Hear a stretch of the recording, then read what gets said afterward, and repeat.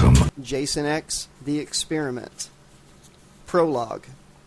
Like Lucifer cast out of the heavens, Jason Voorhees fell, his arc spanning the full length of the sky all the way down to the surface of the planet.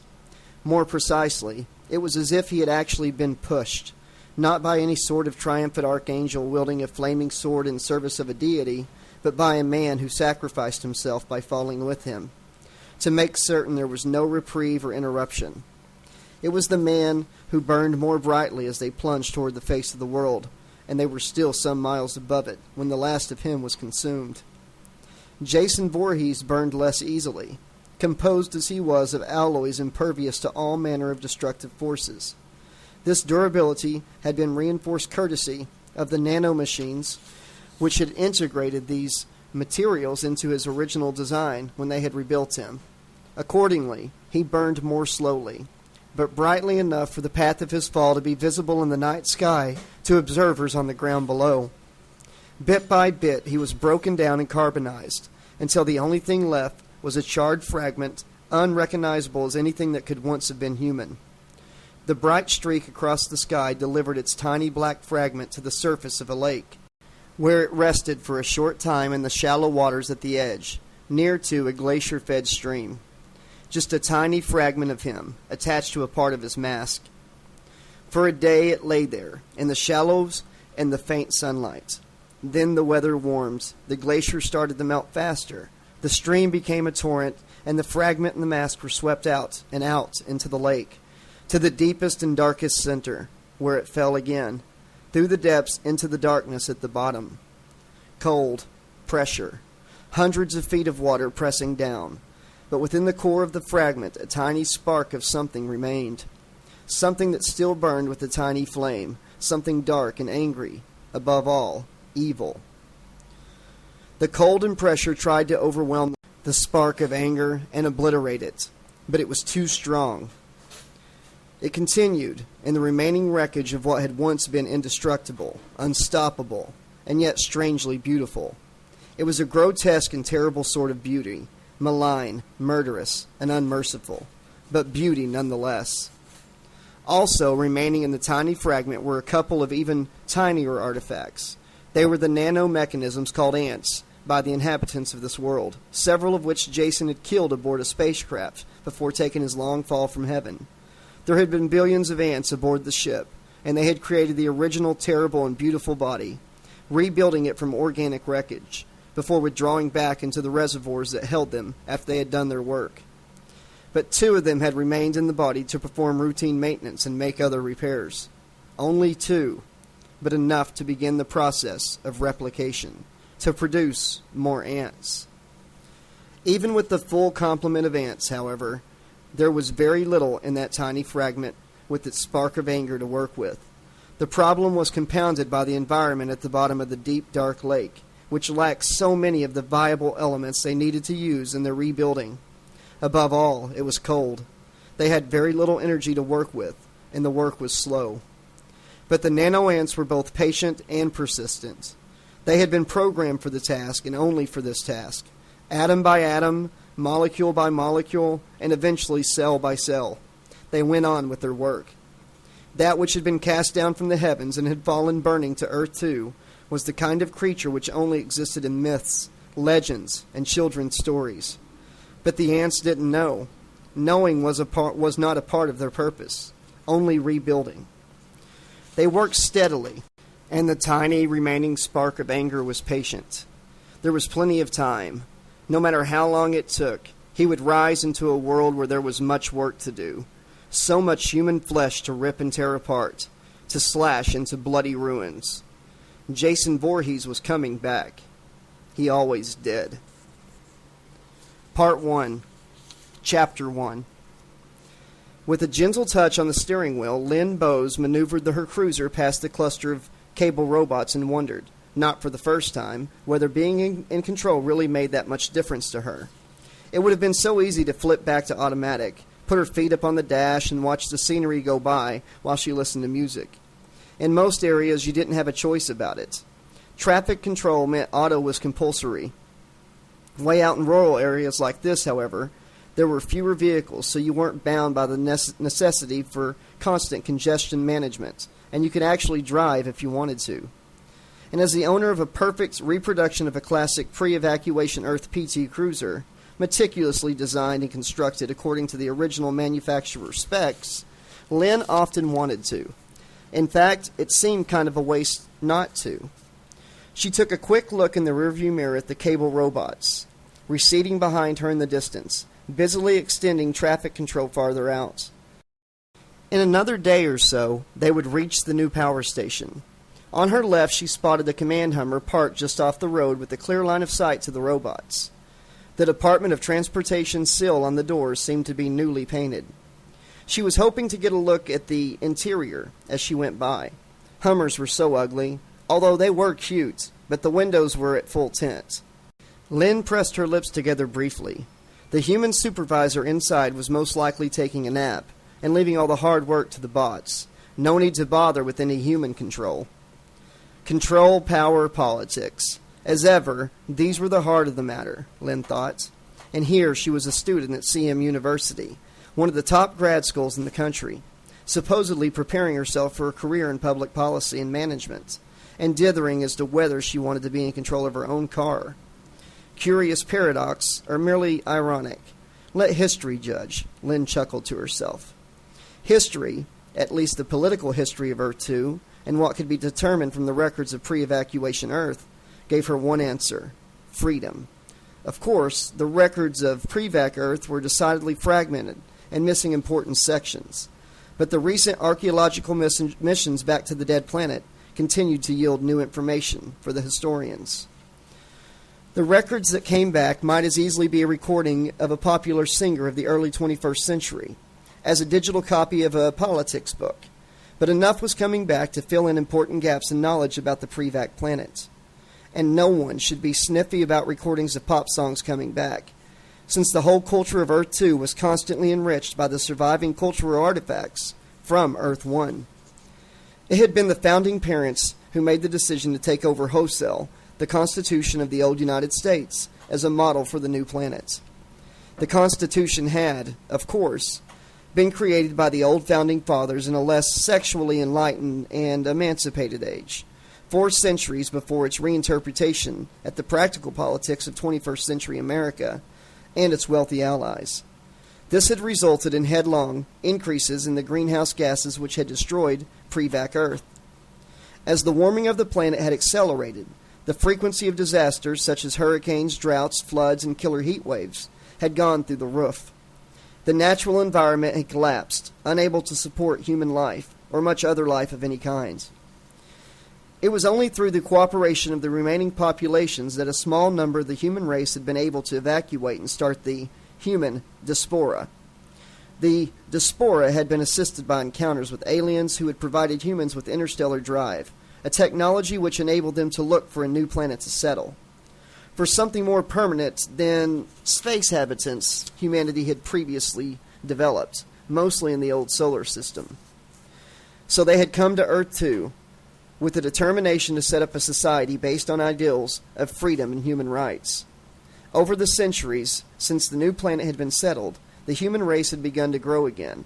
Now the population and level of urbanization had grown enough to warrant the use of non-renewable energy sources. The decision to base new supplies on nuclear fission plants was a controversial one, nonetheless. There were, for example, all those difficult questions about control, which brought Lynn back to the beginning of her train of thought. It wasn't like she was the only grad student who struggled with the issues of control and freedom. But for some of her fellow students, like Peter, who shared her fascination and affection for old Earth 1 movies, it was very simple. "Better us in control than the monsters of the id," he had said after they had seen Forbidden Planet at a vintage pre-vac media festival. "Better hope we don't turn out to be the monsters as well," Lynn had replied. "I'm fine," he said, eyes twinkling. "How are you doing?" Lynn smiled to herself at the memory. How was she doing? So far, so good, and in control of her P2 cruiser at least, if nothing else. And if she were a monster, she wasn't very, well, monstrous, which was good considering that Earth 2 was refreshingly short on monsters. But then, the planet had been uninhabited except for a healthy variety of fauna, carnivores, herbivores, and omnivores, none of them particularly nightmare-inducing. The Earth-One refugees had had to make do with monsters from the myths and legends they had brought with them. Well, she might have preferred dealing with monsters, real or imagined, than getting stuck interning with some government science project, the way Professor Morse wanted her to. He insisted she have more science credits before he could pass her for the semester. So much for her plans to take off for the mountains and spend the hottest part of the summer skiing the perfect powder on the slopes of Mount Kazmerch. Still, she supposed she couldn't complain. She had spent the earlier part of her 20s insecure and uncertain. Was she brainy enough, attractive enough, too aloof or too friendly, too driven or in need of more focus, too girly, whatever that meant, too vain, or not concerned enough about her appearance? And how did she measure up against everyone else? There had even been a time when she was around 24 when she'd found herself at a particularly disastrous series of relationships, wondering if maybe she should wear her shoulder-length blonde hair with bangs to conceal her high forehead. High foreheads were associated with being brainy, of course, which seemed to intimidate a lot of guys. Then she'd stopped herself and thought, no, I am brainy, and no way do I want to be with some jock who's scared of me being too clever. So no to bangs, but yes to looking as brainy as she really was. Now, at 28, she was finally getting the hang of how to spend more time enjoying her life, and less time agonizing about it. Although she would have enjoyed it even more if she had had someone to enjoy it with. Not that she had it in mind to settle down at this point in her life. She wasn't looking for Mr. Right, more like Mr. Right now.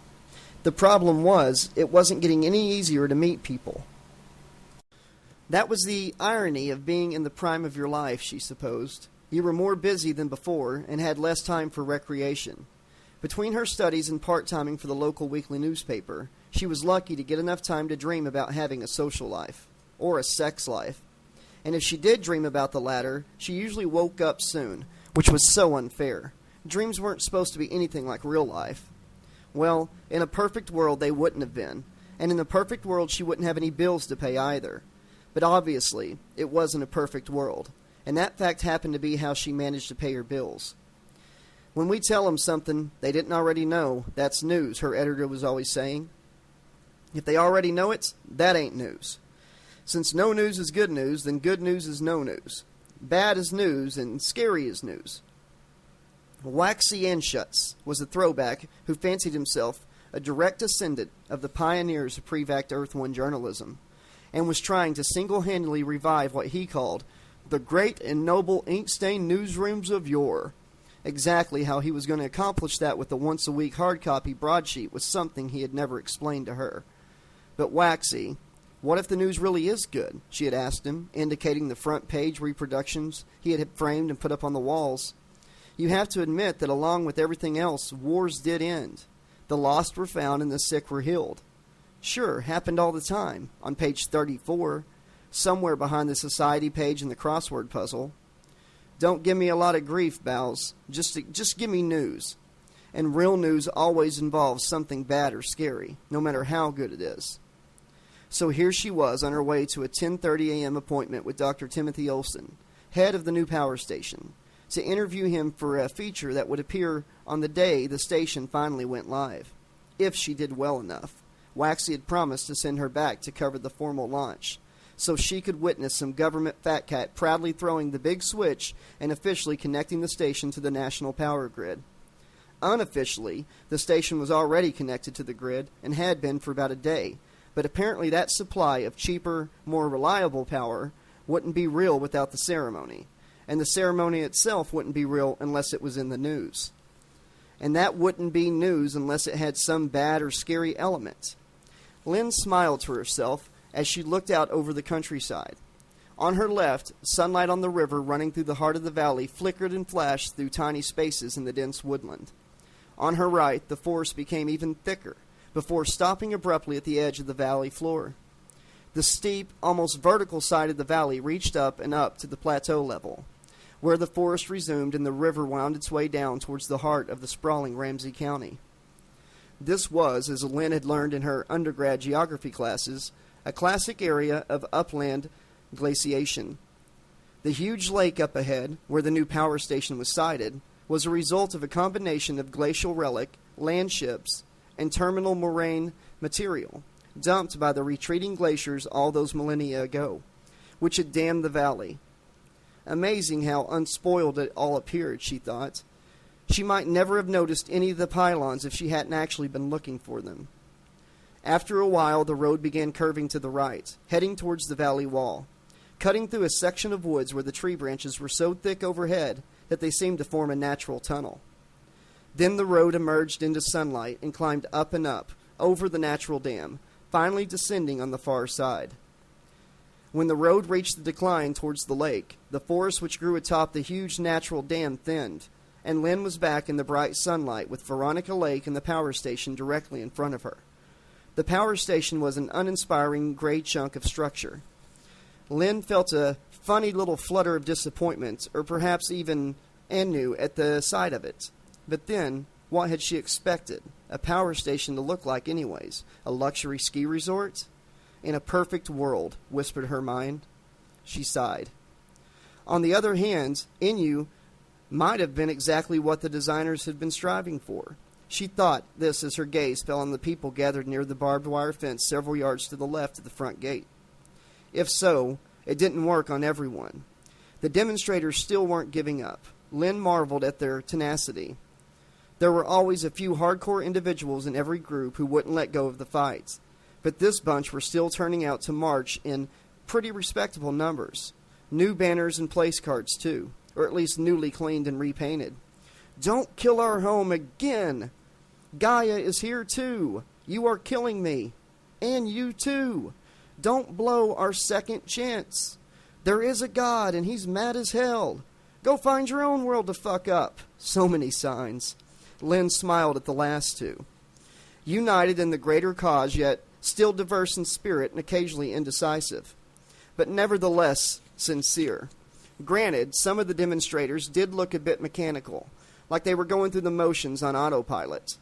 Only to be expected when you did the same thing day in and day out, Lynn thought, chuckling silently to herself. Even saving the world was bound to become routine. Like her grandfather liked to say, same old, same old. The military guards stationed at regular intervals along the fence and on the gate looked like this was an equally as routine to them, although Lynn knew they weren't actually as blasé as they appeared to be. Certainly the demonstrators knew it too, as they were obviously being careful to maintain the legally allowed distance from the fence.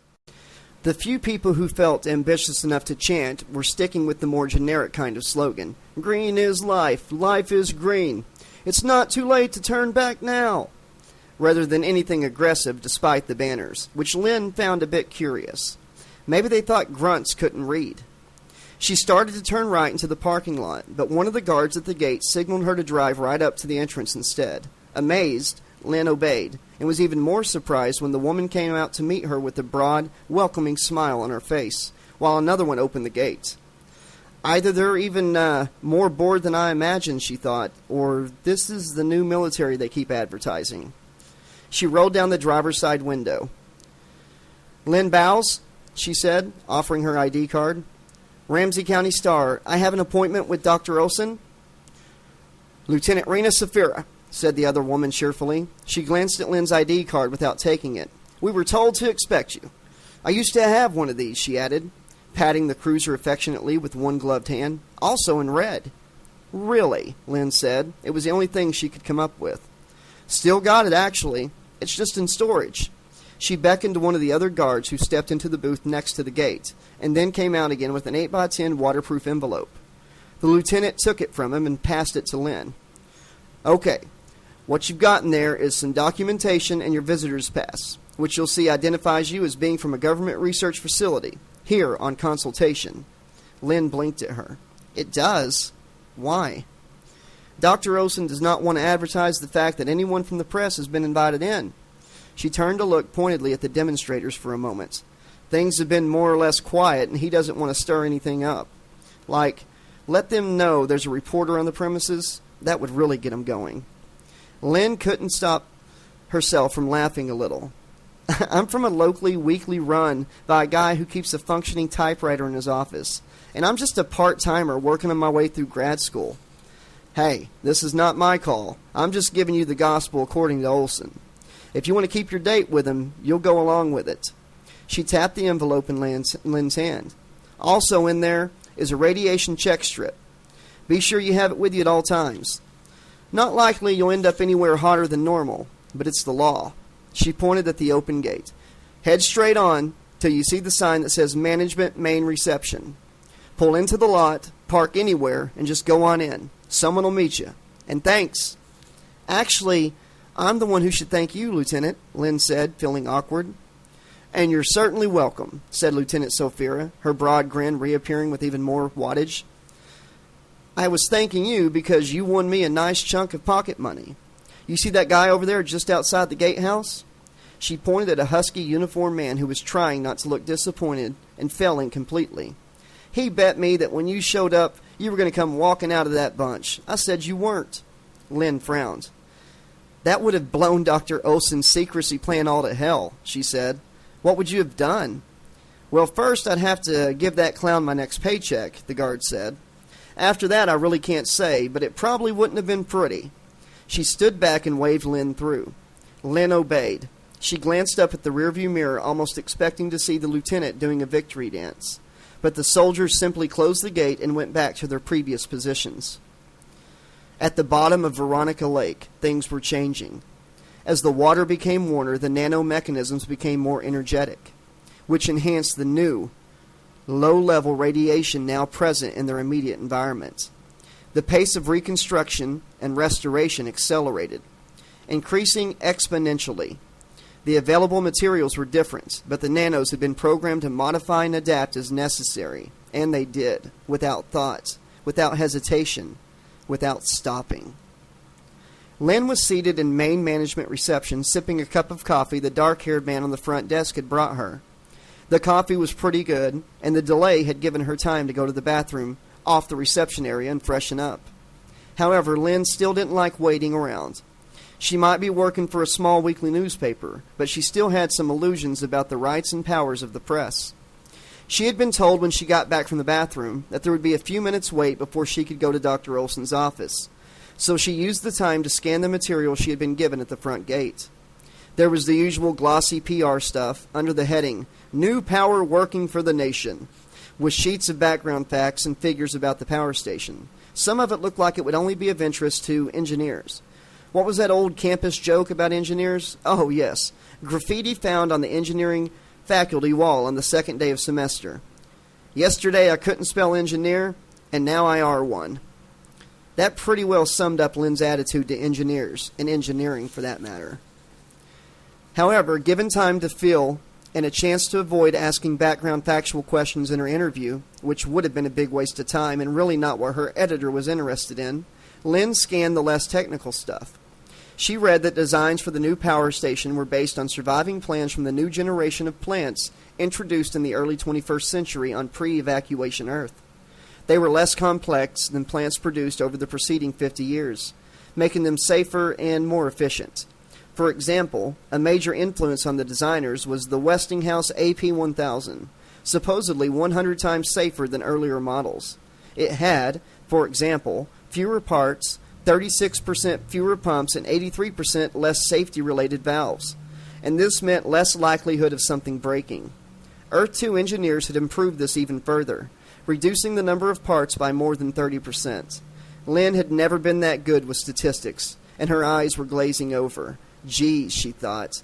Just what the readers want. A huge info dump. If this stuff is going in any article, I'd better disguise it well, or Waxy will take my head off for boring the readers to death. She was still working out ways of doing this when the man from reception ushered her into an elevator that took her down several hundred feet and delivered her to a smiling woman waiting behind the wheel of an electric cart. She motioned Lynn into the passenger seat, introducing herself as Kit, senior PR press officer. So, thought Lynn, that would be Press Kit, then. Ha ha! To Lynn, Kit didn't look old enough to be a senior anything, although that might have been the combined effect of the pixie-cut black hair and the pastel green two-piece outfit she was wearing. It seemed just a little too big for her, like something she was supposed to grow into. She certainly drove like a kid, Lynn thought as they sped almost silently through a series of underground tunnels at a rather alarming rate of speed. "Not much traffic this time of day," the woman said brightly, "so I can really push this baby to the limit. It's good to do that once in a while, you know. Charges the battery, gets it right out of the red and into the black." "And whitens the knuckles," Lynn added silently, taking a firmer grip on the seat with both hands. "Don't worry," the woman added, as if she had caught something of Lynn's thoughts. "We're not going to run into anything else down here right now, or even just see them." Lynn managed a polite laugh. To her relief, however, the woman was telling the truth. They came to an uneventful stop, alive and well, at another bank of elevators.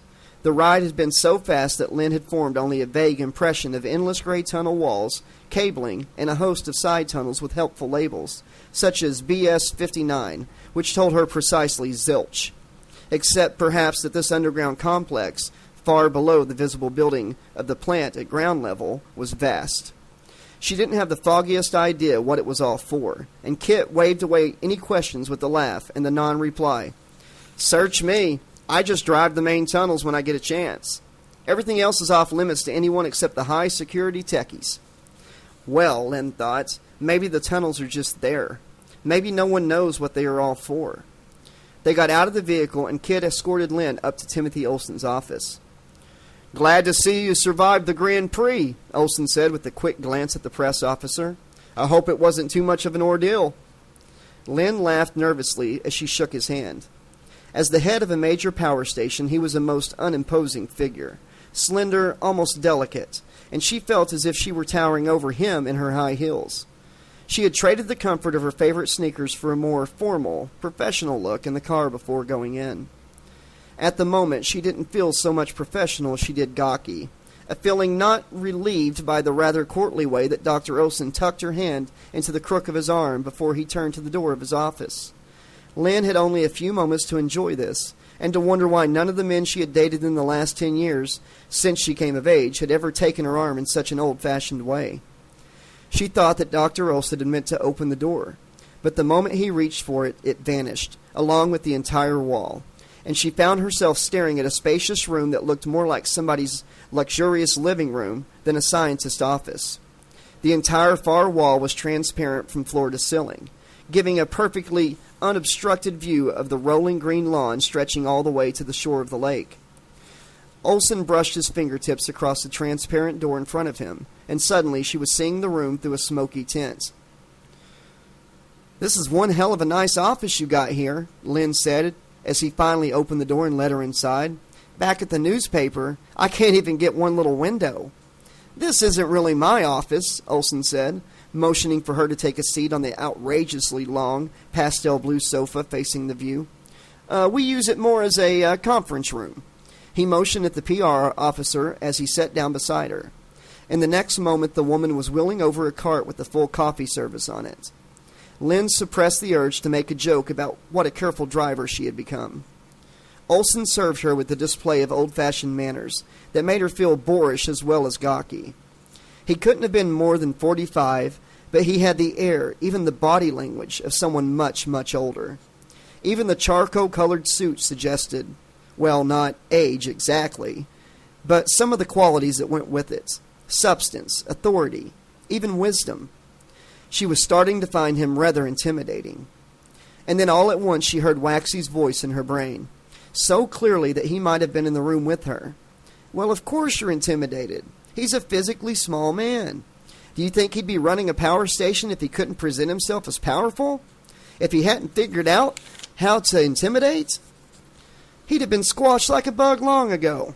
Now get up on your hind legs like a good reporter and intimidate him right back." Smiling inwardly, Lynn set her cup on the low table in front of her and took her recorder out of her shoulder bag. "So, I'm actually here undercover as a fellow scientist," she said chattily, touching the visitor card hanging on the chain around her neck. "But at your request, so as not to stir up the protesters at the gates. As I tried to tell one of your guards, I'm not from WorldNet or PNN, or even Janet Planet's News to Use.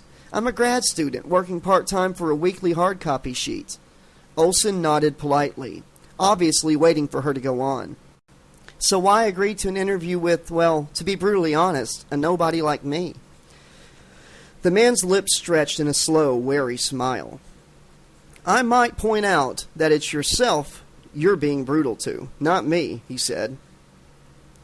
You can color me surprised, put in the PR officer, practically on the heels of his words. Shoving Lynn's coffee to one side, she perched on the table opposite both of them.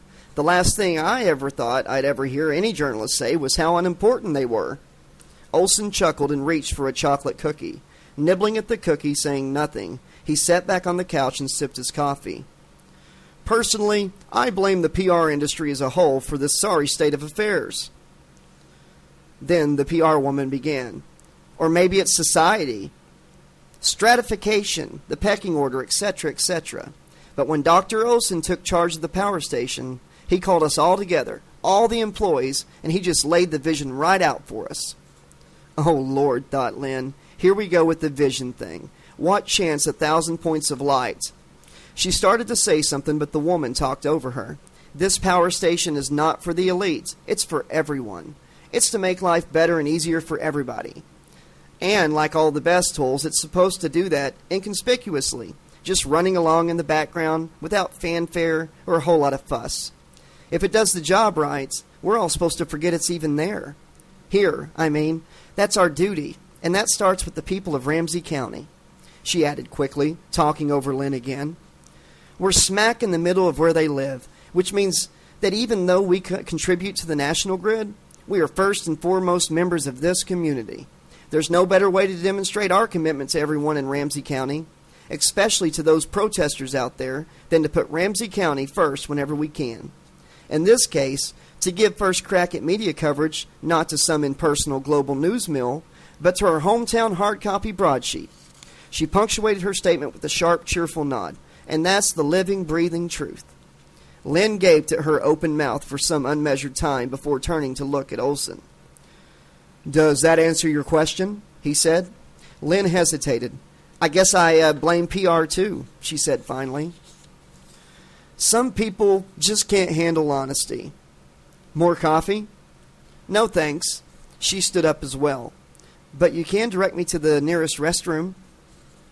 She had expected that press kit, Lynn had to consciously avoid actually saying the appalling pun, would insist on escorting her. As she locked the stall door and sat down, Lynn wondered just how long the woman was prepared to wait. Lynn had no doubt that the PR officer and Olson both knew exactly what Lynn was up to.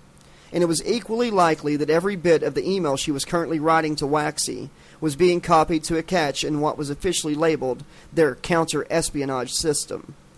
But they couldn't block it, or rather they wouldn't dare block it. Not unless they wanted the feds coming down on them for interfering with the mail. And all the while they were all politely pretending that none of them knew what was happening, or that they knew everyone else knew the same thing. This is so ridiculous, Lynn thought suddenly. How much time and effort would have been saved if they had just dispensed with the charade altogether? She was sorely tempted to pop out of the toilet stall and say, Look, we all know I'm sending my editor a copy of what I recorded you saying and telling him I've never heard such a blatant piece of bullshit, ever. Let's just skip any more screwing around, and I'll just do this interview and leave. She was on the verge of actually standing up when her phone screen lit up with Waxy's reply. It was short and to the point. Be nice, do interview, go home. Lynn sighed and flushed the toilet. The sound of water running away was the sound of any hopes of having an interesting day flushing away as well. Hi-ho, she thought. Time to be a good sport. Now, if only I had brought my sports clothes. Chapter 2. There was one way, and only one way, to get past the fence onto the power station property. It sucked, and you had to be really fucking careful if you didn't want to get caught. But if you were a good swimmer, were tough enough to go naked in extremely cold water, towing a waterproof bag with your clothes, and didn't mind risking your nads in whatever the radiation level was, then all you had to do was take a dip in Veronica Lake. Of course, you couldn't just strip down and wade in.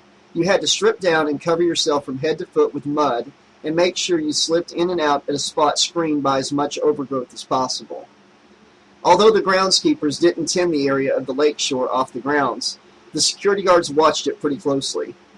There was a floating barrier, wired with an alarm that marked the boundary of the power plant property. But the motion sensor only went down 20 feet, so it wasn't all that hard to slip under. If you could withstand the cold without having a heart attack, that was. The power plant management was obviously counting on the cold more than just about anything else to discourage protesters from trespassing. That and the possibility of getting cooked by radiation. The plant trumpeted how low the radiation level was everywhere, but everybody in the movement knew that was pure grade Z bullshit. Or friggin' lies, to put it frankly. Well, nobody wanted to get radiated. On the other hand, nobody wanted to let them go and kill Earth-2 the same way they'd killed the old homeworld. But anyone serious about preventing Gaiacide would have been prepared to put everything on the line, especially their nads. It sucked, but somebody would have to make the sacrifice for the greater good. Sawyer Orestes, rhymes with testes, haha, had been the first to volunteer for a reconnaissance mission. No sabotage, no breaking and entering, just a stealthy little look around to get the lay of the land. He planned every step, went over it repeatedly, and then took the ice-cold plunge. He, like everyone else, had been fully expecting to get caught, and he, like everyone else, was shocked when he was not. Since the first foray into enemy territory, he had gone again half a dozen times, and he had started taking one or two other people with him on the last few trips. Sawyer Orestes, environmental activist, covert operations expert. It was sexy, which meant he was sexy. What wasn't sexy was the endless group discussions of how best to exploit this apparent chink in the power station armor. Some people felt it called for some kind of immediate, decisive action, although they differed on what this action should involve. A non-violent takeover and occupation of the plant as a demonstration of how vulnerable the place really was to terrorists. Or several hours of improvised guerrilla theater-style antics to make all those plant geeks and fascist guards look like fools. Or even explosives just to quit fucking around immediately. Others insisted they should continue to lay low and gather more intelligence. Look for some way to bug the place, and then record them making up lies and talking about how they were going to fool the public. Although, an even better way to do that would be to have one of them get a job at the plant, build up a good work record for a few months, and then start leaking information, like radioactive waste. A very few people argued that they should all pack it in immediately and go home because the plant was actually allowing them to sneak in, lulling them into a false sense of security just so they could monitor their activities. Then, before they could actually do anything constructive, the plant security would spring their trap. The next thing any of them knew, they'd be locked in a sub-basement where the waste was stored, withering away with radiation poisoning while the scientists observed from a lead-lined room, making notes on how long it would take for them to die. This particular faction didn't argue very much before packing it in and going home, but for some reason, that made no difference. The discussions were as endless as ever, even without them. Sawyer Orestes had been activating, as he put it, for more than a few years, and he was used to a certain amount of round and round. Lately, however, he found himself less able to tolerate the usual time-consuming arguments and the rhetoric that went with them. In fact, he was starting to think that the routine bickering accounted substantially for burnout among the veteran activists.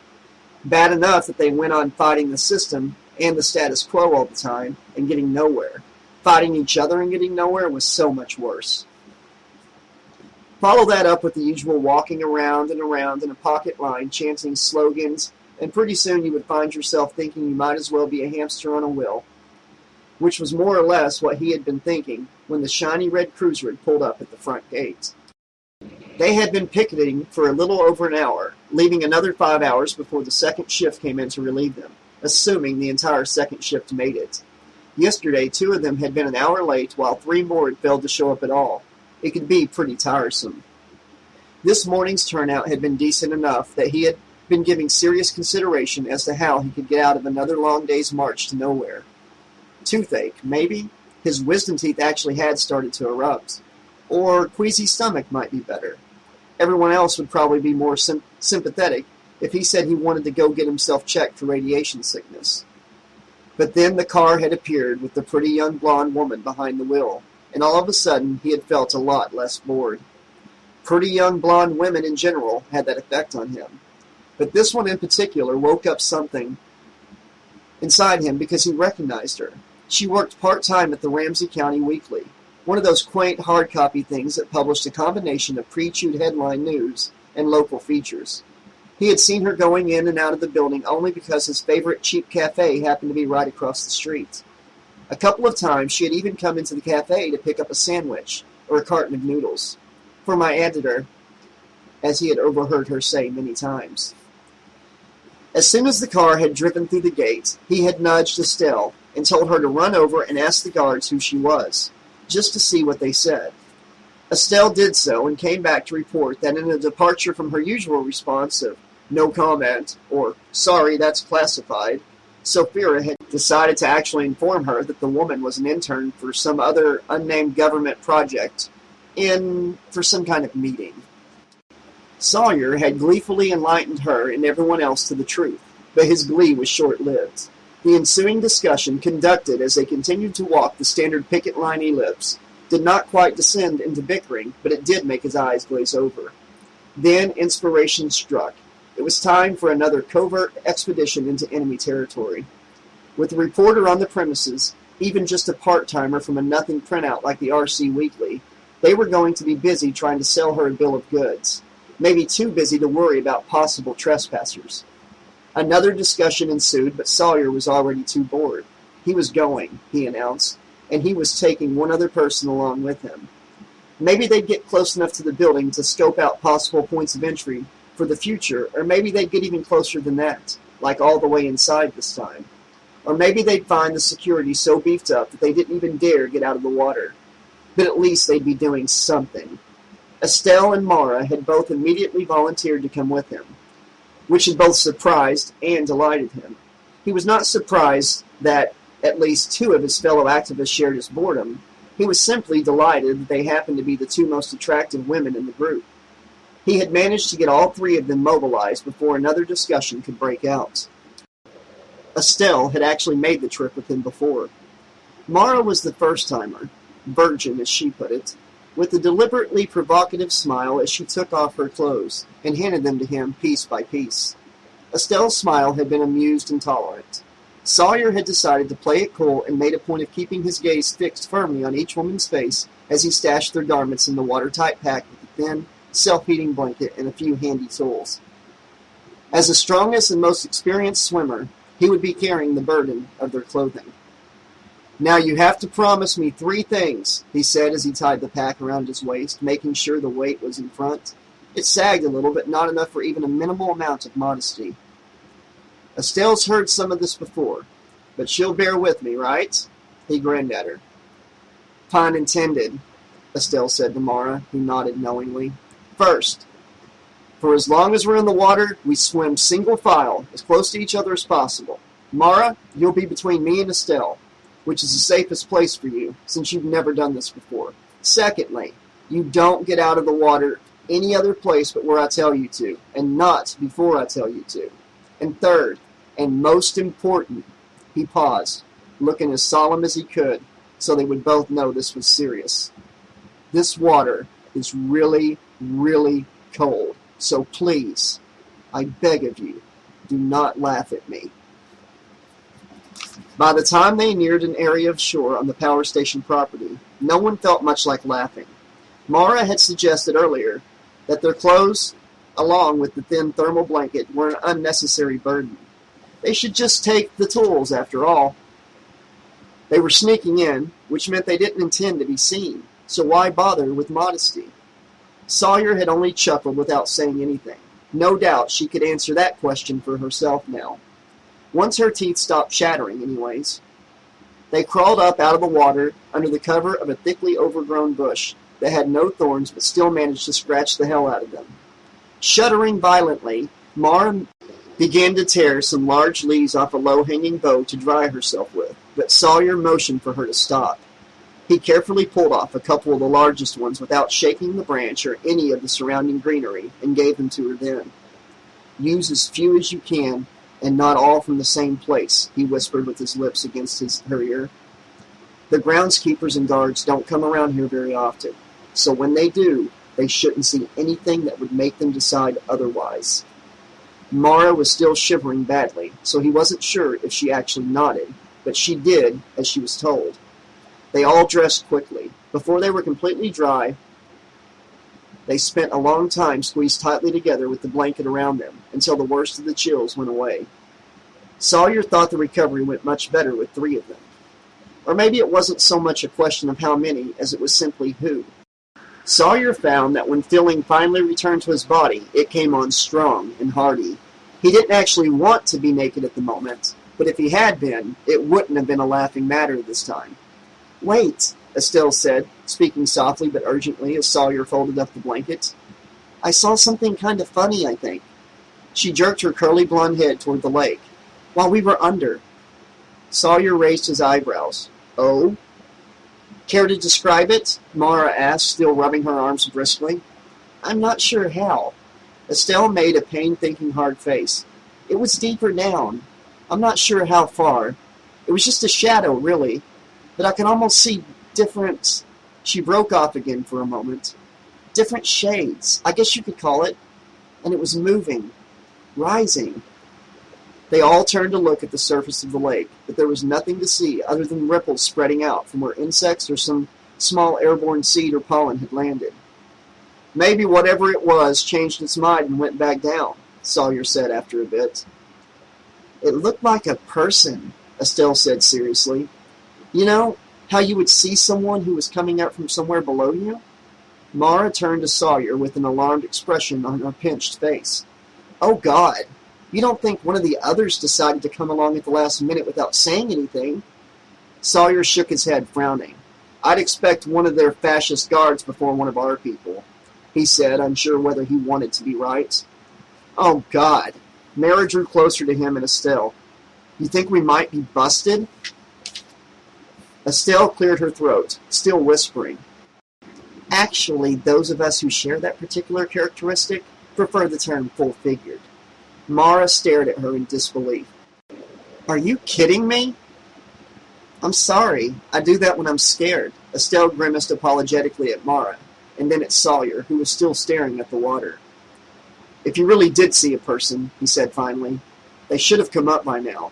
I think what it really was just some detritus we stirred up in passing. Or a mutant radioactive frog." "Ew!" Mara covered her lower abdomen protectively. "I hope this doesn't mean all my children will be 2-headed frogs." "Only the first 6 or 7, Estelle said. "After that, I'm sure they'll all be regular 1-headed frogs." "Okay, let's move," Sawyer whispered, herding them away from the lake. "There's a spot where we can get a great view of the power station without anyone seeing us. Come on." The demonstrators would have been more than tremendously dismayed to discover that their worst paranoid dreams were correct, and the security guards at the power station did in fact know of each and every incursion. Their surveillance system was both exceptional and thorough enough to keep them apprised of the movements of most creatures larger than a bird, including certain varieties of insects. However, they owed their comprehensive and well-detailed intelligence on the protesters' movements to a far less technological means. There was a mole in the group. When Mara had reported the first of Sawyer Orestes's cautious exploratory intrusions, the chief of security, a rather reserved older gentleman named Cosgrove, who was inclined to few words and many tattoos, surprised Dr. Olson by calling him to a secret emergency meeting. He wanted to discuss possible strategies instead of simply sending out a team to throw a net over the intruder. Cosgrove had retired after spending most of his adult life in one or another of the military's elite units. Which ones, no one knew for certain. With the possible exception of Dr. Olson, that was, since he had hired Cosgrove personally. But rumor had it that he didn't know any more about Cosgrove than anyone else did. Whatever else he may or may not have known about his hand-picked security chief, Timothy Olson knew enough to trust him completely. The only reason he actually went to the trouble of questioning the man about anything was for the sake of asserting his position as the boss in a visible fashion. Olson had a strong suspicion that, given Cosgrove's military background and experience, the overt display of authority was one of those protocols absolutely crucial in maintaining the man's respect and compliance. Even so, Dr. Olson found himself at a total loss the first time Cosgrove showed him the image of the trespasser on one of the screens in his office, and said he wanted to talk about it. Simply bringing the guy in, sticking him in a cell, and interrogating him until he came apart probably would not tell them much.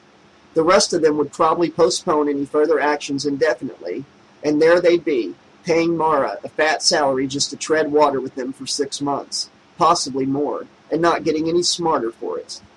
Whereas, if they let the activists believe they could actually slip one by the big bad power station, they could watch them even more closely, put a few more eyes and ears in the area, tune them to an encrypted channel, and they would learn things even Mara couldn't.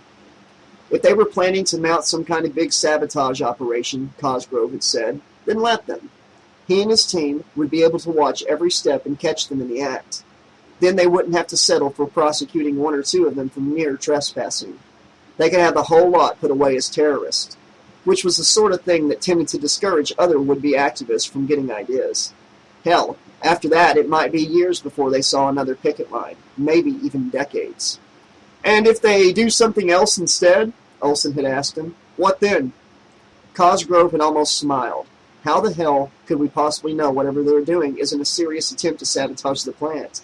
Olson had given him carte blanche to deal with uninvited guests in whatever way he felt was best, with the proviso that no one else at the plant was to know about it outside of himself and the security staff. Cosgrove actually had smiled at that, albeit briefly. Since his retirement, he had missed covert ops. This wasn't actually very much in the way of a covert operation, of course, but Cosgrove didn't care. It was the spirit of the thing that mattered. It made the job that much more interesting.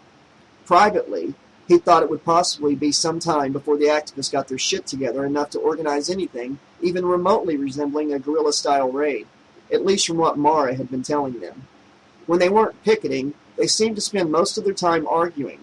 Whatever time they had left over that seemed to be devoted to screwing like jackrabbits. Or maybe that was just Mara. At the moment, Mara was crouching behind a tangle of undergrowth at the stele, waiting for Sawyer to come back for them and regretting her impulse to go along on this expedition more than she had ever regretted anything in her life. No more than she had ever imagined regretting anything.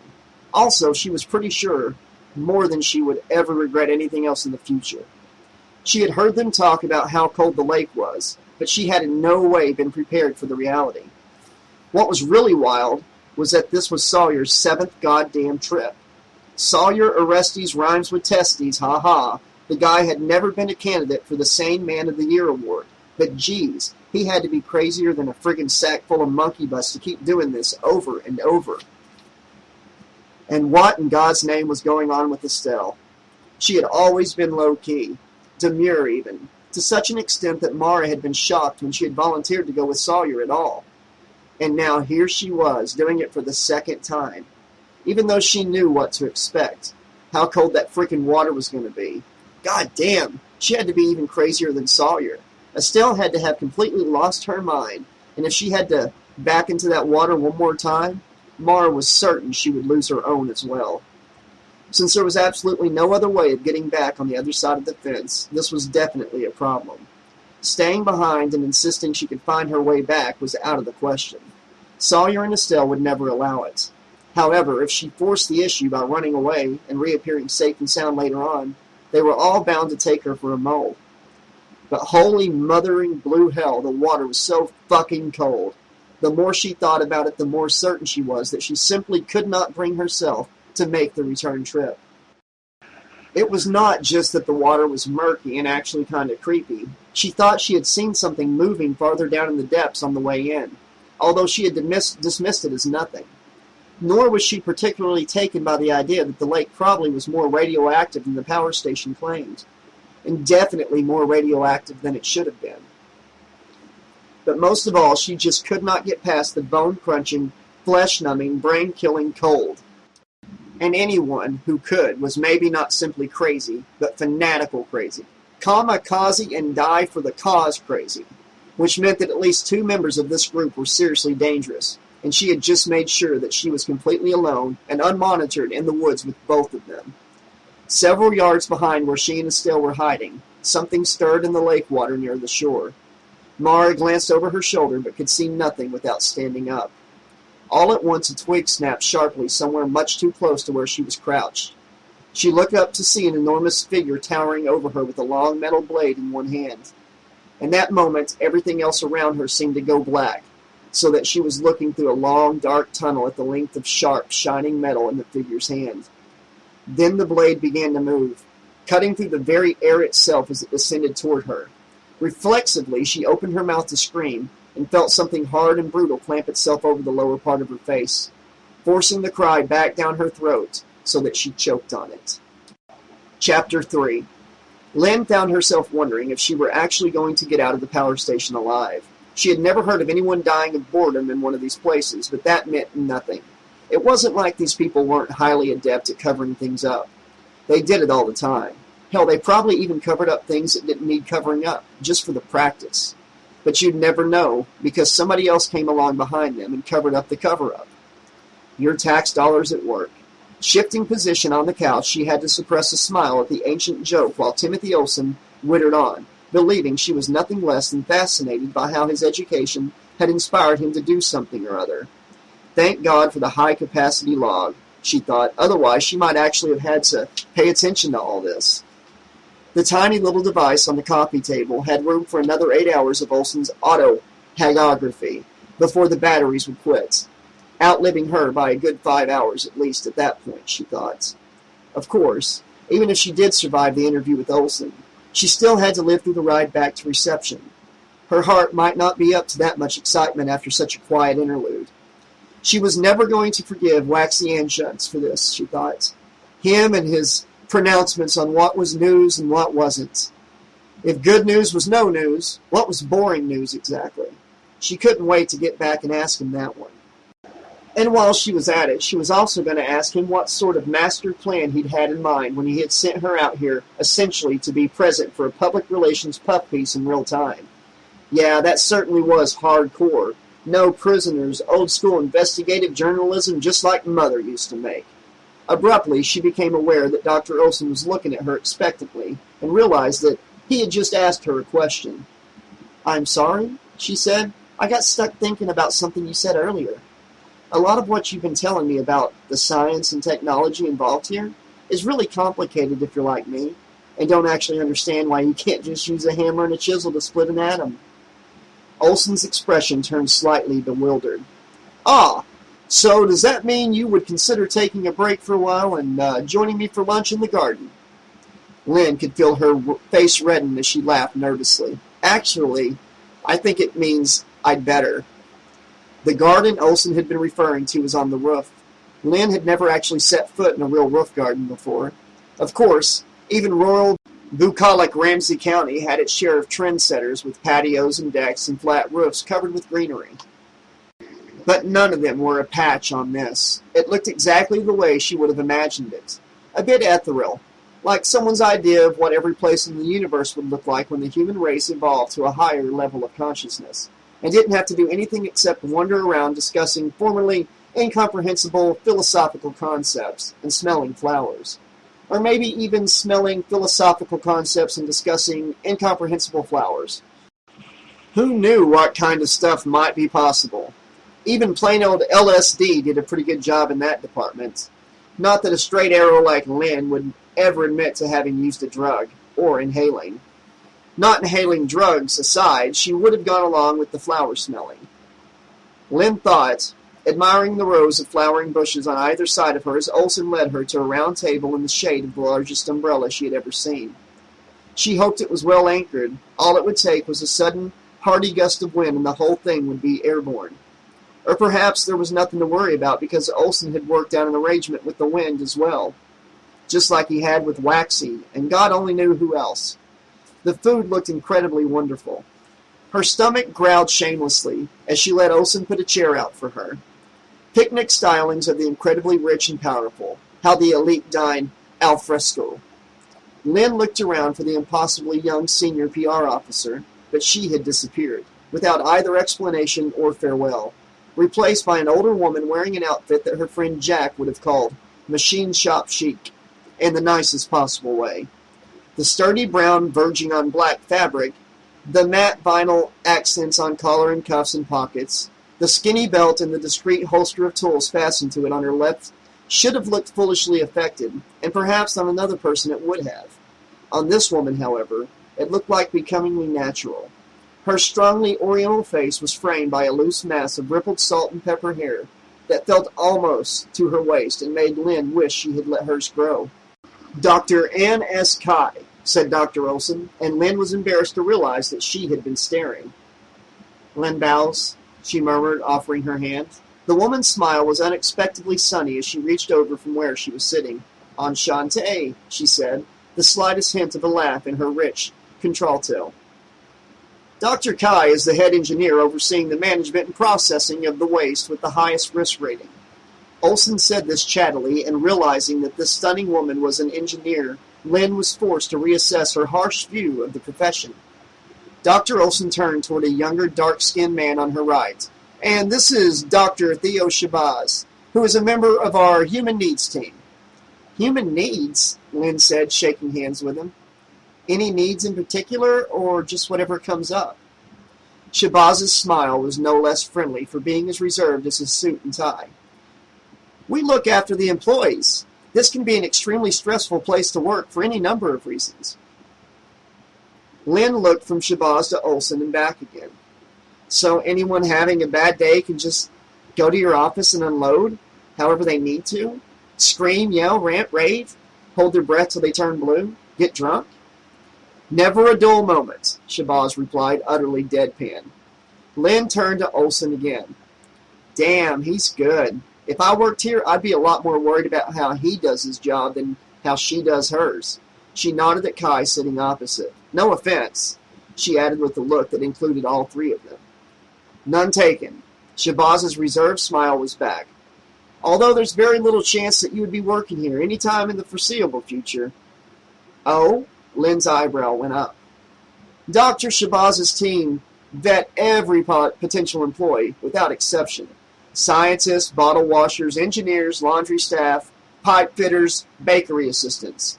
"Security guards?" Lynn put in. "Everyone," Olson said, nodding gravely. "Wow. And who vets them?" she asked. "I do." Olson's expression was unreadable. "With plenty of expert help from the government. Ultimately, it's the government I have to answer to for anything and everything that happens here. So I make sure I get as much help from them as possible.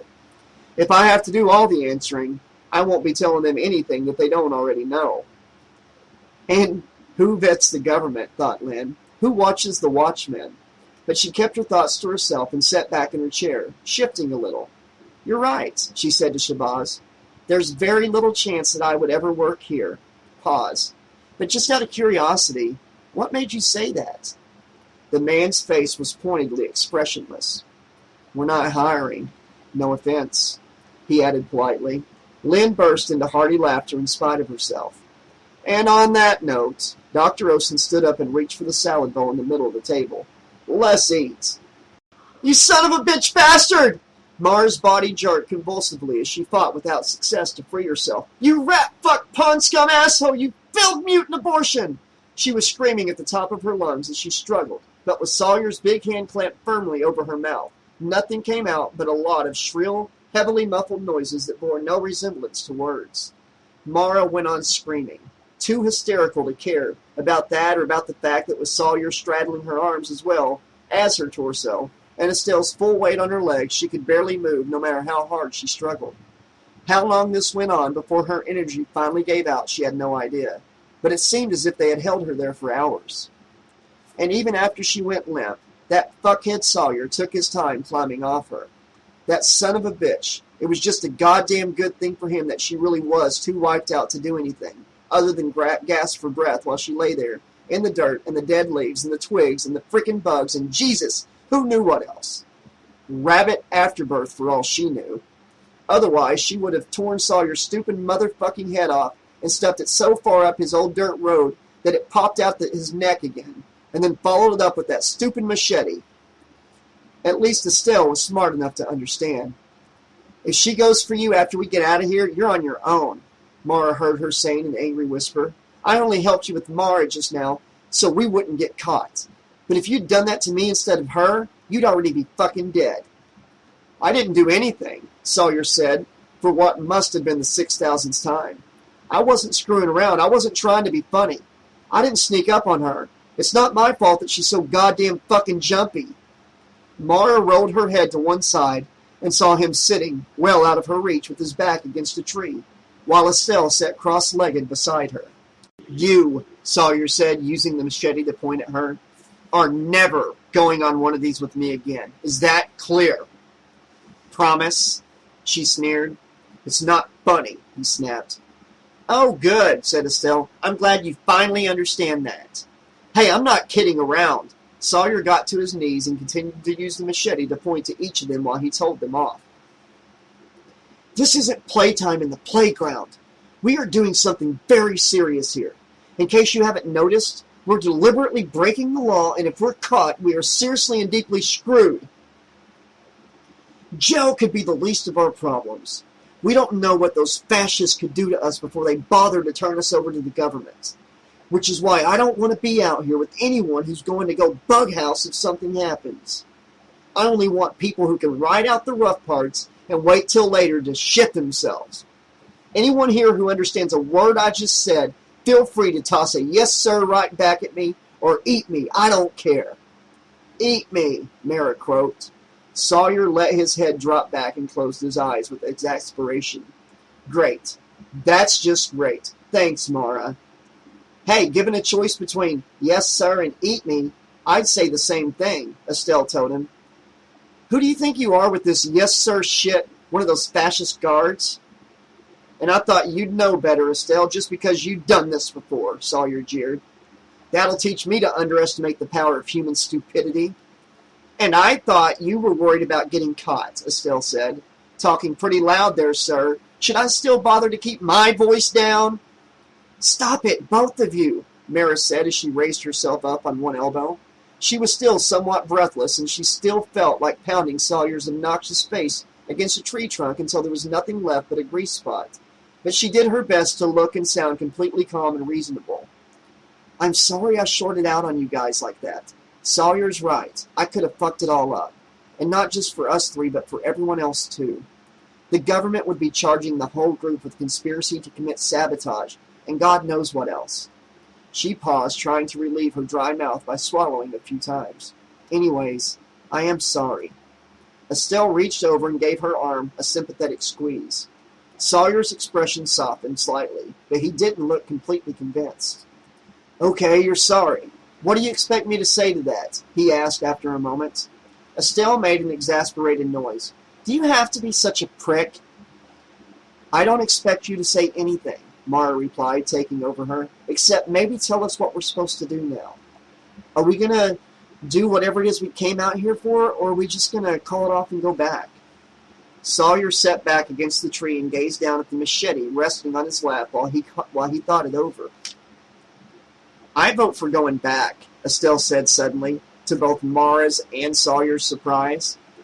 You do? Mara whispered.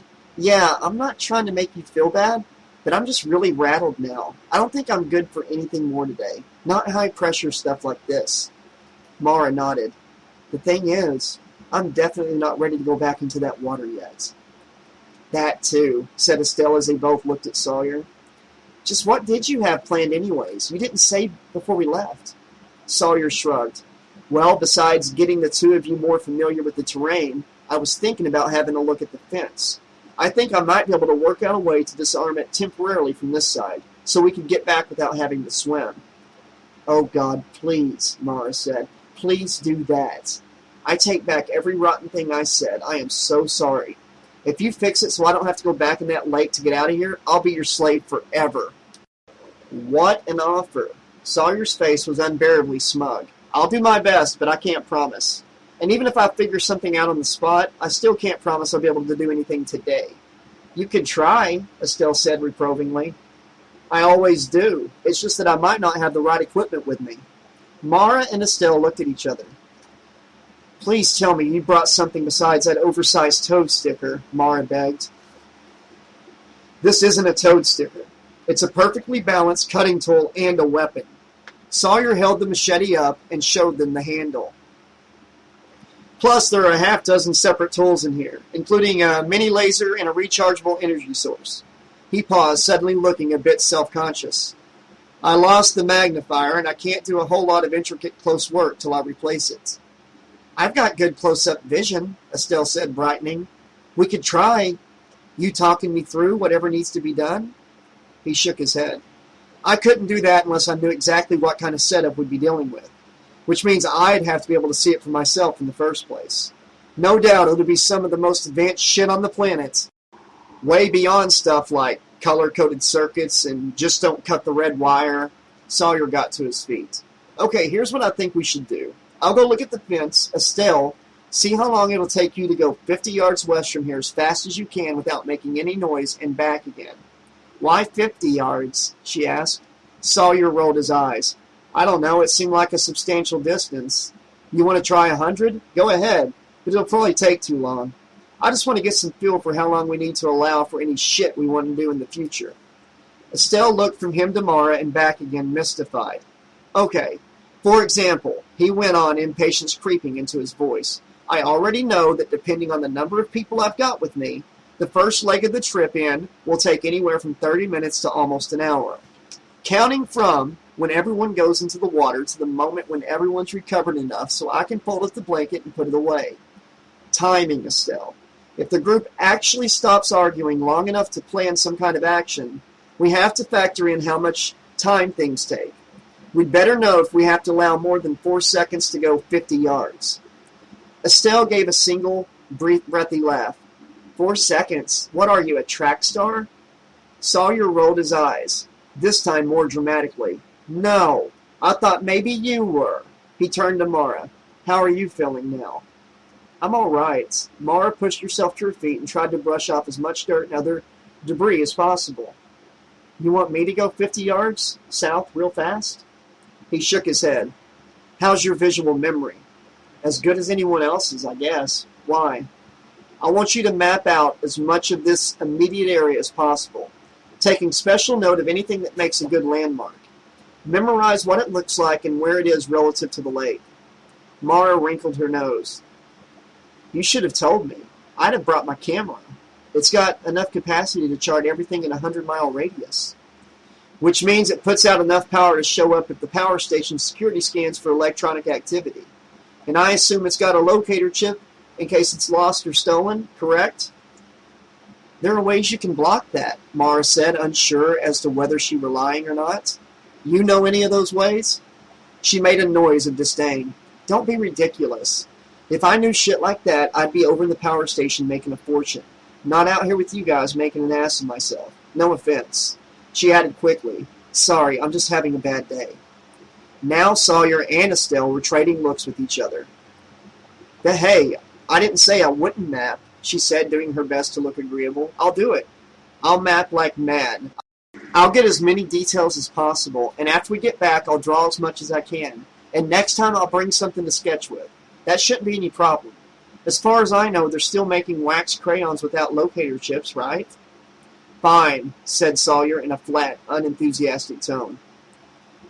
Okay, check the time. His gaze fell on Mara's bare arms. Oh shit, you don't have a watch. No, but I have a good sense for time passing, she said. He opened his mouth to argue with her, but Estelle put up a hand. Let it go for now, will you? Sawyer hesitated, then shrugged. You're right. Okay, look around, see where we are. We meet back here in an hour. He looked at Mara. Set your special time-passing sense so you'll be early, just to be on the safe side. Mara snapped to attention and saluted him. Eat me, sir. The same to you. He disappeared into the woods. She felt Estelle's hand squeeze her shoulder gently. Are you sure you're okay? Maybe you ought to go with me instead. I should probably be timing this for more than one person anyways. Mara gave Estelle's hand an answering squeeze. Nah, let's just do it his way this time. It'll be that much less for him to complain about later. The moment Estelle was out of sight and hearing, Mara sat down in the place where Sawyer had been and leaned back against the tree in an effort to make herself comfortable. She had no intention of marching around in the undergrowth playing 3D cartographer and keeping up the charade without an audience. If either of them came back early, she'd tell them she had eye strain from doing all that eidetic memorizing. Then later, when she made her report to Cosgrove, she could request a series of survey maps. That should do it. But if that wasn't good enough for a hand-drawn map, she'd just order up some custom zooms as needed. Of course, she'd have to make sure her sketches weren't too accurate. And now that she thought of it, she could add certain landmark-type things, which Cosgrove could have his men plant for use as reference points and markers. A wave of fatigue swept over her suddenly, and she let her head fall back against the tree and closed her eyes. 2 more weeks, she decided, taking a deep, weary breath and letting it out slowly. She was going to give this assignment 2 more weeks and not a moment longer. If something hadn't happened by then, she was taking herself off the case. She couldn't stand any more of these people and their bullshit. The lake, though, that had been her breaking point. That was it. She had been on more than a few operations in the past involving underwater work, one that had included some unexpected hand-to-hand combat. Her opponent had stabbed her in the thigh and sliced through her breathing tube. It hadn't been exactly a fun swim, but she had come out of the water in better shape after that than she had today. Maybe it wouldn't have been so bad if she had had anything to show for her trouble. But the whole ordeal had been for nothing. She had frozen her ass and probably radiated the hell out of it too, just so they could mess around in the woods. The hell with this. Someone else could play double agent eco-warrior for a while. She needed a break. All at once she became aware of the sound of someone moving through the woods, coming toward her from the direction in which Sawyer had gone earlier. Good God, she thought. Was Orestes rhymes with testes back already? Apparently his perfectly balanced weapon with the half-dozen miracle tools in the handle was no match for the power station's sophisticated defenses. Seized with a sudden, stubborn contrariness, she kept her eyes closed, listening to the intermittent soft snap of twigs and the rustle of leaves as he came closer. Even without a watch, I'm absolutely positive it hasn't been an hour yet, she said, smiling. He didn't answer as he came to a stop directly in front of her. Does that mean you got it all figured out already? She chuckled. Hope you remembered to cut the red wire. He still didn't say anything. Mara chuckled again. Don't tell me you're not speaking to me. She waited. Oh, right. If you really aren't speaking to me, you wouldn't tell me anything. Not even that. Nothing. Not even a long, suffering sigh. Maybe he was going to hold his breath until he turned blue while he was at it. You're mad because I'm not walking around imprinting the exact image of every bush and tree on my memory, she said. Actually, I did as much as I could. Then I felt like my brain was saturated. She paused again. Okay, since you seem to be done, why don't you give me a hand? Something suddenly plopped into her lap, making her jump. Surprise turned immediately to irritation. What the hell did he think he was playing at? She opened her eyes to see what Sawyer had thrown at her. At first, she thought it was a dead albino toad. Sawyer's way of getting back at her for calling his great big penis substitute a toad sticker. Then she blinked, and the blood-spattered object seemed to come into sharper focus. Now she saw that there were too many appendages, and the shape was wrong. Then the limbs registered as fingers, only slightly curled and not obscuring the palm. Headline, heartline, lifeline. Without her willing it, her eyes tracked the curve of the lifeline down to what was left of the wrist. There was just enough to keep the watch in place. Sawyer's watch? She didn't have one with her, so he was loaning her his? She thought, dazed. Then, no, he's not giving me his watch, he's giving me a hand. Her gaze moved forward, going from her lap to the lower legs of the person standing in front of her. Weird boots, if they even were boots, made out of something that looked like rubbery mud shot through with veins of metal, all coated with the slime that seemed to be oozing out from inside the material itself. If they really were boots, they were all of a piece with the clothing. She could not see any seam or break as her gaze traveled steadily upward. Was that metal framework actually a kind of partial exoskeleton? Was it metal? It didn't look organic in the least, but it seemed to be sweating, or breathing, or like there was some kind of pulse in it. Her stomach began to execute a forward roll in slow motion. But Mara was only distantly aware of her own queasiness. She had no thought, no understanding, only the sight of something too malformed, too surreally grotesque and repellent to be called a face. It was something entirely different, ugliness without mercy, something formed from hate and murder, with a fury that was elemental. It had the inhuman quality of an insect, but it was not insect-like. It was monstrous and malign, a nightmare from some deep, dark place, untouched by the light of day. Brilliant, shining, savage eyes, the color of blood, stared back at her from the depths of two dark holes. He's wearing a mask. The thought blew through her mind briefly, no more than a scrap of paper caught in the wind. There was a bright flash of something, and very much against her will, her gaze shifted to the long metal blade, almost directly over her head. Covered with blood, the machete wasn't as shiny as it had been the last time she had seen it, in Sawyer's hands. Oh God, Sawyer's hand. For the first and last time in her life, her sense of duration, of time passing, failed her altogether. Later, she might have realized that there had been only a few scant seconds between the moment she had opened her eyes to see Sawyer's amputated hand in her lap to when she had finally noticed the machete. But that would have been much later, and she was not going to live that long. Chapter 4. His first stroke took the blade through her diagonally, from the point of her left shoulder all the way to her right hip bone. The soft, juicy stuff inside her burst forth in an uneven, gory bloom that didn't last even as long as a heartbeat, certainly not as long as her heartbeat. He brought the machete up and swung it down again, this time from the opposite direction, and felt the sound of it chopping through meat and bone as much as he heard it again and again. He raised the machete and slashed downward from different angles. There was almost nothing to her, just chunks of flesh and bone roughly carved by a blade of cold steel. After the first few strokes, it was like cutting through wet paper. When he was done, there was nothing, less than nothing, left. The voice in Cosgrove's communication unit belonged to a very young guy named Estep, who was trying very hard to sound professional rather than shaken. Mara's dead. The security chief didn't hesitate, didn't say, "What?" or "Are you sure?" or anything else. Cosgrove wasn't wired that way, and it had saved his life more than once. It took perhaps all of 10 seconds for him to get from his desk to Estep's cubicle in the nerve center. Estep, meanwhile, was not too shaken to know he should just sit tight for the few moments it would take for his boss to get to him. He used the time to work on his composure. He sat motionless at the semicircular console with Mara's readout set to the screen directly in front of him. The two screens on either side had been rotating through different views of the protesters outside, as well as the interior of the house that served as their headquarters.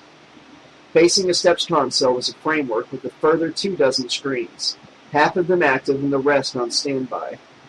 Cosgrove had put the setup together himself, a good part of it literally using his own tools, after which he personally selected and trained a team of 8, including Estep, to keep track of field operatives like Mara. The job had turned out to involve a great deal more than trying not to die of boredom, as Estep had originally thought. He found himself developing a fascination with human behavior, which became even more intense when he was assigned to Mara. It wasn't just the fact that she was so riddled with bugs he didn't need a standard visual surveillance camera to see her. It was the image the bugs produced, or rather how the image was rendered by the console's graphics. Mara had no cams or microphones on or in her. The protesters swept regularly for body spyware. But the vitamins she took wouldn't have raised any flags even if the group had had the right kind of hardware to pick up biochemical activity. It would have been ideal if she could have transmitted whatever she saw and heard. But as things stood, security always knew her precise location as well as her physical condition. Not only whether she was alive or dead, but also if she were asleep or awake, hungry or tired, sick or healthy, high or sober. And once Estep had been trained in how to interpret certain things, the readings also told him quite a lot about her physiological and emotional states. Estep's own emotional state was mixed. To know so much about another person in such intimate detail sometimes made him feel like a bizarre cross between a guardian angel and a stalker. Lately, he kept forgetting that he had never met Mara, so when her sudden, violent death had shown up on the monitor, the shock had hit him like a physical blow. Suddenly Cosgrove walked into the cubicle, and Estep felt his own nerves become steadier in response to the man's presence. "What happened?" the chief asked. Looking up at Cosgrove, Estep opened his mouth to say, "The readings indicate she was violently dismembered with no warning." But what actually came out was, some psycho fuck just fucking hacked her to fucking ribbons, sir. Cosgrove didn't bat an eye, possibly because Estep had spoken in such a calm and professional tone. We know there's at least one machete. A regular visitor uses it on the undergrowth. You think he made her? Estep hesitated. If he did, there was something else going on besides Mara's cover getting blown. None of these people get violent with each other. Right. They destroy property, not people. Drugs or illness, maybe? He seemed about to go on and then suddenly stood up a little straighter, a slight frown on his face. Estep knew he was listening to his comlink. Whatever he was hearing, it was not good news. Abruptly, he leaned over the console and retuned one of the other monitors. The display changed from a long shot of the protesters as seen from inside the console to a heavily enhanced close-up from a telephoto zoom. Even with the enhancements, however, it took a second or two before Estep realized he was looking at more than some damaged trees and a few torn-up bushes. Stunned, he turned to look at Cosgrove. Is that? Cosgrove responded by making a few more adjustments. A graphics program woke up and went to work quickly, erasing select portions of undergrowth. Interpolating from known data, it filled in the rest of the face that had been partially obscured behind the leaves and branches. Within a minute, Estep could see not only that it was Sawyer Orestes, but also that it was only Sawyer Orestes' head, impaled on the end of a thick branch stuck in the ground like a post. Yes, Cosgrove said matter-of-factly, it is. Stunned, Estep turned to look at him. You don't think it was that other girl? Cosgrove shook his head solemnly. No. She'll be next, though, if she isn't dead already. And I know for sure it's not one of us. Obviously, we have a surprise mystery guest who doesn't like our protester friends. And whoever it is may not like the power station any better. He barely paused as he returned to the rest of Estep's monitors. I'm closing Mara and filing everything we've got as is. This is your new assignment. Estep felt a wave of uncertainty sweep through him as he looked around at the new displays. What am I watching for? Cosgrove made a fast noise that might actually have been a laugh. You'll know when you see it. Lynn had found the temptation of a second deli-style sandwich too much to resist. She ate, slowly, savoring each bite while she told herself that having a third would be an inappropriate and unprofessional display of overindulgence, and absolutely out of the question. Thus preoccupied, she had eaten about half of it before she noticed the armed guard in the midst of some rose bushes 20 feet away. She might not have noticed him at all, except that he stood up from the bench where he had been sitting, partially obscured by a bush of fat pale pink blossoms twice the size of her fist. He hadn't jumped up with any real urgency, but it was a quick movement nonetheless, and it caught her eye. Sitting back, she pretended to stretch so she could look around without making a point of it. She counted 3 others besides the one visible to her over Kai's right shoulder, none looking especially wary, all of them heavily armed. There had to be a few more she couldn't see without being obvious about what she was doing. Had they been there all along? And were there more that no one could see? Apparently, Olsen wasn't fooling around when it came to the matter of security. Understandable. There was no guarantee that all of the protesters outside the fence were nobly intentioned, or virtuous, or even just harmless, or always in plain sight. The guard near the roses seemed casual enough. He was standing with one foot up on the bench and his weapon resting on his bent knee. But he gazed steadily out at Veronica Lake without looking away even for a second, and Lynn could tell from the position of his hand that his finger was actually right on the trigger. Sitting back in her chair again, Lynn followed the gaze past Dr. Olsen, who was talking with Dr. Kai about the recent revival of yet another pre-evacuation Earth 1 sport. This one called Bass Bowl or Basic Ball. She could never remember which. She was familiar with basketball, of course, which had been popular on Earth 2 for over a century. And the Star office boasted its own mini basketball hoop, with a tennis ball standing in for the real and larger thing. However, she knew next to nothing about the sport they were discussing. It sounded like the sort of thing that should have been far too complex and cerebral to have enjoyed much in the way of general popularity. Even during the pre-cable TV era, when enormous numbers of people had roamed the streets in a desperate search for aesthetic or cultural gratification. Perhaps Olson had told his security force to watch for people who might be roaming the woods in much smaller numbers for a different reason. She found it hard to believe that security hadn't had every inch of land wired to the point where a field mouse couldn't fart without them knowing it. And in case of flatulent fish, the waters of Veronica Lake were no doubt included in the surveillance. Or maybe it wasn't so hard to believe, she thought suddenly. Not if they didn't want anyone to know what they were venting waste from the plant into the lake. That would register immediately on their own security system, leaving a record that would have been just as difficult to conceal, if not more so. The auditors from the Regulatory Commission never slept, never blinked, and never gave warnings. All at once she saw Dr. Olson sit up a little straighter and follow her gaze by looking over his shoulder at the lake and the surrounding woods. "Lonely, isn't it?" he said. "We employ full-time staff to keep it that way, too." "Armed groundskeepers?" Lynn asked, doing her best to sound guileless.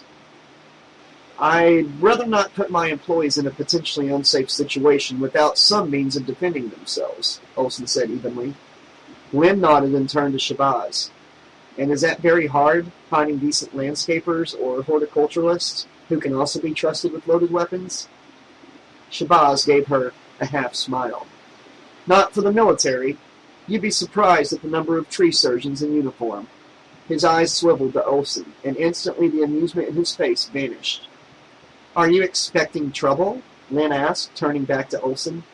"I mean, specifically at a specific time, like, say, now, from a specific area, like, say, the woods y'all keep looking at?" Olson gave a small sigh. "It's a sad fact that as far as the human race has come, literally and figuratively, there is still some element of risk to being out in the open like this." Lynn put on the expression of mock concern. "And in spite of the potential danger, you didn't think to give me a weapon?" "You don't work for me," Olson said, then tried to cover his sharpness with a pleasant laugh that sounded just a little too forced. "I don't think arming our guests is a terribly good way of making them feel at ease." She forced a pleasant laugh of her own, glancing past him to the woods. "As opposed to armed guards at lunch. Yeah, I see what you mean." Olson didn't smile. Suddenly she was very overwhelmed with the sense that she had just used journalism as a pretense to be inexcusably ungracious, rude, even bullying. Shifting uncomfortably in her chair, she used the edge of a spoon to cut a slice of sweet orange-fleshed melon into smaller pieces just to have something else to do, while she contemplated her inadequate breeding. Shabazz cleared his throat with a polite, almost rueful noise. "Frankly, I'm forced to agree. If I were the guest here instead of the employee, I would not find the presence of armed guards reassuring either." Startled, Lynn looked up. Shabazz was focused on Olson. He was as sedate and composed as ever, but the admonition in his expression was unmistakable. "No, don't apologize," he added to Lynn, and she realized blatantly that she had started to say something, although now that he had stopped her, she couldn't imagine for the life of her what it might have been. "If this were a foreign country, I'd be explaining that we forgot how strange our customs can seem to outsiders. But in fact, the power station has many characteristics in common with a foreign country, many of which are quite difficult, if not actually impossible, to articulate." Still gazing at Olson, he touched his right ear briefly and Lynn got it, feeling a little foolish for not understanding sooner. At least she had remembered to keep the log switched on. "What am I missing?" she asked, looking around at the three of them. Kai's expression was openly wary now. She turned to Olson with a silent question in her eyes, but he was staring back at Shabazz, his face cold with displeasure. "It's better to be open about these things," Shabazz said, speaking as if in reply to a statement of Olson's that had only been heard by him.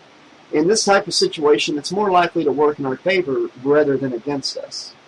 Lynn winced as her full stomach lurched slightly. "We're in a situation?" she asked. "Not quite." Shabazz reached over and patted her hand reassuringly. "It so happens that we have some trespassers in the woods near the lake. Not many, but unfortunately at least one of them seems to be more than a little unfriendly, and in a very proactive way." Proactive. Indeed. That word was one of Lynn's pet hates, a piece of meaningless overkill management speak. There was active, there was reactive. But she knew the battle on proactive and other elements of jargon had been lost on pre-back Earth over 5 centuries earlier. God, but they did love bullshit about human needs and caring for the workforce around here, Lynn thought. It took immense self-control, but she managed not to say, huh? The sarcasm probably would have been wasted on them. He took a little more time with the third one, even though he could sense she was moving in his direction. All he had to do was wait, and she would practically walk right into him.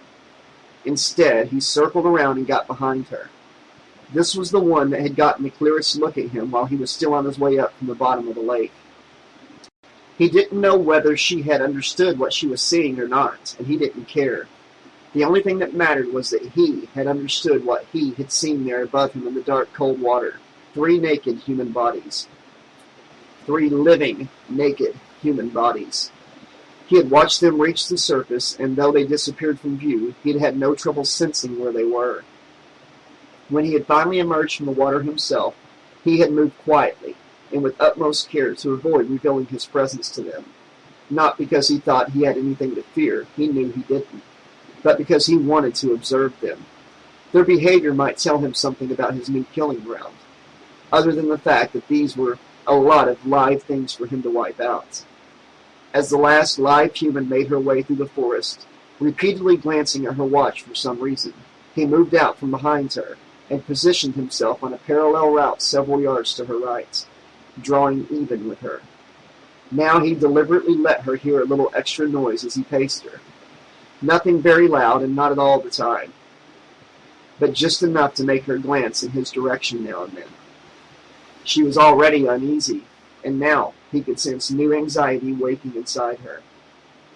The energy in his rebuilt body surged to a higher level, stimulated by the prey behavior she was inadvertently starting to exhibit. He made even more noise so she could be absolutely certain that she was not alone, but still didn't let her see him. She slowed down and then came to a stop near a large rotting log and a pair of thorny bushes that had grown together and were slowly strangling each other. "Mara?" she called. He crouched, remaining completely motionless. "Mara," she said again, a little louder, then with more confidence. "Sawyer, if this is you testing me to see how steady my nerves are, you're only proving what an asshole you are." He put his hand around the slender trunk of something he had once known as a birch tree and shook it. "What's that supposed to mean? You admit it?" He heard her take a step toward him and then stop. "Well?" He found a small stone and tossed it high enough so that she could see where it had come from, but without much force so that it landed roughly halfway between them. "If that was for me, you've got a lousy aim." He held still again, and finally she started toward him. "Sawyer, I don't know what you're doing or what you think you're doing, but you're really getting on my nerves right now. Just because we spend a few nights together now and then doesn't mean I'm not going to tell you when you're behaving like a..." He stood up, scant moments before she would have tripped over him. Immediately, her face contorted as she opened her mouth to scream, but he had already grabbed a fistful of hair at the top of her head with one hand while he swung the machete with the other. The stroke was so powerful, and the blade so razor-sharp that it went through her neck without otherwise disturbing her. She didn't scream, or fall, or even move. It was a rare moment of genuine surprise for him. He stood still clutching her hair and staring at her face, which wasn't quite as contorted as it had been.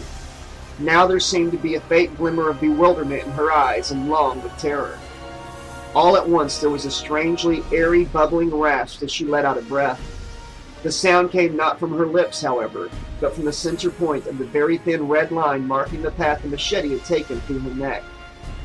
The line thickened as blood welled up out of it and began to trickle down towards her collarbone. Then a little more air expelled from her windpipe, and the rasp became a gurgle. Bubbles appeared in the line of blood on her neckline. The expression on her face faded slightly, although an observer might have read something like despair in her slackening mouth and heavy hidden eyes. Jason Voorhees had no words for what he saw, even in his enhanced state, but it was what he wanted to see. He yanked upward on her hair, lifting her head up off the stem of her neck. Some physical quirk, a dying twitch of muscle perhaps, caused her eyes to look down sharply.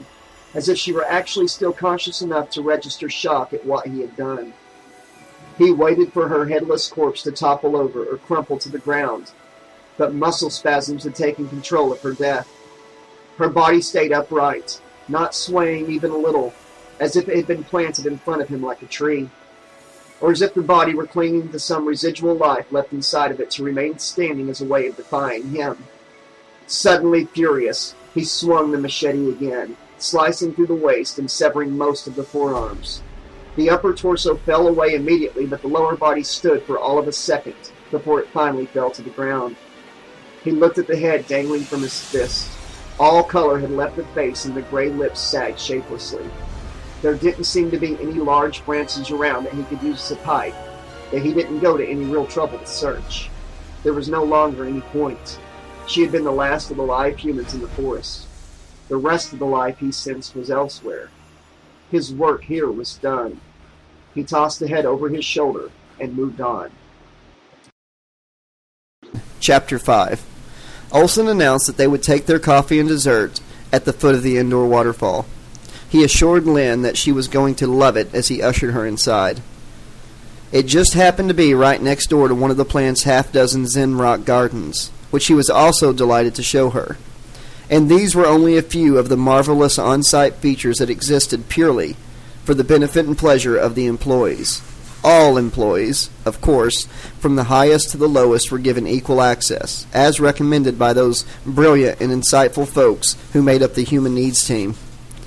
He kept up the guided tour commentary without a break for the 5 minutes it took for them to get from the roof garden to the waterfall, although what Lynn heard didn't sound as much like commentary as it did sales patter.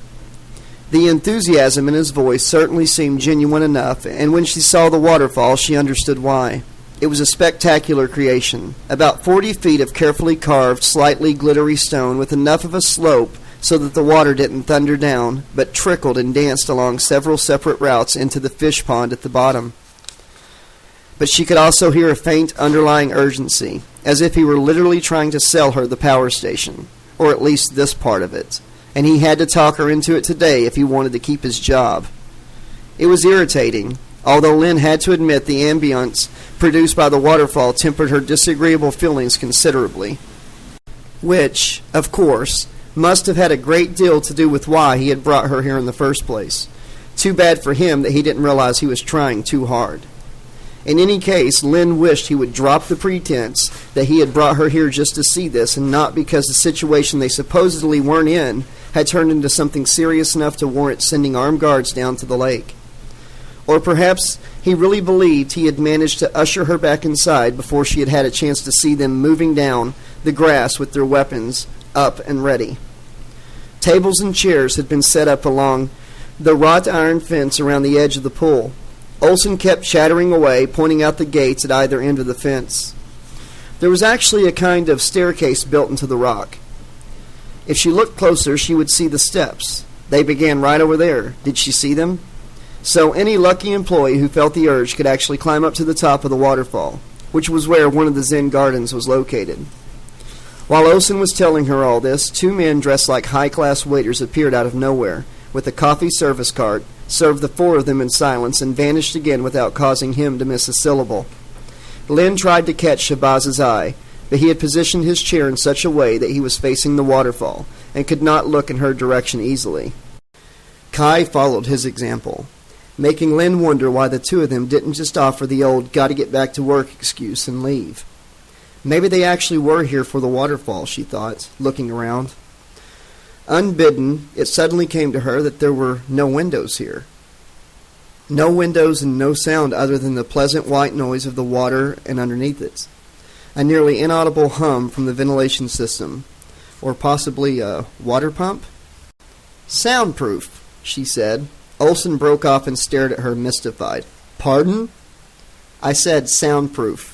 She looked back at him evenly. This place is soundproof, and I don't see any windows either. Is it also airtight by any chance?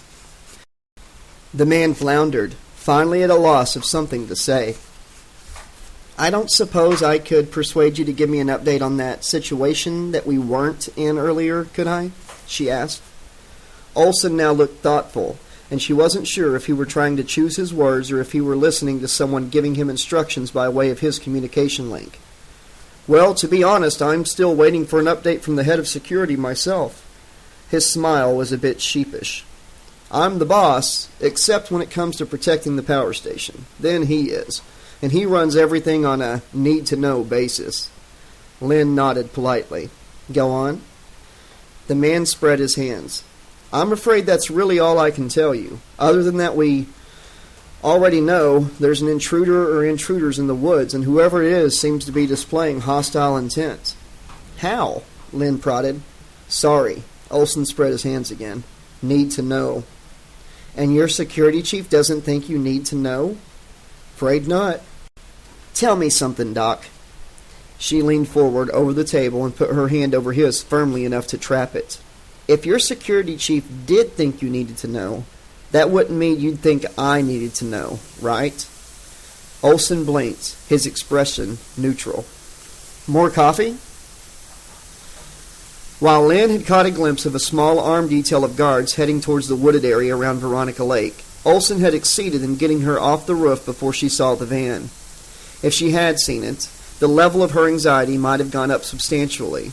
It was actually just a classic paddy wagon-style van, reinforced with the very best and most expensive lightweight, blast-proof armor that nanotech manufacturing could produce, meant to transport personnel and weapons or, in classic paddy wagon style, anyone taken into custody. There had been half a dozen more guards in the back of the van, which took them all the way down to the edge of the woods. The young lieutenant behind the wheel remained in the driver's seat with the engine on standby, one weapon in easy reach of her left hand and another on the seat next to her, pointed at the open passenger side door. Rena Sophira had muted her comlink in favor of the dashboard speaker. The multiple voices she heard weren't synchronized with the images rotating every few seconds on the small flat screen just below it. But she wasn't paying much attention to the screen. She was much more concerned with what she might see coming toward her out of the woods. Cosgrove's orders to round up the demonstrators had come through with a close-up of a guy's head on a stick. Of course, the demonstrators didn't want to go quietly. She had been sorely tempted to show them their friend's new headshot, as it were, but Cosgrove would have had her head on a stick. So they were forced to use the standard and more impersonal method of persuasion. Privately, Sophira thought the picture would have made them all move a lot faster and with a lot more cooperation than the stingers had. They were demonstrators, for God's sake, soldiers of conscience. Responding to psychology was how they lived. It was behind everything which they did. Giving them painful, though non-lethal, electric shocks with a wand would only make them hysterical and even more difficult to handle. She sighed. Cosgrove wasn't a stupid man, but he sure had some blind spots. He was also, by the numbers, straight, ramrod-up-his-ass military, which meant he wouldn't appreciate her volunteering to share her insights. But if she could work it into the body of a report later... The gabble of voices on the radio was suddenly drowned out by a raw, agonized scream that cut off with a grisly, wet, gurgling noise. Sophira froze, stared at the radio, then her eyes swiveled to the screen, which was now divided into quadrants, showing 4 separate locations all bobbing up and down or shaking from the movement of the guy wearing them. The squad leader's voice cut through all the others, demanding a call-in from everyone. Automatically, she started to reach for the radio, paused to wonder if she really needed to add to the cacophony, and then decided she had to let the guy know they still had a ride back. Not that it took a whole lot of skill to drive the van, which was why she had been surprised when Cosgrove had ordered her off the front gate and into the driver's seat.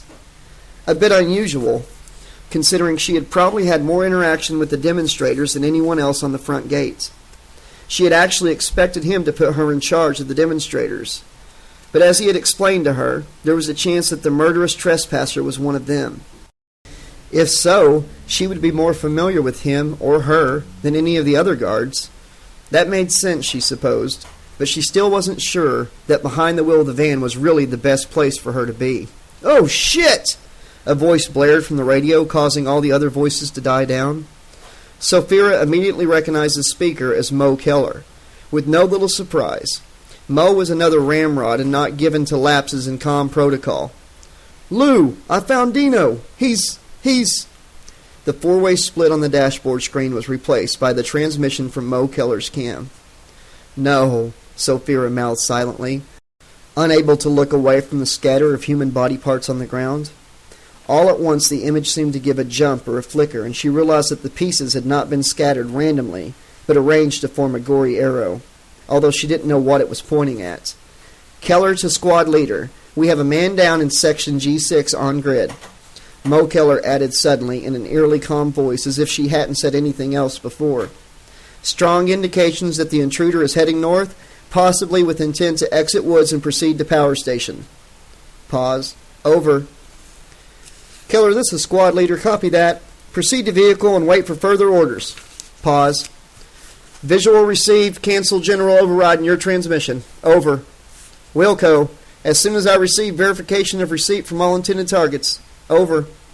The quiet madness in Keller's voice made Saphira's stomach do a slow forward roll. "Somebody go get her," she pleaded silently. The squad leader didn't miss a beat, replying as if this was nothing more than a drill. "Copy that, Keller. This is your confirmation of general receipt. Permission to end transmission granted." There was a long moment of silence before he spoke again, this time very gently. "Everybody saw it, Mo. You can turn it off now." A new voice pipped up. "Barra to squad leader. I am currently at grid point G6 rendering aid to Officer Keller. Also present are Fowler, Flower, and Farrell." Fowler, Flower, and Farrell. Sounds like a eco-warrior law firm, Sophia thought as the image from Keller's camera disappeared and the four-way split screen returned, the display in each window changing every few seconds. The general chatter on the radio had barely resumed, however, before there was more shouting and yelling from several people at once, this time followed by the roar of weapons fire. But this time, Sophia didn't need the radio to hear it. Slinging the weapon on her left, crosswise over her shoulder, she grabbed the other and dived through the passenger side door practically all in one uninterrupted motion, landing on the ground in prone firing position. 20 feet ahead of her, the surface of a small lagoon-like section of Veronica Lake seemed to be shuddering in sympathy with the weapons fire and the screams coming from somewhere beyond a cluster of slender, prickly birch trees and poisonberry bushes. Abruptly, a volley of kill shot tore through the leaves and branches. Reflexively, Sophia ducked, watching as the line of fire moved from right to left through the trees, slanting upward until the shooter was firing into the air. She started to raise her head and flattened again when she heard more firing. No kill shot came through the trees in her direction this time, but her relief was quickly replaced by worry at the sudden new smell in the air. The trees that the kill shot had torn through were now on fire. "Sophia, the squad leader," she yelled. "We're on fire here. Repeat, we're on fire." "I know that, Sophia. Shut up and hold your position," the squad leader snapped. "Cease fire! Cease fire! Who the fuck is using incendiary load?" Someone burst out from behind the trees, but Sophia could not tell who it was. Every inch of the struggling, flailing figure was covered with flames. "The lake! Straight ahead of you! Get in!" she screamed. The burning figure gave no sign of having heard her, but whoever it was began stumbling towards the water. Just as Sophia got to her feet, intending to get over there and help, the figure fell face first into the lake. She slung her weapon over her right shoulder and called out that she was coming to get him. But before she could take a step, a new figure suddenly stepped out of the flames, and she stopped dead in her tracks. This figure was not on fire, didn't seem to be even slightly singed, and from the way he was walking, Sophia got the impression he wasn't even particularly warm. Fireproof suit, she thought, then dismissed that idea immediately. What he was wearing didn't bear even a passing resemblance to the anti-inferno gear they had. In fact, she had never seen anything like this guy's outfit. The way he was moving, it looked like it was painted on, or like it had grown right over his skin, or instead of his skin. He stopped in front of the poisonberry bushes, which were really starting to burn now. That had to be one more than outstanding suit, Sophia thought. Otherwise, his ass would already have passed the delicate golden brown stage and be well on its way to char grilled. Then her gaze found his face, and it seemed to snap it into focus for her almost as if she were seeing it through the lens of a body cam. But only for a moment. Suddenly she was racked with a violent coughing fit, and tears were blinding her as they poured out of her eyes and down her face. In spite of that, she had somehow managed to shrug the weapon off her right shoulder and into her hands without even thinking about it. "You! Step forward 5 paces towards the water's edge and stop!" she bellowed, red dotting the center of his torso. "Now, or I'll shoot!" The bizarre metal gargoyle face looked down at the laser light and then back up at her. No language problem, apparently. Now she had to find out just how bughouse a son of a bitch really was. There was no doubt in her mind that this was the homicidal maniac they were chasing. She would have been certain of it even if he hadn't been carrying a blood-drenched machete as long as her arm. She hefted her weapon, empathically, as if she were getting ready to fire. He moved toward the lake as she had told him, but instead of stopping at 5 paces, he went all the way to the edge of the lake and stood over the corpse of the soldier still lying face down in the shallow water. "That's far enough," Sophia bellowed at him. "Don't move, don't even twitch." The still gargoyle face tilted to one side with a bizarre suggestion of mild curiosity. Then the figure put one foot on the corpse in a bracing position, bent down, and tore one of its legs off. Without hesitating, Sophia opened fire, giving him a 5-second burst, and then stopped to wipe her eyes. The smoke was getting worse, but she was able to clear her eyes well enough to see him standing there, holding that machete in one hand and the charred leg in the other, still staring at her with his head tilted to one side, as if nothing had happened. Then she heard a sound like a giant fist slamming into the earth. Sophia felt herself lifted off her feet and flung backwards. The last thing she saw were burgeoning storm clouds of fire surging towards her, as if they were chasing her on purpose, swallowing up everything as they went, even setting the air itself aflame. "Okay, where are you, Bowes? You can't still be out at the power station." Lynn smiled at the sound of Waxy's irritated growl. "As a matter of fact, boss, that's exactly where I am," she said. "And you can probably tell I've got you on speakerphone. I'm sitting here with Dr. Olson and 2 of his employees pretending to admire the fancy indoor waterfall." Waxy didn't answer right away. "Does the quaint, old term nonplussed mean anything to you?" he said finally. "Indeed," said Olson. "And you're not alone." "Dr. Olson, I presume," said Waxy. "I apologize for the voice-only connection, Mr. Anschutz. It makes it difficult, if not impossible, to introduce Dr. Kai and Dr. Shabazz, who are also present." "Charmed, I'm sure. Picture me bowing. The audio's coming through very well, and I'm pretty sure that the famous indoor waterfall I can hear in the background." Waxy chuckled slightly. "Is it as pretty as it sounds?" Olson's mouth twitched with annoyance. "I'd like to think so. Mrs. Bowes attempted to contact you covertly, but when we blocked her, she insisted on doing so openly." Waxy hesitated again. "You don't say." "Yeah, they actually refused to let me go to the toilet," Lynn told him. "Untrue," Shabazz blurted defensively. "Mrs. Bowes can go to the laboratory any time she needs to. She just can't take her phone with her." "Which is why I'm calling instead of texting," Lynn chuckled with no real humor. "I wanted to let you know that I'm going to be a little late getting back." "How late?" Lynn glanced at Olson. "I'm not sure. Just guessing, though. I'd say don't wait up." She all but heard her editor's ears prick up. "Oh? Something wrong out there?" "We have some unwanted visitors on the premises whose intentions seem—" Olson cut off. Lynn wasn't sure whether the look that appeared so fleetingly on his face was disbelief or terror. It lasted only a fraction of a second before he composed himself. It was hardly a hysterical outburst, but Lynn found the sight of even just the momentary loss of control unnerving. The beginnings of fear fluttered faintly behind her breastbone. "Hello?" said Waxy. "Anyone there?" "Hang on, boss. I think something big just happened," Lynn replied, more to see what kind of reaction this would provoke from Olson than as a point of information. But the man seemed not to have heard her. Alarmed, she turned first to Shabazz and then to Kai, who were both failing to look neutral, and in fact looked rather uneasy. "Something big did just happen, didn't it?"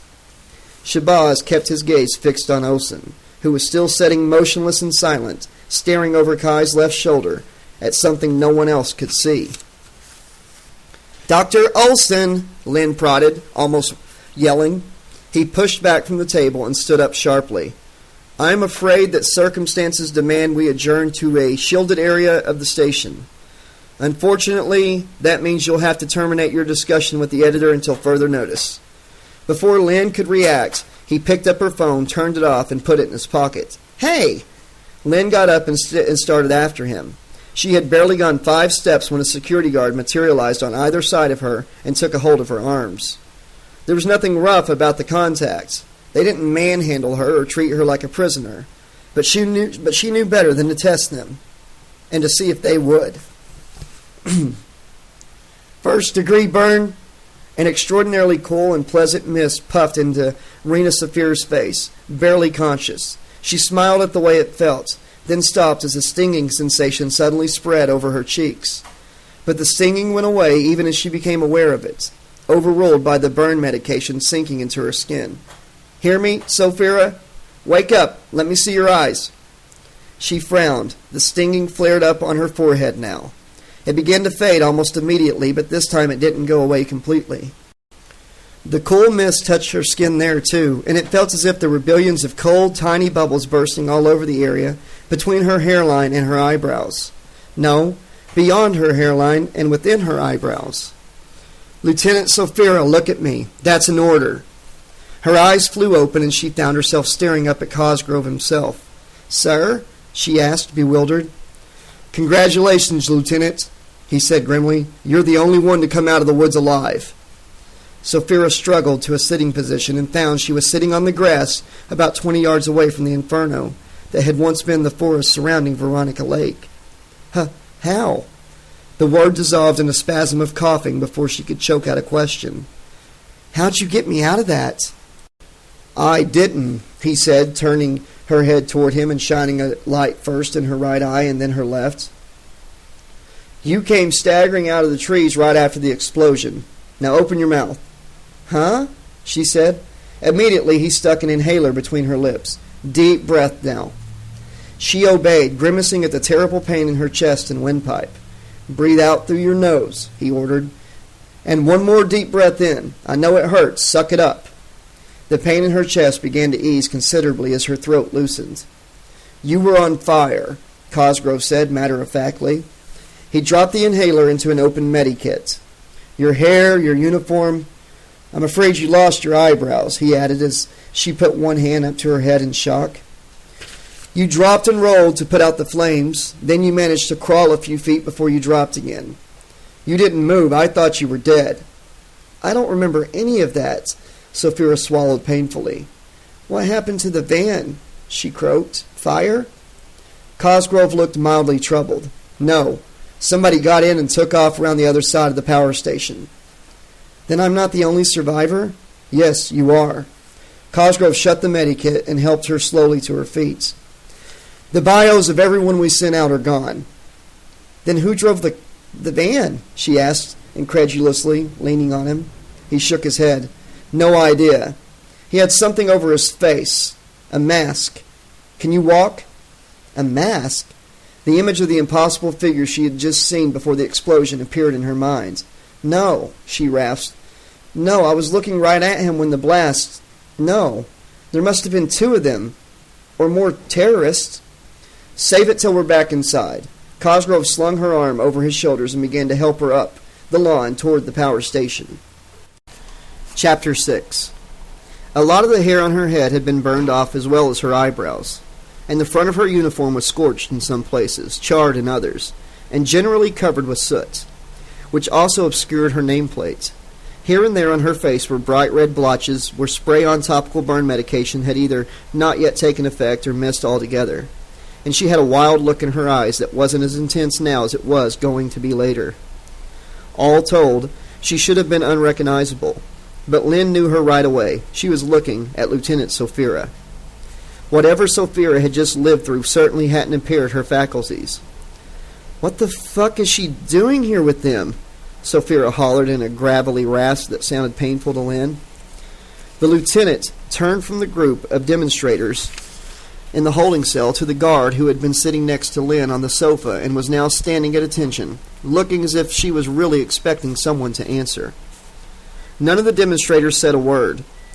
The heavy wire some of them had laced their fingers through made the cell look like an animal cage, especially since there was nothing to sit on inside but the floor. The sofa Lynn had been allowed to share with one of the 3 security guards in the room was so Spartan as to be little more than a thinly padded bench. Not up to the standard of luxury Olson had been seating her to, but not unacceptable. Shabazz and his human needs gang had probably determined that luxury was completely inappropriate for areas like radioactive shelters and bunkers, and secret lockups. Not that she was locked up.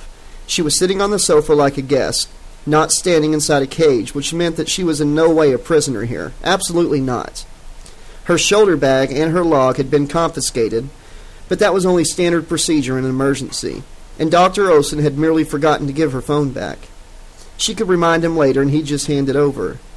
It wouldn't work in a shielded zone anyways. And the shielding was for protection, of course, not to keep anyone incommunicado. This was not a lockup. It just had a holding cell in it, and if you thought about it, the cell was really for everyone's protection too, including the people inside it.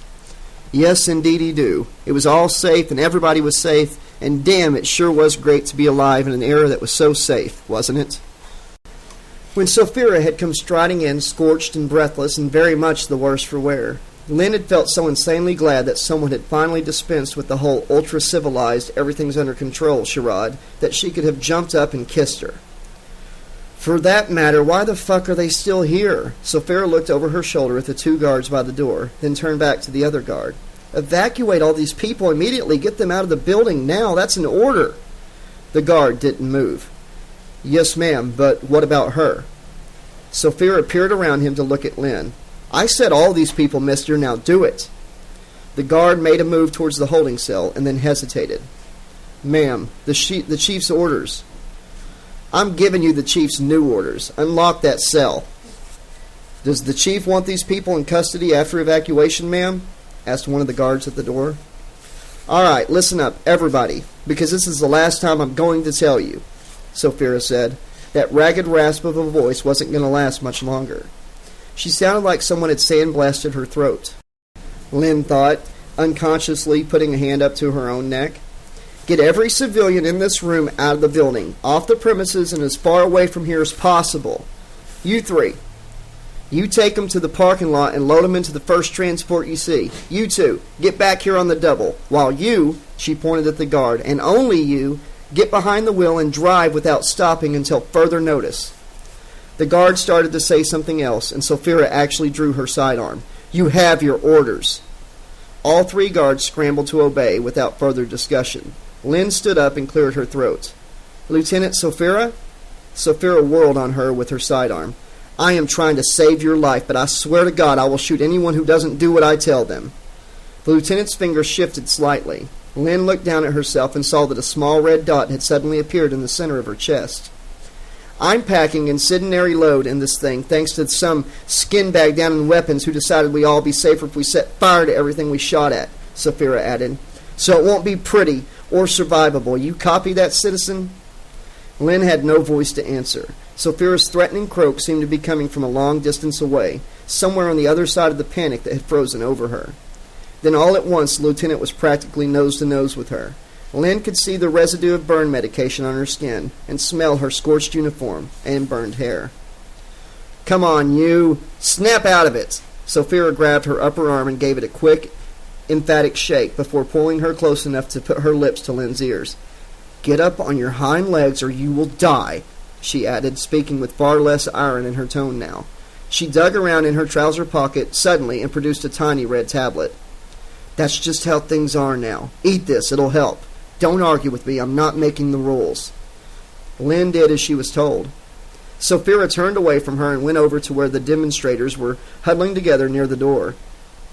How many we got here? 7? 8? She counted them using the barrel of her sidearm, ignoring the way each one flinched. 8. I could have sworn there were more of you. One of the demonstrators started to say something, and cut off when Sophia waved her weapon at him sharply. Yeah, I know, there were more of you. I meant even more than that. She beckoned to Lynn without looking at her. Okay, listen up. You stay together, follow these gals out to the parking lot, and then you hit the road. No stops. You gotta pee or anything, you'll find receptacles under the seats. If you want to eat, tough shit. I just put you on a diet. You get tired, go to sleep. And trust me on this, the military will be watching after you leave here. That means if you fuck with the driver in any way, or if you fuck up the driver, you'll find yourself in a military prison on terrorist charges, and good luck getting a trial. She yanked open the door. Now get the fuck out of here. They never got near the parking lot. They never even got out of the building. When Estep saw the van suddenly pull around in a wide half circle and drive off while Sapphira lay unconscious several feet away, he double-checked to see if the sensor readings had somehow been faulty, and someone else from the security team besides the lieutenant was still alive. He knew better, but he did it anyway, unable to shake the superstitious dread that if he didn't double-check, he would find out that one of the other guys actually had survived the conflagration after all, only to suffer an even ghastlier and more pointless death. Oh man, what a lousy fucking day. They were barely into this emergency and already the woods were burning down. A dozen guys were dead, and they still didn't know who was kicking their asses. Had to be whoever commandeered the van. They'd managed to climb in without showing themselves. And shit, now that he thought of it, how many of them were there? And how the fuck had they gotten out of the woods alive? Whoever they were, they had to be pros. They couldn't have been in the group of oversexed, nature-loving rope smokers with Mara.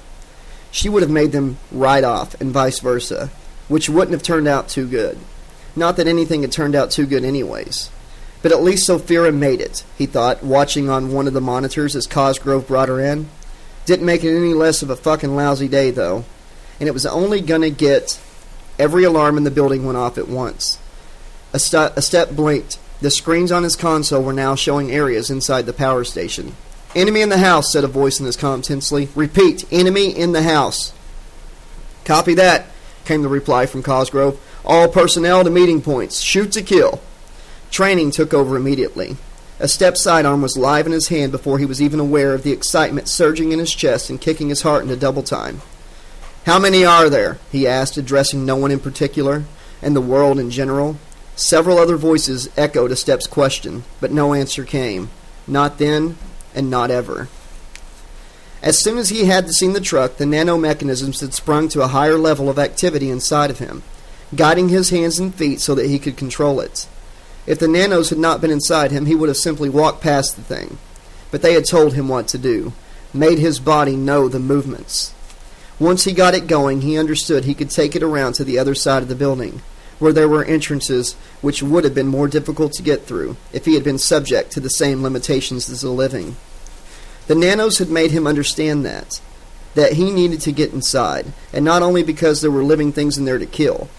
The energy that had been present in the water, that had awakened the nanomechanisms, stimulated them to reproduce themselves and so rebuild him.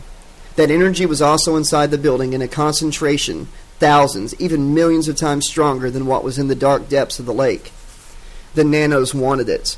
Wanted as much as they could get. Wanted it all. For themselves and for him. Using it, they would be able to modify him further, so that he could accommodate the energy within himself, thus carrying his own, virtually inexhaustible power source. Then there would always be something for the nanos to draw on. Combined with his own regenerative abilities, it would mean that he would remain completely uninjured, unimpaired, and undiminished, no matter what happened. Nothing, not even a long fall from the pinnacle of heaven all the way through the atmosphere and into the mud, could ever hurt him in any way, ever again. The door was several inches thick, with a core of material designed to absorb and dissipate the force from an impact. There was a limit as to how much force it could handle, however, and in his present form, Jason Voorhees was capable of delivering all that and more. But as he drew back his arm, the nanos in his system surged with more new information. All at once he was watching, as instead of punching through the barrier, he touched his fingertips to it lightly, as if he were testing the surface to see if it were actually solid. Then he was watching as his fingers sank into the door, up to the second knuckle. His head tilted to one side with an amazement that an observer would have found bizarrely childlike in some ways. Perhaps it was. Factor in the a tapistic, innocent heartlessness that even the most well-adjusted children can and do regress to from time to time. And Jason Voorhees was, at that moment, the essence of the term childlike. Meanwhile, the nanos were showing him how they could rearrange matter to accommodate him in any way he liked. In this case, they could allow him to pass through the barrier in such a manner so as not to alert any of the live creatures inside. Eventually, he would be discovered and someone would raise the alarm, but entering the building in secret would delay that. It would not be accurate to say that Jason was considering this as he watched his hand sink further into the door. He still had little in the way of higher brain function, and the nanos would never enhance that part of him. Instinct was closer to it, but not instinct that was in any way related to life. He was anti-life, murder, and destruction now. Instinct told him that although oozing through a barrier like this might turn out to be useful, it was not murder and destruction. He yanked his hand back and kicked down the door. Instantly, sirens were screaming every audible off-key note, as well as others which he knew were inaudible to live humans. But the noise washed over him with little effect. It did not matter whether humans were screaming or if their machines were screaming for them, or as sometimes happened, both. Screaming was inevitably followed by life ending. At the moment, however, he was dominated by the pull of highly agitated nanos towards the power source, and the sense of highly agitated life forms rushing at him from several directions at once. He more or less walked over the first group of live humans as he encountered them. Some fell under him immediately, their bodies crunching and squishing with every step he took. The rest fell back, and some of them ended up under his feet anyway, while others ran. As always, their weapons were no good against him. As always, they fired on him anyways, as though they were convinced that if they persevered, something would change. In fact, something had changed, but not what they had wanted or expected. Jason's body was now absorbing a certain percentage of the incendiary shot that one of the less than savvy armory grunts had loaded so many of the weapons with. It deflected only what it needed to, and the nanos made use of the extra energy and materials. The process was not perceptible to the naked eye, and even if it had been, it probably would have taken a very long time for anyone to notice under the circumstances. Jason himself didn't know exactly what was happening. All he knew was that the more they fired at him, the stronger he became. He waded into them, marching over them, swung his machete from side to side, and swept the pieces out of his way. The humans started to look smaller to him after a while, as if he were actually growing as he made his way through the corridors, to open areas, down stairways and across terraces and mezzanines, mowing down the ones in front of him, shrugging off those who flung themselves at him from behind or sprang out of hiding to lunge at him. The closer he got to the energy source, the more agitated the nanos inside him became, and paradoxically, the less attention he paid to them. He moved in the desired direction, quickly and without delay, crashing through walls if he had to, not caring to wait for the nanos to do it their way. Live things kept coming to him and at him. They fed energy into him, and he crushed them, sliced them, pounded them down, and wiped them out. Many of them were now choking and gagging from the high concentration of chemicals that had built up, as well as the fumes from the fires they had caused, and the stink left behind after the system of emergency nanos put them out. Combined with the smell of their own fear and the ominously heavy and horrific odor that was characteristic of massive quantities of blood, there might have been nothing to breathe but panic and death. If it hadn't been for the ventilation system, they might have made it. Lynn had no idea whether damage had knocked it out or whether the entire complex had been sealed off as part of some kind of emergency measure. Not that it would have made a bit of difference one way or the other to the first ones to be affected. She had been slow to notice the smell in the air herself, partly because she was preoccupied with wondering what sulphura had made her swallow, and partly because the odor wasn't all that dissimilar to things she had smelled before in a university science lab. Even after it started to become unpleasantly strong, she hadn't thought much about it. The incessant, deafening alarms bothered her a lot more. Also, the way the security guards had started getting so rough with them, shoving anyone who didn't move quickly enough, threatening to use the stingers. She had actually tried to intervene when they had become a lot more vigorous than necessary with one of the younger people. Just a kid, really. Lynn would have sworn he wasn't old enough to be out of secondary school yet. It wasn't that he seemed frail, but Jesus, the guards had just forced him to run up 6 or 7 flights of stairs, maybe more. Lynn had lost count after 5. Easy enough for them. They were all conditioned. They stayed hard by training for 6 hours before breakfast every day. And they were probably buzz-bombed on a hefty dose of something they weren't supposed to take except in combat. Whereas civilians had lives. She hadn't put it that rudely when she had moved to pull the bellowing guard away from the boy who was down on his hands and knees, whooping and sobbing as he struggled for breath. Or rather, she hadn't intended to put it that rudely, but even if she had, she never got the chance. The moment she had touched the guard's arm, he had rounded on her with frightening swiftness and raised his arm to deliver a backhand blow with the stinger. Putting up one hand in defense, Lynn cried out as she stepped back, stumbled over her own feet, and fell heavily on her side. The guard slammed the stinger down on the floor close enough to send sparks flying into her face. Lynn scrambled up as he began to holler at her and dragged the boy to his feet as quickly as she could, which wasn't really very quickly. The kid hadn't been trying to resist. He just couldn't catch his breath. She tried to tell the guards they needed to stop to catch their breath, but none of them wanted to hear her. As they forced the group of civilians out of the stairwell and into some kind of open area, the boy collapsed altogether, his body jerking and heaving convulsively. Lynn turned to ask the rest of the group if anyone had asthma medication, and saw for the first time that all of them were having some degree of trouble breathing. It took another second before she finally realized that the wheezing sound she had been trying to tune out for quite some time was in fact coming from her. The smell in the air hit her full on, with as much force as a physical blow to her face. Suddenly her eyes were stinging and watering copiously, and the tears pouring down her face seemed to irritate her skin. Masks. She looked pleadingly at each of the guards. No problem for them. They had surgically implanted filters. We need masks. There's no time, insisted one of them. Get going. You'll be out of here before it gets bad enough to... She knelt down next to the boy who was twitching on the carpet. His movements were becoming weaker. He needs...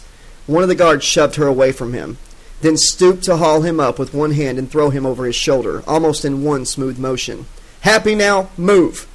She started to obey and stopped just before she would have walked right into the back of one of the other demonstrators. He was standing motionless like everyone else, including the other 2 guards. Lynn turned back to the one carrying the boy, but he was completely still, looking fixedly at something straight ahead. She turned back again, following his gaze. At first she thought the figure standing between them and a now open elevator was simply a higher-ranking guard dressed in some special high-tech gear, developed by the military specifically for power station emergencies. A second later, she shoved the idea out of her mind. Even if she hadn't noticed the blood and other matter on the long, cruel blade, or seen the way his free hand had been clenching and unclenching with a drive that she somehow recognized as a grotesque combination of hunger and lust, the mask was a dead giveaway. That's no mask, she thought, with the eerie calm of madness. That's his face. Sophia was enraged at the sight of them all just standing there when she burst out of the stairwell. Like a bunch of sheep they were. No, not sheep. Sheep would have been more assertive. They would have started bleeding when the monster came towards them. She gave the ceiling over their heads a 3-second blast just to scatter them. Then she gave the son of a bitch with the machete a good 5 seconds, just to make sure she had his attention. Yeah, I'm talking to you, she croaked. The steel mask tilted to one side, as if he were thinking it over. Then all at once he lunged, not at her, but at the people cowering on his right, and the machete was swinging, rising, falling, swooping. Long trails of blood, vivid and dark, flew through the air and painted the walls, the ceiling, the floor, with streaks and spatters, gory hieroglyphics left by the condemned, the dying and the dead, courtesy of their killer. Sophia kept blasting away at him, at every part of his body. She knew she was hitting him, and in spite of the fact that nothing was changing, she made sure she kept hitting him, trying to shift his attention back to her again, and failing. Trying and failing until there was no movement anywhere around him. Finally he started toward her, and then suddenly changed his mind, if he had a mind, thought Sophia, altering course to a pile of corpses on her left. Sophia blasted him again. When that did not work, she ran after him and flung herself into the air, aiming to hit the back of his neck first. She remembered very clearly thinking that she had to get back on her feet before he did, or she wouldn't have a chance. She also remembered just as clearly how he didn't go down when she bounced off. He turned around to look at her, moving in no particular hurry, as she converted her fall to an acrobat's roll, making use of the momentum to spring back up to a standing position. She gave him another 2-second blast, confining it to his face. "God damn you, rat-fuck bastard," she said to him. "What do I have to do to get you to come after me? Stripped naked?" He seemed to be wavering, which sent Sophira's fury ratcheting up another notch. "Okay, asshole, you asked for it." Slinging her weapon, she took a fistful of uniform in either hand and ripped it apart. She was completely unprepared for his reaction. It had been an insane, silly, and incredibly stupid thing to do. Even as she did it, she wondered if a lack of oxygen combined with trauma had caused her to have a psychotic break. She had expected him to turn away so that she would have to follow him, firing more rounds until she got him to turn back to her again. Instead, his whole body seemed to bristle or spasm in some way, as if he had suddenly been hit by a bolt of lightning, and instead of knocking him out, it had energized him. Even his eyes seemed to blaze more brightly within the dark holes of the mask, and the murderous fury and hatred Sophira could see in them struck her with such force that she raised her weapon again. Then he went for her. "Okay, asshole, that's more like it." She danced away from him toward the stairwell, firing her weapon while she shed her ripped shirt. "If I'd known your tastes were that simple, I'd have done this ages ago." She flung the shirt at him and fled down the stairwell, which seemed to infuriate him even more. But despite the fact that she could practically feel the rage coming off of him like waves of poisonous gas, he never made a sound. Not even a wordless, incoherent roar. Not even a grunt of effort. Like the son of a bitch didn't have to breathe. Still, there was no mistaking the force of the homicidal hatred he had for her. As if she was an unspeakable and unforgivable offense to him, merely because she existed. Whatever his problem was, he was also starting to gain on her. If she wanted to stay alive and keep offending him, she was going to have to haul ass like she had never hauled ass before. And still, he continued to gain on her. God damn! But she was getting the very strong feeling that doing that thing with her shirt had been a really, really, really bad idea. Fumes, she thought. She must have been crazy from the fumes. Chapter 7. Lynn had raised up from where she had been laying just in time to catch a glimpse of Lieutenant Sophira disappearing, shirtless, into the stairwell with the monster in close pursuit.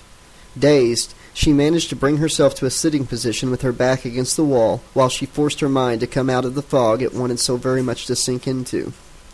Her gaze fell on the security guard she had been lying next to on the floor. Unlike her, he had not been playing dead. The awful part was that he was so covered with blood that she couldn't tell whether he was the one who had been carrying the boy.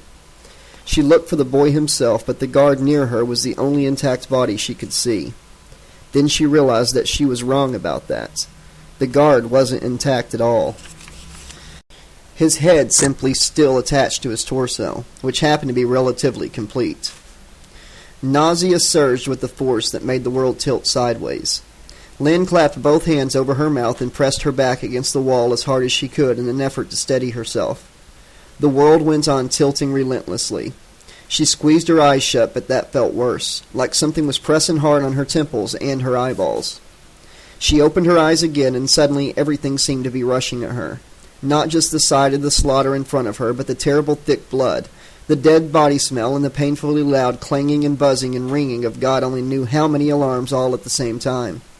A hot, sharp spear of pain plunged from her forehead to the base of her neck. Her stomach lurched, and she gagged against her hand, still covering her mouth. "Why aren't you bothering?" asked a voice in her mind suddenly. "Are you really concerned about staining the carpet?" Her hands muffled the sound of her shocked giggle. Slowly, she took them away from her mouth. Another brief giggle escaped her, making her body jerk slightly, and suddenly she knew that if she let herself go on, she would never be able to stop. Pressing the back of one fist against her teeth, she used her free hand to push herself up to a standing position. The scene before her was almost enough to make her close her eyes again. At the same time, she felt a strange, unnatural calm coming over her, almost as if it were something in the air around her that had suddenly begun to stick to her. Sophira's pill. A combat drug? Or some sort of anti-trauma medication that let people wade through rivers of blood and body parts without going full tilt bughouse. Let's see if it works. She kept her gaze locked on the top of the door to the stairwell while she fixed the mental image of a half-naked Lieutenant Sophia running for her life with that creature snapping at her heels. She felt steady as she stepped over the guard's body, and using the extreme limit of her peripheral vision to avoid stepping on anything that might have been someone or part of someone, made her way over to the stairwell. The tanky, echoing sound of footsteps pounding down the stairs came to her from below. She leaned on the railing and peered through the small gap between the flights, but it was too small for her to see anything. She pushed herself upright and started down the steps. "What the fuck do you think you're doing?" her mind blared at her. "You don't have any equipment to record any of this. You don't even have your phone. You've just witnessed a mass murder and you almost got slaughtered yourself, which means you're walking around in a state of shock. And you're still having trouble breathing at that. What the fuck do you think you're doing?" She went on stumping stiffly down one step after another, one flight after another, one floor after another, until she knew she had to be well past the level where the security guards had forced them to start climbing. There were still many floors beyond that. She hadn't realized earlier just how many there were. "No, and you still don't," her mind ranted. "You have no concept of how far down this death trap actually goes. It's a lot farther than you can imagine. Much, much farther than they let everyone believe. One fuck of a lot farther than they thought they were going to go. You know how for every distance there's always a point that's too far to come back from? Farther than even that. So much farther. So very much." She didn't pause even to take half a second to clear the mild dizziness out of her eyes. If Waxy had ever thought he was an expert on bad news, this was going to bomb his world and make his planets twirl. He would probably have to give it all up after this, retreat to a sanatorium on the moon for a while before he was up to something as strenuous as retiring. When she was done with him, he'd never call anything else bad news for as long as he lived. There was a sudden, ominous boom far below, and she felt the railing vibrating in her hands. Bottom level, she thought with a certainty she couldn't have explained even if she'd wanted to. Bottom level, last stop, the end.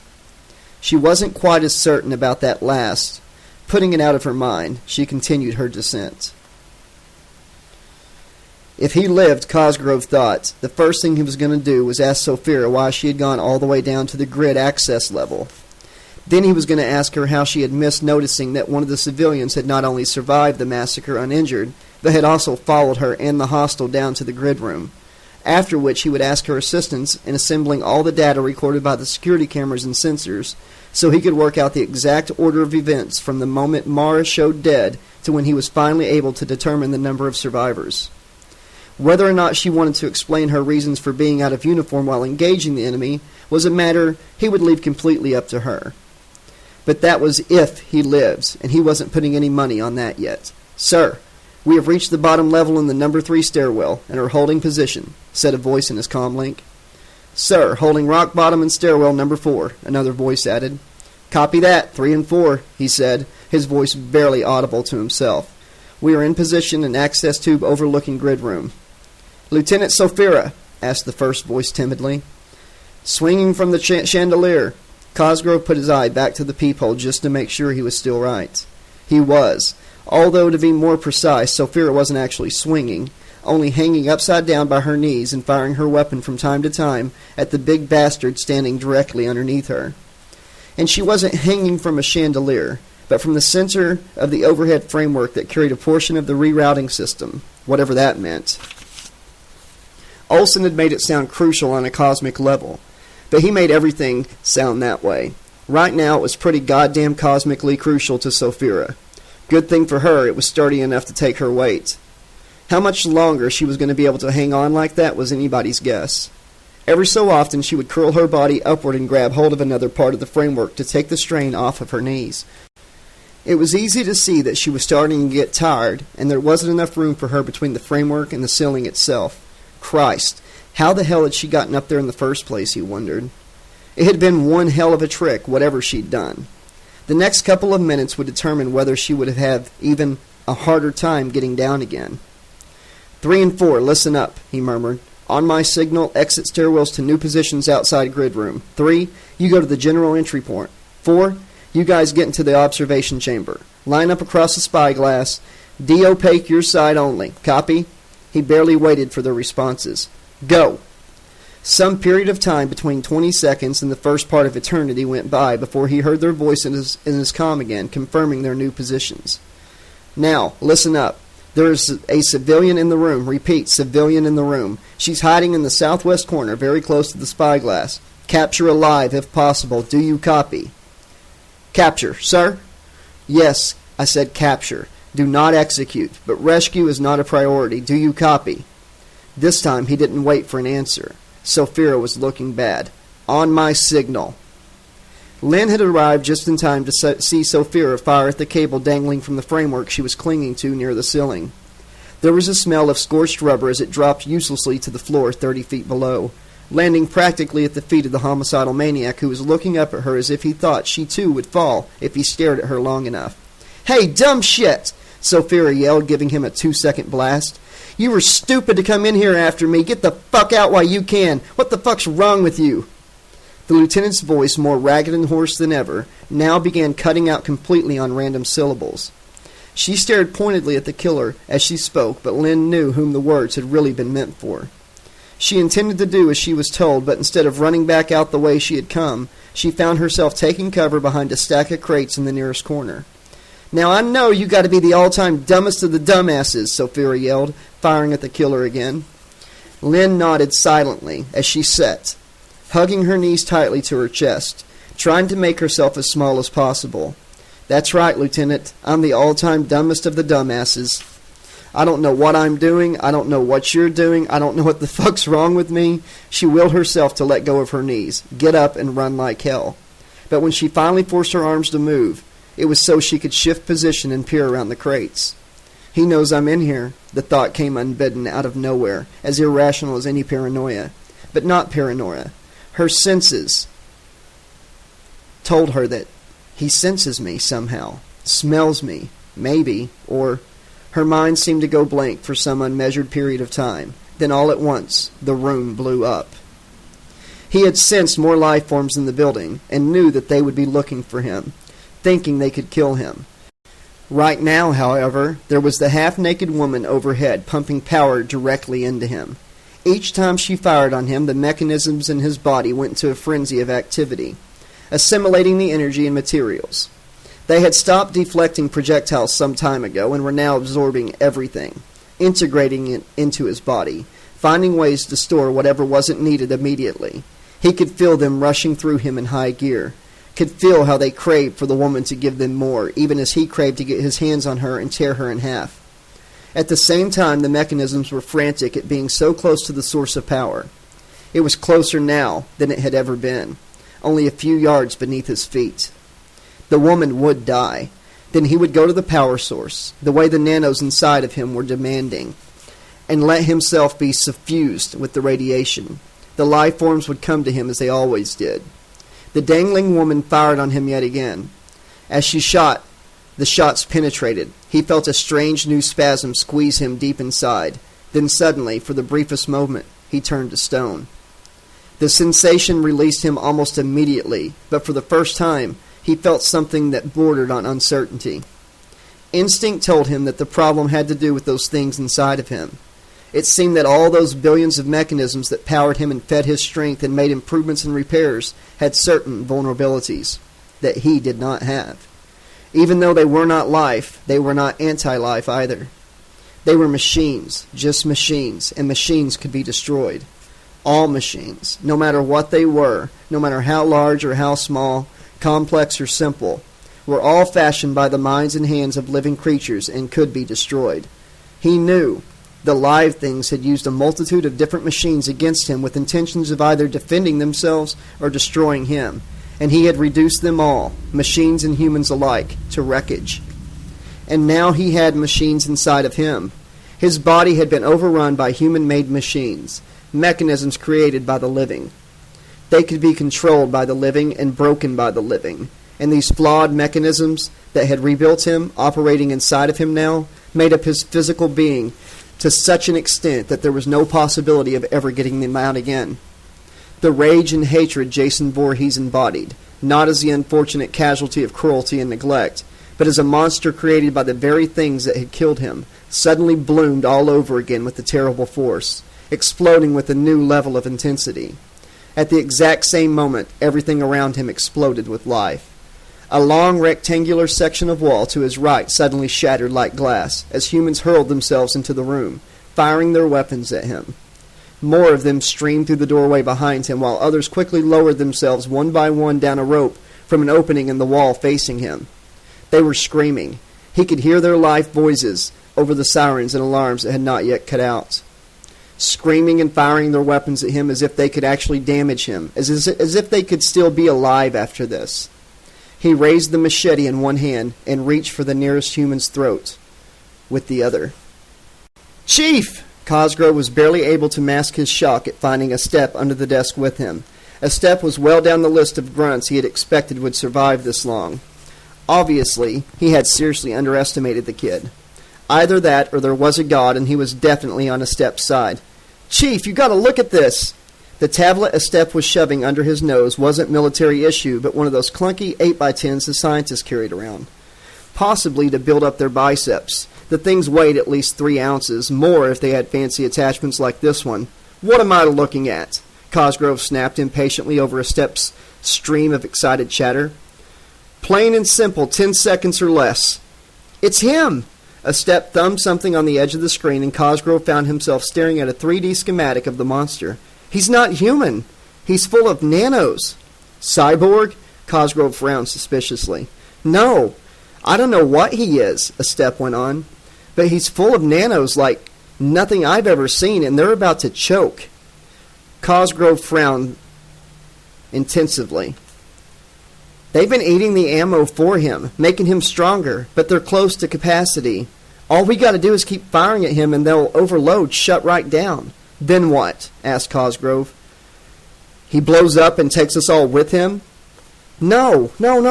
He shuts down with them," a step said, almost tripping over his words with excitement. "Knocks them right out. Then all we got to do is hook them up to the right amount of current, and it'll keep the nanos frozen. See the electrical charge of—" "Just shut up and do it," Cosgrove barked, shoving him away as he slid out from under the desk and began blasting away again at the creature in the center of the room. Up near the ceiling, Sophia was holding on with both arms and legs and trying to keep track of what was going on below. Every joint in her body seemed to be on fire, particularly her shoulders. Her internal filters had pretty much failed altogether, and she had just heard, among the chaotic chorus of voices in her comlink, that the power station had sustained irreversible damage from the incendiary shot that they had been using. Like the woods around Veronica Lake, she thought. The feds must have sent in a disaster crew by now, perhaps 2 crews, one for the woods and one for the power station. Only, what orders had the second group been given, she wondered? Scan for recoverable personnel? Or something more along the lines of Cosgrove's own orders concerning the civilian? Capture alive if possible, rescue is not a priority? Or maybe something far simpler. Secure and seal, set containment level at 100%. Well, that was the only safe way to handle a heavily damaged power station. Enclose the whole thing in a shielded container and then launch the entire mess into space on a one-way trip to nobody cares. End of story. Oh, except that they would probably all get medals for their collective bravery under extreme circumstances. Posthumously, of course. But it was the spirit of the thing, right? Brave was brave, whether you were still around afterwards or not. And if not, then it was the sincere hope of everyone on the highest command level that getting a medal would make you feel a lot better about being dead. You might even be proud. She felt her eyes trying to roll up in her head and wrapped her arms and legs more securely around the metal pieces she was clinging to. It might be easier to keep herself from passing out if she looked around for some means of getting herself down. Then she could order one of the guys to give her the top part of his uniform so she could rest in fully clothed peace.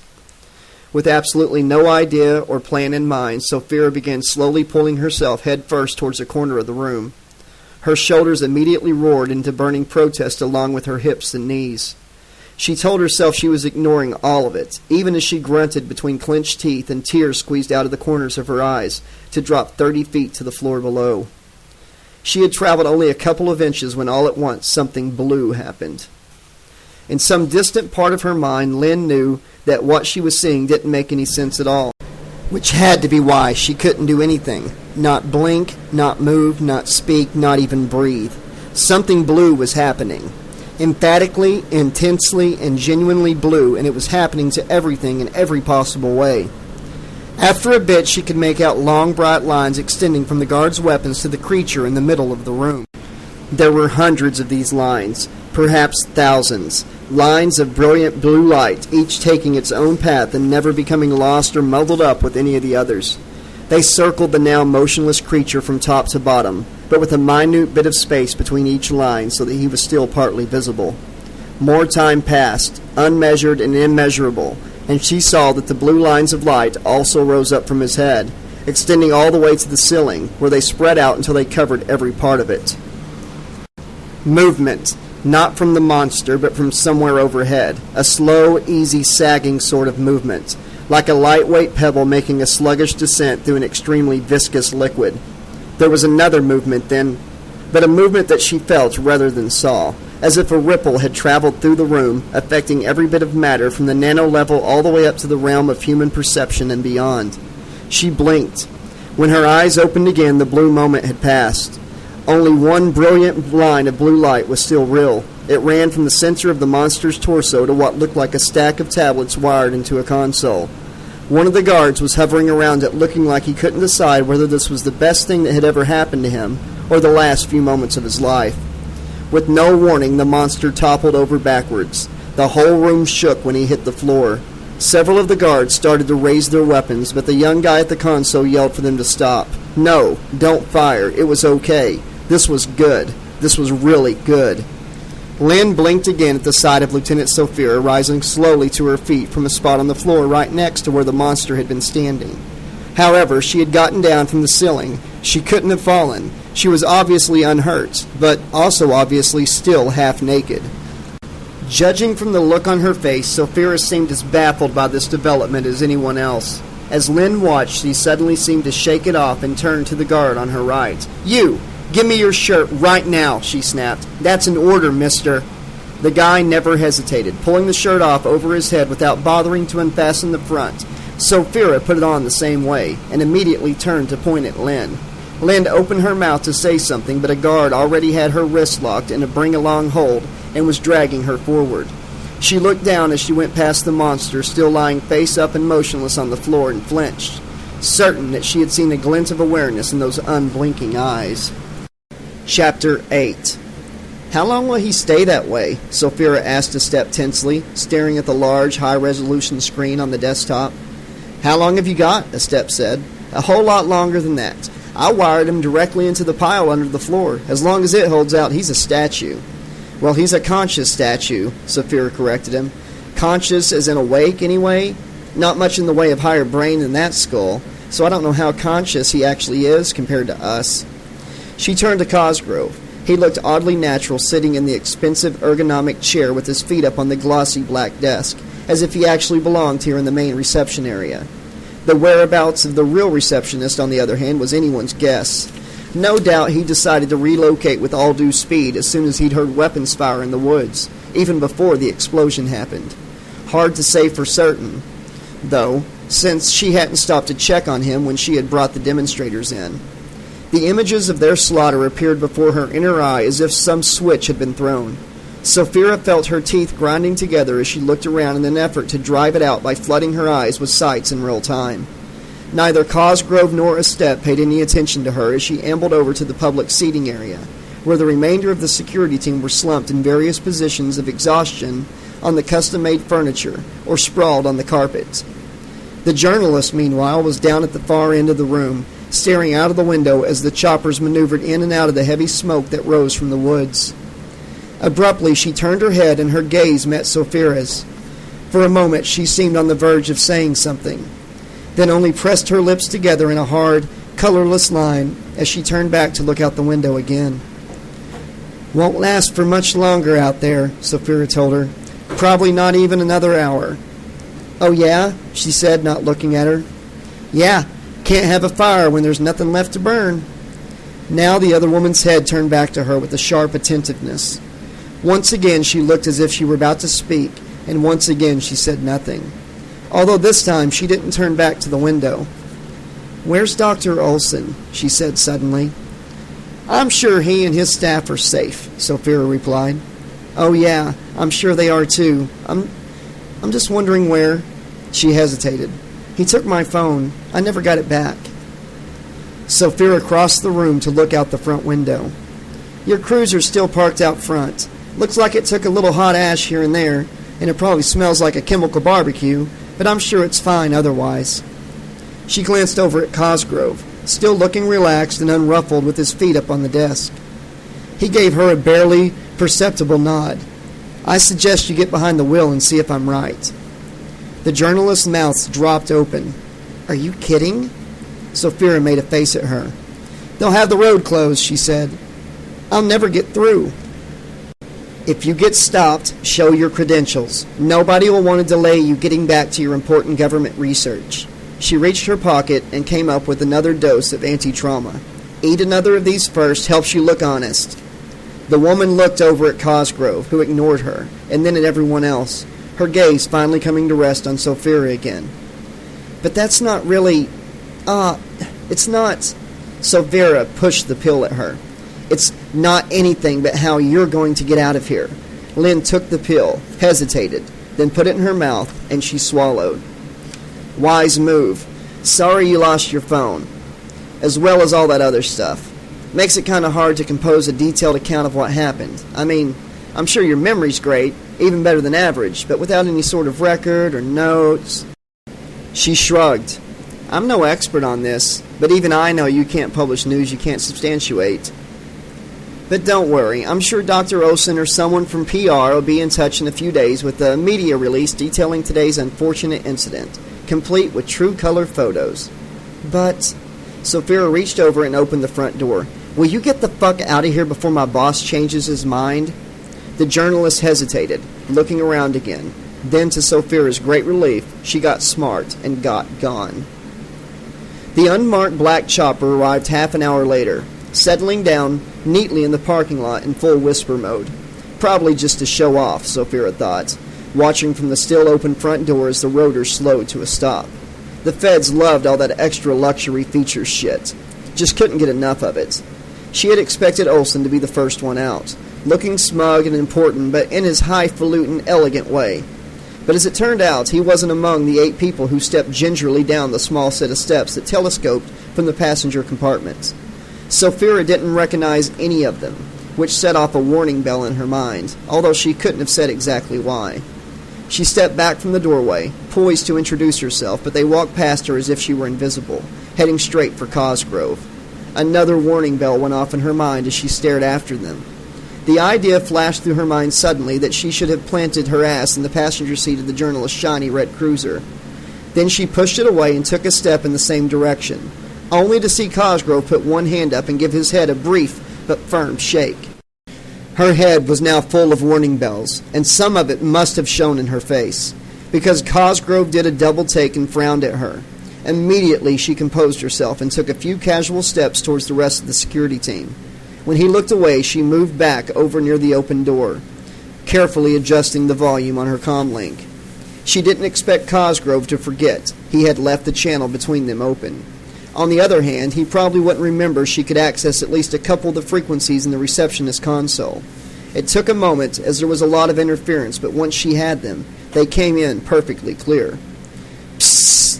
Not one of yours?" asked a strange voice. "Absolutely not," Cosgrove replied. "You've studied the specs we've sent?" "I have," said a different voice. "Courtesy of this young man here. A step?" "Yes, ma'am," said a step. He sounded so desperately eager to please that Sophia wanted to kick him. He started to go on hurriedly about the right electrical charges and mobilizing nanomechanisms, but mercifully Cosgrove stopped him after a few seconds. "The question is," said a third voice, "can we remove him from his current location and transport him to the project?" A step started to answer.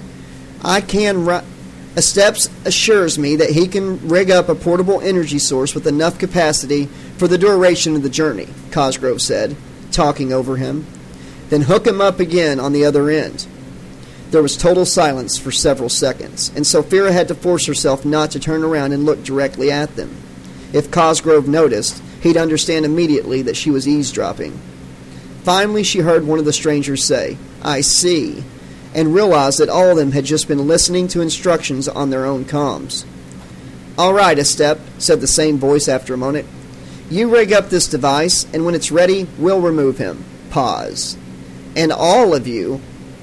"Say again?" Now Cosgrove sounded uneasy. "The power station's finished," said someone else.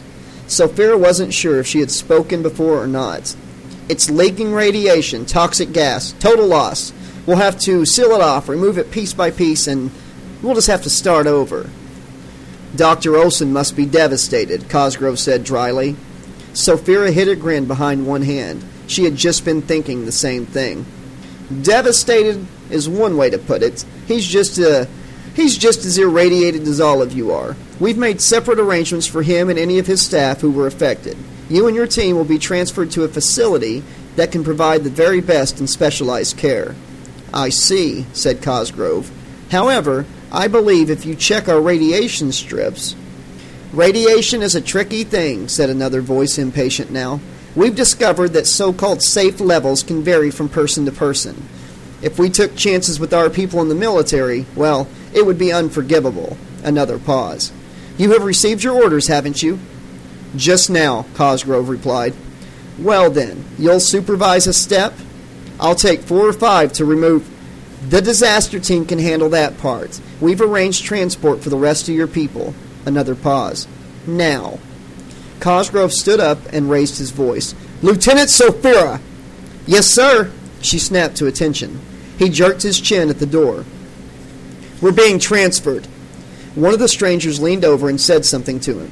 "Okay, listen up," he called over to the others. They came to attention with an easy swiftness that belied the apparent weariness.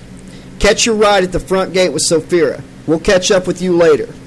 Sophia met his gaze as he turned back to her, and for a moment she thought she detected more than a little apprehension. "See you on the other side," Cosgrove told her. "Yes, sir," she said. As it turned out, they were both wrong. Lynn Bowles had heard the name Stein before, or at least she thought she had. It sounded familiar, although she couldn't associate it with anything more specific than something scientific. The name had sure meant something to Professor Morse, though. He had been surprised to hear from Lynn in the first place, but far more surprised to hear the name Stein from her.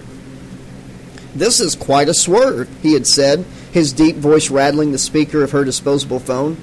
"The last time I saw you, you were whining about wanting to spend all summer in the mountains. Suddenly you're throwing around names like Stein and talking about government research projects? What happened to you, Miss Bowles? Did you hit your head?" "It's a long story, Professor." He had chuckled genuinely. "I've got time." "Unfortunately, I don't, sir." "Oh?" The smile had gone out of his voice immediately. "And why is that?" "What's your hurry?" "That's a long story, too." "Is something wrong? I can't help but noticing that you're calling on a disposable phone. Terrible waste of money, those things, unless you really want to conceal the exact location you're calling from." Lynn smiled with half her mouth. She had moved into a hotel near the airport and very reluctantly sold her car, just as a precaution, although as far as she could tell, no one was looking for her. "You don't really want to hear about some woman's complicated personal life and a stalker ex-boyfriend and why she decided to do something less visible than skiing, do you?" She was amazed to find the words coming to her practically as she said them. Had she always had this talent for lying, or was it something she had developed after almost having her head cut off with a machete? "Oh, God, Lynn, I'm so sorry," Morse told her feelingly. "I had no idea. You don't have to say any more. I'll be happy to help you in any way that I can." Well, thank you, Professor," she said, feeling slightly guilty now. "I do have an inside line on several ongoing projects," he said briskly, "including Dr. Stein's, although I have to tell you that one is all but impossible to get into. It's the highest of the high-level government-funded, military-sponsored projects. Most of the interns were hand-picked, and at least half of them are on active military duty." Lynn sighed. "I see." "Wait, dear, you didn't let me finish," Morse chuckled. It would be all but impossible to get into, but it so happens that they're short of an intern due to an unexpected departure." "Really?" Lynn kept her voice casual. What happened? Oh, I don't know the details, just that someone left early. In any case, if you're really interested in this, I can get you in as the replacement. That'd be great, Professor, Lynn said, meaning it. I had no idea you had so much pull. Dr. Stein and I shared a lab table in grad school way back when. If I recommend you, she'll give it extra consideration. Morse gave a small, slightly apologetic laugh. Of course, I can't absolutely guarantee that she'll take you. There's no such thing as a sure thing. But you'd say it's pretty likely, right? Lynn asked, hoping she didn't sound too anxious. Sure, especially if she needs to replace someone on short notice like this. You might find yourself out of your depth on some things, but I'm sure you'll be able to get up to speed with little or no trouble. Yeah, I learned fast. Thanks, Professor. He chatted for a further 5 minutes before he finally let her go with a firm reminder that she should call him if she needed anything, and really, he meant that. Anything at all. Nice guy, she thought, feeling another surge of guilt. Professor Morse always had struck her as being a nice guy, and certainly a lot nicer than the other two members in the professional triumvirate that ran the engineering and science faculty, Hold and Kane. But up until now, she had no idea of how sympathetic he was on certain kinds of issues. It made her feel a bit sleazy for using him that way. But then again, it wasn't like she was deceiving him for personal gain or to hurt anyone. Just the opposite, in fact. Besides, she had gotten pretty far on her own. With a few hours of judiciously searching certain records and following a rather oblique route, she had managed to trace Lieutenant Sophira specifically to Dr. Stein and this project. Lucky for her that whoever was keeping records for the military hadn't bothered to deliberately hide anything, deciding instead that this kind of information was too obscure for most people to bother with. There was just so much information being generated about so many different things that those assigned with security and watching over it couldn't control it. Who watches the watchmen? Lynn thought. I do. If finding out Rena Sophira's current location had been relatively easy, getting anywhere near her or the truth about the creature who had massacred so many people at 3 Mile Island was damn difficult. Even with her nifty credentials from Dr. Olson, she wouldn't have been able to get into the government project without a little help. Hell, she wouldn't even have been able to get the exact address. Yes, Professor Morse was definitely one of the good guys, Lynn thought. She had a feeling, however, that his old classmate, Professor Stein, wasn't anything like him. Lynn tried not to think about what was facing her. Professor Stein or anyone or anything else. She turned on the TV for wallpaper and tried to doze. Sometime later, Lynn woke up with a start from a nightmare where she was at a huge conference and couldn't find anyone she knew, and couldn't find a way to get home. The TV was still on, some old movie from pre-vac Earth. At least the cable station had not gone off air, and the TV wasn't turned to a dead channel. And at least it wasn't snowing, she saw, looking out of the hotel window, though a heavy rain was dropping from the sky. She craned round to look out of the top of the window, but the sky was dark with no sign of a moon or any stars. It was a dark and stormy night, she thought. Then she laughed at herself for going into Bulwer-Lytton mode. But she didn't laugh for long. She felt an overwhelming sense of isolation. Perhaps it was the anticipation of going undercover into a dangerous situation, to a research project where she might encounter, well, she shoved that thought to the back of her mind, along with everything else to do with 3 Mile Island and Dr. Olson's pet project. Perhaps it was the rain. Perhaps because it was so dark, the night outside her hotel window lit only by street lamps and the flickering neon signs across the way. Always happy hour, special offers 24/7. At least someone out there must be having fun, she thought. They're out there rocking the night away in the eternal happy hour, and I'm in here on my own with nobody to rock me to sleep. She cranked open the window at the top to let some air in and heard the sound of music coming closer. A car came into view, its headlights reflecting off the wet street, the beams shimmering in the rain. A window must have been open in the car, and she could hear Elvis Presley singing Return to Sender, the latest remixed single to hit the charts. Dear God, thought Lynn, some things just never die. The rock and roll singer had been dead long before Earth One had been abandoned, but his voice lived on from over 500 years ago. Lynn found herself wishing someone would package her up safely in a mailbag and return her to home, back to the quotidian round of Ramsey County. The Star and its regular diet of parish pump gossip and local stories. Back to the safety of CM University and the sureties of coursework, essays, and end-of-semester exams. Geez, girl, get a grip on yourself, she thought. Do you want to lose yourself in some pastoral backwater, or do you want to be a real investigative reporter? She already knew the answer, and it was the same answer she had been carrying around with her ever since she was 9, a bright and sparky young kid growing up in a small conservative town that was just too small to contain her. I want to make a difference. No secret that the intrepid reporter can't uncover. No injustice that can't be exposed to the light of day. No monster that can't be revealed. On the TV, Robert Redford was saying to Dustin Hoffman, "Deny, deny, deny." But nobody was going to deny Lynn her chance to make a difference. All of which left her resolute, determined, and desperately lonely. She looked at the disposable phone on which she had called Professor Morse. It had a few more minutes left, and she had bought a second one as a backup. No harm in using it to call an old pal, she thought. Looking at her watch, she saw it was almost 3 in the morning, that lowest of low points in the human circadian rhythm. The time when the heart gave out and people died, and she knew exactly who to call. Who would be up at this hour?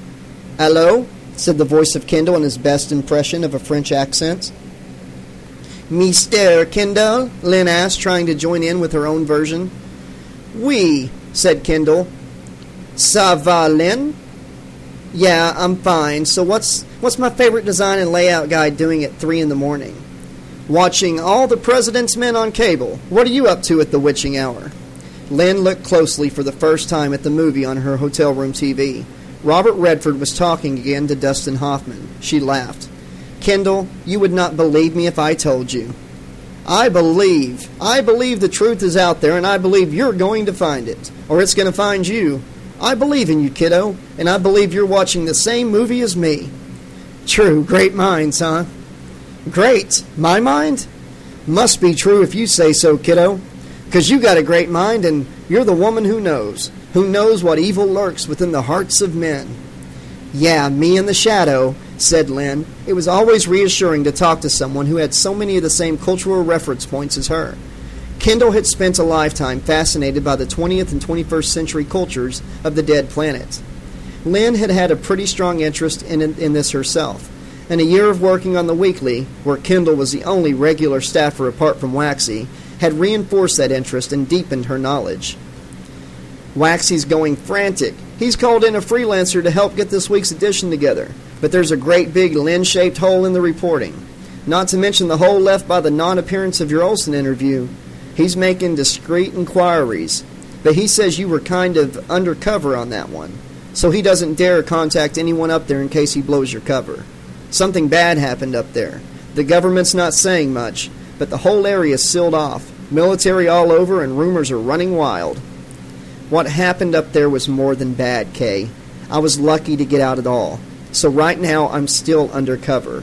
Don't ask me where, because I really can't tell you." "So, what evil are you investigating this week?" "One that lurks within the heart of a woman. But that's all I'm telling you, Kay. This one is serious, and I'm in way over my head. The less you know about it, the safer for you." Kendall sounded more serious. "You doing something dangerous, kiddo? Wrap that old First Amendment around you, freedom of the press." "I don't know, Kay. I'm going to a place where the First Amendment and the rest of the Constitution don't apply." "You'll be okay. There's no place where the law of gravity doesn't apply, and so long as that goes, you can always jump up, and away. With one mighty bound, Lynn was free." Lynn laughed. "I don't feel much like Supergirl right now." "Yeah, Elle. Well, just turn on that 30,000 candle power smile of yours if you're in a situation where you want someone to believe you, and you'll be fine. That smile will dazzle them so they won't be able to see anything except what you want them to." "You're a sweetheart, Kay, but you're the only person who ever thought I had a nice smile." "Nice? That smile can light up a room, kiddo." She looked at the disposable phone. There was an orange light winking, a signal that only a minute was left at most. Any moment it would go red and the phone would be dead, silent and used up. "Listen, Kay, my phone time is going to run out. Just keep my seat warm, okay?" "Warm and toasty, Elle. Though office basketball is pretty much a drag without our star player." Anyway, kiddo, just remember that. The phone went dead before he could finish. Lynn had a heavy feeling in the pit of her stomach that she was never going to find out what it was Kendall wanted her to remember. Part 2, Chapter 9. What science needed, thought Dr. Stein, were more monsters. Monsters were the ideal experimental subjects. She was sitting with her feet up on the desk in her office, gazing fondly, even lovingly, at the image on the screen propped up on her thighs. Every few seconds, the camera angle on the creature strapped to the table in the lab next door would change, rotating through a dozen different angles in true-life color and resolution. It made for a reasonably good remote inspection of a specimen in temporary quarantine, Stein supposed, although she would have preferred at least 3 times that many cameras. No, make it 5 times as many, plus a couple of remote-control mobile scanning units with enhanced zoom and magnification. If she'd had just a little more notice, that was exactly the setup she'd have been using right now. But the specimen had arrived with no warning. By the time she had been notified the creature was even on the premises, the detail of soldiers who had delivered him had already sealed the lab. But at least the 2 weeks were almost over. Only 30 hours of quarantine to go. She could stand it, she thought, absently stroking the left side of her face with her index finger. The new skin there was so completely integrated now that she could no longer feel where the wound had been. Her new graft process had been every bit as successful as she had hoped, marking a major breakthrough in tissue regeneration. Healing had progressed twice as quickly, while requiring only half the standard amount of nano. All told, it had been an exceptionally good week progress-wise.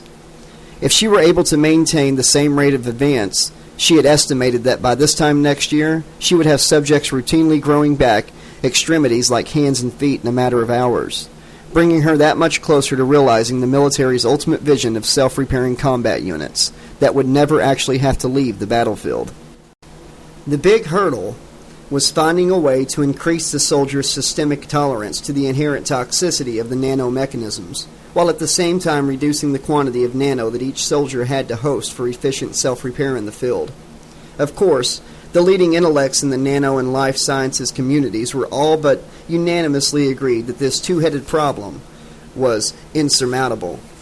Dr. Stein found their solidarity as amusing as their opinion. It seemed to her that the leading intellects were always declaring one thing or another to be insurmountable with all the eagerness and determination of a pack of animals marking their territory to protect the group mind from interlopers. In that spirit, she thought it must have given them extraordinary pleasure to find a problem of the two-headed variety to pounce on. The last project of hers deemed worthy to receive the official impremature or insurmountable from the leading intellects had been portable nano repair bed, which had definitely been a problem of the non-exotic and quite mundane single-headed variety. They had been extremely vociferous about it as well. Dr. Stein hadn't been too amused on that particular occasion, however, because she had been secretly afraid that they were right. How relieved she had been when things had turned out otherwise, and only then had she understood how much stress the whole issue had put her under. No, correction, how much stress she had allowed it to put on her. Never again, she had promised herself afterwards. It was the military that was setting her assignments for her, not the leading intellects, and it was the military that she had to answer to.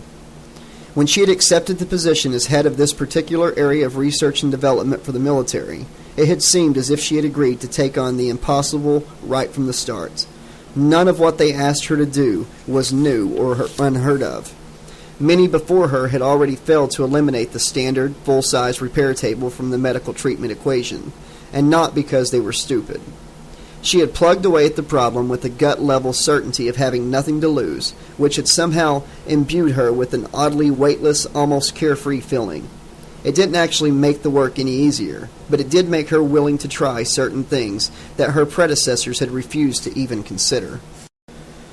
Consequently, she had managed to prove those leading intellects wrong by reducing the nanotable, with all its unwieldy attachments, power requirements, and other bells and whistles, to a stretcher portable enough to be carried quickly to and from areas of combat. It was a good result by itself, as no one else had ever been able to develop a mobile version of the table equal to even the most stripped-down version of the standard model. But that result hadn't been good enough for the military. There was still too much downtime, they told her. A stretcher required 2 units to transport and operate, combined with the injured unit, which would have to be removed from the duration of repair. This made a total of 3 soldiers engaged in non-combat activity for every injury. Thus, if 100 soldiers were injured, there would actually be 300 out of action. The idea was to keep combat units in combat. Try again, Dr. Stein. So she had tried again. Right now, she was still at the stage where combat units were suddenly dropping into comas or going straight into fatal anaphylactic shock, and she just couldn't seem to get past that. What a terrible waste of experimental subjects that was. She had had to discard over 4 dozen in the last 30 days, and although that wasn't a vast improvement over the previous rates of loss, it was still unacceptable. Sometimes she had been forced to suspend operations for upwards of 45 or even 60 hours until replacement subjects arrived. Preparing them ate up more hours depending on what kind of condition they were in. Programs had to be revised, measuring instruments recalibrated. It was so annoying. But this subject was a different story. Incredibly dangerous, yes, and given what his records said, she had to face the very real possibility that she might lose a few lab personnel to the much steeper than average learning curve. Well, that just couldn't be helped. She just hoped she wouldn't have to lose any more to sheer stupidity and insubordination, like the one she had been forced to dispose of for violating quarantine. Bastard. Fortunately, it seemed to be a lot easier to replace staff members than experimental subjects.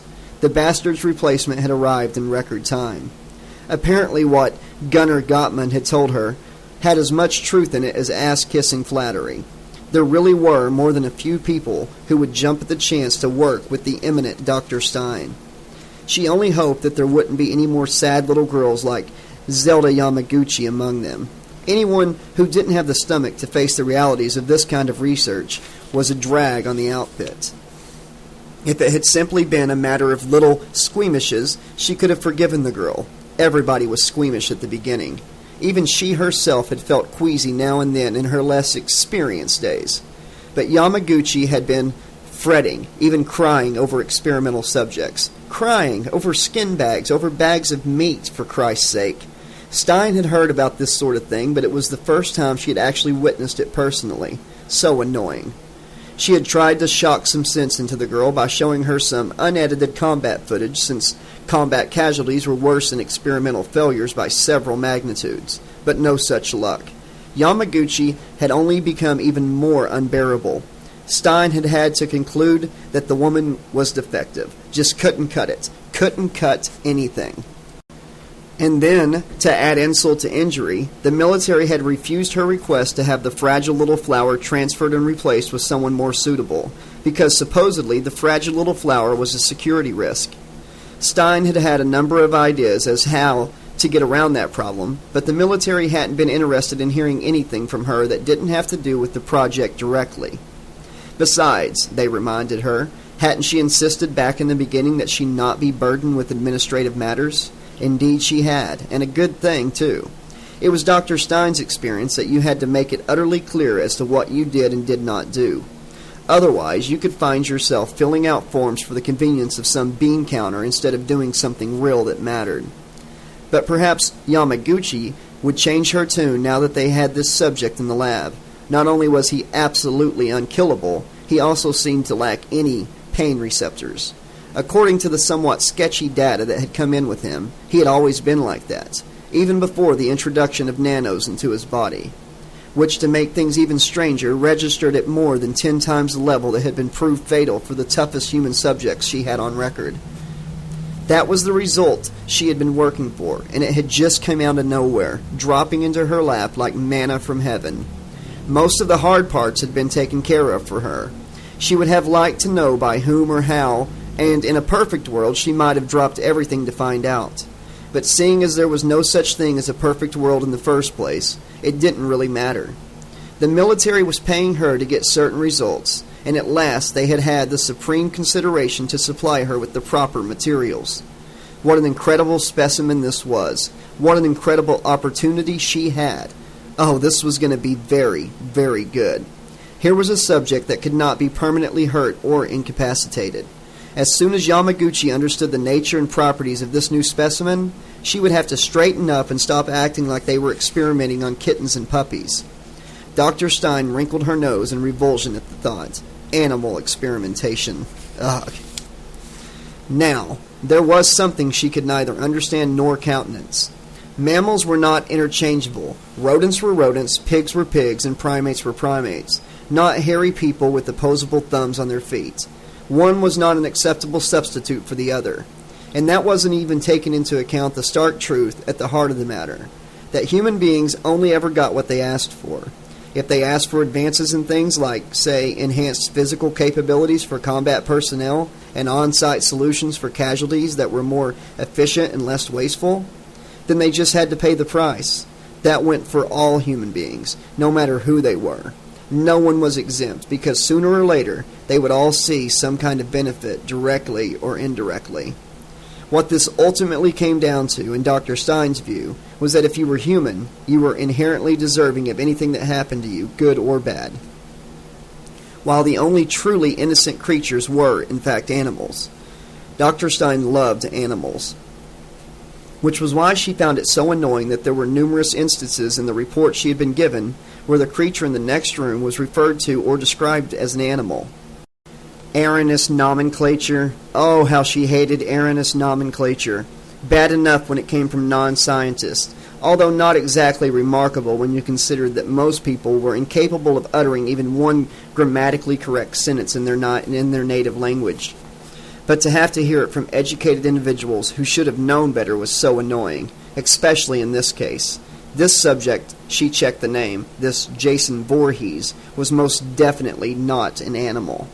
He was what she had been working for, what the military was paying her a fortune to develop for them. Jason Voorhees was the super soldier. All she had to do was figure out how he had gotten that way, and then produce about 999,000 more just like him, give or take 1,000. In many ways, the complex was a typical military installation. It was entirely subterranean, excessively funded, overly secure, relentlessly monitored, and not quite as difficult to get into as it was to get out of. It was rigorously maintained, meticulously equipped, carefully staffed, and never questioned. The only thing it wasn't was pretentiously named. It was so absolutely and irrevocably secret that it wasn't named at all, which was a genuine first for Earth-2's military establishment, although perhaps understandable in light of the fact that Dr. Stein had been put in charge. In fact, if the truth had been told, it was as much Dr. Stein's involvement as it was the nature of the project itself that demanded adherence to all of the aforementioned conditions, especially the matter of careful staffing. Given the circumstances, it was impossible to be too careful about the staffing. It was only logical, then, that most of the staff would be military, and even so, it didn't mean being any less careful. Prospects were identified by test scores.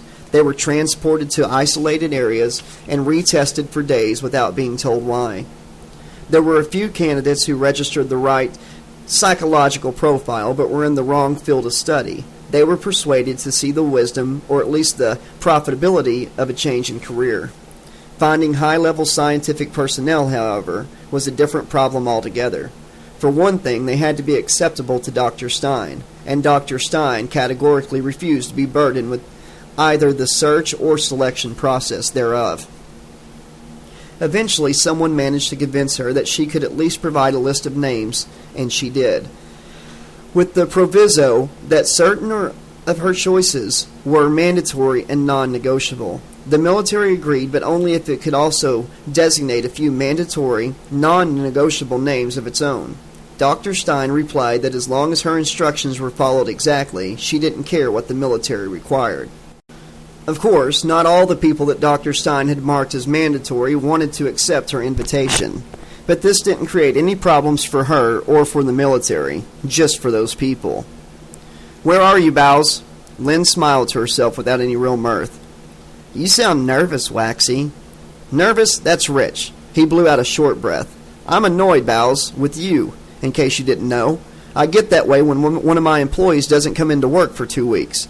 especially when said employee was on the scene of a major incident and, instead of delivering the story of the century, craps out completely, leaving me with nothing but government-sanctioned puff pieces about sabotage perpetrated by misguided eco-fanatics and heroic security guards giving their lives to protect us all from... I know, Waxy. It's all over the news, Lynn chuckled grimly. Now think about this one. Suppose this employee of yours had come back with the story of the century.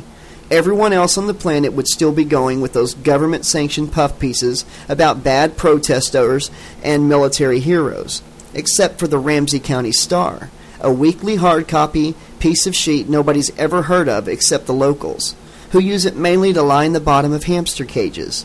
And don't give me your old line about how many people read it and how huge the area it covers is.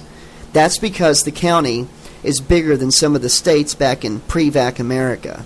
So just suppose the RC Star runs this crazy, paranoid fantasy about the government covering up a mass. She cut off. Well, I think you can see the point I'm trying to make. There was a brief silence. Speaking of paranoid, did you happen to notice that some of those puff pieces include mention of unconfirmed reports that one of the saboteurs was a sympathetic journalist, managed to gain entry to the power station with forged credentials from some other project? Pretty specific for unconfirmed, don't you think? Lynn asked evenly. Are you going to tell me where you are, or does this constitute your official resignation? He snapped. If it does, you're going to have to go easy on the disposable phones. Pretty expensive habit for someone without a job. You're lovely to be concerned, Waxy, even though you're annoyed, too. She chuckled. I have to say, I rather like the fact that a disposable phone won't disclose my location. Having that kind of secrecy makes me feel like a spy. Kinda sexy. Is that what you're doing now, working as a spy? Or just feeling kinda sexy? Lynn chuckled again with real humor. I prefer not to answer on an insecure phone. Does that mean I'm never going to find out what really happened out there? When I know, Waxy, you'll know. And what are you doing right now? I'm going to go find out. Bows. Gotta go, Waxy. I've got a schedule to keep. She broke the connection. Then she picked up her suitcase and headed briskly through the airport to catch her flight, dropping the phone in a trash can on the way. Chapter 10. This time the phone rang just before Omar Wing stepped into the shower, rather than right after he had covered himself from head to foot with lather. A startling variation from the usual, but not unwelcome, not a bit. Only Dr. Stein possessed the unerring instinct for timing her calls at the most inconvenient moment of his shower. Ergo, the caller wasn't Dr. Stein. That alone was cause for celebration, or, at the very least, a few minutes in a good mood. He hit the voice-only receiver above the towel rack. Yes? The caller hesitated. Omar? He sighed. Yes? You have reached Omar Wing, he said, speaking a little more slowly and clearly than normal. And who might you be? Oh, for Christ's sake, said Ramirez Gold. Why don't you just put on your screen, then neither of us would have to guess. Why? I'm fine, Goldie. How are you? Wing said flatly. Oh, by the way, I don't have my screen on because you caught me as I was about to step into the shower, which means I'm completely and unreservedly naked as God made me. What's your excuse? Did you forget whom you were calling? For Christ's sake, Gold said again. Who the hell answers the phone by saying yes? What do you want, Goldie? He asked, the weariness in his voice unfeigned. That thing Stein had under wraps in her lab is coming out of quarantine tomorrow. It's something new. Wing waited for the other man to go on. Is that it? He said finally. Actually, it's someone new, Gold said. Really new. Like nothing we've ever seen before. Don't tell me another half-baked cyborg. Wing caught sight of himself in the big mirror over the sink and winced as his softening middle. He had never been overly anxious about getting older, but ever since he had come to the complex with Dr. Stein, it seemed as if everything even remotely youthful about himself was dropping away before his eyes. I'm pretty sure it's not a cyborg, but if it is, it's definitely not half-baked. You know those grunts they brought in at the same time? Well, they're all staying in quarantine, and according to our grunts, they won't be leaving anytime soon. Who'd you hear that from? Wing asked. Someone who knows. They let grunts make calls from quarantine now? That's new. Our grunts aren't in quarantine. They had on protective gear. Gold paused. Anyway, I don't think the quarantine's just for decontamination. I think it's as much for security as anything. Wing finally gave in and reached around the shower door to shut off the water. Your source tell you that too? Not in so many words. It seems all the soldiers in the detail were from the squadron stationed at Veronica Lake. Shit. No wonder they're not leaving. By this time next week, they'll probably be stacked up like cordwood in the freezer, and Stein will have me doing their autopsies. I'm sure you're right, Gold said grudgingly. Whatever cordwood is. Don't tell me, I'll just assume you know. But I got the very strong impression that they're really in quarantine because of what they know about the specimen they brought in. And what do you know? Asked Wing.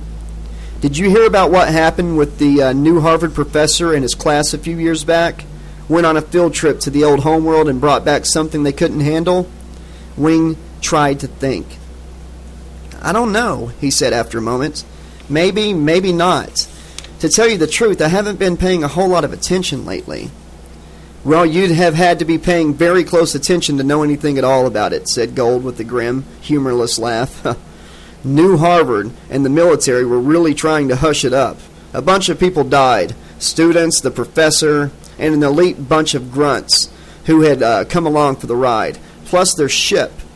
A catamaran-class transport blew up, but not before it took out a certain orbiting city. Wing's laugh was incredulous. Oh, come on, Goldie.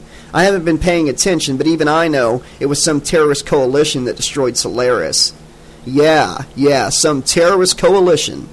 I can't remember the name either, and since it was a suicide mission, they're all too dead to answer questions. Very convenient, I'd say. More government conspiracies, Goldie? Wing asked. Isn't the one we're involved in enough for you? It's not funny, Omar. Wing sighed. And I'd like to know what I'm dealing with, Gold said impatiently. I'd like to know what I'm locked in here with. Wouldn't you? I already know what I'm locked in here with. Oh, and what might that be? My conscience. Ramirez Gold made a disgusted noise. Hey, anytime you come up with a plan to blow the whistle on this whole operation in a way they can't suppress or discredit, I'm listening. Pause. Uh-huh, I thought so. He hung up. And Goldie was one of the good guys, Wing thought, as he put the shower on again. It was going to be another long day. Of course, since he had come here, there hadn't been any other kind. I'd like to know what they locked us in here with. He stood under the water and soaped himself up vigorously, as if he meant to scrub off the outer layer of his skin. No, you wouldn't like to know that, Goldie, he thought. You really wouldn't. You only think you'd like to know what you're locked in with because you're still buying into the myth that knowledge is power. You think that knowing the nature of the beast will make you better able to deal with it. Maybe even let you figure out some way to defeat it, or at least keep it at bay. But it won't. Knowing what you're locked in with will only give you more detailed information on what it is you can't escape. None of us really wants to know that. The two beeps that pulled Supreme Allah out of his half-doze weren't a bit loud or startling. They come from the tablet on the bedside table. All of the tablet's audio signals and alerts had been painstakingly engineered by a team of experts to sound genteel or even discreet. Those qualities, however, did not make them welcome. Supreme Allah was grimacing as he stretched out one dark, wiry arm to pick up the thin, silver rectangle up off the nightstand and take a look at what the day held in store. Not good, he said, watching as text crawled upward from the bottom of the tablet's face. The thing was about the size of his hand, maybe just a little bit larger, and he kept the scroll rate at the slowest speed. Not even 7 o'clock and already the news is bad. His rich, deep rumble of a voice was grave. Next to him, Dr. Fatima Haddad O'Reilly pushed back her long, thick black hair and made herself comfortable on his left shoulder. Is it anything that might involve laboratory personnel being forced to see Dr. Stein naked? She asked. No. He brushed her forehead with his lips. Woman, you are fortunate that you are in the arms of the one who understands your humor. Don't I know it? Still, I fear for you. I know. O'Reilly threw one arm across his naked chest and squeezed gently.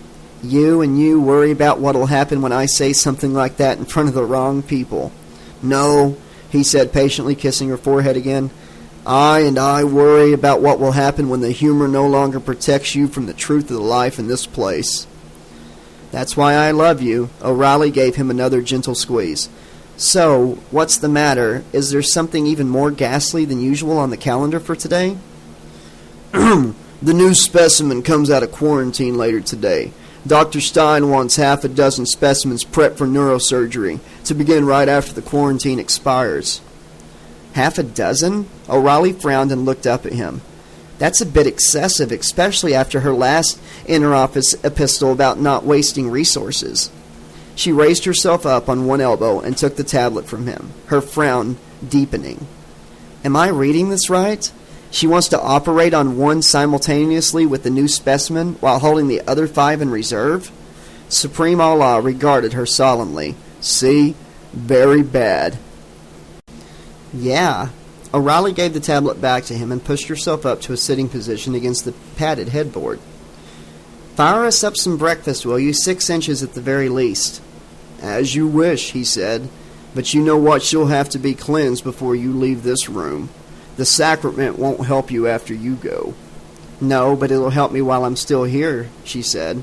Supreme Allah put the tablet back on the nightstand and reached into the drawer for a 6-inch length of rope. Anything else? He asked her. Yes. She slid down next to him again and pressed the length of her body against his. And plenty of it. He smiled, albeit a little sadly. As you say. The one thing any repressive police state has going for it is its level of corruption. Not only is it high, it's also highly sophisticated. Fresh off the graveyard shift and sitting on the narrow bed in his closet of a room, Corporal Daniel V. Nin paused in the act of taking off his boots and smiled to himself. It had been years since he had seen the outside of a classroom, but he could still hear those words as clearly as if his old history teacher had said them not 2 minutes before. He might not have gone so far as to say that the statement haunted him, but very little had ever stuck in his mind in quite the same way. Sometimes he suspected it was the real reason that he had joined the military, which was the police state in its purest form, either because he was curious as to how extensive the corruption would be, or simply to indulge his own less than noble inclinations to be corrupt in a controlled setting. Those considerations were secondary to the main reason, that is, that his twin sister Linda had joined up.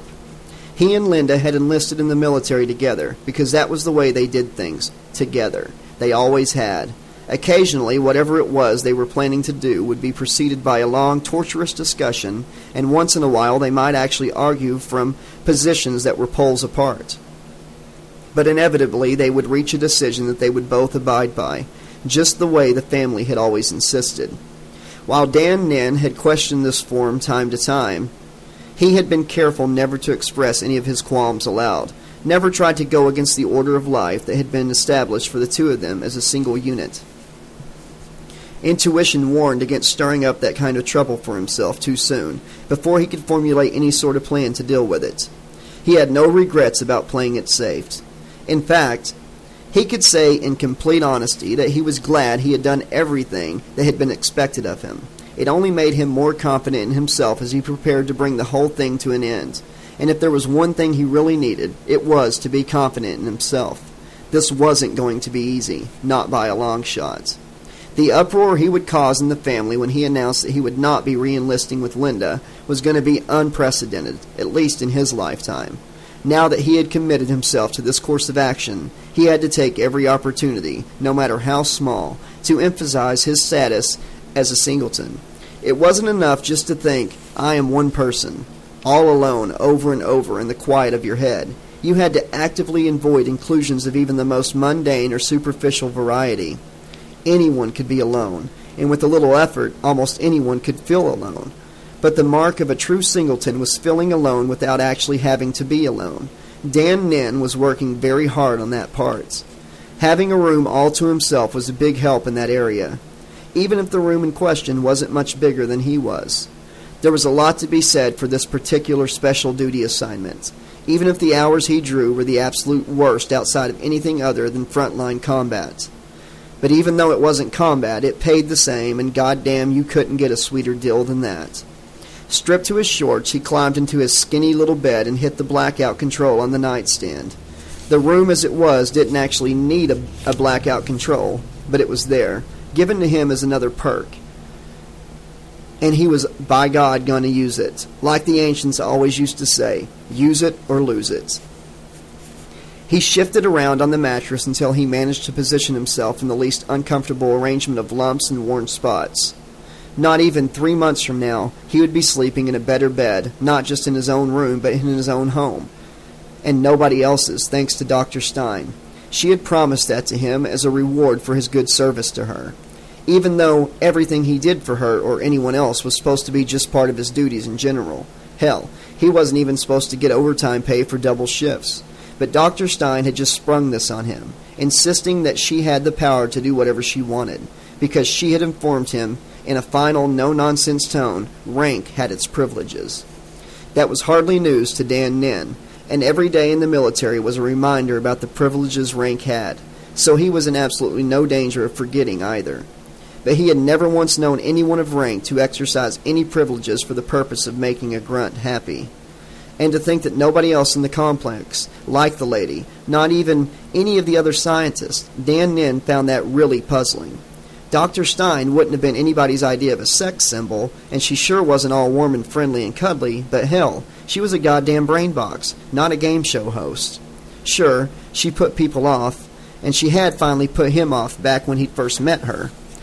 But then he'd come to realize that, what with being the director of the big project, she was just busy. Her head was really busy, all filled up with important, complicated thoughts all the time. So there wasn't a whole lot of room left for please and thank you or have yourself a real good day. Some people were like that. They only had so much room for everything they had to know, and there was nothing they could do about that. He thought that scientists, more than anyone else, would have been used to people like that, and so would have gotten along better with her. But it was the weirdest thing. They didn't. In fact, they all seemed to work at hating her, like she was their personal enemy. It wasn't really any of his business, but sometimes he was tempted to speak up, to try explaining to them that it really wasn't personal with Dr. Stein. She wasn't really bad, she just wasn't very nice. As she entered the cafeteria, Roz Trueheart was surprised to find Alonzo, Cray, and Pal, known collectively as the sex maniacs, already in line, waiting for breakfast service to begin. They had still been romping around in the gaming area when she had stumbled off to her quarters at a positively impossible hour of the morning after falling asleep in the movie theater. Some flat screeners just had that effect on her. No matter how fascinated she was with the story or the characters, she would drop right off even if she hadn't been remotely tired. It made her wonder if there had been any people on the pre-evacuation Earth with the same tendency. She had read a lot about how the old pre-vac television equipment could induce stupor. Personally, she had a hard time believing that screens that were about the same size as a standard desktop display unit and situated an average distance of 8 feet from the viewer could exert that kind of quasi-hypnotic power. It just wasn't big enough. In terms of perspective and relative size, it wasn't even as big as her phone held at arm's length. Roz gave a sigh. It turned into a yawn against her will. Since she couldn't put a movie screen in her quarters, perhaps she ought to consider moving her bed into the cinema and see if that would allow her an uninterrupted night's sleep. As comfortable as the seats in the cinema were, they ultimately failed as beds. Unless, of course, you were one of the sex maniacs, she thought, nodding hello at them as she picked up a tray and got in the line. Then the universe was your bed. All tired after last night? Pal asked. It was one of the standard sex maniac greetings, and it came with the trademark sex maniac smirk. Not as tired as you guys ought to be, she said, ignoring the fact that she had given them a straight line. It was almost impossible to say anything to the sex maniacs without them giving a straight line. At least if you were another intern. You must have gamed all night. Pal wiggled his glittery purple eyebrows at her. And you must have been all night yourself to know that. Is that a fact? Asked Alonzo, standing on tiptoe to peer all at her over Pal's shoulder. Roz was up all night. Alonzo had dispensed with eyebrows altogether. Somehow it gave his face a strangely innocent look, which Roz found a bit disturbing.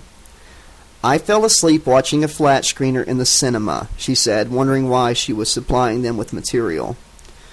Should have spent the night with us, said Alonzo. You'd have stayed awake. You'd have had something to stay awake for, promise you that. And then I would have a much better reason to be tired this morning, Roz said with an indifferent nod. Sorry, I've already heard this one. And it's all true, Cray said. I'm sure. Roz stifled another yawn. Is it just that I'm getting used to you guys, or are the jokes pretty tame this morning? We're toning it down on purpose, completely as a courtesy to you, said Pal. Just because we can see how tired you are, Alonzo added. Considerate of you, Roz replied. Hey, we're the sex maniacs, Pal said, sounding slightly offended. Considerate is our middle name. Sex considerate maniacs. Roz made a skeptical face. I don't think it works. That's because you haven't tried it, said Cray. Yet. Breakfast service started then, sparing her any more of their lame sex humor. Sometimes she wasn't sure which concept she found more difficult to believe. A, that there could possibly be some kind of overlying order or purpose governing the universe. B, that television could ever have been an all-pervasive medium of influence on pre-evacuation Earth. Or C, that any of the sex maniacs ever really actually got laid. Zai didn't knock before he opened the office door and stuck his head in. Kosi? The beautiful but rather unfortunately named Dr. Kosi Fantut turned from the image she had been studying on the wall screen. Today she was wearing her white lab coat over a mildly multicolored dashiki, another of her brilliant mismatches. Zai couldn't help breaking into a delighted smile. She smiled back at him, but he could see an undertone of anxiety in her broad, dark brown face. You were asleep when I left, she said. I figured. You mind if I come in? Toot made a quick, awkward, welcoming motion with one hand. I looked for you in the dining room, Zai said as he shut the door behind him. Well, I skipped breakfast and just came straight here. That explains why nobody saw you. Toot blinked at him, her beautiful features uncertain now, almost fearful. You aren't mad, are you? Sure, but sadly not to a degree that would convince the authorities they ought to section me out of this sorry setup as fast as possible. Zai winked at her. She laughed and her expression softened, although not enough to erase the worry in it. That wasn't what I meant. I know. He jerked his chin at the screen. So what's on this early show? See for yourself. Something new and approved.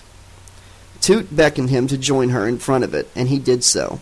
I finally managed to tap into a live feed from Stein's console. Zai nodded, watching the ever-changing view of the large humanoid form strapped to the lab table. Pretty minimal surveillance and scanning. They caught Dr. Stein completely off guard, said Toot.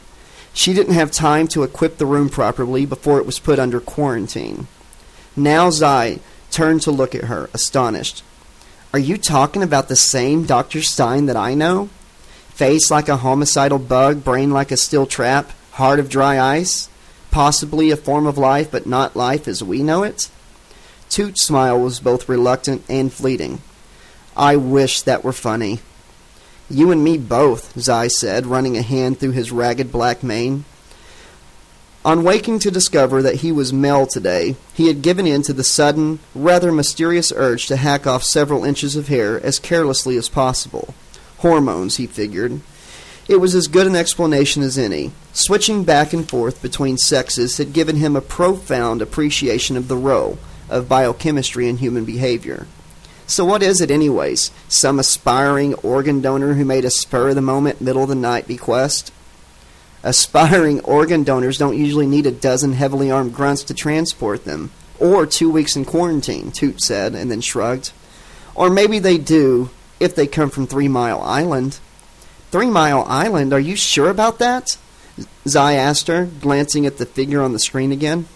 Oh, I'm quite sure. Stein's not advertising it, but she's not really hiding it either. It's buried in the general data, but if you can manage to stay awake long enough to read through all the blah blah blah carefully, you'll find it. Maybe that explains the weird get-up, Zai said thoughtfully. Although it doesn't really account for the design. I don't think I've ever seen anyone so bizarre. What the hell kind of mask is that? It looks like it's supposed to be a simple filtration unit, but where do the filters go? And how do you change them without removing the whole mask? And what the hell is that other stuff he's got on? It looks like somebody was trying to make a cross between an environmental suit and full body armor and then just quit before the job was done. Good questions, Toot said. All without answers, I suppose? Zai gave a short, humorless laugh. Oh no, there are answers. Toot pointed a remote at the screen and the display split into two panels. The original live feed shrank and moved to the left as a detailed graphic representation faded in on the right. It's just that you might find the answers more than a little unbelievable. She stepped back as he moved closer to the screen.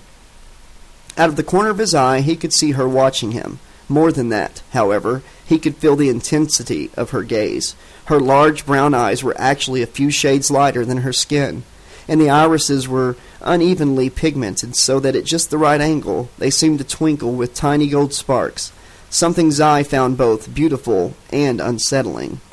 Not to mention distracting, which he thought might be why the data he had been reading wasn't making any sense. Then he thought that perhaps the data was actually both garbled and incomplete. He sneaked a glance at Toot. She was still watching him with an odd, expectant smile on her broad, perfect face. Well, she said finally. Did you pull this directly out of Stein's files? He asked her. She shook her head. The tap only goes as deep as her buffers. If I tried to get it any further than that, her system would register an intruder. However, in the interest of survival, I can leave the tap on her buffers permanently and she'll never know the difference. Zai chuckled.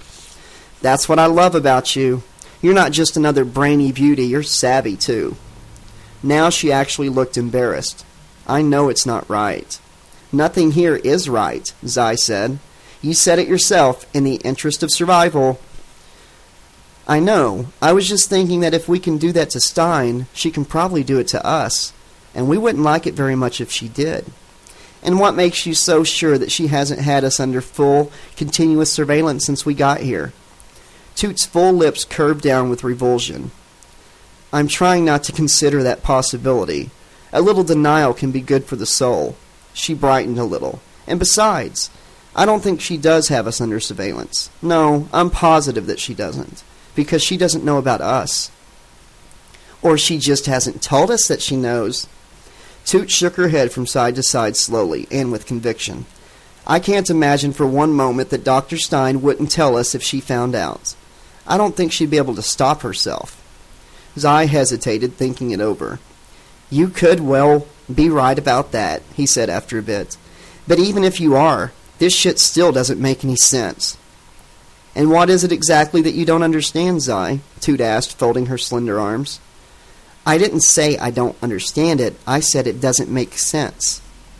She was unperturbed. All right, then. What do you understand that doesn't make sense? Oh, it's like that, is it? He let out a long, put-upon sigh. What this seems to be telling me is the person on that table was rebuilt and restored by a full complement of medical nanos, which made use of both organic and inorganic materials. If that is a person, Zai added. The organic material has all the characteristics of tissue taken from a human being, but it has some extra non-human, even non-organic qualities that are apparently original to it, which is to say, not something the nanos did. He turned to Toot, one eyebrow raised. How am I doing so far? Bang on target, she told him. Are you planning to say at least a little bit about the dominance of the organic characteristics over the inorganic, or the lethal level of nanomechanisms resident in the body? No, I figured that could go without saying. Zai winced and made an exasperated noise. And you're really taking all this as fact? Don't you see what's going on here? Stein obviously knows someone's tapping her data, so she's rigged it to feed a fat load of bullshit to whoever's listening to it. Toot's sudden broad smile took him by surprise. If this was coming out of her files, I'd have to say you were right, but it isn't. I tapped her buffers, remember? I'm getting this data at the same real-time moment she's getting it, while it's still in volatile memory, before her system can encrypt it, store it, or even format it. Stein doesn't have a system sophisticated enough to generate decoy data in the buffers? No, Toot went on. By her own request. Too slow and too expensive, unquote. It would never occur to her that she might need something like that for the sake of security, which is how I can get away with this undetected. Dr. Stein may be the evil genius in residence, but she's got her blind spots just like anyone else. Please, don't talk like that, Kosi. You're making her sound almost human. Zai gave an elaborate shudder. I don't think I can care for that idea very much. To be human is to be an imperfect vessel, Toot reminded him. There's imperfect and then there's mutant. He frowned at the screen. I'm sorry, my love, but I don't believe any of the data you have on screen is real. Either it's garbled, or Stein actually did take the trouble to have her lab hardwire programmed to output decoy data to keep any eavesdroppers busy while she collects the real data some other way. Toot didn't say anything. You have to admit that's a possibility, even if it's a very small one, Zai prodded. You know how I hate when I have to do something, like if everything not forbidden were compulsory. Zai winced. What a ghastly thought. I know. But ghastly as it may be, it's still not real. He gestured at the screen. However, you do have to admit there's a possibility that it is, she said lightly, even if it's a very small one. Sorry, but there are some things you have to do to, you know. God, but Kosi Fan Toot was so fucking insipid. If the bug he had planted hadn't failed at that point, Dr. Gunnar Gottman thought he would have had shut it off anyway. All that woman ever seemed to do was agonize. She agonized over everything. Dr. Stein's ethics, or lack of them, the possible existence of a supreme being, what to eat for lunch. It didn't make any difference. Whatever she happened to be focused on was grounds for a bout of brow-furrowing, hand-wringing, mealy-mouthed agonizing. He had really thought in the beginning that he was onto something when he had uncovered the secret relationship between Toot and the ambisexual. Not that he would have cared what happened between some middle-aged, i.e. over 30, woman and an actively cycling morph, except that both of them had gone to such great pains to hide it. He hadn't had the faintest idea why they felt the need to do such a thing, and he still didn't. But he was less interested in their motives than he was with their actions. It was enough to know what they were so determined to keep hidden. Knowing people's secrets was often very useful in obtaining a certain amount of personal leverage when times turned. Parlous, as his dear departed mother had said, and motive almost never made a bit of difference one way or the other. And yeah, sure, there was no question that leverage was a damn good thing, especially in a place like this. Gunnar Gottman knew a lot about places like this. He had been in quite a few of them over the course of his career. He had started out in the military, a soldier in name only, following the track that they had set out for him, always accepting whatever post he was given. Some of those posts had been about as desirable as Dr. Stein, but it had all paid off. Eventually, they had stopped sending him to mop floors and wash test tubes in places like the ass end of Lower Ass End, and began putting him on more important projects with higher security, moving him in toward the serious action. Until he had finally landed here, working on the Super Soldier project with Dr. Stein, the undisputed bitch queen of serious R&D. Word was the military had gotten down on its collective battle-scarred knees and begged her to be their very own exclusive bitch queen, which had to mean this project wasn't just a big one, or even a big one. This was the big one. You couldn't beat that for status, not to mention money. When he finished up here, he'd never have to work again if he didn't want to. If he could have gotten laid more often, it would have been perfect. He got up from his desk, stretched hugely, and headed for the shower, stripping off his clothes and dropping them as he went. Chapter 11. So, where's the new mutant monster, or whatever it is now? Asked the new intern. There was an extended moment of silence as all the other interns at the table traded glances. Finally, Zelda Yamaguchi said, She's in her office, drooling over whoever or whatever she's got quarantined in the lab next door. As it was 7:30 in the morning, the reaction from everyone else was rather subdued. A couple of people mustered enough energy to clap, somebody actually whistled, and a few of the interns even managed to laugh while they yawned or vice versa. Meanwhile, the new one sat looking puzzled and maybe even a little bit hurt at not being in on the joke. Zelda felt a mixture of sympathy and mild annoyance for her as she acknowledged the sluggish applause with a lazy, mock-regal wave. It was never easy to be the new kid, no matter where you were. Even the first day in heaven was probably anything but, and this place was about as far from heaven as you could get without actually bursting into flames. But that made it only more imperative to ditch the displays of sensitivity, no matter who you were with. whether it was a breakfast table full of coworkers or your closest, oldest friend, or even no one at all. Especially the last one. You had to be extra careful when there was no one to watch your back. "Sorry, but you walked right into that one," Zelda told her, hoping she sounded rather kind than rather callous. "There are straight lines, and then there are straight lines, but that one was a straight line from God." The other woman, Lynn something or other, looked around uncertainly as she fidgeted with the blood orange she had been peeling. "I get the very definite feeling you're not saying I have some kind of special connection to the divine." "Oh, but maybe you do," said Fredo Walewski. "No matter what anyone says, or doesn't say." He turned to Zelda with an expression on his face that said, "Go easy on this one for a change, will ya?" "I will if you will," Zelda told him silently, gazing back at him through half-closed eyes. Fredo meant well. He always meant well, and he looked even better. Tall, well-built, with thick, blue-black hair and smoky gray eyes. He was clever and friendly and generally likable. It was the rare female intern, usually female, although there had been a few men as well, who didn't develop a crush on him shortly after getting acquainted with him. Unfortunately, Fredo never seemed to pick up on it, and eventually the smitten party would make a move to take friendship to the next level. That was always the point at which they would discover that Fredo, for whatever reason, just wasn't available in that way. Only then would it occur to them that Fredo's willingness to be such a good listener actually meant that all those deep, meaningful conversations had been one-sided, and that most of what they thought they knew about him was predominantly a matter of personal conjecture based on a combination of vague impressions and wishful thinking. It had occurred to her that she would not have been half so amused if she had had the bad luck to be one of those poor souls who had succumbed to Fredo's inadvertent charms. Like Walona, sitting on his left and pretending she wasn't nursing the futile hope that Fredo would suddenly realize he was actually in love with her after all. Or Ondine, who wasn't the first female to find the perfect antidote to unrequited lust in Gunnar Gottman's bed. In fact, Zelda had a feeling that Fredo Walewski could take some responsibility, at least in an indirect way, for a certain percentage of Dr. Gottman's healthy and active sex life. She had no idea whether or not this had ever occurred to Dr. Gottman himself. Most likely it hadn't, and, judging from what she had heard about him, it wouldn't. There seemed to be plenty of women who had fallen madly in bed with him without tripping over Fredo Walewski first. Personally, she was relieved not to be one of them.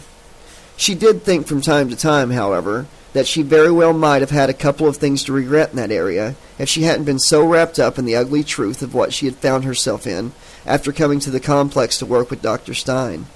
She was still preoccupied, although the urgency she had felt initially had dampened down to a steady state of disillusion, rancor, and defeat. All told, she was not in the frame of mind that would have predisposed her to falling in either love or lust. Perhaps Fredo was suffering from the same ailment. She found that perfectly understandable. It didn't seem to make any difference, however. People continued to be drawn to him. Pheromones, maybe. Or was there something darker at work? Like, say, some kind of secret mind control experiment that Dr. Stein was running without anyone else's knowledge. Oh, yeah, that was a good one, Zelda thought sourly.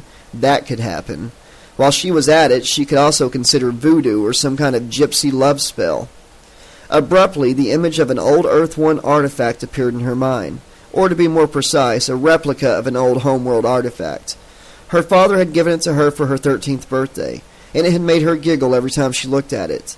It was a piece of elaborately embroidered cloth called a cross-stitch sampler. In a ersatz antique frame, but instead of the typical pre-evacuation Earth-era slogans like "Bless this house" or "A penny saved is a penny earned," it read, "Get a grip, kid." Get a grip indeed. It still made her giggle, albeit these days silently more often than not. And it was still some of the best advice she'd ever received. Perhaps it was because she'd actually made a real effort to follow it, that she wasn't burdened with some dumbass and ultimately futile yearning for Fredo or anyone else. She gave herself pats on the back regularly for being sensible, even shrewd, in the way she governed her personal life, or lack of it, telling herself that what she felt was relief, and only relief, not disappointment, certainly not disappointment, and most definitely not boredom, not in the least. For God's sake, what was she, a fucking drama queen? When it came to the grand scheme of things, and that included both the grand scheme that concerned the fate of the universe and the not-so-grand scheme that had to do solely with the fate of Zelda Yamaguchi, it was that much less Surus she had to deal with. She did occasionally think that it was too bad that she hadn't developed some kind of yen for Fredo, as that might have caused the military to transfer her elsewhere at the speed of light. Or maybe they would even have fired her outright. Correction, freed her. That would have been the perfect outcome, which was why it could never have happened. The military was more likely to have transferred Fredo instead, which would have left her trapped in the complex, still working with Dr. Stein on the project while she nursed a broken heart. But instead of getting over Fredo with the passage of time, she would have become increasingly obsessed with him until one day she woke up to find herself as twisted and warped and generally fucked up as her erstwhile idol and paragon, Dr. Stein. So there it was. When she thought her situation through with a bit more care, it became obvious that the hell she was in was not the worst. She didn't consider that much of a consolation, though, and dreaded the day when she did. Her mind suddenly played back the last few thoughts, and she had to stick a piece of whole-grain toast in her mouth to keep from laughing out loud at herself. Christ, but she was getting to be such a fucking drama queen these days. If only Zelda would take a break from being so unrelentingly hard all the time, Fredo thought, giving her a furtive glance while he drank his coffee. He had picked up a fruit bowl in the cafeteria, but his appetite had deserted him long before he had even sat down at the table in the intern's lounge. Perhaps because there had already been half a dozen people there, including the sex maniacs, and none of them had left an empty seat next to Zelda. Goddamn sex maniacs. As usual, the three of them were sniggering and nudging each other while they ate from their combined plates indiscriminately. If only they could have discovered the joys of sharing breakfast in bed. Fredo thought sulkingly as he took a seat next to Roz Trueheart. Roz had given him a commiserating look. She referred to them as the three disgraces, indisputable proof that three men completely devoid of taste or class could always charm someone into lowering their values and standards, right along with their defenses, not to mention their clothes. Of course, he could have simply gotten up a little earlier. That way he might have had a chance to eat most of his breakfast before the sex maniacs came in and put him off of his food altogether. Or he could have tried behaving like an adult rather than an infatuated 12-year-old and actually talked to Zelda about how he felt. How long had he been telling himself to do that? Ever since they had come here? Yes. If he were going to be absolutely honest about it, since the day they had met. What the hell was stopping him? Simple answers to that he had in abundance. Zelda scared him. He didn't want to ruin their friendship. Such as it was, she was both completely wrapped up in her work and disillusioned by it. The rest of the interns would tease them unmercifully. If the military got wind of something going on, they would transfer him off the planet. And those were only the simple answers he could conjure up without making any kind of effort at all. If he took time to put some real thought into it, he could probably work up a set of excuses to cover every day of the year. Better, he should try to work up an appetite instead, he thought as he gazed down at the bowl of fruit on the table, just for the sake of giving himself something else to think about. Contemplate the true essence of hydroponic pearmelons and vine apples. They sure worked miracles over there in the agriculture and cultivation department, no doubt about it. And hey, was that a snow cherry? He pushed it around with the spoon for a few seconds and then drank some more coffee. The new intern seemed pretty nice, kind of edgy and nervous, but he put that down to her being new. Lynn somebody. Only her first name was stamped in clear black print over the breast pocket on the left side of her lab coat. Interns were kept strictly on a first-name basis here at the complex, so that the constant reinforcement of their status as second-class citizen by the scientists and other elite members of the hierarchy would sound friendly. They were also routinely referred to as boys and girls for the same reason, or so Fredo figured. He wondered if the new girl had any idea of what she had gotten herself into. Did she know what had happened to LeBlanc, the intern she was replacing? If so, she knew a hell of a lot more than the rest of them. Highly unlikely that she did, however, as the interns weren't supposed to know anything of real consequence. Of course, that didn't mean none of them did. In fact, Fredo had had his suspicions about LeBlanc several weeks before the guy had failed to turn up at breakfast with his usual healthy appetite and overloaded tray. In the beginning, the husky redhead had seemed no different from the rest of them, aside from his build anyway. He looked more like a career combat grunt than a student doing lab tech duty. But Zelda had managed to get a look at his background data, and the guy had checked out as a genuine lab rat who just happened to be body proud. You didn't find too many of those. Fredo had never met one himself until he had come to the complex. Early on the morning of his second day, he had encountered Dr. Gunnar Gottmund on his way to the gym. The man had been wearing a pair of high-tech athletic shoes, a towel over one shoulder, and, except for a look of mild surprise at seeing another person moving around at the same early hour, nothing else. The only thing Gottman hadn't showed was anything in the way of embarrassment or reticence. He made no attempt to cover himself, not even turning away, although it seemed to Fredo less like deliberate exhibitionism than it did an unself-conscious absence of the nudity taboo. Completely unruffled, Gottman had frowned slightly and said, "Freddie, isn't it?" As if they had met while standing in the queue for breakfast in the cafeteria.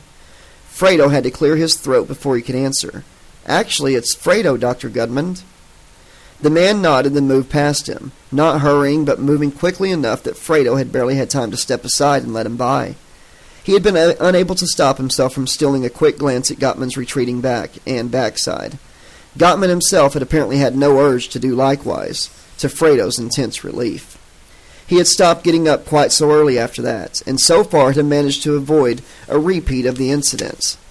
Or rather, non-incident, seeing how Dr. Gottman behaved no differently toward him afterwards. He certainly never referred to it, even in the most oblique way, which was just fine with Fredo. Still, he had decided it was better not to risk any more early morning encounters with nude scientists. After LeBlanc's arrival, he had worried briefly about having a second nude exerciser to dodge, but as it turned out, LeBlanc was given to conventional notions of modesty. Fredo wondered if the guy had ever had an encounter of his own with Gottman's, maybe in the gym, but he had never gotten around to asking before LeBlanc's abrupt and unexpected departure. Which brought him back to the original question. What had happened to LeBlanc? Fredo had asked their supervisor, Supreme Allah, initially claimed to have no idea. Later on, he switched to management's party line about non-disclosure under the Inviolable Privacy Act, but Fredo was almost 100% certain that he still didn't know and could not find out. Even Zelda's sources had run dry. The best she had been able to come up with were speculative rumors. LeBlanc had been exposed to some toxin and was currently rotting away in a sub-oceanic vault. He'd been executed for espionage and treason. He was currently naked, drugged, and chained to Dr. Stein's bed. Fredo? Staring a little, he looked up to see Zelda watching him with a slight frown. "What?" he asked. "Watch yourself. You had a rather weird look on your face." She smiled with her mouth. "Like you'd found something untoward crawling around in your breakfast." "Not mine," he said quickly and nudged Roz Trueheart, who was sitting on his right. "Roz's. She's back on crustaceans again." Roz used her fork to spear something with tentacles and shook it at him. "Peasant," she jeered good-naturedly. "Bottom feeder," he retorted. "I keep telling you, Fredo, everybody's got to eat somewhere. There's nothing wrong with bottom feeders." "Just as long as they don't come from Veronica Lake," said the new intern. Abruptly, everyone stopped talking and turned to look at her. Even the sex maniac stopped fooling around. She shifted in her seat uneasily, her gaze flitting from one person to another. "I didn't get my copy of a new intern's guide yet," she said after a bit, stuttering. "But maybe someone will loan me theirs so I can read the chapter on things not to talk about?" 2 seats to Fredo's left, Devon O. sat up a little straighter and cleared his throat. "You know what happened at Veronica Lake?" "Well," the new intern looked around again. "Yes." "Great." Several long black and gold braids snaked over Devon's shoulders as he leaned forward. "So tell the rest of us, what happened over there?" Lynn, whoever she was, crossed her arms protectively over her chest and tried a smile on him. Fredo gave her top marks for that. She gave a good smile, that was for sure. And since he was pretty sure she was forcing it, it was even more worthy of acclaim. He looked at her more closely, seeing her properly for the first time. He thought, not bad. Mouth might be a little wide, forehead a bit too high, But that was usually a sign of brains, and brains were no problem to Fredo. Women who weren't brainy were just boring. He watched Lynn's mouth as she toned down the smile and replied to Devon. "To be honest, I don't know anything that no one else knows," she said. "Some kind of malfunction in the power station, which caused a fire that spread to the nearby woods. They burned to the ground and the whole area, including the lake, got contaminated." She shrugged one shoulder awkwardly. "That's the only story I know." "Interesting," said Zelda, also leaning forward and planting both elbows on the table. "Because those of us who were here at the time heard that anti-nuke demonstrators sabotaged the place with the help of a sympathetic journalist who used forged credentials to get inside." Really?" Lynn, whoever, raised her eyebrows with interest that Fredo thought was a bit too showy. Still, nice eyebrows, he thought, and she has managed to lighten them to same tone as her hair. This woman had obviously decided that blondes had more fun. He wondered idly what color her hair was naturally. Must be fairly light, judging by her pale skin tone. She was still talking. "Did they ever catch the journalist?" "Nope," said Devon. "Really?" The new intern said again, turning to look at him. "Do they even know who she was?" Zelda's face lit up suddenly with a mischievous smile. "And who said it was a she?" Fredo caught a fleeting look of panic on the woman's face. Then she covered it with a sheepish grin. "God, I am such a sexist," she said. "I just automatically say she or her unless someone specifically tells me otherwise." "Really?" Devon said, mimicking her tone perfectly. "Now me, I'm what they call a grammar anarchist. I use they and them as singular indefinite pronouns in deliberate defiance of all those years the educational system tried to beat the habit out of me." "Ah, a cultural subversive. Lucky neither of us has a pedantic editor looking over everything with a fine-tooth comb, or, God forbid, a knowledge of Latin grammar." Lynn, whoever, turned back to him and chuckled politely, although Fredo could see there was no mirth in her gaze. "You're a man after my own heart." "Who's in charge, you, me, or the Word?" "I say none of the above. Isn't that how the saying goes?" "Something like that." Devon focused his attention on his breakfast in a way that suggested he had never seen anything else even half as fascinating. "So, Lynn, tell us the truth," Fredo piped up, hoping his attempt to be casual and friendly didn't sound as forced to everyone else as it did to him. "Just how did you manage to get someone so mad at you they shipped you off to this outfit?" Instead of smiling back at him, the intern made a pained face. "Oh my, I didn't realize that the way to get this assignment was to get someone mad at you." She flicked a glance around the table again, essaying another smile. "Just judging from the way things have been going, I was beginning to think it was actually the other way around, that I must have been sent here to get someone mad." Fredo gave a short laugh. "Yeah, I can see how easy it would be for you to get that idea." He sent Zelda a significant sideways look. She astonished him by throwing up both hands in obvious disgust. "Oh my God, you're starting already!" Her chair scraped harshly on the floor as she pushed back from the table and stood up, grabbing her tray. "Here, I was giving you the benefit of the doubt, telling myself you couldn't possibly be doing it on purpose." Fredo stared at her open mouth as she strode over to the swinging door and kicked it open. He had a glimpse of a very startled Supreme Allah who had apparently just missed being mashed flat against the wall before the door swung back the other way. Supreme Allah stepped into the room and caught the edge of the door with two strong hands. Pausing to look around questioningly, Fredo felt Roz's elbow dig into his ribs. "Whatever it is, sir, it's Fredo's fault," she said, winking at him. Supreme Allah turned to him with an expectant air, and Fredo suddenly found himself floundering wordlessly. After a moment, he spread his hands helplessly and shrugged. "It's all good if Jah wills it," Supreme Allah said with a dismissive wave and turned to Lynn, whoever. "Come now, more to show you this morning." A faint alarm bell went off in Fredo's mind as he watched the man usher the new intern out of the lounge. 3 days was the standard orientation period.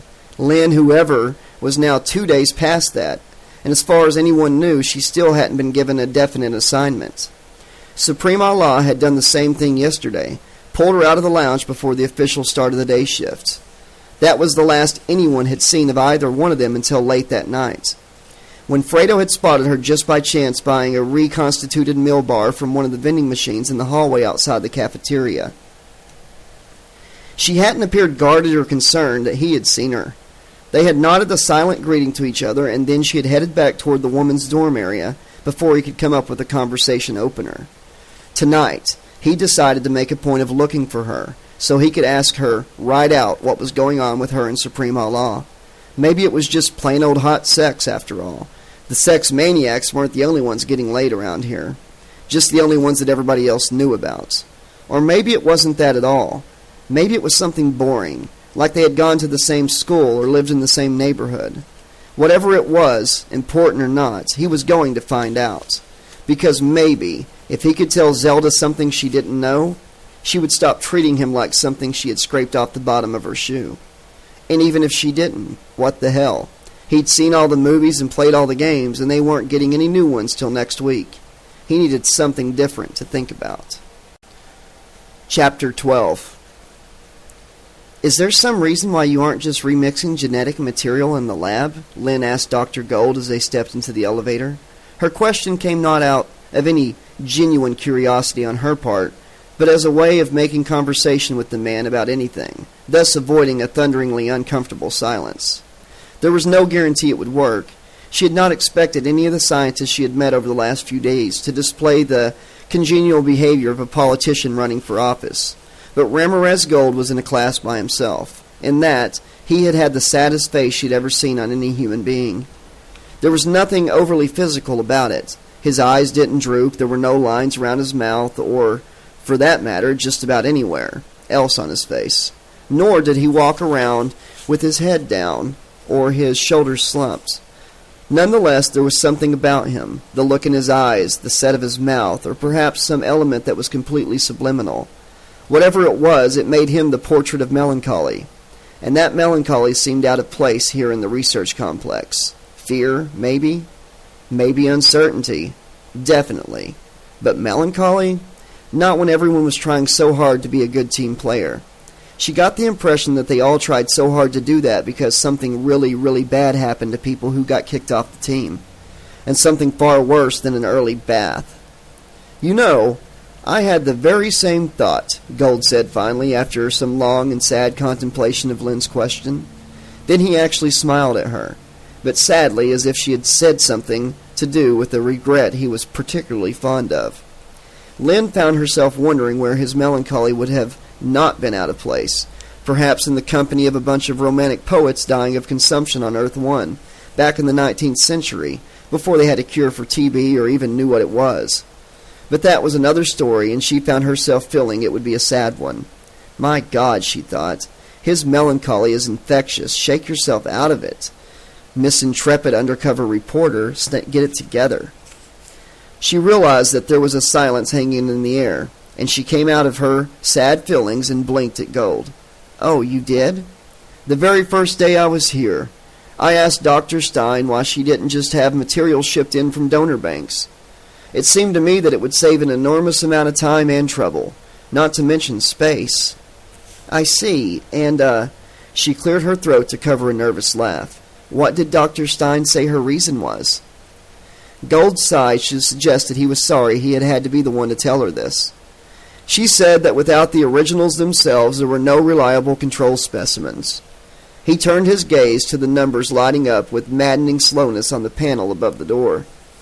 Lynn gave up and did the same, wondering for the umpteenth time why a project like this, with state-of-the-art equipment and virtually unlimited funding, would have elevators that moved only slightly faster than grass grew. Perhaps even the elevators were affected by Gold's melancholy, and a sad elevator was not going to be in a big hurry to get anywhere. She caught herself descending into fantasy and pulled herself back to reality. Gold's sad reality. Stein's secretive and dangerous reality.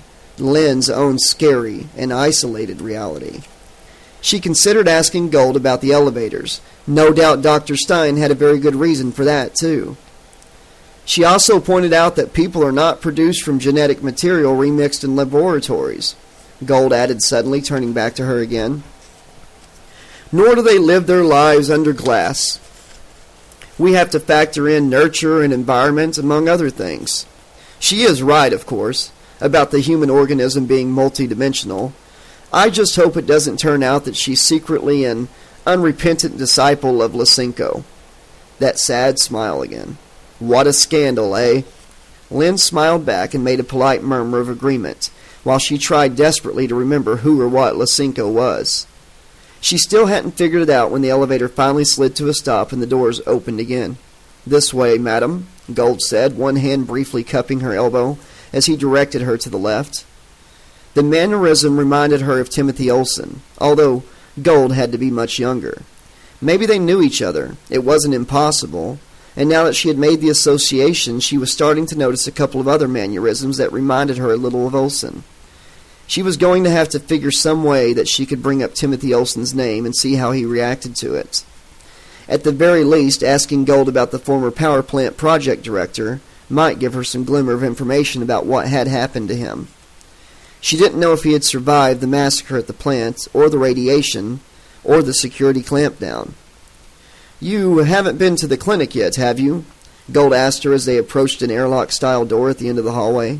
"No, I haven't. I mean, I noticed it on the orientation map. I figured it was part of on-site medical care for the staff." "Well, it isn't." The unexpectedly sharp tone in his voice made Lynn look over at him quickly. "This is an area of the project deliberately kept secret from everyone except the staff and a few people at the very highest level of military command. And while it's no secret from anyone in the installation, Dr. Stein takes a very dim view of interns making it a subject for discussion." "Understood," Lynn said. "Thanks for the heads up." "That's no joke," Gold added, coming to a stop some 10 feet away from the entrance to the clinic. "There is no privacy here. I'm sure they told you that more than once when you came in. Be more than careful about that. Be aware that it is literally true." "All right," Lynn replied, trying not to squirm with uneasiness. She was already keeping so many secrets, living a lie here, undercover in the research complex, that one more secret was hardly going to make a difference. There seemed to be so many secrets and differing levels of access that it was almost impossible to know who, or what, or why. But then, that atmosphere of barely controlled paranoia probably suited Dr. Stein. It would be a good way of keeping everyone on their toes and safely under her control. No chance of a bunch of plotters getting together if no one trusted anyone else with their secrets. "Why I mention this," he glanced at the door, "is because the first visit to the clinic can be disturbing. So much so for some people that they feel the need to talk about it. Don't be one of those people." The question came out of her involuntarily as she followed him the rest of the way down the hall. "Is there an acceptable alternative?" "Absolutely." He stopped in front of the door and pressed a small lighted panel on the metal frame. "Technically, it's supposed to be strictly for the military and only in situations of extreme stress or actual combat. But the grunts have been sharing their supply of LRO with the rest of us for some time now." "LRO?" asked Lynn. "Little red ones." There was a brief, airy sound as the doors unsealed and opened an inch. "I'm sure they'll give you a dose here if you ask." Lynn had barely had time to digest this information before Gold was herding her through the airlock and into what seemed to be a stockroom for surplus canned goods. "Height and weight," he said. She looked around at the floor-to-ceiling shelves in amazement. "Whose?" she asked, mystified. "Oh, you mean mine?" "Yes, please." There was only a hint of impatience in his tone. "Sorry." Lynn felt a rush of heat to her face as she told him. He plucked a can off a lower shelf behind him and tossed it to her. Her attempt at an easy one-handed catch turned into a brief juggling act, during which she barely managed not to hurl the can across the room. "The booth will measure you more precisely," Gold said, "but nowhere near as quickly, and the results are the same." "Full-body condom," said the block letters on the can. Just below that, in smaller letters, "Booth use only. Follow directions. External use only. Do not powder. If skin is sensitive, use full-body condom FSS for sensitive skin." "Ever been sprayed?" asked Gold, sounding almost amused now. She looked up from the can. "No, I can't say that I have." "Nothing to it. Just follow the directions in the booth." He shooed her through a door in the corner that led to what looked like a shower room with completely enclosed stalls. 5 minutes later, the opposite side of the booth swung open, and she stepped out into a narrow hallway. The panel shut automatically behind her, and suddenly she was face to face with her own reflection in a full-length mirror on the back. Professor Morse's mild warning that she might find herself out of her depth came back to her, but she decided that it didn't really apply. This had nothing to do with how many science courses she had on her transcript. She was almost tempted to think that this might actually be a practical joke, just a little hazing ritual for the new girl. From the neck up, her head was encased in a transparent, somewhat flexible bowl. From the neck down, she wore only a thong and what was essentially a thick coating of spray paint that was as comfortable as it was embarrassing. Full-body condom. She shook her head. Apparently, science was much more kinkier than most people suspected. The narrow hall took her to a foyer and another airlock. It unsealed as soon as she stood on the small mat in front of it, and she went through to find Dr. Gold waiting for her in the foyer on the other side, similarly attired in dark blue. So much for the idea of it being a practical joke, she thought, feeling hideously self-conscious. Maybe it was really Dr. Stein's way of persuading people that they didn't want to talk about the clinic. She certainly didn't want to. She didn't want to talk, period. Not now, anyway, and especially not to Ramirez Gold. Nor did she want Dr. Gold to say anything to her, especially if it had something to do with how they were dressed. Even if it was just something harmless like why the colors were different. Please, please, please don't talk about this, she pleaded silently. Don't even say something nice, and do not, under any circumstances, try to comfort me, please. As if he caught the flavor of her thoughts, the man only gave her a polite nod and motioned for her to follow as he opened the door to the clinic. Lynn's eyes widened. The clinic was a hospital, or a hospital ward anyway. There looked to be at least 24 beds, and all of them were occupied by patients who were apparently asleep. Very, very deeply asleep, since they were all utterly motionless. Dr. Gold? Lynn caught her breath at the sight of the rather statuesque woman in white spray paint standing in the front of a wall of monitors and readouts she had been scanning. She was easily one of the most beautiful women Lynn had ever seen, not just by virtue of her lovely exotic face or her generous, perfectly proportioned body, but also in the way she carried herself.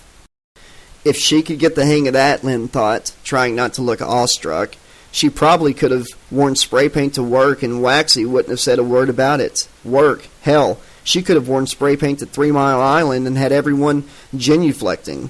Except for that creature, it would have killed her anyways, regardless of spray paint or not.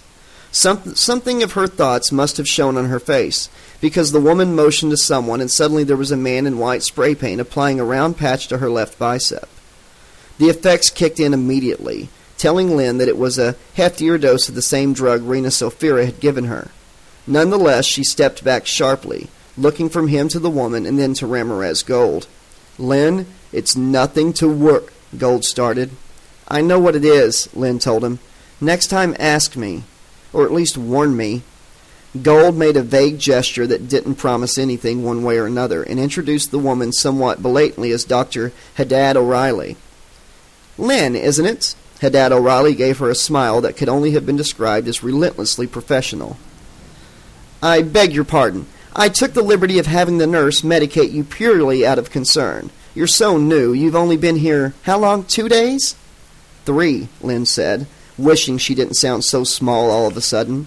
She felt like a child again, on those excruciating occasions when her mother would ask her to sing for friends visiting them. Not that she had a bad voice. In fact, she had a darn good voice, but it was just so embarrassing to be held up in front of people as an object of attention. The woman nodded knowingly. Not even a week. This place as a whole takes some getting used to, and the clinic can be somewhat unsettling. Dr. Gold filled me in on that. Dr. Gold is a thorough and conscientious man who knows whereof he speaks. Haddad O'Reilly gave him a look of genuine fondness. Do you always have so many patients here? Lynn asked, conversationally, turning to look at the beds for a moment. When she turned back, she was surprised and a little pleased to see that the expression on the woman's exotic and beautiful face had lost some of its certainty. It varies, she told Lynn in a cool and slightly lofty tone. This is not officially a military hospital, and very few members of the military are even aware of its existence, as I am sure Dr. Gold has already told you." Lynn nodded. She had to force herself to breathe evenly and normally. She felt both scared and excited, as if on the verge of some revelation. Perhaps she was finally going to get some idea of what was really going on in this research project. "For the military personnel who come here, however, this is the last stop," O'Reilly went on. "We do what we can to provide the very best and most advanced medical care. Virtually all of it is experimental, unproven, sometimes even improvised, and, needless to say, we don't always see the desired results." "I suppose if this were my last stop, I would volunteer too," Lynn said, looking around again. "Actually, you wouldn't have to," said Haddad O'Reilly. "If you're in the military, you're automatically a volunteer." "For this?" Lynn's eyebrows went up as she asked. "For everything," the nurse put in, startling her. She had forgotten he was there. "Right now, they volunteered to donate material to the cloning lab," Gold said smoothly. "So if someone will bring out the tissue sampler, Lynn and I can get started." "Right away, Dr. Gold." The nurse hurried toward the far end of the ward, his feet making little squeak, squeak, squeak noises on the highly polished floor. As it turned out, the tissue sampler Dr. Gold had been referring to was not the standard assortment of specialized syringes and sterile receptacles, with settings to regulate temperature and pH all laid out on a custom-built cart. But it was actually a self-contained technological marvel that Professor Morse had once assured her would not exist for at least another decade. So much for free exchange of academic knowledge and research, Lynn thought. If someone as well-connected and respected in his field is not aware of this, then no one out there is. The knowledge, the technology, were trapped in here as surely as the airlocks trapped anything that might want to float out into the air. The tissue sampler was shaped exactly like one of those really old pre-evacuation dollhouses she had seen in the Museum of Eternal Childhood at New Harvard. Not one of the late 20th century artifacts with the brand name, but one of the really, really old ones made out of metal or wood with the gabled roof. The top of the tissue sampler's exterior housing came to the same kind of point, and once Lynn had made the association, it stuck there in her mind, refusing to go away. Some toy. On the other hand, if Professor Morse could have seen this, Lynn thought with some amusement, he probably would have reacted to it very much like a 10-year-old confronted with the toy of his dreams. Not that there was any chance of that. Morse and everyone else outside of this complex were out of the loop, way out of the loop. It was unlikely that he would have made the same association with the shape. He would have been captivated by the gathering tool, a deceptively simple-looking instrument on the end of an ordinary retractable cable. When not in use, the tool took the shape of a flattened metal teaspoon. Applied to certain areas of the human body, however, and it would detect certain cells as specified. If a sample were requested, nanos would realign the tool's makeup and structure so that it could penetrate the body painlessly, retrieve the desired cells, and withdraw, and all using a fraction of the energy and expense it took to perform the same procedure on a nanobed. Yeah, that really was some toy, all right. She was starting to feel a little sorry that she wasn't more actively enthused and fascinated by the thing as she followed Gold from bed to bed. That could have been the medication the beautiful doctor had dosed her with, of course. Or it might have been the fact that there wasn't very much for her to do. Occasionally, she repositioned the unit for him when the cord on the collecting tool wouldn't quite reach, and from time to time she would have to set the brake to keep it from rolling because he had forgotten. But other than verifying a few numbers off one of the readouts for him, all she actually did was stand around wondering why Gold had insisted on her presence altogether.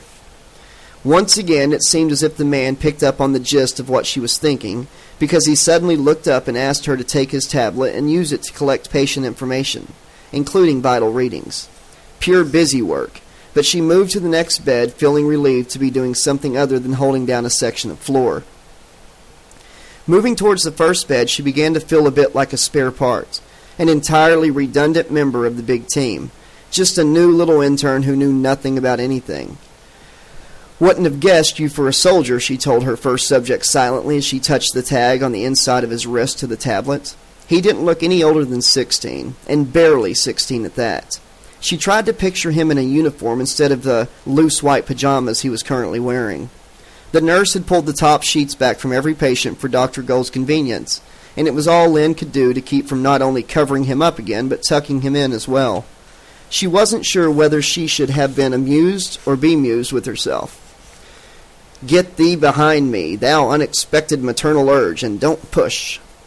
The soldiers in the next two beds were female. Lynn estimated that both of them were about her own age. The unconscious faces didn't look as vulnerable to her as they did simply slack, not completely alive. Why were they here, she wondered? And had they arrived here comatose from some earlier cause? Or were they now being kept unconscious? She was surprised and more than a little unsettled to find that the next soldier looked slightly familiar, although she really wasn't sure why. She called up his file on the tablet and checked his name. Jacques Derrida. That, too, rang some bells, but not the one she had been expecting. Something to do with the class she had taken as an undergrad journalism student. Maybe Jacques Derrida had gone to New Harvard, too? Maybe even taken some of the same classes? It wasn't completely beyond the realm of possibility, she thought. The guy in the next bed also looked familiar. She scanned his data into the tablet and then called up the file. Salvador O'Toole. No bells at all this time. But the longer she looked at his face, the more familiar it seemed. Perhaps he reminded her of someone she knew? She was actually relieved to find the next soldier was unquestionably a total stranger to her, although she decided to check the woman's name just to be sure. Jamila Lou Jael. No bells there either. She felt doubly relieved, although she really wasn't sure why again.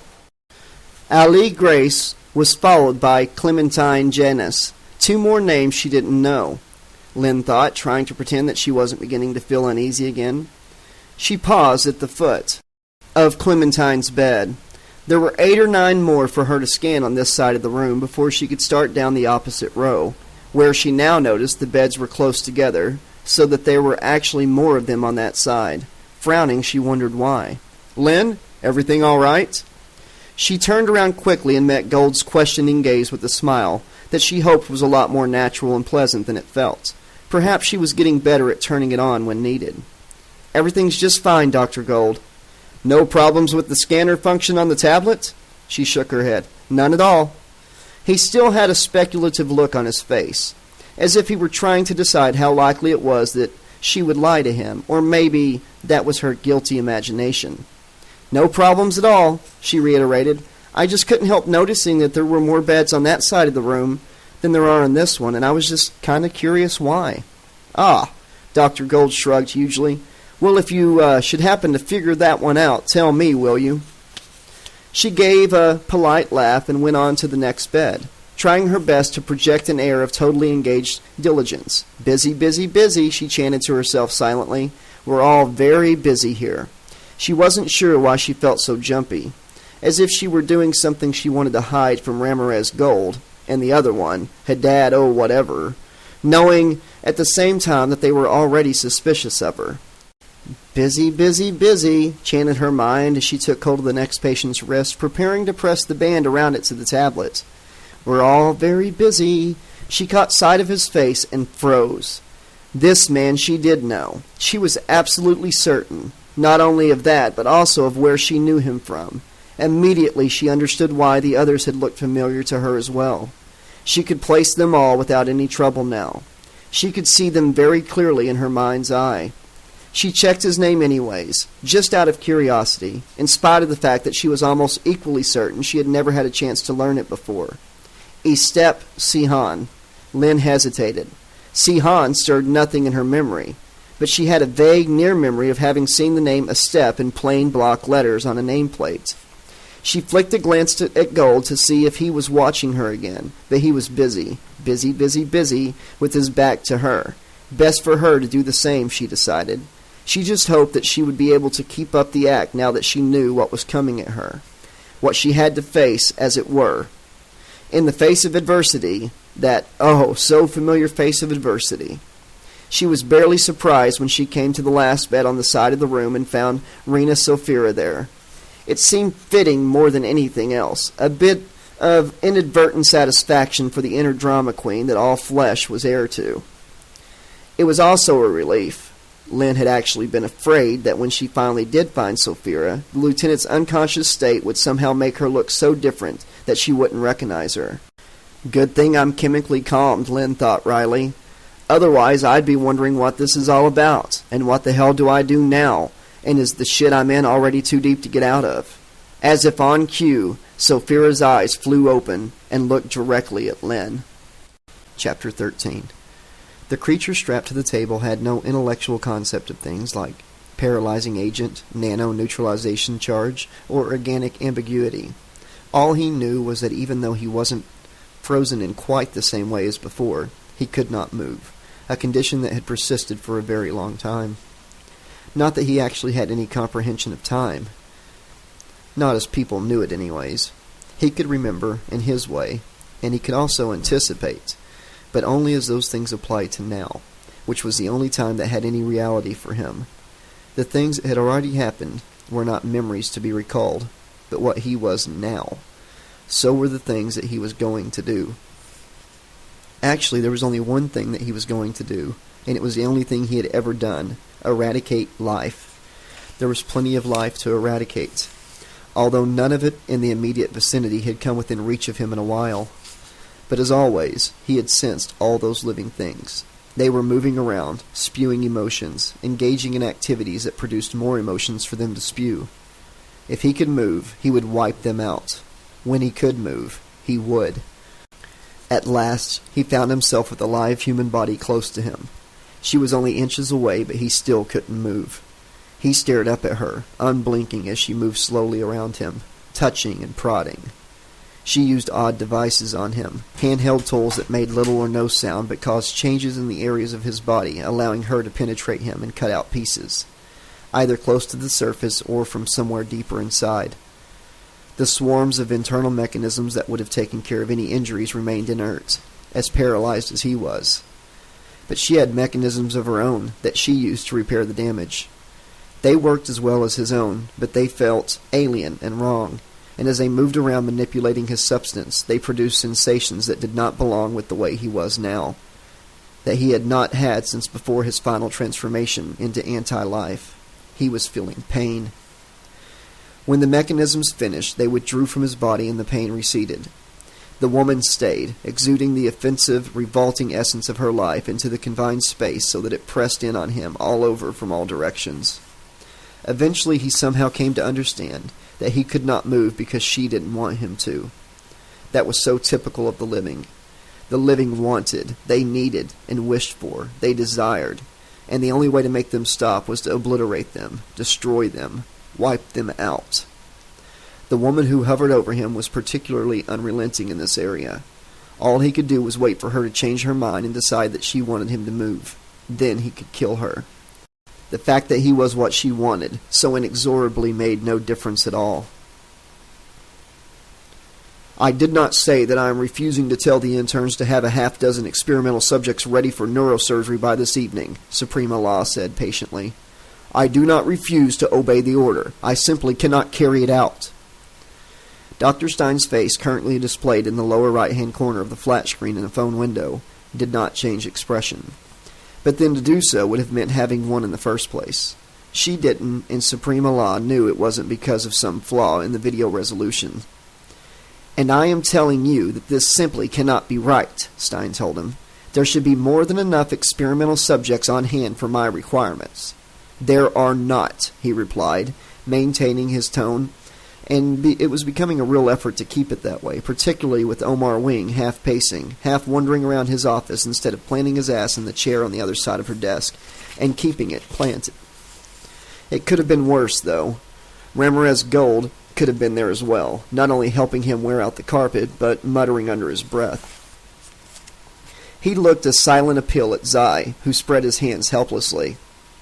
I am advised that there will be one mature skin bag tomorrow, Suprema Law went on.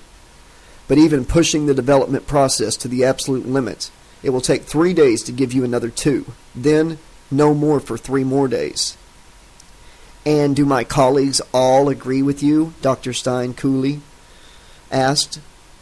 I have not asked them, he replied just as coolly. But if you want a second opinion or a third or even a fourth, that's up to you. You are, after all, in charge. Yes, and I know what I'll hear, Stein said. Fortunately, we're not confined to cloned resources. In his peripheral vision, he saw Wing stop pacing. Supreme Allah hesitated. I don't think I understand, he said, wishing that he really didn't. There are over a dozen new arrivals currently quartered under section in the clinic, the woman said, her face still impassive. Is that right? Supreme Allah didn't answer. Is that right? Prodded Stein. The soldiers, he said faintly. This is a military project being conducted in a military installation, Stein said, which means clearance for their participation in any capacity is automatic.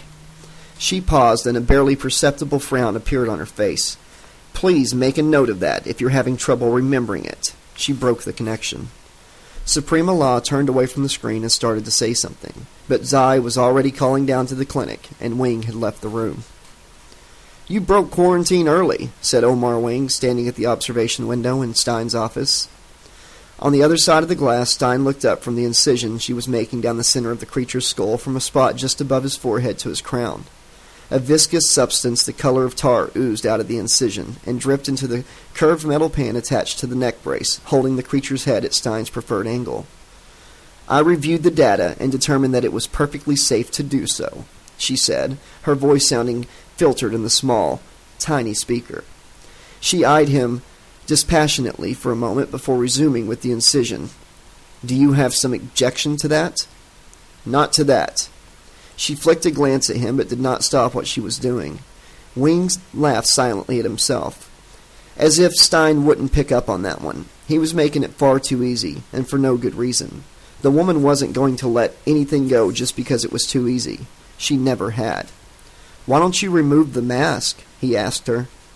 That's not his mask, it's his face. She paused to tap her scalpel on it, with a muffled clang. But it looks like a mask. Why do you suppose that is? I don't know, she said, dabbing at the incision with a thick square of gauze.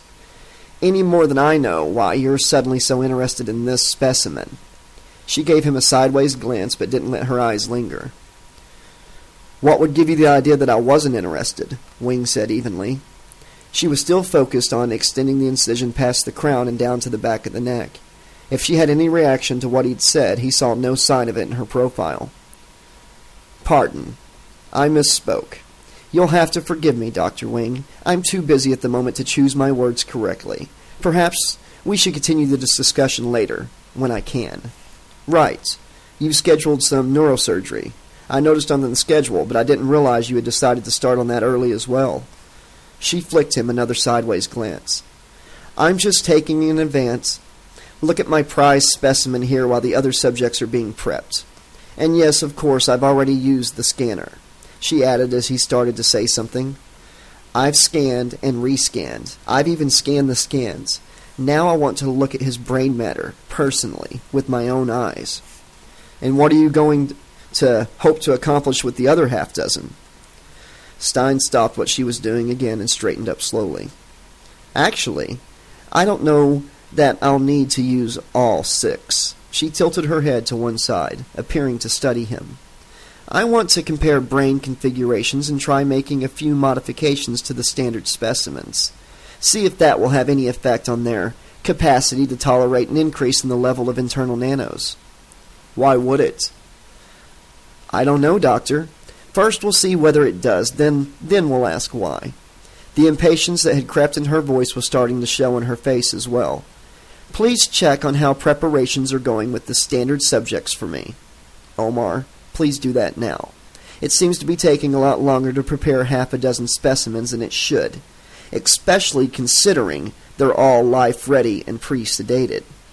When he didn't move right away, she made a little shooing motion with the scalpel in her hand. Linda was the grunt on watch in the hallway by the entrance to pre-op.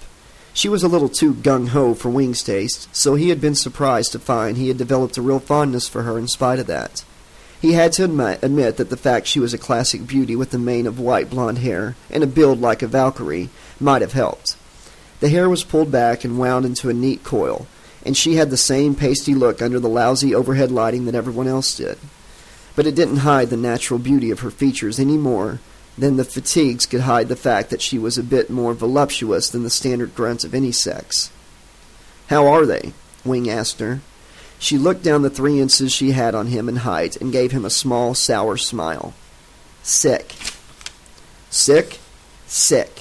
"What do you mean, sick?" Sick as in not healthy?"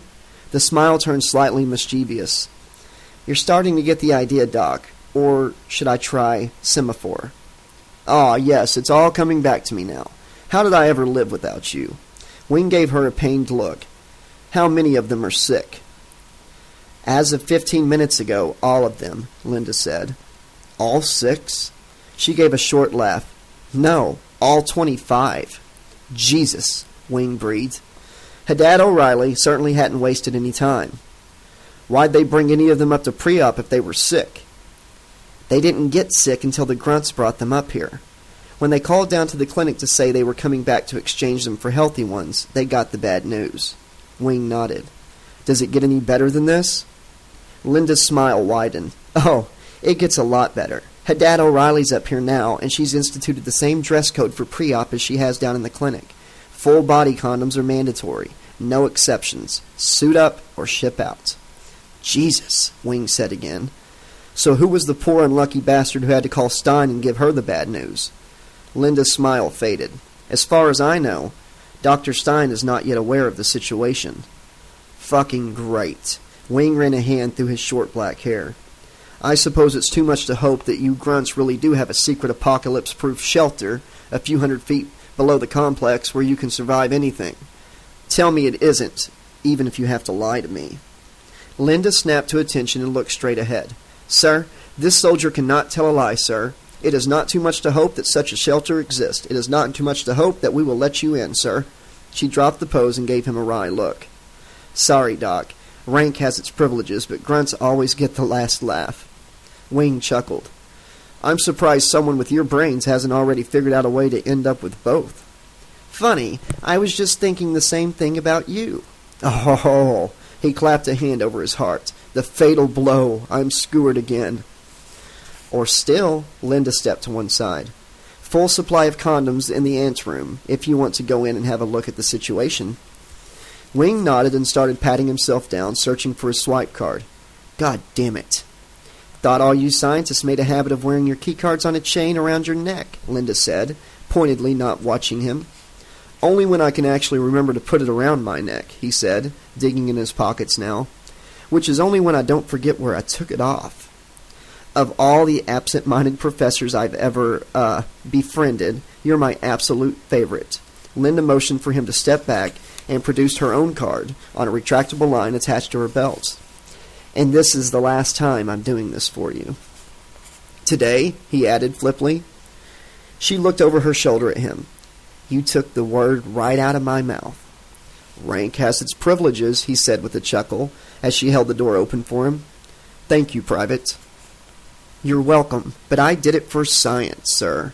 She put on a solemn professional soldier's face, but she surprised the hell out of him by giving him a sly, almost lascivious wink, just before she pulled the door shut again. Damn, the day was shaping up to be a very strange one, he thought. If he had just been listening in on that conversation, he'd have sworn there was something more than a little friendly banter going on, even without seeing the wink. What could she have meant, doing something like that? He shook his head and turned to the spray cans stacked on the shelves to his left. Down at the other end, near the entrance to the changing rooms, Haddad O'Reilly had put up a freestanding screen reiterating her conditions for admittance. Wing scanned it quickly and was relieved to see that she wasn't insisting on all-over scrub and total immersion cleansing before the condom was applied. That would save him a bout of skin irritation. Maybe he would get really lucky this time and the condom wouldn't react with his natural body oils and turn him purple, or at least not where it would show. Wing felt self-conscious even before he stepped out of the spray booth. It wasn't the first time he had had to wear a full-body condom, or even the 100th, but it would never be anything but an ordeal for him. He could never decide which was more embarrassing, having to see his colleagues dressed in little more than a heavy coat of paint, or having to be seen by them. As he emerged from the airlock-style portal between the changing room and the patient ward, he looked up and caught sight of one of the overhead cams. They were small and deliberately inconspicuous, so as not to be a distraction, but they were always on. Right, he thought unhappily. Somehow he had completely forgotten the embarrassment that could be provided by a visual record, available to anyone who wanted to look at it. Hadad O'Reilly suddenly materialized next to him. "Did Stein send you?" She wore a surgical hood rather than the standard fishbowl headpiece. Her eyes looked tired and bloodshot in the transparent portion, but she sounded cheerful. "Afraid so," he grinned at her, knowing she was grinning back. "But if you think I'm going to trot my ass back to her office and give her the bad news, you are so wrong that you will never be right about anything ever again, even if you are." "You quantum topologists really have a way with words," she shrugged. "Doesn't make any difference who tells her. They're all sick." "You mean it doesn't make any difference to them?" Wing said as he followed her past a bank of monitoring equipment. The two nurses watching over the readouts were unrecognizable in full surgical coverage. Still uncomfortable. Wing wished he could have said the same, but at least they didn't turn to stare at him openly. There was a single row of 6 beds lined up against one wall, each one occupied. Hadad O'Reilly stopped at the first one and motioned for Wing to stand next to her while she went through a cursory examination of the unconscious man plugged into the monitoring system via a catheter in his neck. "That's where you're 100% wrong," she said, lifting one of the man's eyelids.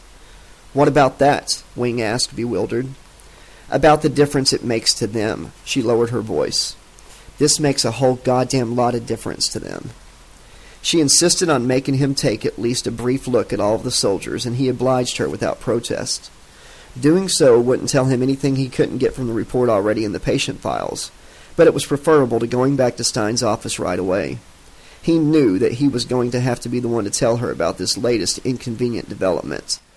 Unless for some bizarre and inexplicable reason she took it into her head to call the clinic herself, or even show up in person. God damn Dr. Stein coming down here to get the bad news about the 6-pack she'd ordered. That would be one killer of a shitstorm to get caught in. Definitely no survivors. But also not likely to happen, given what she had been doing when he had last seen her. She was probably up to her elbows in her new specimen's brain by now. Nothing short of a planetary explosion would have torn her away from that. "I thought all the soldiers were male," he said as he joined Hadad O'Reilly beside the third patient. She shook her head. Was Stein expecting all men? "That was the impression I got," Wing replied. "The new specimen is male. The other subjects were supposed to match." "Only if this new specimen of hers is actually human." Hadad O'Reilly frowned at him. "You think it is?" Wing nodded. "Enhanced human." "Oh, heavily enhanced." Hadad O'Reilly was silent for a long moment as they moved on to the fourth patient. This one was male and seemed to be substantially older than his fellow grunts. "Have you examined any of his tissue yourself?" "No, I've just looked at the scans." "Anything in them to explain how he can be human and carry several times the lethal level of nanos internally?" "Not that I've come across so far." Hadad O'Reilly gave him a look. "And I don't suppose Dr. Stein is talking." "Not to me." "And there you have it," she said. "Nobody knows nothing about nothing, with the possible exception of Gunner. He probably managed to get his head so far up Stein's ass by now that he can hear what she's thinking." In spite of everything, Wing burst into loud, hearty laughter. "I don't know what you're laughing about." Hadad O'Reilly gave him a wry, sideways look through half-closed eyes. "It's not like Gunner's going to share any of his hard-won knowledge with us." "If he were, there wouldn't be anything to laugh about," Wing said. Hadad O'Reilly frowned. "Shit, you're right." They went on to the next bed in no particular hurry. Wing managed a further delay in reporting to Stein by taking time to reread each file, knowing the woman was not going to praise him for being thorough. She wasn't going to think it was a coincidence that all the soldiers had gone down sick at once, and him taking so long to get back to her would only make her believe that he had something to do with it. "Yeah, but what the hell," whispered some distant and more reckless part of his mind, in response to all his common-sense thinking. "What's Stein going to do? Fire you? Have you court-martialed and risk a security breach? The military would never take that chance. If you're stuck, so is she." As it turned out, there was nothing he had to tell Dr. Stein that she didn't already know. Chapter 14. The one question science might never answer, she thought, as she straightened up from the magnificent specimen on the table, was why there were so many more horses' asses than there were horses. Not to mention how it was that, whenever she got rid of one, she would have barely 30 blessedly ass-free minutes before another one showed up. Dr. Stein was no fonder of Gunnar Gottman than any of his colleagues were. It had nothing to do with the fact that his unapologetic and brazen ambition had caused him to put his head so far up her ass that she could almost feel a lump in her throat. It wasn't even that she would have preferred someone else's head instead of his. Neither was it his tendency to walk around naked in his off hours or his vanity in general, or his ridiculous sex drive. And it most certainly wasn't because she had an unrequited yearning for him, or vice versa, in which case she would only have disliked him even more. Her antipathy to Gunnar Gottman was due in good part to the fact that he was there purely as a favor to a member of command who happened to be his uncle, but also just on general principle. Like everyone else, he was beneath her and didn't have the sense to know it. Dealing with him stole precious periods of time from her life, time that could have been put to far better use. Once in a great while, however, Gottman was actually of some real use to her. Even so, she was no more inclined to be favorably disposed toward him on these occasions, thanks in large part to his obvious belief that such occasions could in some way elevate his status to something more than a waste of space. Not that his attitude made any real difference one way or another. There were no circumstances under which she would ever find the man acceptable. Now, as she forced herself to tolerate his presence in her office, she thought that acquiring the new specimen must have improved her frame of mind enough to have raised her irritation threshold. She felt less active loathing toward him at the moment than she usually did. But then, since she was still in the lab, there was a thick glass partition between them. A pity it was the plain old kind without any opaquing function. She would have preferred it if she could have been spared the sight of Gottman completely, particularly that fatuous, toothy smile. On the other hand, at least he wasn't naked. I don't know who Cossey Fantoot persuaded to put a tap on your buffers. I don't know who did that, Gottman was saying, or how it works. But if you give me a few hours, half a day or possibly less, I can put someone to work on a process to counter it. By proxy, of course, not directly. I wouldn't allow some low-rent techie near your system, let alone actually touch it. Any more than I would expect you to grant me even very limited access. Once the counter program was developed, I would simply send it to you with an auto-installer. Stein stretched her mouth in what he would have to pretend was an approximation of a smile from someone with too much on her mind to manage the real thing. Thank you. I'll watch for its arrival in my inbox. Was there anything else that you thought I should know about? He hesitated. You're not going to like this one at all. She suppressed a sigh and looked down at the sterile cap she had put over the top of the specimen's head, wondering how much longer it would be until she could get back to exploring the inside of the skull. Somehow, all of the soldiers in the clinic have been infected with the virus. Stein continued to stare down at the specimen, forcing herself to show no reaction. Her gaze wandered to the eyes, still wide open and unblinking. Why did his face look like a mask? After a pause, she raised her head to look at the man on the other side of the glass. Somehow? I'm afraid I don't know which virus or how it was introduced, but... Care to guess? She asked, her voice deceptively louder. Well, if I were to look around for an immediate source, Gottman said slowly, the new intern would be the first on my list. Stein nodded once. Go on. The man looked smug now, as well as fatuous. First, there's the most obvious reason. She's been outside the complex most recently. Now exactly how she could smuggle in an infectious... I meant, go on and look at the new intern as the possible cause of infection. Intentionally or otherwise, Stein interrupted, no longer going to any trouble to keep the impatience out of her voice. For a moment, he just stood there gaping at her in surprise. You mean it? She glanced up at the ceiling in annoyance. Why wouldn't I? No, I'm sorry, I know, it's just... He floundered, his pinkish face surprised, thrilled, and nervous all at once. Sorry, Dr. Stein, I'll get right on this. Thank you for putting your trust in me. I'll take care of it right away. Right away would be good. Christ, he sounded like a fucking intern. She took another longer look at the ceiling and was relieved to find he was gone by the time she looked down again.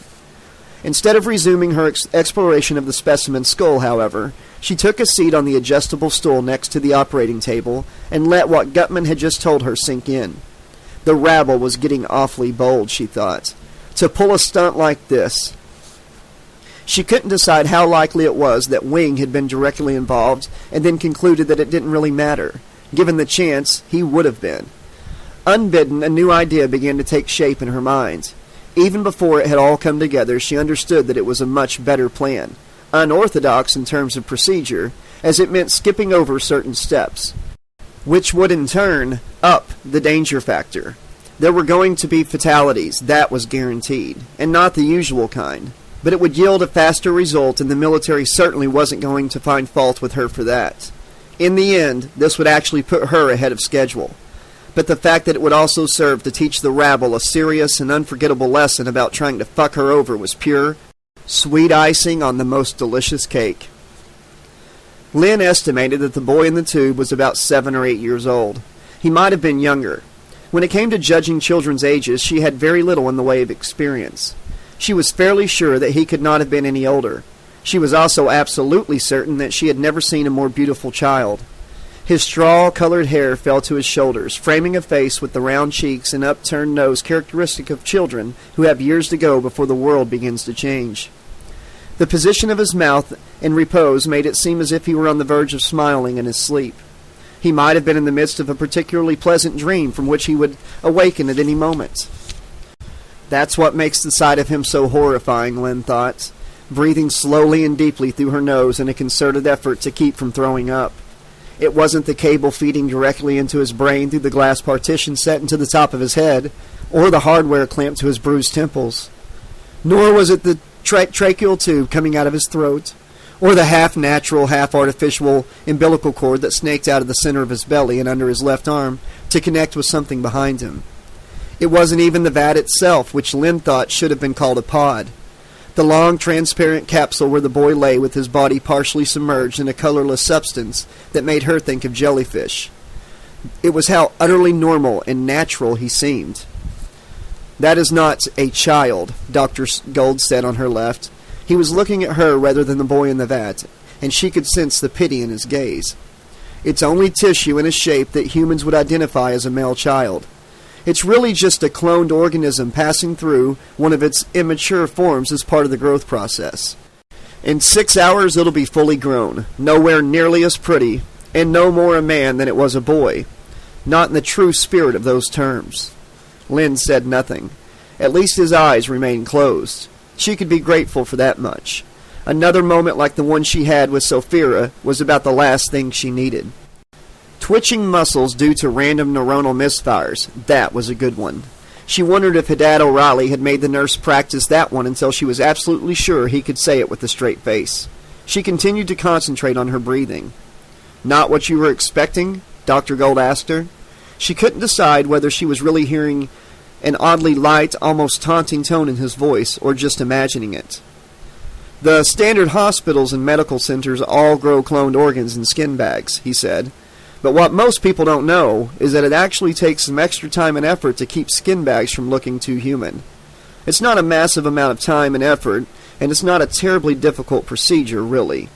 But since it is something extra, it does add to the cost. That is something that Dr. Stein has always felt was completely unnecessary." He paused briefly and then went on, his voice becoming more brittle with every word.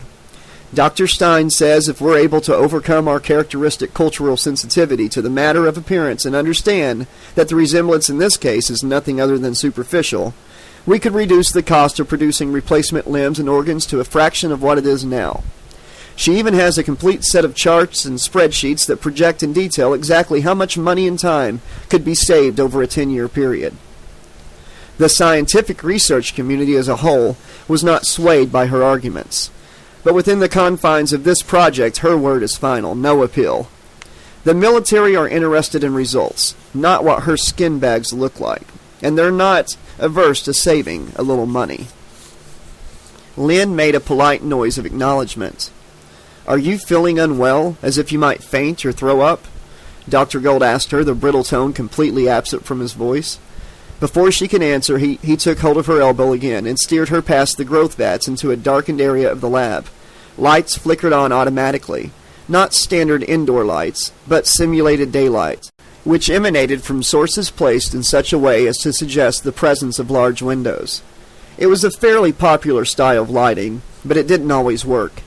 Sometimes the room was too large or too small or the wrong color, or the furnishings contradicted the illusion, which Lynn would have thought would be the case in any kind of laboratory, even one with real windows. But somehow, even with all those workspaces and consoles and equipment, the desired effect had been achieved, something which Lynn couldn't help feeling profoundly grateful. "It's been a very rough day for you," Gold observed with a studied neutrality. He set the slender metal case of tissue samples on top of a work table. "I must say, this is not the day I was expecting to have myself. I have never seen any clinic patients transferred to pre-op without someone taking a set of tissue samples from them first." He paused to look even sadder than usual. "And the instant epidemic?" Lynn asked, hoping the question didn't really sound quite so arch to him as it did to her own ears. "How often does that happen?" "I really couldn't tell you," he replied, his voice turning politely distant and even a little prim, as if she had asked him something embarrassingly intimate. "But if I had to guess," he surprised her with a sudden wry half-smile, "I'd say often enough to justify all the fuss and bother of full-body condoms. Otherwise, we'd be stuck in quarantine now, too, with the distinct disadvantage of not being able to sleep through it." As he spoke, he opened the case and removed the tissue sample containers, handing the small silver cubes carefully as he put them on the workbench. He had collected only a dozen samples before Dr. Haddad O'Reilly had told them an infection of unknown origin had broken out among the patients, and the two of them would have to leave. "Why are the soldiers being kept sedated?" Lynn joined him at the workbench, standing on the opposite side. "Orders." "Whose?" "Dr. Stein's, of course." "Isn't that kind of unusual, keeping them unconscious for so long?" He glanced up in some surprise, as if he had neither expected her to ask such a question, nor understood why she had. Then he made a vague gesture toward the counter behind him. "Bring over some stasis chambers, will you?" Lynn moved to obey, and then stopped, scanning the length of the counter for anything that might have been both chamber-like and suggestive of stasis. The only thing she could think of was a thermos, and she saw nothing like that. "Second shelf directly above the bacteria catalog," Gold added, without looking up from whatever he was doing with his tablets. "Which is the red storage unit that looks like a miniature refrigerator and says, 'Bacteria Catalog' on the front." "Right, sorry. I guess my eyes haven't adjusted to decent illumination." It took 4 trips for her to ferry over the right number of small but somewhat heavy objects. They didn't seem so much like chambers as they did votive candles from one of those retro churches her mother had been so fascinated with for a while. The inside even looked and smelled a lot like wax. Gold thanked her and then moved one of the chambers to the corner of the workbench so he could show her what to do. "You take one of the samples and set it down in the center," he said, doing so. "Try very hard to get it as dead center as possible. Watch it carefully, and after a few seconds you'll see the cube starting to sink." He bent down so he could look at it roughly the same level as the cube. "Do you see how it started sinking a little?" Lynn bent down to look at it from the same level. "I'm not... Oh, yes, now I see it." "When it starts to sink, press down on it firmly, but not too hard, until it won't go down any further, like this." He showed her. "Then wait for it to sink some more, and then press down again. Continue until the cube finally sinks below the surface of the chamber." "Then what?" "Then put it to one side and do the next one. It's a simple but effective method of hurrying nano-integration." Gold straightened up. "When you've done all of them, clock out, and have a nice evening." He turned to walk away. "Wait!" she said, a little louder than she'd actually meant to. He turned back to her, looking sadly curious. "Is that really all you want me to do?" Gold frowned, as if he didn't quite understand her. "I mean, there must be something else that I could be doing," she added quickly, wondering if she had just committed some outlandish breach of scientist-intern protocol. "Even something very simple?" "Well," the man seemed to think for a moment, "if something should happen to burst into flames, you can put the fire out or pull the fire alarm." Before she could say anything else, he was gone. There were very few places in the installation that felt reasonably private, and technically, none that really were. However, the determination and tenacity with which human beings strive to meet their needs is essentially the story of human survival. The need for privacy was as strong as the need for security, or social contact, or gratification, or any other kind of need. When two human needs merged, they usually became much more than the sum of their parts. How much more depended on which needs were involved. When one of them happened to be the sex drive, virtually nothing could stand in the way. In the installation, the sex drive went hand in hand with the need for privacy, so it didn't take long for things to happen. Restricting sex was the best the military could or would do. Forbidding it was out of the question. Thanks to millennia of accumulated experience, command in the 26th century knew better than even to try a thing, regardless of the circumstances. Thus it was that in the complex, regulations permitted grunts to screw each other senseless, while interns could frolic with other interns, but there was to be no crossover between the two. No fraternizing between grunts and interns. Command level promised that the rule would be heavily enforced. This only served to ensure that it would be broken within an hour of its being issued by, unsurprisingly, the sex maniacs. Having been grunts themselves before their selection for fast-track re-education in the sciences, they were already experienced at remaining undiscovered, while circumventing rules that inconvenienced them. This gave them a clear advantage from the start, even beyond the motivation provided by their unswerving dedication to the proposition. That grunts had solved the problem was not actually as surprising as it might have seemed at first glance. The grunts were the de facto experts on privacy as well as the lack of it by virtue of the simple fact that barracks had been their standard accommodation from time out of mind. And the super-secret, ultra-expensive underground complex was no exception. Barracks dwellers down through the ages have learned a multitude of tricks, making certain adjustments to allow for the ever-changing times, as well as inventing new ones when necessary. In fact, it's probably safe to say that grunt-style ingenuity and inventiveness has had as much to do with the survival and advancement of the species in general as anything else has. Considering that, as interns, the sex maniacs enjoyed the privilege of private rooms, it was probably also safe to say, at least in their case, you could take the grunts out of the barracks, but you couldn't take the barracks out of the grunts. The sex maniacs weren't the only ex-grunts to become interns. Roughly half the groups were soldiers who had been successfully retrained. The rest of the interns were civilians, or had been civilians, which the military had recruited from other projects. Some had come voluntarily, and some had been forcibly drafted. The sex maniacs discovered inadvertently that it was actually quite easy for them to tell which was which without having to come right out and ask. Those belonging to the latter group were never interested in getting laid. This went along with their firm belief that there was one and only one truly reliable method for gauging the quality of life. Sex equals good. No sex equals bad. Indeed, they were appalled at having to be in service with people whose lives, from their standpoint, weren't worth living. As content as the three of them had always been in the military, separately and together, this was why they were all virulently opposed to any sort of draft. You didn't have to be the sharpest knife in the drawer to know that these were not the kind of people you wanted to have around you in a combat situation, something that could spring up at any moment, no matter how peaceful things seemed to be. Your best chance of survival was among soldiers who had as much to live for as you did. Knowing that there wasn't actually very much they could do about the military's more ill-advised actions, they did the only thing they could. They continued to have as much sex as possible. Perhaps that would promulgate good karma and thus reawaken any will to live that might have gone dormant. And if not, what the hell? Sex was still its own reward.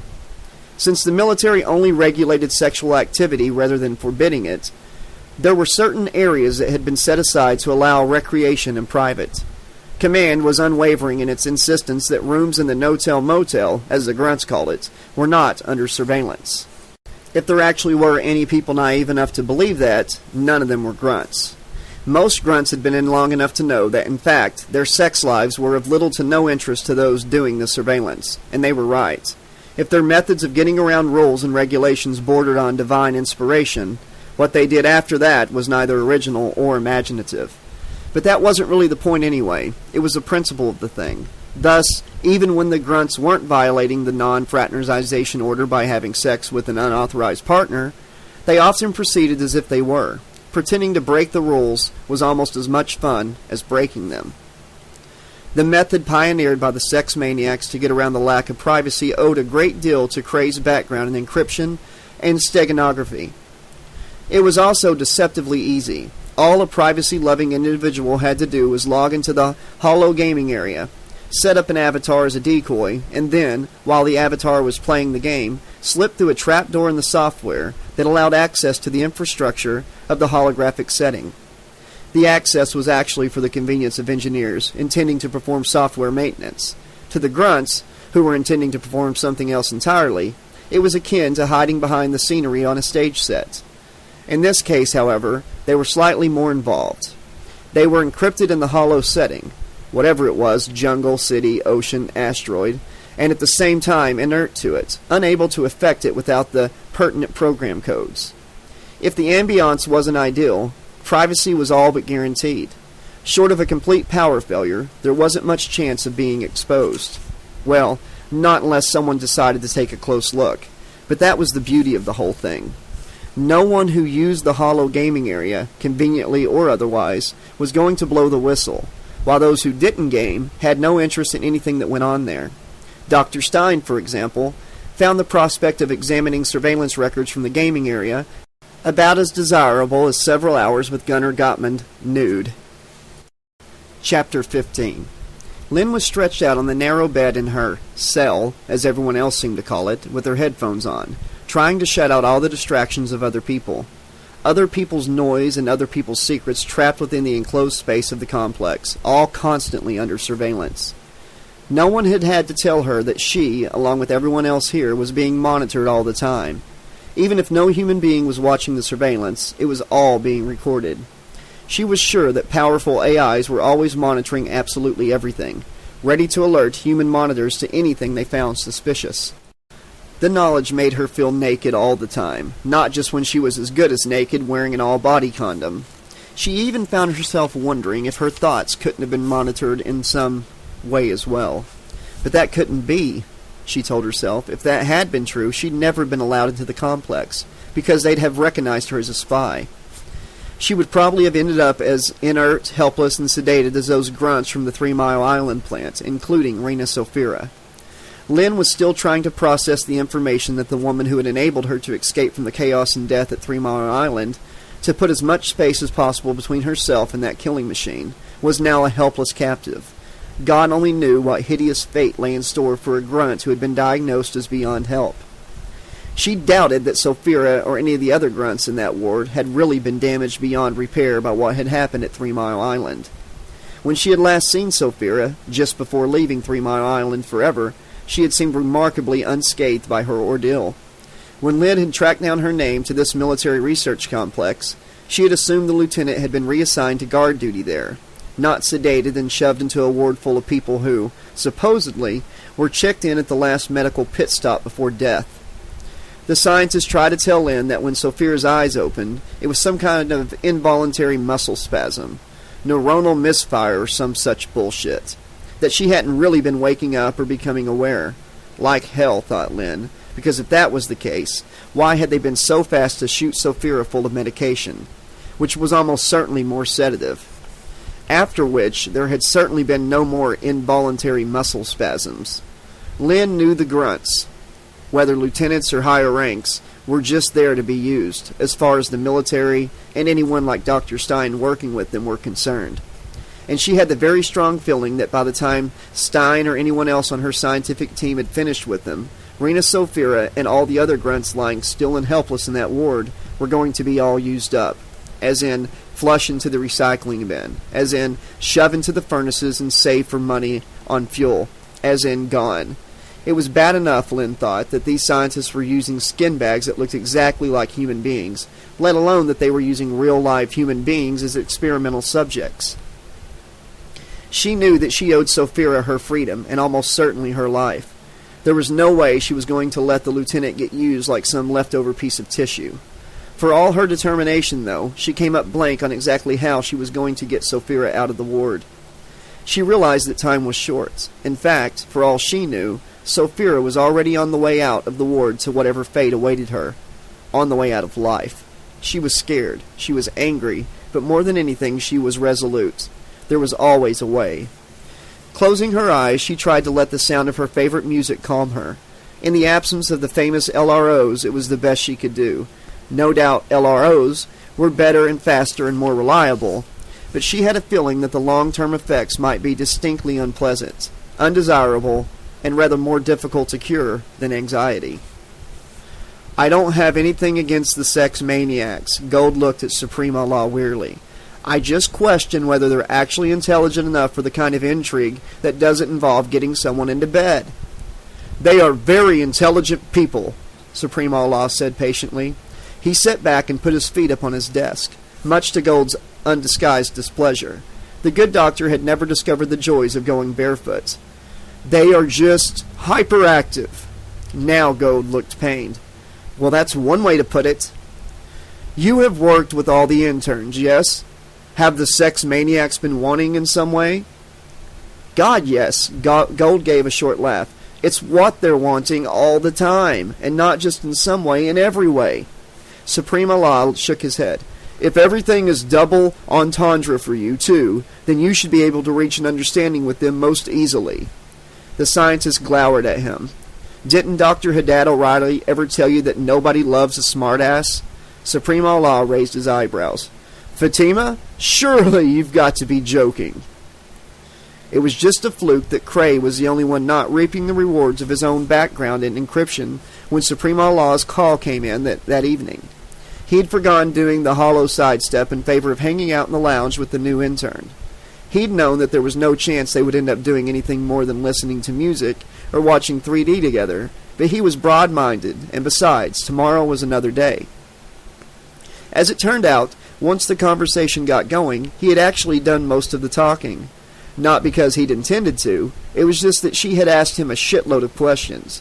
Stuff about being a grunt, and how he had been retrained, stuff about the complex, what the scientists were really like, what was Ramirez Gold always so sad about, and was there something going on between Zelda and Fredo? Which, that one was a good one. Somewhere in the conversation he mentioned LeBlanc, and they ended up talking about him a lot, even though Cray had barely said a dozen words to the guy in the whole time he'd been there, right up to the day he disappeared. It seemed as if she would have been perfectly happy to sit there listening to him all night, but eventually Cray found himself getting tired of the sound of his own voice. He pretended to be sleepy and went back to his quarters, feeling a strange mixture of disappointment and uneasiness he knew had no connection with him not having had sex. Then Supreme Allah had phoned, and he'd put the whole thing out of his mind. When Supreme Allah had been introduced to him as the man in charge of the interns and therefore his immediate superior, Cray had not been quite sure what to make of him. He had met all kinds in the military, and that included kinds that he had never imagined, and that was only taking humans into account. The Allies exchange program had already been well underway at the time of his enlistment, so he had gone through boot camp with a wide variety of colors and textures, not to mention a few tentacles, tubes, and tails. The underlying point of boot camp had remained unchanged for centuries. 2 months of that, and you came out the other side knowing there was nothing you didn't have in common with any of your fellow grunts, sisters, brothers, and others. Retraining had been as rigorous as boot, but in an entirely different way. Cray had come out of it still very much a grunt at heart, never suspecting that he would be reporting to a civilian authority. Thus, his first thought on seeing Supreme Allah, dark and bony in soft gauzy white tunic and trousers, unrestrained dreadlocks draped over his shoulders and streaming down his back, was to wonder if the aliens he'd gone through boot with had thought that Rastafarians had tentacles. He then realized that the man wasn't military. Putting a civilian in charge was a concession to the interns who were grunts in name only. Privately, Cray was rather surprised they'd thought it was really necessary to make a point of having such an obvious civilian in a management or command position. They could have chosen some NCO and just let the interns think they were working for someone not in the military. Any non-commissioned officer with half a brain could have pulled that off easy. There must have been civilians somewhere on the project with a hell of a lot of stroke. Non-military leadership was completely unfamiliar to most of the grunts, including Cray, who wondered if any civilian could hold their own in the midst of a military complex. It became clear right away that Supreme Allah could. The guy was just plain smart. He had everyone's number, including the scientists, most of whom deferred to him at one time or another in at least subtle ways. This was something that all the interns found interesting to various degrees. Cray himself didn't think it was all simply down to the man's superior stock or ganja rope. On the other hand, he didn't rule it out completely either. After all, it was some pretty goddamn good ganja. And for anyone who wasn't getting laid, it had to be the only thing that would make them even vaguely glad to be alive. He was mildly disappointed to find that Supreme Allah hadn't summoned him to his red, gold, and green den for a little midweek rope-a-dope. His position gave him the privilege of 2 rooms plus bath, as opposed to the scientist's full-size apartments or the single cells the interns occupied. Cray had no doubt that Supreme Allah's decor was unique. The red, gold, green, beaded curtains, the icons, tapestries, and art had been arranged in such a way that although Cray had never had any trouble finding a lavatory, even after a full foot of rope, he still couldn't figure out where the bedroom was. Cray told himself he hadn't really expected any ganja. As far as any of the interns knew, Supreme Allah never got anyone roped during the week. He claimed that rushing to ingest a counteractive agent to neutralize the effects and sober up after too short a period of time was a disservice to the sacrament, as Cray saw it. This was just one more thing the man was right about. What Supreme Allah did want, on the other hand, was something he would not have imagined even if he had been roped. "I did know that you were abstaining from the usual nightly game," Supreme Allah told him as they sat on the comfortable collection of pillows that served as a sofa. "You did?" Cray felt a faint ripple of uneasiness passing through him. "Only Alonzo and Powell are logged into the gaming area. Scavenger treasure hunt." "If you say so. Like you said, I abstained." He shrugged, doing his best to keep his expression neutral. "Abstinence," Supreme Allah nodded, sly and knowing. "They say it makes the heart grow fonder. You think they're right?" His smile widened. "Or do you think it's something other than the heart?" Cray intended to give a polite laugh to cover his unease, but when he opened his mouth, no sound came out. Never mind, Supreme Allah said, making a dismissive motion with one bony hand. "This is not a raid. Your secret stays a secret. The wise man does not tell everything he knows." He frowned suddenly. "So breathe." "I am breathing," Cray said, feeling a little embarrassed. "You are now." Supreme Allah looked amused. "Interns and grunts are not the only ones who have discovered this useful feature. All who know of it are also mindful that the deception will not stand up to close examination, which, of course, most people are not knowledgeable enough to do in the first place. More than once an avatar has passed for real, unquestioned, even among the real themselves." "Oh, yeah?" Cray frowned. If he had heard that from another grunt, he'd have laughed it off. Avatars were pretty good, but he had never thought they were anywhere near that good. Supreme Allah, on the other hand, wasn't given to mistaking vapor for gold. He laughed a little nervously. "So, where do you go?" "Who said anything about me?" This time the wave of unease that swept through him was almost intense enough to produce a little vertigo. Man, there was definitely something really, really non-normal going on around here tonight, he thought. Zelda and the new intern had said something pretty goddamn similar to each other just this morning. And that couldn't have been any goddamn coincidence, that was for sure. In a top-secret military installation like this, there was no such thing as coincidence. Alright then, but what the hell was creeping him out other than the possibility of getting canned for a little off-campus horizontal bop? Cray shook his head slightly to clear it and looked around the living room, wondering if there could have been so much residual rope in the furnishings that it was possible to get high just by breathing the air. "Okay." Supreme Allah gave a long and somewhat put-upon sigh. "Then just tell me one thing. Is this a bad time to ask for a favor?" Cray gave serious consideration to undertaking the task alone. There was really no reason why he couldn't have under the circumstances. It was just that it went against standard grunt training. Nobody ever went completely solo on a covert operation, no matter what it was. Not unless they knew for certain that there wasn't anyone around them they could trust. He was goddamn lucky not to have that problem. He had been sure that neither Alonzo nor Powell would thank him for barging in on them, and man, he had been right about that. The holographic sidestep was so convenient and easy that Cray couldn't help feeling nervous sometimes. Was it really possible that Command wasn't onto the whole dodge and just waiting for the right moment to spring some kind of trap? When he had shared his misgivings with Alonzo and Pal, both of them had conceded that it wasn't out of the question. But what if that's the case? Alonzo had added, looking wise in spite of the fact that A, they were all sweating languidly in the steam room, and B, there was a happy face on his midsection composed entirely of hickeys, except for his navel, which served as the nose, courtesy of an especially playful lady grunt. We all might as well have as much sex as we possibly can while we're waiting for the axe to fall, unless you can think of a better way to pass the time. He's right, Pal said. They've got us anyway, so we might as well make the most of however much time we got left.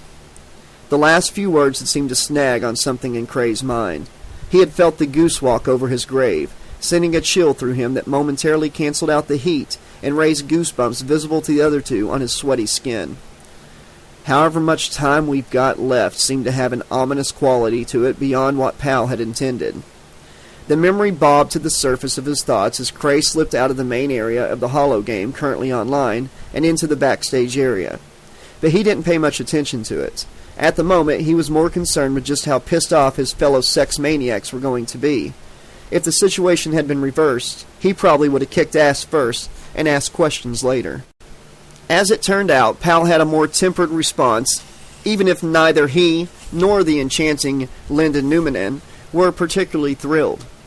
To his unconcealed delight, however, he managed to pull Alonzo away before a certain playful lady grunt could finish refreshing the whimsical design on his torso in her own unique way. The half-circle looked like a lopsided rising sun with a belly button, which Cray thought looked even funnier. He stopped laughing, however, when Linda insisted on coming with them. So Stein leaves her goddamn lab unlocked and unguarded? Alonzo asked Linda incredulously. Linda paid no attention to him. She was flattened against the wall, peering around the corner to the next hallway. Dr. Stein's office was barely 10 feet away, and it was indeed unlocked and unguarded, according to the readings on her handheld anyways. Well, prodded Alonzo. Does she? Linda drew back and turned to him. Yes, she does. Probably just as a convenience for herself, since the security system in the hallway is fully armed and active. She showed him the data on the Sentinel screen. You couldn't breathe the air within 10 feet of her office without alerting her. So how the hell are we supposed to get around that? Pal gave Cray a moderately disgruntled look. Linda smiled fondly at him and pinched his smooth cheek between her finger and thumb. Interdimensional travel, honey. She herded them all back down the hall to the stairs and led them up to the next floor. 5 minutes later, she was shimmying through an air duct in her underwear, her Sentinel large securely in her bra, and Cray's comlink much less secure in her ear due to a lousy fit.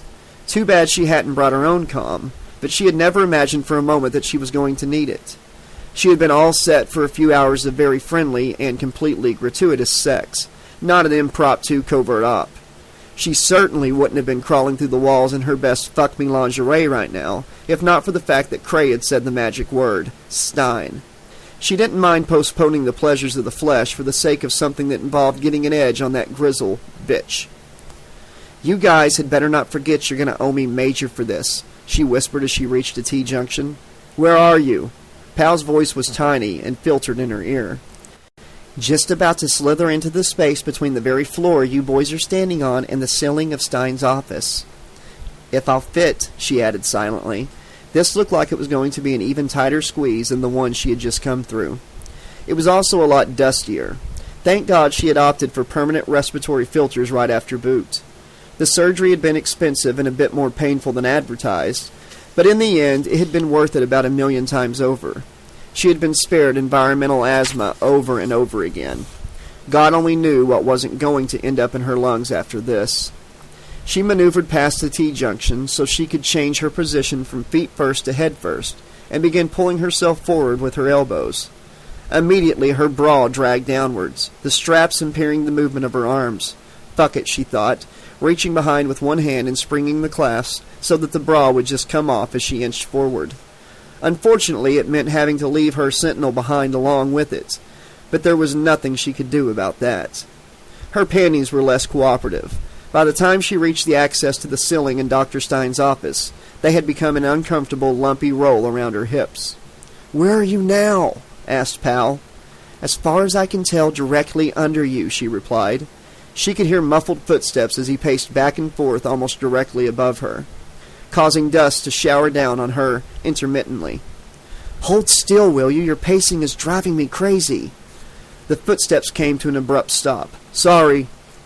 "She's not stuck, is she?" asked Alonzo in the background. "No, I'm not stuck," she said, amused. "Just don't let me forget to pick up my underwear on my way out, okay?" "Pardon?" said Pal with some alarm. "You took off your underwear?" "Had to. There was no other way," she said. "Never mind. You had to be there." "Could somebody tell Corporal Nin this isn't a sex fantasy?" Alonzo said, sounding impatient. She chuckled some more as Pal and Cray shushed him. "Well, maybe it's not his sex fantasy," she said, unable to help herself. Alonzo sounded practically prim, which was some kind of accomplishment considering what a horny little bastard he actually was. "Be serious for a minute, Linda," Pal said tensely. "Are you really all right?" "Right as rock and roll," she said. "Now shut up, I need to save my breath here." She practically had to dislocate her shoulder to reach the vent panel in the office ceiling, which made it even more difficult to feel how the panel was attached. There were no screws, brackets, or hinges that she could locate. Pulling the panel up towards her was no good. Hoping for the best, she thrust her stiffened fingers against it as hard as she could. The vent popped out of the ceiling and fell to the floor, with an oddly muffled thump, barely missing the edge of Stein's desk.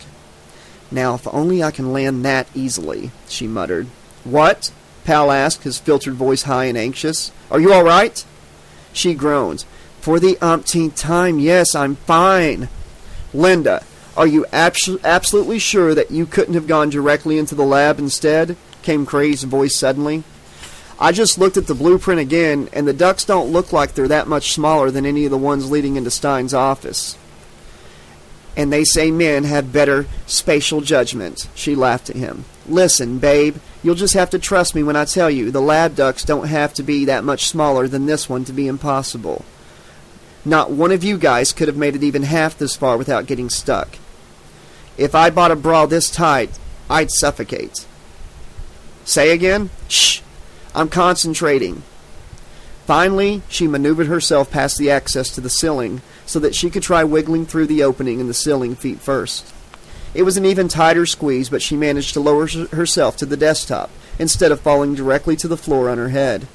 Her panties, however, failed to make it through. She looked up to find them dangling in shreds from the end of the vents. "Now I know how Portafoy felt back in boot camp when we ran his thong up the flagpole," she said.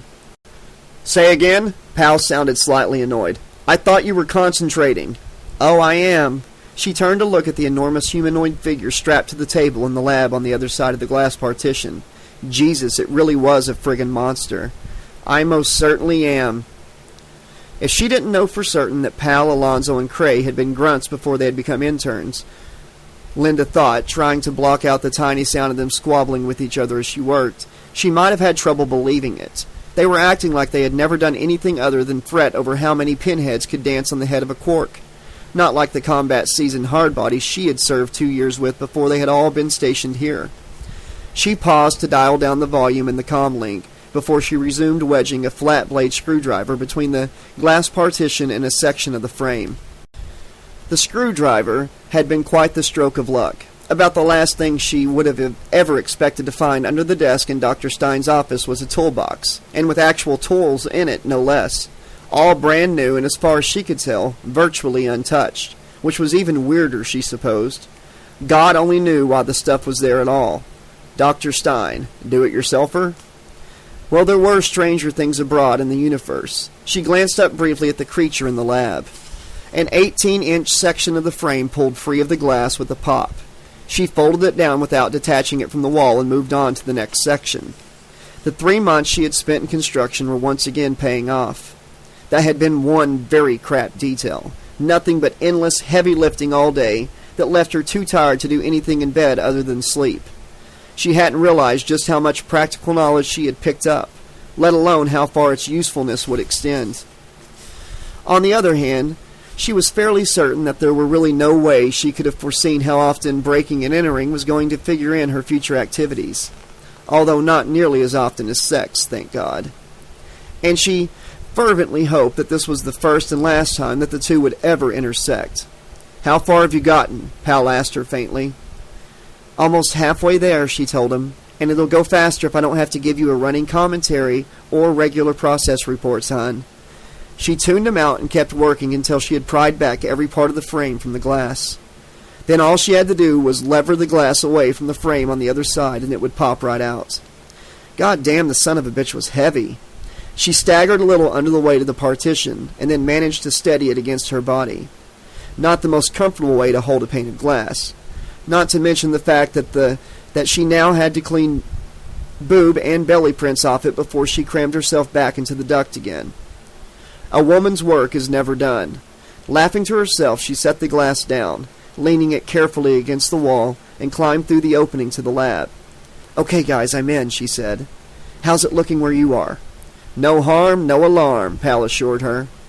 "You were right. Security doesn't register anything moving around inside as long as it didn't cross a designated boundary.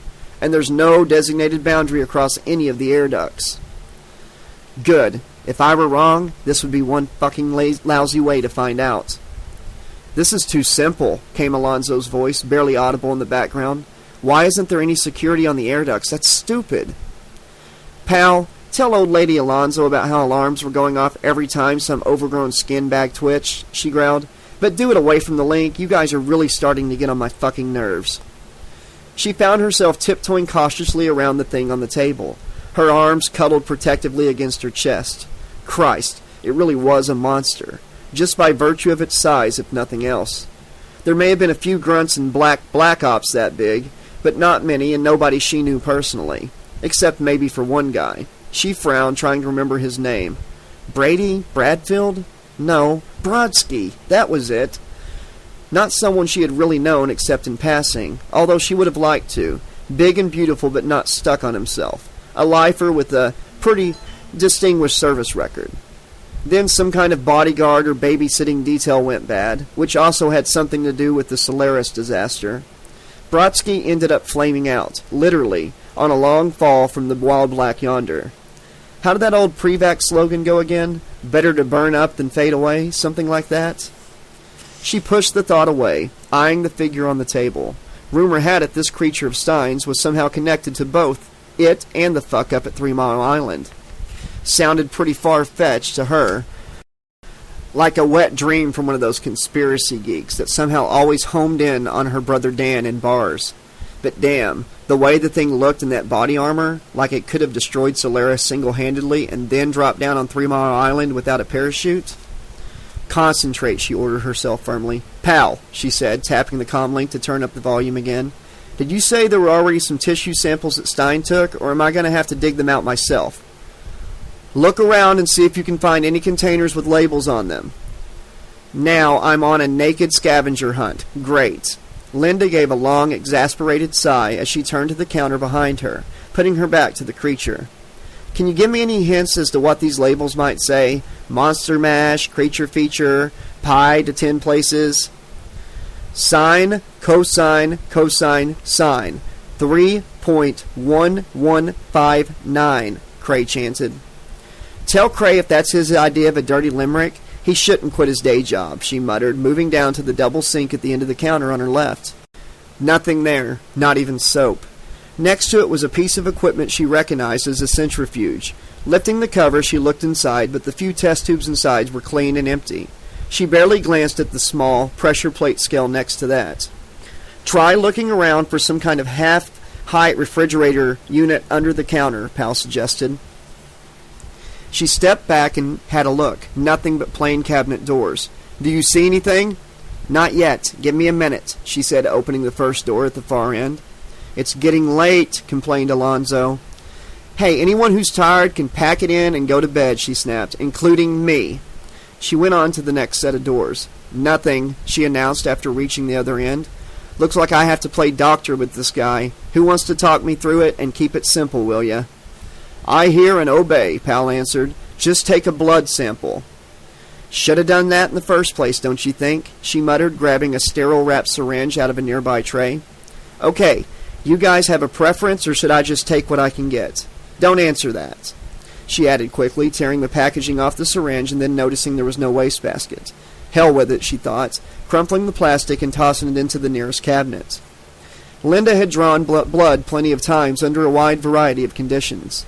It wasn't really difficult, although it could be tricky finding a vein with some people. With this guy, the problem wasn't finding a vein. The problem was finding skin to expose. The body armor wouldn't budge, and pushing the needle through the rubbery cloth, or whatever it was, would probably contaminate the sample. Maybe she could try the blood vessels under the eyes. No, not in this lifetime. She wasn't that good with the needle. She made a careful inch-by-inch inspection of the area around the edge of his mask, from just under his left ear up to his temple across his brow, where a hairline would have been, and down the other side. Still nothing. Not even a centimeter of bare skin. Like that mask-like thing on his face had been put on and then hermetically sealed to the front of his head. She froze, holding the needle up and away from the body in one hand, the other resting lightly on the cheek area of the mask. There was a glint of light from the darkness of the eye hole. She could have sworn that thing's eyes had been shut when she had come in, but now, try as she might, she couldn't remember whether she had actually seen that for herself, or whether she had just taken it for granted. But okay, what if his eyes were open after all? So what? It didn't mean he was conscious. Stein had him paralyzed after all. Linda suddenly became aware of her heart pounding too hard and fast in her chest. "Don't panic," she ordered herself. "You're too smart to panic, too good, too experienced. You're just a little freaked because you're doing all this goddamn shit buck naked. Just take a look at this freak and you'll see for yourself there's nothing going on. Nothing to be afraid of. Even if you were wearing a tank. Nothing." She leaned over the creature so she could get a good look in his eyes. They were wide open, unblinking and staring up at nothing. That's right, nothing. Our theme of the evening, nothing. As in, nothing to be afraid of. All at once she became aware that she had been holding her breath. She started to let it out when the creature's eyes suddenly swiveled in their sockets and looked directly at her. It was just by reflex that she opened her mouth to scream, but before she could even try to take a breath, something hard and merciless clamped itself around her neck, cutting off her air. Now that's what I call a real tight squeeze, she thought dizzily. That's a painfully tight squeeze. Patches of darkness swam through her vision, and she was dimly aware of the comm link tumbling out of her ear and bouncing off her shoulder. She could feel something in her neck crack under pressure as her feet left the floor. But the sensation was so distant now that it didn't seem to have anything to do with her. Then there was nothing at all, not even darkness. There was no expression on Dr. Stein's face as she watched the events unfolding on the large wall monitor in her living room. She'd have been expecting something like this, but she had thought it would be one of the scientists. Perhaps Gold, or possibly even Wing, doing his own dirty work.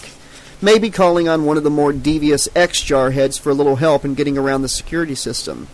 Jamming the alarms and sneaking in through the door would have been a lot less strenuous than slithering through an air duct, though not nearly as entertaining. It was a miracle that silly, oversexed Amazon had managed to pull it off, along with all of her clothes at that.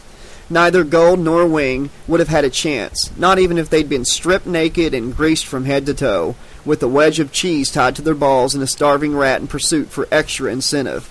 And considering what she had learned from the minuscule sample of brain tissue she had been able to analyze, the little scenario that had just played out was virtually perfect. Shame about the lab, though, but she had no one to blame but herself for canceling out the restraints and allowing the creature to flail around with the grunt's body. Every single item in the room that could have been broken had been, and anything not actually destroyed had been dented, scratched, or bent. And of course, just about everything was stained with blood now. Stein watched patiently until the thing her prized specimen was clutching appeared to be nothing more than a shapeless remnant of material. It had appeared to have been dipped in some kind of slimy red goo and dragged through a trailer full of guts and punctured organs from a butcher shop. Strange. She could get no sense of emotion. Perhaps that was because she was looking at him on a monitor rather than in person. The profile she had obtained from his brain tissue had indicated rage and fear as essential elements in his original composition, among other things. obviously modifications from the nanos. Suddenly he threw down what was left of the grunt and turned to the hole in the wall where the glass partition had been. Before he could take a step towards it, Stein hit the lighted red panel in the center of the wireless console on her lap with 2 fingers. Instantly the creature dropped to the floor as if his entire body had turned into jelly. She sat back on the couch, the faintest hint of a smile touching her hard, colorless mouth. Disrupting the electrical charge in the internal nanos, as well as his central nervous system, was one of those things she would have thought was just too easy. Of course, eventually it would be, which was to say it wasn't going to work forever. The nanos, along with his original system of regeneration, would figure out how to adapt, and then she would have to come up with some other method of immobilizing him. If all else failed, she could always freeze him, but that wasn't really a workable option in terms of super soldier project. Send 1 million super soldiers into combat along with 1 million cryo units and 1 million cryo technicians? There were probably a couple of people in the military stupid enough to consider such a thing seriously, but they weren't in charge here. But speaking of stupid, she used the console to trigger a silent alarm for the floor above her office, then leaned over and picked up the telephone. "Supreme Allah," she said. There was a second or two of dead silence before the call went through, which she found rather surprising, considering what time it was. The communication system shouldn't have been overloaded in the middle of the night. "This better be good," said the deep, hoarse voice, heavy with sleep, into the phone speaker. "This better be real goddamn good." "Well, I'm having 3 of your interns arrested for breaking into one of the offices," she answered coolly. "Ooh, that was good for me. Was it good for you too?" Chapter 16. Frustration burned in him like acid. It turned to hatred and remained trapped inside of him, which made the burning even worse. He was now secured to a plain, flat surface contained in a framework, and propped up in a near vertical position. It gave him a good view of that woman bustling around her office alone. He watched as she heaved the glass partition back into place. He would not have thought she was strong enough to do it without help. After a while, he understood that she was showing off for him. When she finished with her office, she came into the lab and began talking to him as she moved around busily. He could sense pleasure coming from her as well, as a state of excitement, even arousal. And he knew it was because of what he had done, when that immobilizing force, whatever it was, had finally let go of him, at least for a little while. That didn't make him any less hostile to her, however. Why she felt pleasure, or for that matter anything else in her life, had nothing to do with him. If she was pleased by what he was, what he did, and or how he did it, that didn't change the fact that she was life, and he was anti-life, and she had to go. Oddly, she didn't seem to have even the faintest inkling about the unalterable state of fundamental opposition that was the essence of their existence. It was odd because there was so much that she did know, especially about him. Or rather, his genesis. She had gone poking inside his head, literally. Poking, prodding, exploring, searching, for nothing in particular, and anything she could find. She had done something to him with her tools. Plugged things into him that had somehow made his memory explode with pictures. Suddenly he had been seeing people and places and events that he had never, ever wanted to see again. But she had done it all in a way so that she could look at them too. Worse, she had figured out how she could keep them for herself, so that she could see them again and again whenever she wanted. But the worst thing of all was that she could make him see them again and again too, whenever she wanted, whether he wanted to or not. Master Sergeant Black Carroll was one of those compact, muscular people who tend to look smaller than they actually are. She had agreed to serve as the Grunt's commanding officer in the complex only after obtaining an ironclad, unbreakable agreement from top command, that when the assignment was completed she would be sent immediately and without delay to ATA, Assassin Training Academy, had been her dream from the moment she had entered the military, and she had known it would take some time for her to get there, given her education, which was 0, possibly a little less.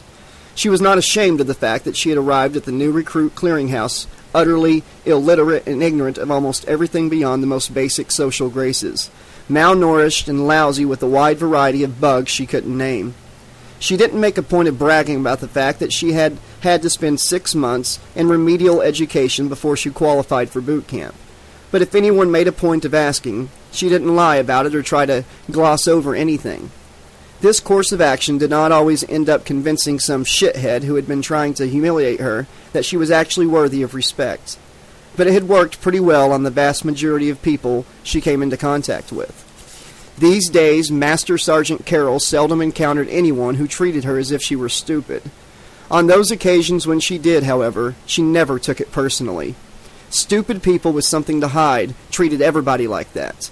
Even stupid people who should have been smart enough to know better, like Dr. Stein. She stood at parade rest, careful to keep her face composed in the appropriate neutral but attentive expression, and her eyes focused straight ahead, while Dr. Stein tried to stare her down. The room they were in was Stein's office, not the one where she actually did any work. This was where she called staff meetings and had people present reports to visiting representatives from command. It was a nice, big, airy room, complete with simulated daylight that could fool anyone into thinking they weren't at least 500 feet underground. It was able to accommodate at least 24 people for the sake of almost any sort of formal meeting or gathering. Right now, however, it was just the two of them. Not much in the way of a gathering, but the occasion was definitely formal. Dr. Stein was formally addressing her as if she were stupid while she stood in the formal position of parade rest. Very, very formal indeed. But nothing to take personally if you were stupid. You got offended. But if you had a lick of sense, you got suspicious. I do acknowledge that you held no responsibility for the 3 interns currently under house arrest, Stein was saying, and technically you still don't. However, I feel it's necessary, considering that they were selected from the ranks of the, grunts, to deal with them as military personnel. What is it you would like me to do with them, Dr. Stein? Carol asked, keeping her gaze fixed on a point several feet above the woman's head on the wall behind her. Well, nothing actually. Stein moved slightly from side to side in Carol's lower peripheral vision, as if she were trying to force her to look down at her. I'm just informing you of how I have decided to proceed, with the interns and with Corporal Nen. Carol came to full attention. Dr. Stein, with all due respect for your position as head of the project, I request that Linda Newmanen be transferred from wherever you are holding her to the military station where... I thought I made it clear why I can't do that, Stein said in a maddeningly stubborn, patient voice. The corporal has, by her actions, made herself a serious security risk. I have no other choice but to keep her in solitary confinement until further notice, which is to say indefinitely, which means, in all likelihood, until the project here is finished. There was a pause. There's nothing I can do. She brought this on herself. Black Carol cleared her throat. Ma'am, I am fully aware that Command has given you unlimited authority over every aspect of this project. However, I can guarantee that all of us grunts have pledged ourselves to live and die by a code that... I only called you here as a courtesy, Stein said, her tone flat and final now. I wasn't actually obligated to tell you anything, except that I had relieved Corporal Newmanen of her duties and removed her from the project. I would appreciate it if you would assign a replacement for Corporal Newmanen with all due haste. Make it someone who can take the work more seriously, or at least seriously enough to remain fully dressed. Carol felt the silence in the room stretch, and then realized belatedly that Stein was waiting for her to answer. Yes, ma'am, she said, keeping her tone smooth and unhurried. Thank you. Stein let out a long, breathy sigh. Dismissed. Black Carol did her best parade ground about face and marched out of the room. She kept marching down one hallway after another, taking the long route to Center Point where, instead of ringing for an elevator, she marched down 72 flights to the barracks. Supreme Allah hung up and turned to Ramirez Gold.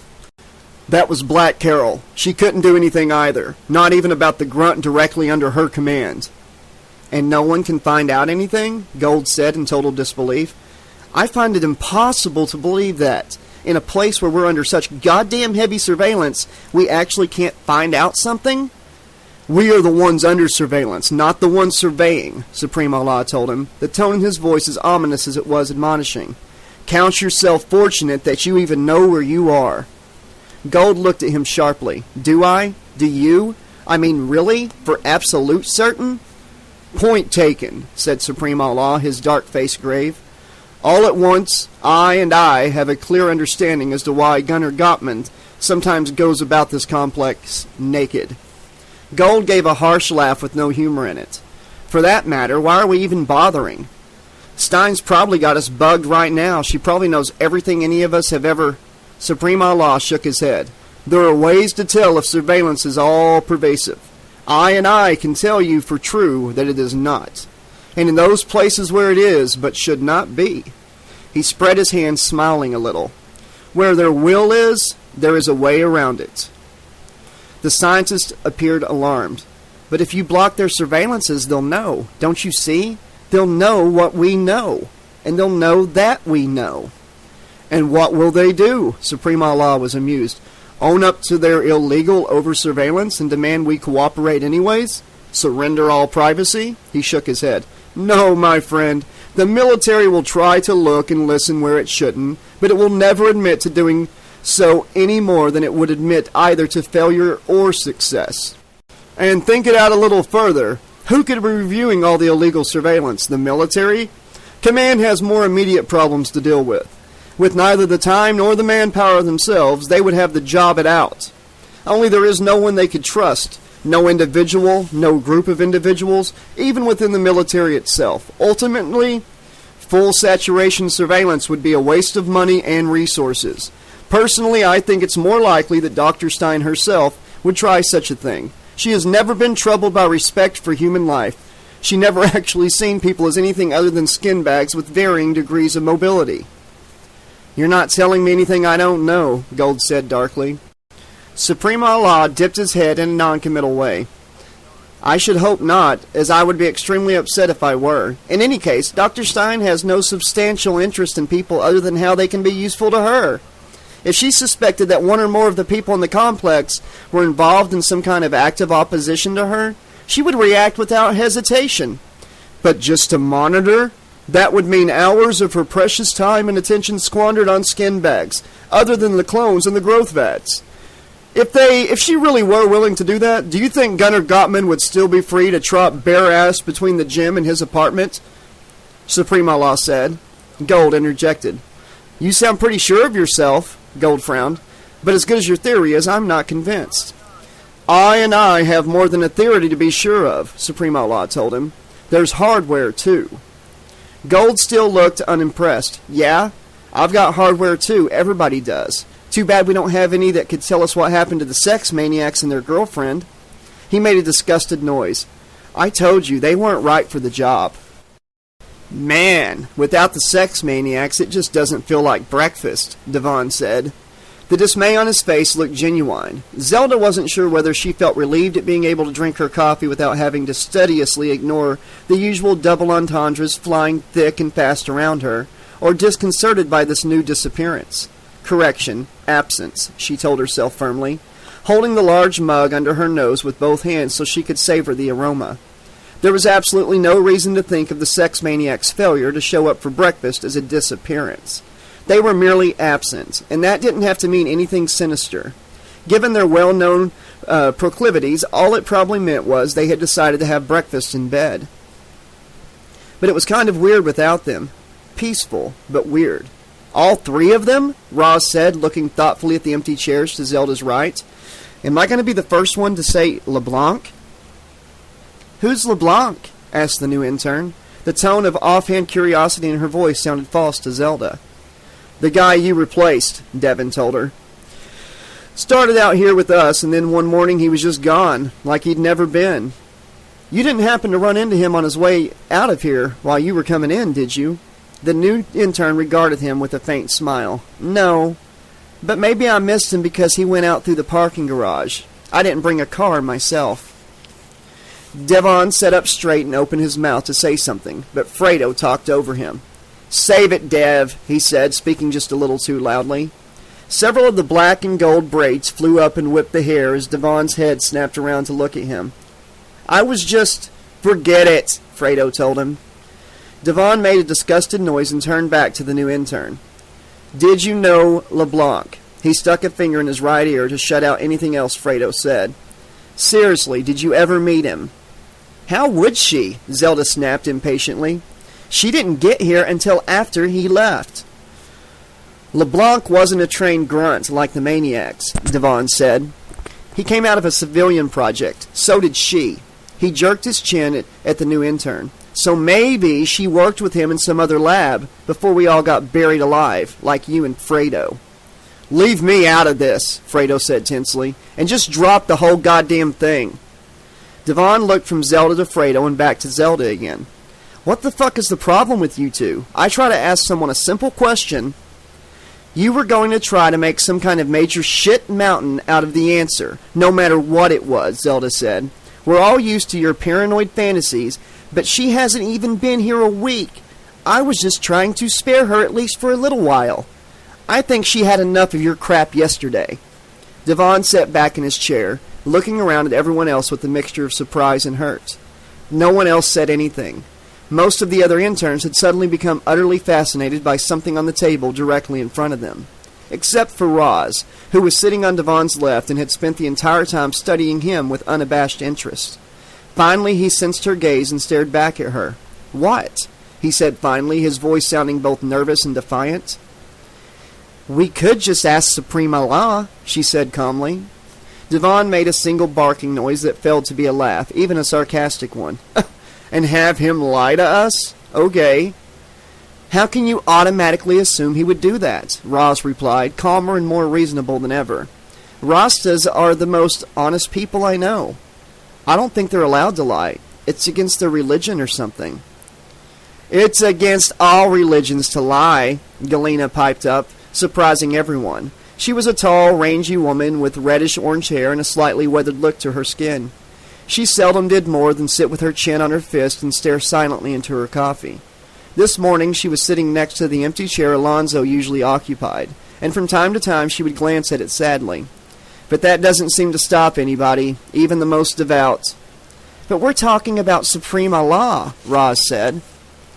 And what are you saying about him? He propped the swinging door open with his right foot crossed casually behind his left ankle and looked around at all the startled faces with his usual air of benign authority. Zelda could see Roz in her peripheral vision and thought that it was something of a wonder that her blush wasn't actually audible. That you're honest, Roz blurted, that you would always tell us the truth no matter what. And what do you want to know the truth about? Supreme Allah asked, still benign. Roz looked pointedly at the three empty chairs. Supreme Allah nodded, his expression turning weary. They are under house arrest, he said, sighing a little. It happens when you break the rules. Zelda could actually feel most of the tension in the room dissolve as everyone slumped virtually in unison. Is that all? Supreme Allah asked, looking around again. Without waiting for an answer, he beckoned to the new intern, and then almost as an afterthought, Fredo. Okay, how many days in a row is that? Devon said after they left. They can't really still be training her. And how does it involve Fredo all of a sudden? What's really going on with that shit? Ondine threw a half-eaten slice of toast at him, which triggered a general fusillade. Covering his head with both arms, Devon yelled that he was kidding. He was just kidding, goddammit. If he really was, Zelda thought, maybe he shouldn't have been. Having to switch from night shift to day shift without any transition was just about the shittiest kind of deal Dan Newmanen could think of. Even if he was running on the best anti-lag meds in the world, the shit quotient was unacceptable. Anti-lag would keep him going, but it never completely got rid of that feeling of something nasty swirling around in the pit of his stomach. It was supposed to. That really good stuff they gave you here in the complex was supposed to smooth out all the rough edges, but it never did for him. It just kind of damped it down, more sometimes than other times. It might get very, very faint, but it was still there. And the only way he could get rid of it was to sleep it off. He really hated that feeling, that up-all-night, watery eyes, acid stomach feeling. There was something about it that made him feel depressed as all fucking hell. And he'd have to watch himself so that he didn't say or do something he'd be sorry for later. Like what a shitty way this was to treat him after he'd taken care of those 3 interns with no one to help him. He hadn't argued with Dr. Stein when she'd called and ordered him to take those guys into custody all by himself. He could have argued, arresting anybody, especially more than one person, during the commission of a criminal act, was one of those things you never did without backup, even if nobody was armed and the crime was not violent. And that wasn't even taking into account the fact that he shouldn't have been making the arrest in this case. If he'd discovered the crime himself, then he could have taken action right on the spot. But the crime being already in progress, he was technically supposed to call the designated MPs. But Dr. Stein had said no because she needed him to handle everything all on his own for reasons that had to do with security. The 3 interns had broken into the office on the floor directly above hers, trying to get at the data in her files. She wanted them tranked, isolated, all in one room was fine, she said, and invisible. Nothing in any of the logs about it. Not a word to anyone, not even the Sarge. And he had done just what she wanted, all the way down the line. Unlocked the control panel in the hall, sealed off the vents, and gassed them to sleep. Turned out they were those guys that everybody called the sex maniacs. Horniest guys Dan Newman had ever met. That was for sure. But that was okay. It had been one of them that had come up with the subroutine for ducking out the trapdoor in the Hollow games. Dan Newman, or Dan Nin, as people called him, had done a deal with him to put the subroutine on chips and make them available to a select clientele at a reasonable price. Either money or barter, or a combination of the two. In his experience, it paid to be flexible, both in terms of profits and in good feelings all around. He had no good feelings about having to put the sex maniacs in isolation, though. Not that he hesitated to do what Dr. Stein told him, or even thought of questioning her orders. But geez, he really wished he knew what they'd done to get themselves in this kind of deep shit. If he'd still been in the barracks, he probably would have gotten wind of whatever they'd been planning, and maybe he'd have been able to talk them out of it. Or maybe they'd have talked him into it instead. Then there would have been 4 guys stashed away, and someone else would be doing this job and enjoying his private room. Dr. Stein had given him access code for one of the med supply rooms so he could get a gurney to transport them. Just by chance, he'd found a mortuary cart with shelves.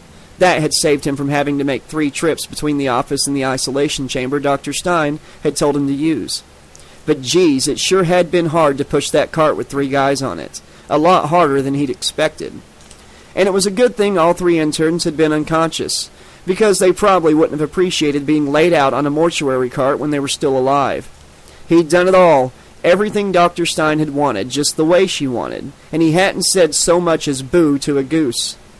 Not even boo to his face in the mirror, just because Dr. Stein had been counting on his control. She'd come right out and told him so. Right now, though, he felt like he might be reaching the limit of his control. It seemed like everything was getting so complicated.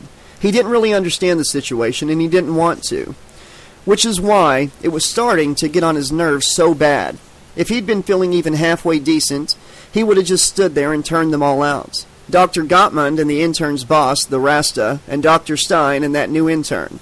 Although, to be fair, the new girl wasn't talking too much. It was mainly Gottmund trying to give Dr. Stein a lot of shit, and the Rastafarian giving them both shit. All right, they're in the main room of the laboratory so anyone could hear.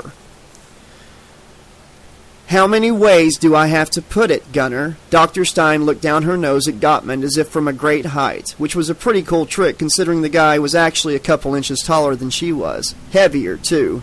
But Dr. Stein didn't look small next to him. I am no longer concerned about what infection this intern may or may not have given the grunts. They have been returned to quarantine. The infection will run its course. But you said, and I've countermanded that. We have a great deal to do, and I've decided that this is not the best use of our time and resources. But she still brought in an infection from outside that nobody caught, insisted Gottmund. I think that's important enough to... If the infection is now contained, then no, it isn't important enough to think about. Dr. Stein's lab coat rustled dryly as she folded her arms. She had little stick arms with hardly any flesh on them. Gunner, listen to me. I don't care about her. Is that clear? Newman glanced around furtively. The audience of scientists, interns, and grunts had gotten about as big as it could get, where they were now. If Gottman wanted to go on arguing, they were all going to have to move to the gym or the swimming pool or something. With all due respect, Doctor, Gottman said, his tone all stiff and offended, I've sent some of her blood down to Haddad O'Reilly in the clinic for a preliminary analysis. It seems to me that we should also take an assortment of tissue samples as well as... Take what you want, Dr. Stein said, sounding biased. Just as long as there's enough of her left so she can do her job properly. But wait till her shift's done. I don't want us tying up anyone else any longer than we already have. Nin straightened up sharply as the woman suddenly turned to look at him. You, Newmanin, Go back to your sergeant and tell her you'll be reporting directly to me until further notice, she ordered him. And while you're at it, remind her that I'm still waiting for Linda Newmanen's replacement. She started to turn away when his name tag snagged her attention. Ah, you and she are both Newmanen. As I like to say, Nen. She's my sister, ma'am, he said, wondering what the hell was going on with Stein all of a sudden. She knew damn well what his name was. She called him by it every day, Nan, Newmanen, whatever she felt like at the time, several times a day. My twin sister, ma'am. Dr. Stein hesitated and then gave a careless shrug. Doesn't matter. Just do as I told you. Now. Yes, ma'am. He didn't bother with the proper about-face as he left. No one seemed to notice or care. It wasn't really anything weird, one grunt taking over another grunt's duties, not even someone replacing Linda. But after all that covert op shit he'd done for Dr. Stein, he couldn't help feeling like there was something weird going on. Something weird, or even bad. Like someone was replacing Linda, not because she had been reassigned, but because something had happened to her. His heart was beating just a little too hard and too fast for normal as he remembered what he'd found in that office with those 3 interns. Nothing that looked like anything that could have belonged to Dr. Stein, only a midnight blue jumpsuit, size large. Someone had worn it recently. It smelled faintly of talcum powder and natural musk, but wouldn't have fit any of them very well. It seemed like it might have fit someone Linda's size, though, and she would have liked the color. Maybe Linda was just sick, he thought, trying to will his heart to slow down even as he walked a little faster down the hallway toward the elevators. Caught a cold. Maybe from somebody she had something going on with. He wasn't actually privy to Linda's list of social contacts, but she usually had something going on with somebody. What if it was one of those interns, or all 3? What if they'd done something to her? What if Dr. Stein knew what they'd done, and that was why she wanted them locked away, so she could deal with them? You'll be reporting to me until further notice? Or she was going to let him do that? God damn, he thought. Even if he wasn't the sharpest knife in the drawer, he was smart enough to know he was right about Dr. Stein. She really wasn't a very nice person. Thank God she liked him. Chapter 17. I absolutely detest the moron Newmanen, Stein thought, looking at the interns lying unconscious on the morgue trays. He had probably thought he'd been clever transporting all 3 at once, but with his limited intellect, it would have never occurred to him that the trays should have been swapped for beds, or at least gurneys. Trays were for dead lumps of flesh. They had no monitoring equipment, no place to attach even a simple IV bag, or a catheter receptacle, and no proper restraints. She really should have remembered that every time she told him to do something more complicated than scratch his moron ass, she had to spell the whole thing out for him. Just her luck that he was the only one in the complex she felt she could trust. Obviously, there was no God. A second after the door slid shut and resealed itself, Alonzo lifted his head. Is she gone? He whispered. Powell groaned. Well, if she wasn't, we'd sure know by now. He sat up, looking down at the wrist loops on the tray with distaste. Morgue trays. I guess we know what she's got in mind for us. Cray started to sit up and then lay down again almost immediately. How long have we been here? No idea, Powell said. I think I've been awake the longest, but I'm just guessing. Any guesses as to what happened to Linda? Said Alonzo, raising himself up on one elbow. Powell shook his head. Ask me an easy one, like why there's obviously no surveillance in this room. It's an isolation cell, said Cray, speaking slowly. That's not an explanation, Powell replied. I wasn't done. Cray rolled his head around to look at him. I'm still all fucked up from the gas. I got a really low tolerance. I meant she doesn't want anyone to know we're here. She put us under surveillance. It'll register in the system. She doesn't have to use the system, said Alonzo. She can use a private frequency audio bug. No, it'll show up, Cray insisted, slurring his words a little. Security system will pick it up. And if it shows up as new, the system will automatically query it. She doesn't want anyone to know we're here. You think she brought us here herself? Asked Powell. But Cray's eyes rolled upwards as his lids fluttered and closed. Powell was only dimly aware of Alonzo saying something unintelligible in a thick, sleepy voice as everything went dark. That ungrateful bitch! Gunnar Gottman sat in the whirlpool with his head back and his eyes closed, trying to bring himself to a state of mind that would allow him to enjoy the feel of the water on his naked body. That ungrateful, probably bipolar, seemingly borderline, and definitely frigid bitch. He managed to compel a blood sample from the new intern, then made Supreme Dreadlocks bring the girl right to her in person. And what does Stein do? Announce she doesn't give a fuck. Steps on his face right in front of the girl, her boss, and a dumbass grunt. What was he supposed to be doing was monitoring the growth of a batch of cells Dr. Bitchenstein said she had modified in some special new way. Like he was a fucking trained ape of an intern and not the youngest doctor of molecular biology in the history of Earth fucking 2. So fuck that. In the world, according to Gunnar Gottman, anything that an intern could do, an intern would do. He'd grab the first one he had run into, a slightly plump, bored-looking girl named Ondine, and assign her to babysit while he worked on lowering his stress. And if Bitchenstein had a problem with that, she could clone his dick and twirl on it. "Are you waiting for Dr. Gottman, Walona?" Omar Wing asked politely. The intern sitting on the stool by the counter looked up from the magazine she was reading on her tablet and shrugged one shoulder listlessly. "Not exactly. I mean, technically, yeah. But if you want to know the truth, he pretty much took the day off." Wing nodded, frowning slightly. "Did he say why?" "Not to me. He might have said something to Ondine, though." "Oh?" Wing's frown deepened. "He originally assigned her to babysit his cells, but then she had to go see Dr. Toot and Dr. Zai, so she asked me to fill in for her." "Has either of you told Dr. Gottman what you're doing?" Walona's half-smile was wry and knowing. "Dr. Gottman told her he doesn't want to be disturbed even if the sun goes nova. I guess he's in a pretty bad mood about something." "Who says there's no God?" Wing muttered under his breath with a chuckle. "Pardon? Nothing. You mind if I take a look at these cells you're babysitting?" "I don't, but I can't speak for anyone else." She gestured at an incubator unit a couple of feet away from her on the counter. "Pretty weird cells, I gotta tell you." Wing popped up the screen on top of the unit. For a long moment he just stared at the image on the display and then turned to Walona again. "When was the last time you checked this out yourself?" "About 2 minutes before you got here." "Well, I hate to tell you this, but either this screen isn't working right, or somebody's playing a joke on you with these so-called cells." She slipped down off the stool and went over to look at the screen. "No, everything's fine. I thought the same thing when Ondine showed me the setup, but that's the way everything's supposed to be. If you don't believe me, which I can tell you don't, play back the log and see for yourself." She pointed at the console on the desk in the center of the room. Wing reviewed the previous 3 hours backwards and forwards at varying rates of speed, more out of simple, fascinated disbelief than a need for meticulous verification of what he was seeing. "Have you seen this?" he asked Walona finally. She looked up from the tablet again and nodded. "And you didn't think there was anything odd about these cells?" "Sure I did. They're chimeras, right?" Wing hesitated. "What makes you say that?"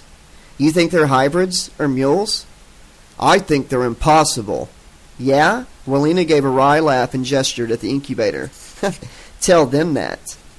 "Nobody's ever been able to cross organic and inorganic matter and produce something viable. It won't work, even with dead organic matter. The stuff rots." "Preaching to the choir, Doc." Wing frowned at her. "Pardon?" "Sorry, just a dumb old cliche I caught from somebody. Means I agree completely." Walona sighed as she shifted position on the stool and crossed her legs. "Believe me, I checked every way I could, short of canceling the procedure and starting over. And I would have done that even if it meant putting everybody's ass in a noose, mine and Ondine's as well as GG's, except I don't know where the original smear came from." She paused, her expression becoming more troubled. "Although, truth to tell, I've got a pretty good idea." "Oh, yeah?" "Yeah, I piped in some extra capacity so I could check for the presence of any DNA, even if it was just a trace. I kept it non-invasive so I wasn't really hoping for much, but I found enough to identify." "And whose is it?" asked Wing. "Nobody we know, which means it has to belong to that creature Stein's got hidden." Wing raised one eyebrow skeptically. "It's a little late for her to try hiding something everybody knows about." "What she's got isolated, then?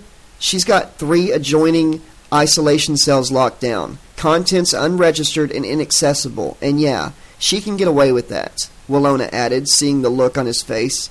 Nobody else can, just her. The 3 interns? Yeah, I thought of them too, she said.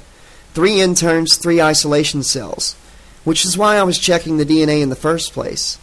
It's not from any of the sex maniacs.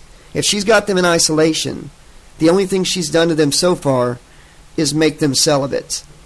I'll be very surprised if she stops there, Wing murmured, mostly to himself. Choir, Willona said. You want me to do anything? Wing shook his head. Not right at the moment. As a matter of fact, I've got some work to do in here, and it's going to take me a while. Why don't you check with Supreme Allah? See if he's got somebody desperate for a little help. I can keep an eye on this. If you see Ondine before I do, tell her I'll square everything with Gunner. She thanked him and left, taking her tablet with her. Oh, no, Willona, thank you, he murmured, turning back to the impossible cells. The disadvantage of using the isolation cells as her base, Stein thought, as she unpacked the first of the 2 cases she had brought in, was having to do so much herself. At least she could use that moron Numenin, or Nin, as a pack animal. And now that he was in service to her exclusively, she didn't have to worry about him running his mouth around any of his grunt pals and accidentally letting something slip. Or accidentally hearing some rumor about Linda that might have disturbed him. Nin could do a lot of the heavy lifting and hauling for her, but she had to take care of a lot of the scut work, like cleaning all by herself. She couldn't have him cleaning up blood and fragments of tissue and still expect him to believe that those 3 interns were just sitting safe and untouched in solitary confinement, even though he hadn't seen her bring in any skin bags from the cloning area. Even his stupidity had its limits. Despite the tedium, though, cleaning wasn't so bad. She had thought it would take forever to mop up Linda Numenin's remains, and she had managed to get that done in good time. Even sealing the blood-stained breakage from disposal in proper hazmat receptacles hadn't taken as long as she had thought it would. The detail of grunts had collected and removed the stuff without question or comment, just like they did with any hazardous materials. Today she was going back into his skull, which alone called for 3 neutralizers just to keep all the tissue permeable. His body had the capacity to learn and adapt on a subcellular level. Every time she made an incision, it would heal slightly faster, and it became that much more difficult to repeat the same procedure later. The time would come, she knew, when the neutralizers wouldn't be able to counteract the defenses set up by the nanos in his system. When that happened, she wouldn't be able to cut him open with a power saw the size of a planet. If she didn't come up with a way to get around that soon, she was going to find herself permanently locked out of this magnificent creature. The idea had come to her while she had been cleaning up the last of what she had kept of Linda Numenin. There had just been enough skin and bone to try grafting some onto the creature. No luck at all. At first, Numenin, or Nin, cells would seem to take, settling right into the creature's tissue. Then the creature's tissue would eradicate it, breaking it down so that she couldn't detect any residue, even on the sub-molecular level. Exactly why this had caused her mind to leap to the idea of reprogramming the nanos in situ was unclear to her. Not that it was something she really cared to agonize over. For that matter, reprogramming wasn't quite the right word. It was more like retuning, making a few modifications that weren't designed to contradict their original functions. Just give her a little control over them, as and when. Adding her own nanos had been a waste of time. The creature's own mechanisms had automatically absorbed them, presumably using the extra material to reproduce. The thing to do, she decided, was to focus Control Central in the only thing that the creature was short on, higher brain function. There was some gray matter, but less than she had ever seen in the skull of any human, and not even enough for her to make a vague guess as to how it might be organized. The nano-mechanisms obviously hadn't been programmed to make any enhancements there. But if there was more of it, there was a good chance that they would adapt and learn how to respond to it, even take orders from it. Of course, considering the creature's size and the multitude of nanos it contained, it would probably take a lot more than the average amount of gray matter. She moved to the second case, which was an oversized cooler, and touched the front with a fingertip. It de-opaqued instantly, showing her each brain afloat in each of the 3 fluid-filled compartments. She was more interested in what it said on the tablets they were wired into. According to the readings, they were still in a state of REM sleep. Stein smiled. So far, so good. She could count on at least another 30 minutes before they had to be reset. That was fine with her. Let them dream while they could. She picked up a couple of neutralizers and turned to the creature on the operating table. "I'd make a witty comment," she told him, "but I think I'll wait till later, when you can actually appreciate it." Of everything that had ever happened to him, of everything anyone had ever done to him, this was the worst, and he could remember it all. Not the same way people, the loathsome living, remembered what they called the past. Not as what had been, but as what he was. Everything that had ever happened to him, everything that anyone had ever done to Jason Voorhees, was Jason Voorhees, always. Even back in the spaceship, when the nanos had flooded into him and taken over the regeneration process, picking up all the pieces and putting him back together in an improved and enhanced state, he had remained Jason Voorhees. Even when they had rebuilt him again from the charred fragment and the muck at the bottom of the lake, he was still Jason Voorhees. And even now, with his head split open and this woman packing this living tissue, this garbage into his skull, he was still Jason Voorhees, still anti-life.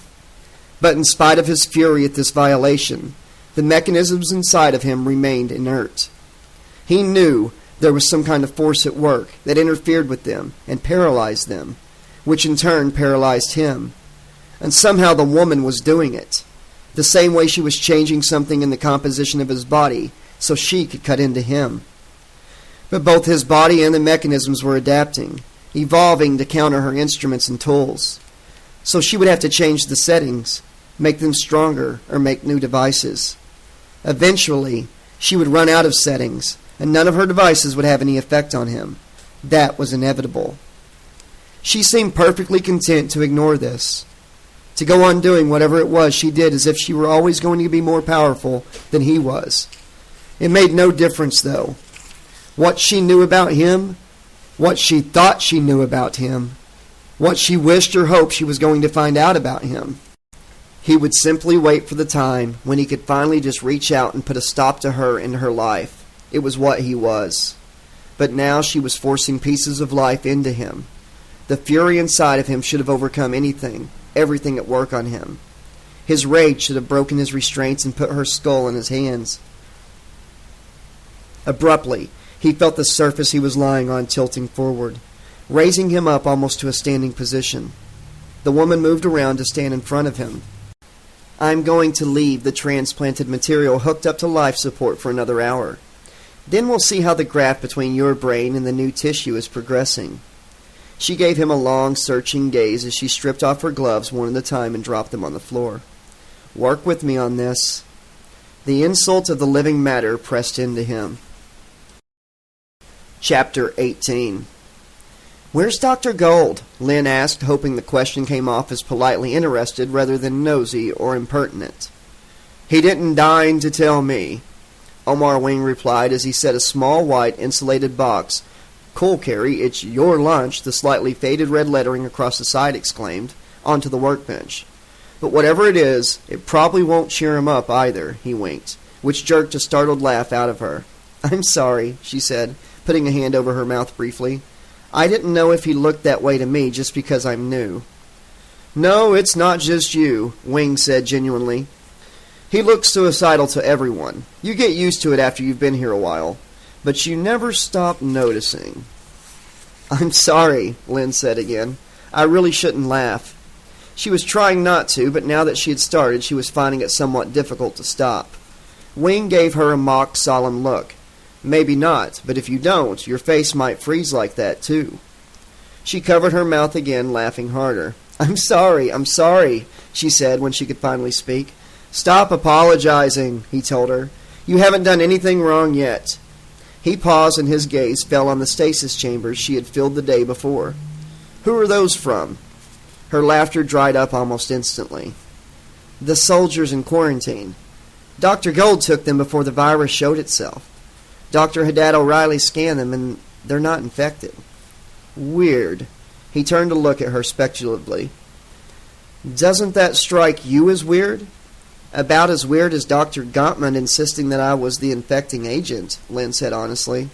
I don't see how I could have gotten in carrying a virus without it being detected. Well, there are viruses, and there are viruses. Wing grabbed an empty tray from a cabinet under the counter and began putting the stasis chambers on it, waving her back when she went to help him. We're starting to see dormant forms like nothing we've seen before.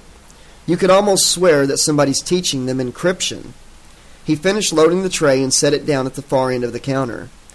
And while we're on the subject of unprecedented, I've got a little change to our regularly scheduled day in the cloning lab. I had a feeling that wasn't really your lunch, Lynn said as he opened the box. And you're right. Wing lifted a small round-covered dish out of the box with both hands. Do you know why this is called a petri dish? He asked her. Lynn shook her head. Me neither. It's one of those silly things from pre-vac Earth where the name survived but the story behind it seems to be lost. Stuff like that drives me crazy. What is it? Lynn asked. She could see something that looked like a small section of black spiderweb in the center of the dish. I'm going to cultivate it and find out. He jerked his chin towards the vat area. Open number 5 for me, will you? Number 5 was right next to the one that had contained the boy. She had been immensely relieved when she had come in and seen that Gold had been telling her the truth yesterday. Or at least mostly the truth. The adult male occupying the vat may not have had the child's prettiness, but he was far from unattractive. Not hard to look at, which was why she still found him hard to look at, even if not quite as hard to look at as a child. She kept her back to the vat as she prepped the vacant one for Wing, hoping that when she came in tomorrow he'd be gone. And then you'll just have to look at another one, she thought, as Wing placed the dish in a circular recess in the bed. Or 2, or more. You can close it now, he said, nodding at the control panel on her left. Lynn did so, watching as the curved transparent cover slid up from the foot of the vat. As soon as it locked itself into place, Lynn was amazed to see the top of the petri dish begin to vanish, as if something were eating it away from the center. Usually this stuff's not very exciting to watch, unless you're entertained by watching paint dry, Wing said. Usually? Lynn asked. You think this might be different because you don't know what it is? I've set up extra continuous monitoring. He pointed at the ceiling directly above the vat. Just in case. Doesn't the vat have a real time log as well? Wing nodded. I want pictures that are already pictures, not just reams of data that I have to reformat. I don't have anything else for you here, so you might as well go back to Supreme Allah and see who he's not got begging for help today. He moved around the end of the vat and then paused, looking down at the mature male and the one next to it. LeBlanc, we hardly knew you. That's LeBlanc? Lynn blurted, looking from the clone to Wing and back again several times. LeBlanc's clone, yes, Wing said. But I thought he was gone. Lynn took a step back from the thing, feeling more disconcerted than ever without really knowing why. Yes, but he left his tissue samples behind. We all have tissue samples on file here, Wing frowned. Didn't they take any from you yet? Just some blood. She put a hand over the crook of her arm. And only because Dr. Gottman thought I was patient 0. Well, they'll get around to it, I'm sure. What do they plan to do with it? She asked, following him back to the other part of the lab. He shrugged. That's up to Dr. Stein. But I thought it was against the law to clone someone in their absence, even as a skin bag, except where there's an imminent loss of life. Dr. Stein has a dispensation, but only for civilians. The military wouldn't go so far as to let her cultivate cells from any of their personnel. Unless, of course, they're dead. Then she can do what she wants. But what if... Wing interrupted her with a heavy sigh. Come on now. I know you're new, but I didn't think you were fresh out of Petri dish yourself. Dr. Stein does whatever she feels is necessary. Now, like I said, get back to Supreme Allah and pick up another assignment. We're short-handed, remember? Dr. Stein looked up from the 3 corpses stacked on the morgue trays to the mess she had found when she had opened up the specimen's skull. Very disheartening, this. Now she had to write off 3 interns, and God only knew how long it was going to take to get replacements for them. Then the replacements would have to be trained, which would take even more time. It seemed to her as if the whole project had suddenly taken the wrong turn and gone off course, so that it was no longer heading for a successful conclusion, but a state of complete chaos. That happened sometimes, she knew. Not to Dr. Stein, of course. It never, ever happened to her, because whenever she embarked on any sort of project, she always made sure that she had virtual total control over everything in it and around it. All her decisions were final. Her word was law. No appeal, no reprieve, and no arguments. Now, if only the personnel could have been handled the same way. Assistants that could have been stored like instruments and tissue samples when not in use. When she did need them, she could have just pressed a button to wake them up, programmed them to do what they were supposed to, and then, when they had carried out their task, all she would have to do was deactivate them and put them away till the next time she needed them. Nothing to do with them now but sample their tissue and grow a few skin bags. That didn't replace the interns, but at least it would provide some more organs for later experiments. You could never have too many spare organs in Dr. Stein's experience. But damn it, this should have worked, she thought stubbornly. The internal nanos plus the specimen's own auto-regeneration should have combined to modify the transplanted brain tissue and produce an organ that would give the creature enough higher brain function so that she would be able to communicate with it.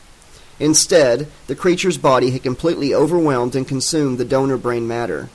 As near as she could tell, anything that had not simply been absorbed into the creature's body had been covered to the viscous ooze that served as blood, and then expelled through any convenient channel. Black gunk dribbled out of the specimen's ears and dripped from the edges of the mask-like face. Well, at least she knew now one thing for certain. There was absolutely no possibility of foreign tissue surviving inside this creature. Stein closed the creature's skull and prepared to take tissue samples from the dead interns for cultivation in the clone lab. Just as she uncovered the first one, her gaze came to rest on what was left of his cranium, and she had an inspiration. Just because the specimen was a lousy host didn't mean that its material couldn't be hosted by another body. In particular, one of these bodies. Quickly, and she inspected their heads and decided the one named Cray was in the best condition. She swiveled his tray out and positioned him side by side with her specimen. She started to prepare a tray of surgical instruments and paused. Opening her specimen's head up all over again was not detrimental to his condition, since absolutely nothing interfered with the regenerative process. The problem was that after each regeneration, she had to retune and strengthen the field that kept him immobile. It was as if all the nanos in his body underwent a special kind of change in response to this regenerative activity. More than that, each change seemed to be building on the one that had occurred before, as if they were following the particular steps of a process. But every time she tried to examine the process and identify at least one or two of its elements, she could find no tangible evidence in the nanos themselves. Individually, they had not changed at all. It was only their behavior in groups that had altered, but she could find no reason for it. Unless, of course, she wanted to give herself over completely to the fantasies of clinical paranoia. Then she could explain everything very easily. The specimen's body was possessed by a force that could not only convert the nanos for its own purposes, but was also capable of concealing the exact nature of the process. Standing between the specimen on the table and the corpse on the morgue tray, she replayed her thoughts and suddenly felt herself seized by a weariness so intense that she was tempted to stretch out on the counter and go to sleep. Instead, she left the morgue tray where it was, checked to make sure that the specimen was adequately restrained, and then went to the unoccupied isolation cell next door.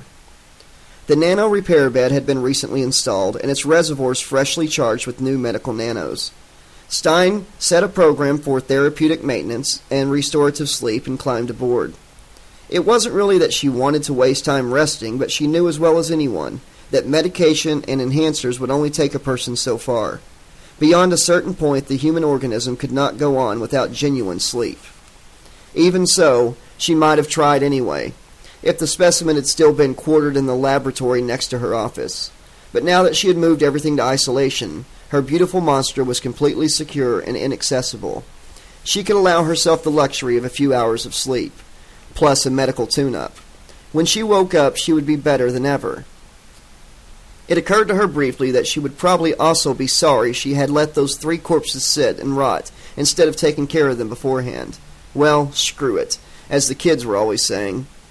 After she got up, she would simply toss a bunch of nanos in to clean up the dead bodies and move her specimen to a different cell, where the air was fresher. Neither Dr. Stein nor anyone else in the installation was familiar with a certain pre-evacuation Earth-1 entertainer who had enjoyed a very colorful and macabre career using the stage name Alice Cooper. Had Jason Voorhees himself had anything approaching the standard human associative thought process, Alice Cooper probably would not have meant anything to him either, because Alice predated him by well over a decade. Jason's brief childhood had not exposed him to rock music, MTV, or flamboyant singers plastered in face paint. It is possible, on the other hand, that Alice Cooper might have heard something of the legend of Jason Voorhees. But that had been over 500 years ago, and on another planet, which makes speculation an exercise in futility at the very least. In any case, long before Jason had first picked up a machete, Alice Cooper had been alarming parents and religious groups just by making records. Sex and violence figured heavily in the subject matter. One notorious song was a clever, if somewhat unsettling, declaration of non-platonic love for the literally dead.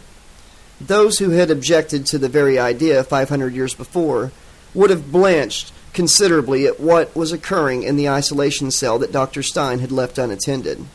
Alice Cooper probably wouldn't have liked it much either.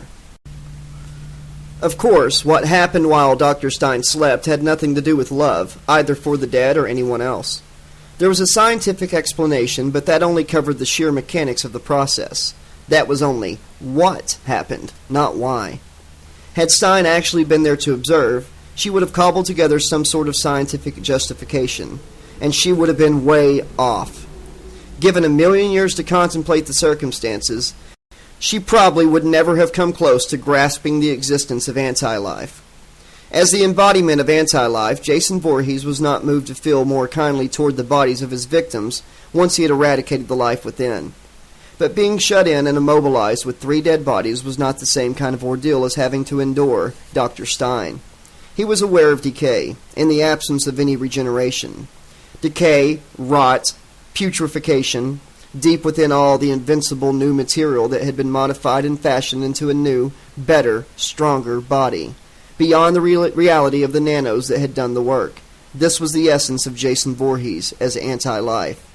Rot that was ongoing and eternal, in direct opposition to growth and renewal.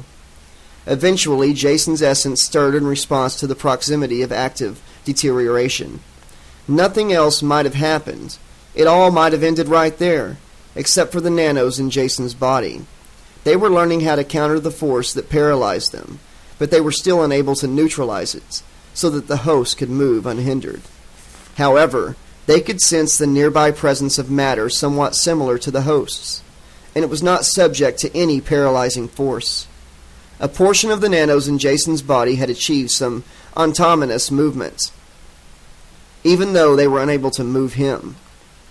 They had stayed where they were simply because there was nowhere else to go.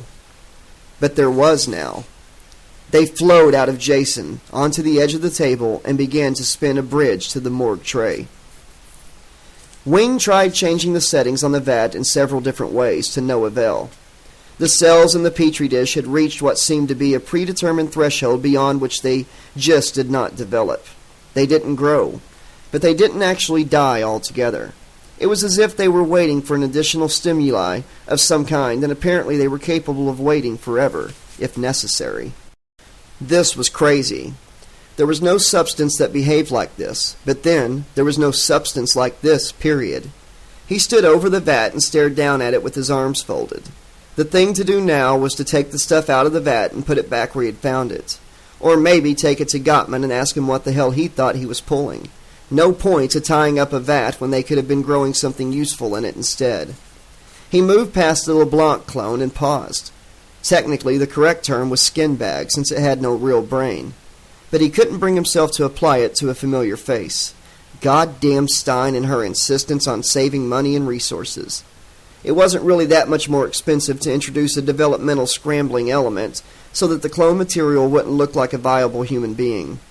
Sometimes he thought Stein was being morbid rather than frugal. Morbid and sadistic. He wouldn't have put it past her. He looked around the room at the other vats. About half of them were occupied now, all of them immature, which is to say they looked like children. He told himself silently. Don't dance around it with double talk. The organism is still in an immature stage of development. It will achieve adult form by tomorrow morning. They look like sleeping children, and it's obscene. His tablet chimed then, startling him. He was even more surprised to read a message from Cosi, Van Toots, on the screen, telling him he should come to her office right away. On waking up to find that she was female this morning, XX Zai had written herself a note about the folly of impulsive haircutting before dressing and heading straight over to Cosi Van Toots' office, only to find it empty. According to the locator on her tablet, she had opted for breakfast, figured XX thought resigned, and turned to look at the wall monitor. Since Stein had removed her monster to the ultra-privacy of isolation, there was no more up-to-date information to be had on her prize inorganic creature. There was, however, plenty of previously unseen information. XX saw this as she moved closer to the screen.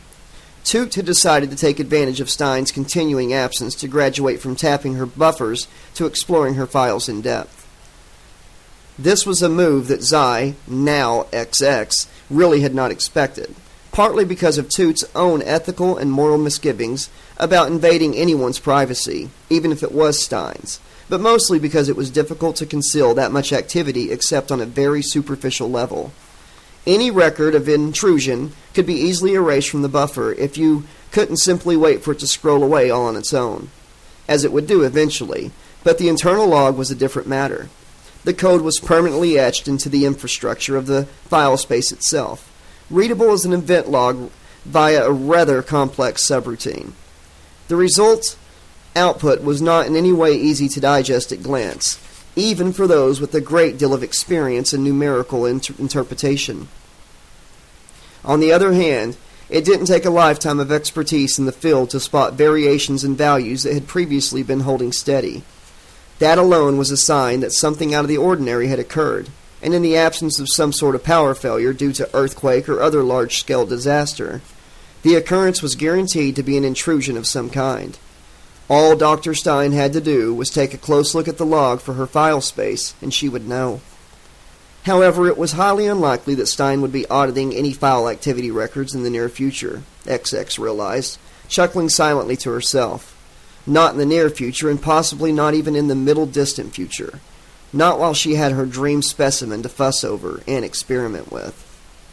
And it just so happened that Stein's dream specimen was the subject of all the data on Cosi Van Toots' wall monitor. XX picked up the remote control from the desk and divided the screen into two windows, so she could look over the information that had already been collected from Stein's files. 5 minutes later, she was putting a call out on Toots' speed messaging system. Chapter 19. Lynn had told herself that she was on her way to Suprema Law's office to pick up a new assignment, even after she got on the elevator and pressed the button for the clinic level.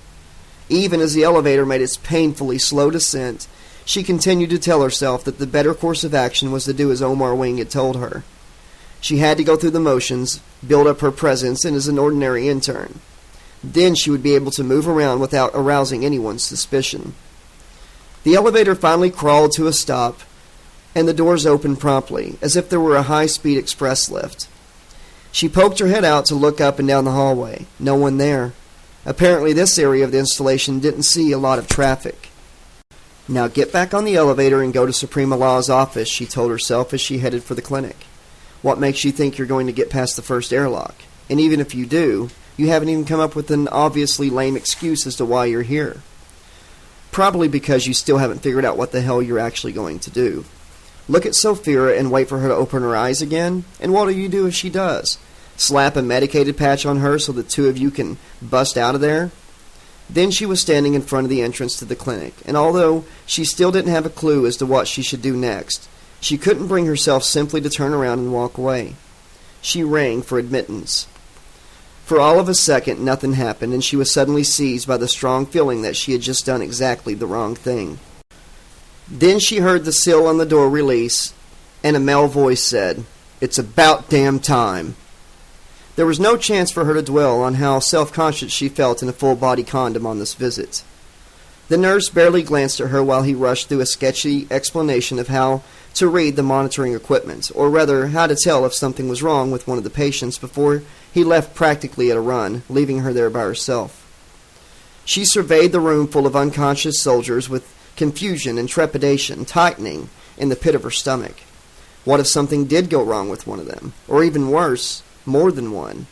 What had he said to do if any of them seemed to be waking up? She tried to remember, but her mind had very helpfully gone blank on her.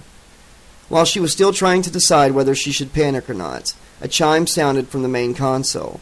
It took her a moment to figure out that someone else was ringing for admittance, and another second or two before she located the monitor and saw that it was Fredo.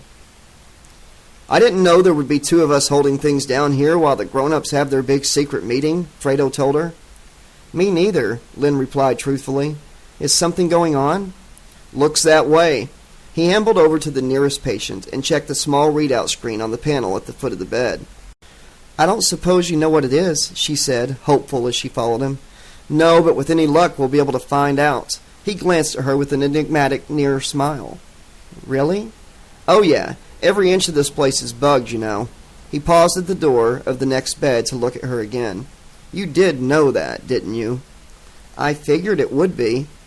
"And I mean every inch. Showers, toilets, bedrooms. There's nowhere that they're not listening and watching. Except for the isolation area, where Dr. Stein is hiding out currently."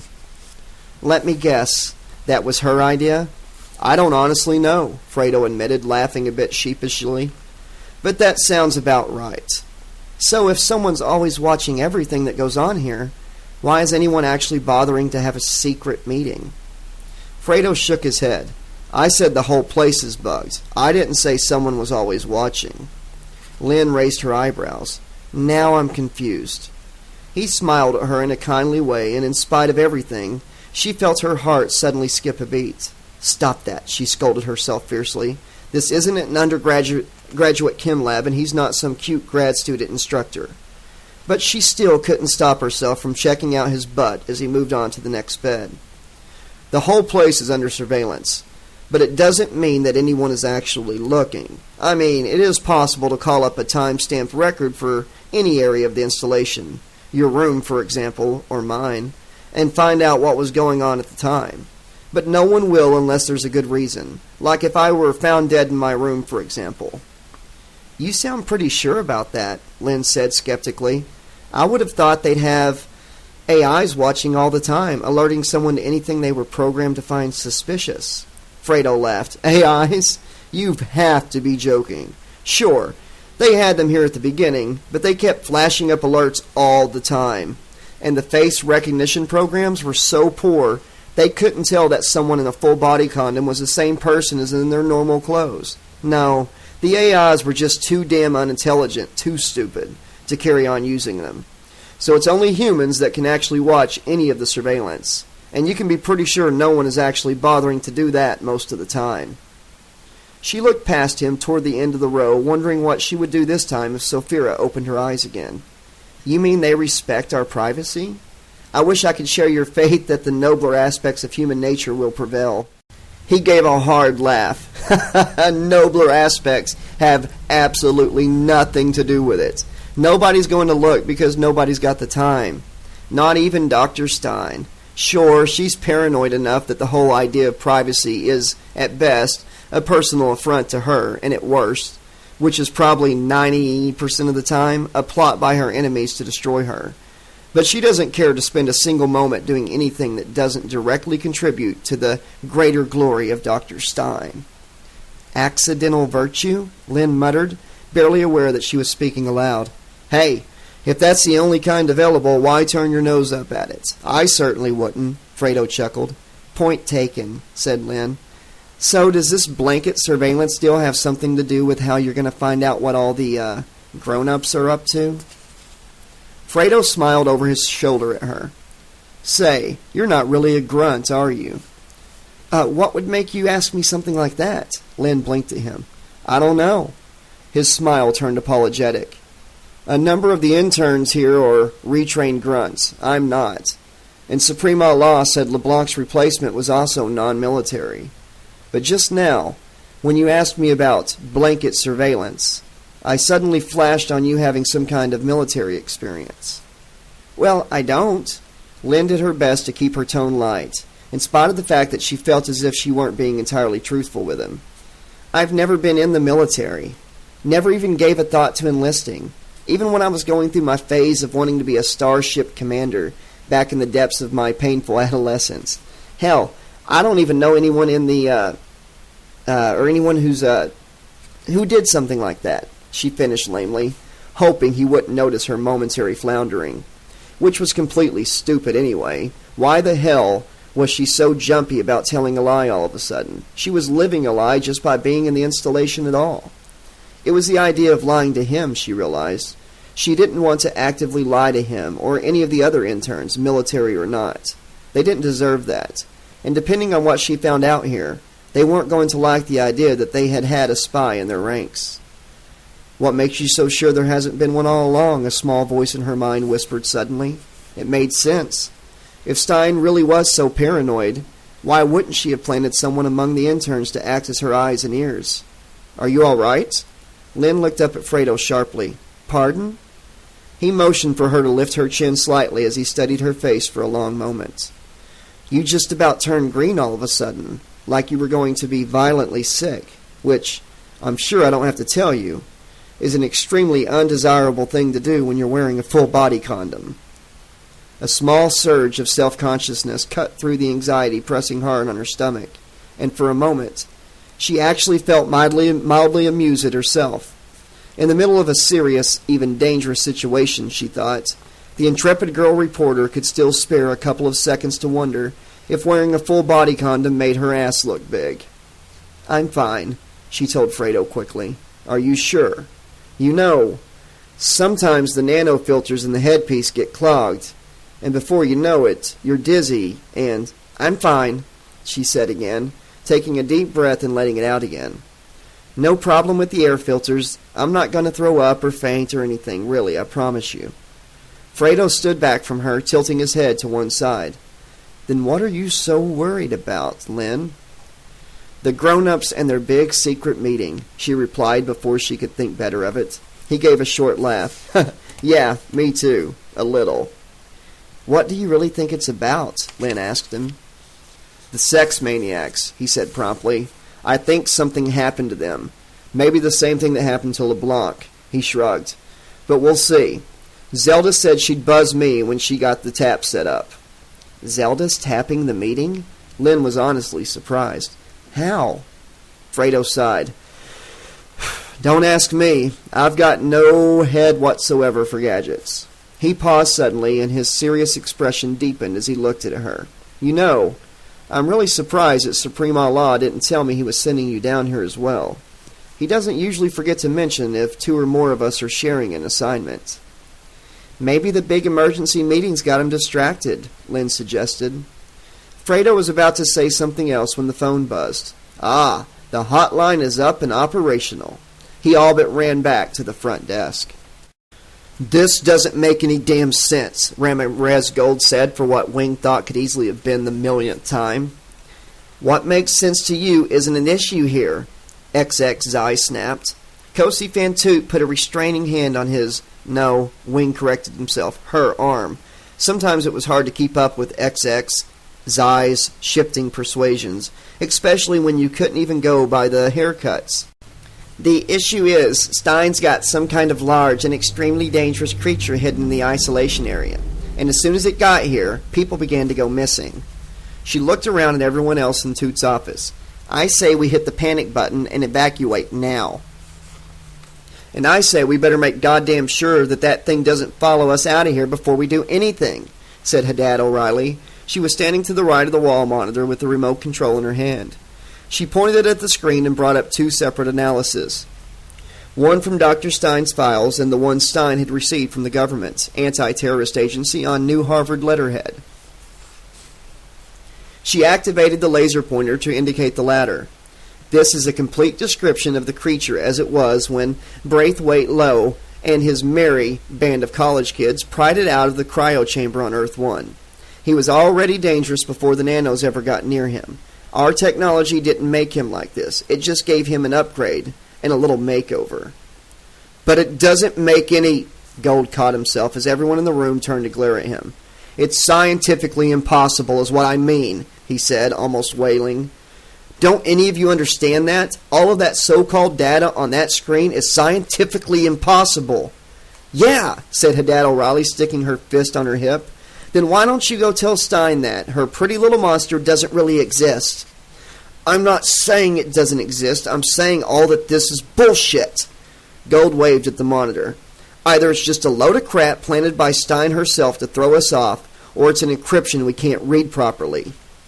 Wing was disconcerted to find that everyone had suddenly turned to look at him now, as if he had actually had some sort of expert knowledge. He grimaced at them all and shrugged. Well, I suppose that's a possibility. Ha! Gold declared, absurdly triumphant. But either way, Wing went on, giving him a dirty look, it doesn't change the fact that we've got a hostile of unknown origins on the premises, and Dr. Stein seems to be the only person who knows how to exercise any sort of control over it. What about Gunner? Piped up Suprema Law. What about him? Said XX. I wasn't about to call him in on this so he could run off and tell teacher. No, but he might know something more about this monster, Suprema Law replied with his usual loud voice. XX opened her mouth to argue, but Wing cut her off. No, Suprema Law's right, he said. Believe it or not, Gunnar really might know something. He told them about the organic and inorganic cells he had appropriated from Gunnar's lab and planted in one of the cloning vats. I wanted to see what they were going to grow into, if anything. His words seemed to hang in the air. Everyone was looking at him again, each of their faces a mirror of his own dawning horror as he realized what he had done. For some unmeasured time, he felt as if he were both frozen in place and falling from a great height. He tried to say something else, but all at once Hadad O'Reilly was yanking him off the cabinet he had been half sitting on and shoving him toward the door. God damn it, Omar. Get your ass down to the lab and abort those fucking things right now before the fucking crop comes up. Sophira! Lieutenant Sophira! Please, wake up and look at me. Down at the front of the room, Fredo kept checking all the readouts to make sure that all the rest of the soldiers were receiving the same dosage of stimulant at the same rates. What he and Lynn were doing carried through enough penalties to put them both away for 3 lifetimes at the very least. But that didn't scare him anywhere nearly as much as the story Lynn had dropped on him, combined with what they had heard via Zelda's tap. Zelda herself was on her way to crash the party in Kosi Fantoot's office, which was Lynn's idea. Get them all down to the clinic, she told Zelda, while she and Fredo started waking up the cavalry. Or was it cavalry? He could never remember which was right. I'm giddy on adrenaline, he thought. He had to steady himself. What was it Zelda was always saying? Get a grip? But how? This was crazy. What Lynn had told him about 3 Mile Island simply could not have happened. She had to have been making it up. Only, here were all the soldiers, and Stein had that creature. Rena, please, open your eyes, Lynn was shouting. Fredo turned to see that she had the soldier sitting up in bed now, although her movements were still sluggish and uncoordinated. Lynn had insisted on waking her ahead of all the rest of them, even though Fredo could see that she was really only the second highest ranking officer. But Lynn either knew her better than the others, or thought the woman would know more about what to do. Maybe she'd been one of the more resourceful grunts during the events Lynn had run very rapidly past him at 3 Mile Island. Certainly, if the incident had been as bad as Lynn had told him, anyone who had survived had to be pretty resourceful, or just unbelievably lucky. He wondered which Lynn had been. He wasn't quite clear on that, and he didn't really want to be. He had a very strong feeling that in this particular situation, understanding was not going to increase his chances of living through it. Fredo, Lynn called, help me get her up on her feet and walk her around. He took a quick look at the readouts and then ran down to where Lynn had her shoulder under the other woman's right arm. He moved in on the other side, catching her before she could slump to the floor, and slung her left arm over his shoulders. Her head bobbed up as she turned to look at him in groggy surprise. Hi, I'm Fredo, he said lamely. I'm a friend of Lynn's, too. Lieutenant Sophira, she mumbled faintly and started to go out again. Then all at once she jumped, startled, and turned to look at him again, this time in groggy suspicion. "Is that you? You pinched my ass?" she demanded. "No, Sophia, it was me," Lynn said urgently as they began walking her towards the front of the room. "Wake up or I'll do it again."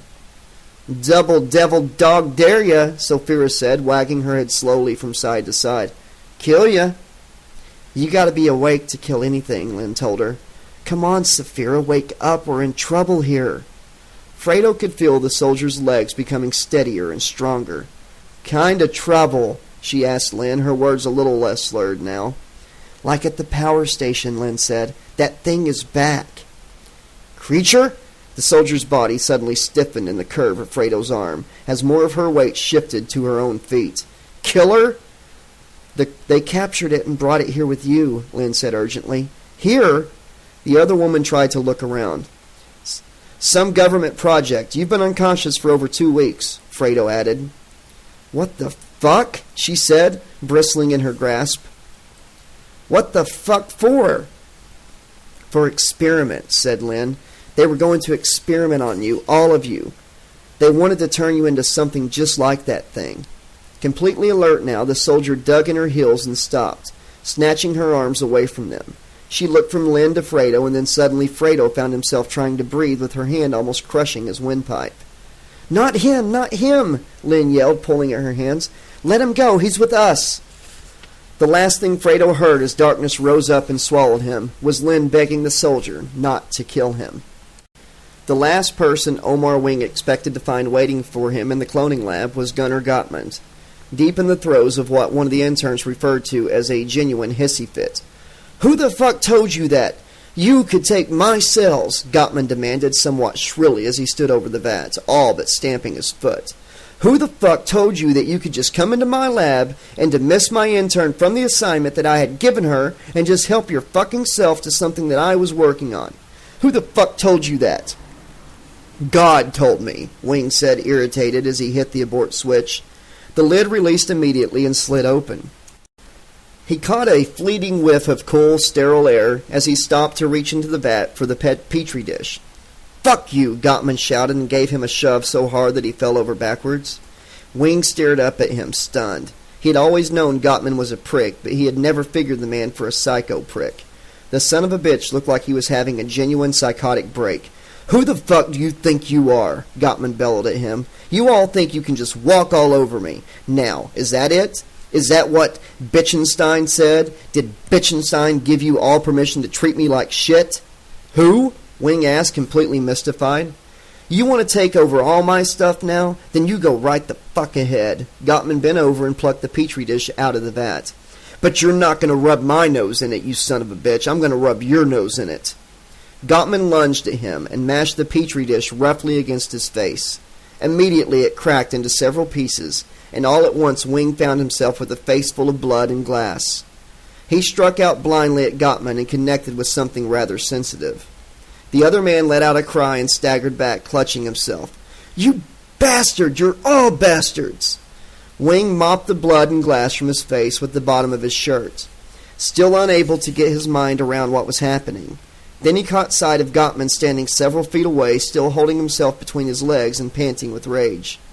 But not just plain old garden variety rage, he realized. This was genuine old-fashioned roid rage. In spite of everything, Wing almost laughed out loud. The asshole was taking steroids. Unbelievable.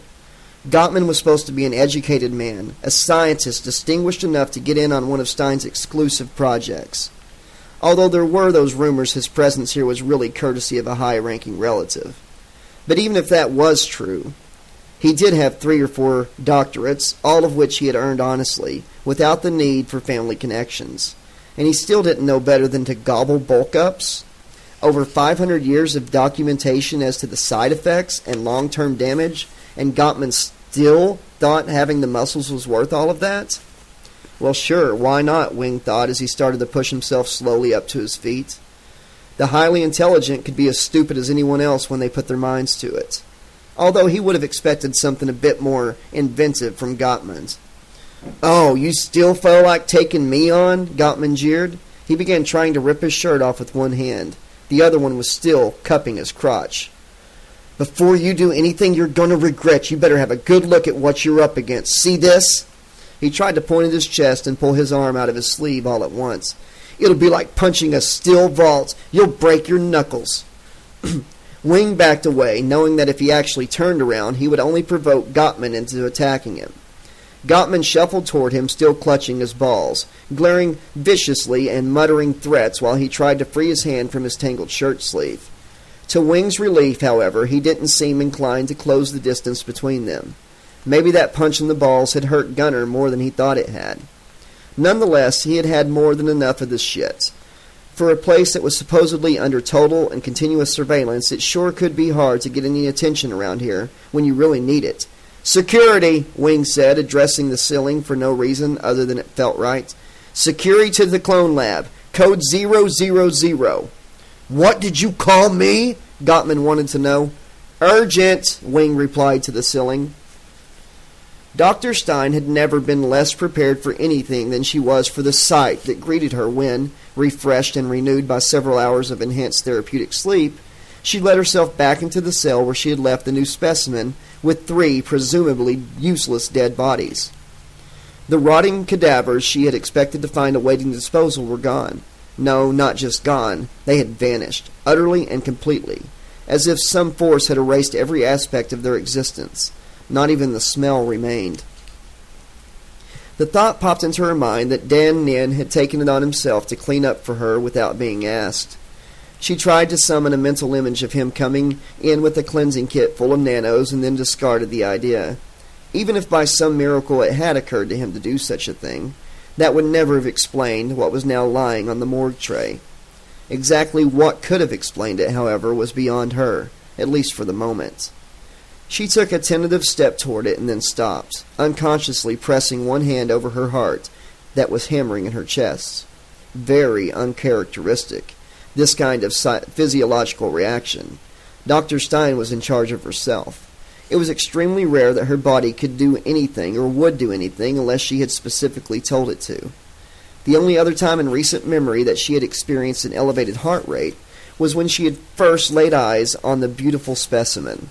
But that hadn't been half as intense as what was happening to her now. "When the going gets intense, the intense get hypertension," babbled her mind. She let out a single high-pitched laugh and then covered her mouth with her other hand. Oh, God, not hysteria now, too. She tore her hand away from her face and shoved it into the pocket of her lab coat hard enough to make the cloth groan with the strain. The healthy supply of patches she kept there at all times was actually meant to provide an immediate solution for the problem of sudden emotional outbursts from staff members. A precaution she had been extremely glad she had taken after the incident in the cloning lab with Zelda Yamaguchi. Then there were all of Gunnar Gottman's little episodes, most of which she could actually head off almost before they ever got started, and all without even realizing that anything had happened, or not happened. But there had been very few times when she had felt the need to patch herself. Her primary reason for doing it was simply to familiarize herself with the drug and the effect that various dosage had on her, just so she would understand what had happened if she ever found herself involuntarily on the receiving end of someone else's good or bad intentions. Although she had to admit privately that after an especially annoying day full of encounters with oversensitive interns, professional staff who actually believed they were good enough to call themselves her colleagues, and the occasional clueless grunt, it was a relief to know she could patch away the aggravation in a matter of mere seconds. Then equilibrium was simply there inside of her, not in a sudden way, but as if it had never been gone, and she was gazing at the form lying on the morgue tray while wondering idly in the back of her mind why she would let herself be so disconcerted by an unexpected development. After all, it wasn't as though this was the first time. The form laying on the morgue tray looked like someone had tried to produce a creature as similar to her beautiful specimen as possible, but from somewhat different resources. The size and physical proportions were virtually identical to the original. She saw this as she moved into the gap between the medical table and the morgue tray. The position of their legs seemed to differ in some slight way, although she was unable to say how. Perhaps there was some minute variation in the width or angle of the hip bones. The new creature also seemed to comprise of more organic material than the original. Either that or there was more showing on the outside. The morgue tray had no equipment for examination or analysis. Stein looked around for her handheld scanner, then remembered she had left it in the cell where she had spent the night, or day, or whatever those last 8 hours or so had been. The realization that she had been so absorbed in her work that she had actually lost track of the quotidian didn't bother her half as much as forgetting that she had left the handheld scanner in the other cell. A memory lapse that caused her to be sloppy or careless with equipment just wasn't like her at all. The mixture of organic and inorganic material on the upper torso of the new creature was completely different from the original specimen, not only in quantity but in substance and even definition. Certain areas of the thing's chest were ambiguous. She could not tell whether the matter was organic or inorganic just by looking at it. Before she could think better of it, she had placed her ungloved hand in the center of the thing's chest. She snatched her hand back immediately, frowning over her momentary lack of impulse control. At least she hoped it was momentary. The idea that an impulse could have gotten away from her in spite of the fact that she was medicated was somewhat disturbing. Like her memory lapse, she thought unhappily. Now she had one more thing to worry about. She looked at her hand, saw nothing out of the ordinary. Not that she had expected to see anything. The nanos in her new specimen were of the unadorned, stripped-down variety, which she had always preferred to the sort used by everyone else in the universe. There was no real difference between the two kinds in either their basic function or their effectiveness, except for the fact that Stein's nanos of choice lacked the extra subquirks that produced pretty silvery lines during periods of nano-activity. This special effect had been immediately adopted as an industry standard by nano-suppliers everywhere, for no other reason, in Dr. Stein's view, except that vast, uneducated, inelegant, and despicable multitude known as the general public really liked it when their technology produced pretty silvery lines. The thought now occurred to her, fleetingly, that pretty silvery lines might actually be useful. She rubbed her thumb over the skin, but the only thing she felt was foolishness. Think, she ordered herself. Her mindless impulse might have contaminated this thing. It was much more likely, however, that she had contaminated herself if the nanos that had created it were still active. She had no idea whether they were or not, and, absent some marked change in its appearance that would clearly indicate an ongoing process, there was no way to find out for certain without a scanner. There was also the possibility that she had already been contaminated. The idea appeared in her mind unbidden and fully formed, a series of images somehow compressed to a single unit. Nanos had migrated from her specimen to the nearest corpse, and from there to the others, without the need for intervention by any outside agency or force, which meant that they could have migrated to her at any time without her ever being aware of it. So go get the frickin' scanner, which is what you should have done as soon as you saw what happened in here, she thought. Dr. Stein sighed, feeling mildly annoyed with herself. Maybe it was all the sleep she'd had, she thought suddenly. Too many hours of unconsciousness had left her addled instead of rested. She was turning to leave when a large, hard, and relentlessly strong hand clamped itself onto her right arm. Even as she gave a startled jump, a second hand took hold of her left arm in an equally fierce and unbreakable grip.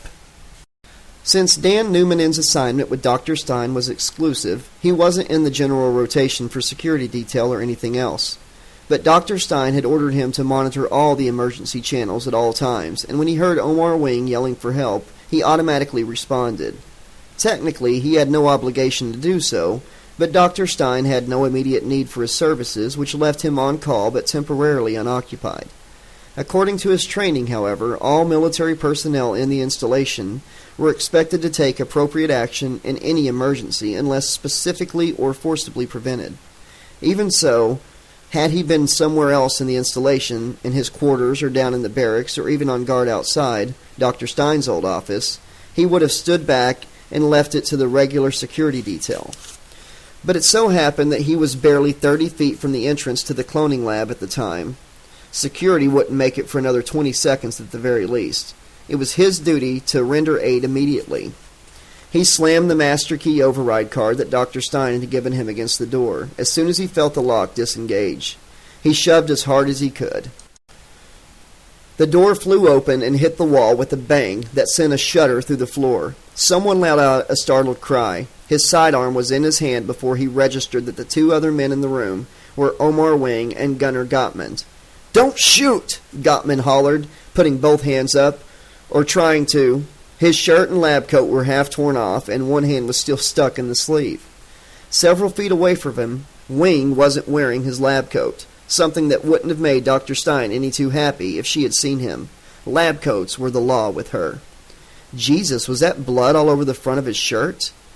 Dan Newman frowned, taking in the smears on the man's face and hands and the drops on the floor that led back to some shards of broken glass. "Dr. Wing, are you injured? Do you need medical assistance?" he asked, watching both men carefully while he tried to figure out who could have assaulted whom. "It's nothing," Wing said. "I think the bleeding's already stopped." He touched his face, filling the area around his nose gingerly, although Newman couldn't see anything wrong there.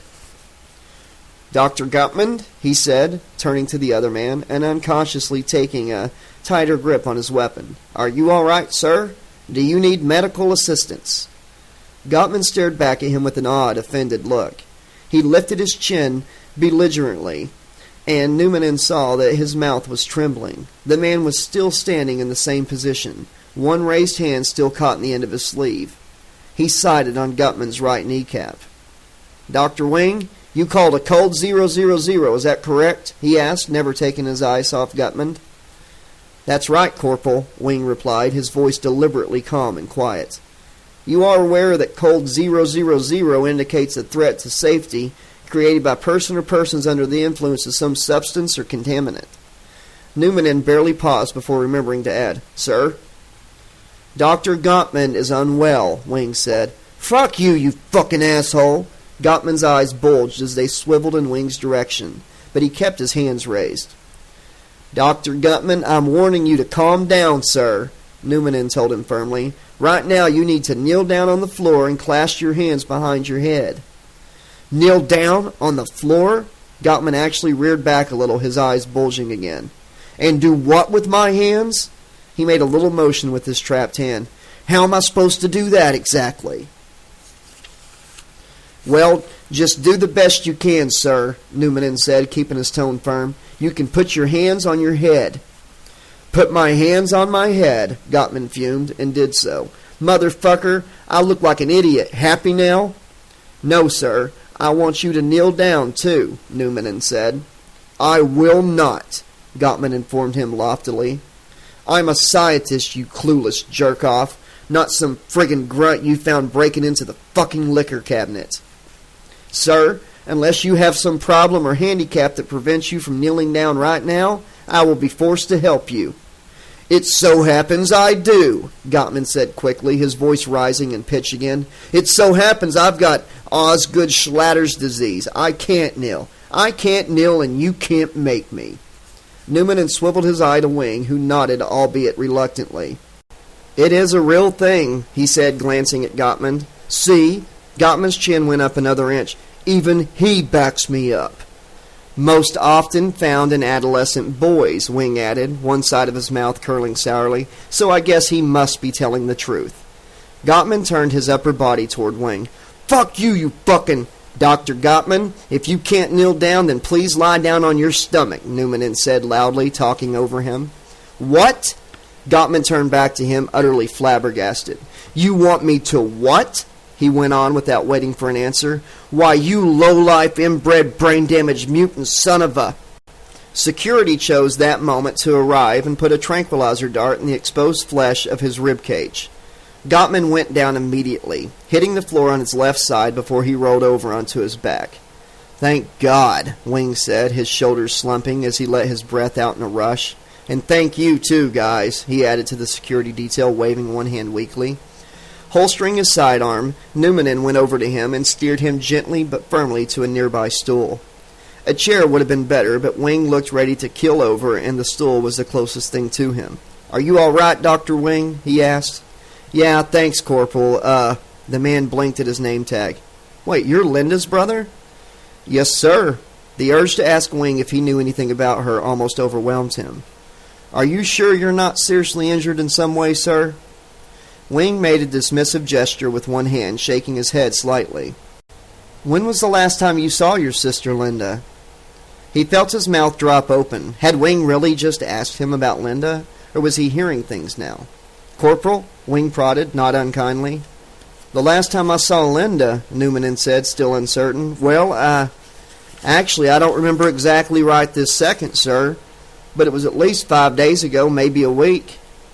"I saw her a couple days ago," Wing told him. "You did, sir? Where was that?"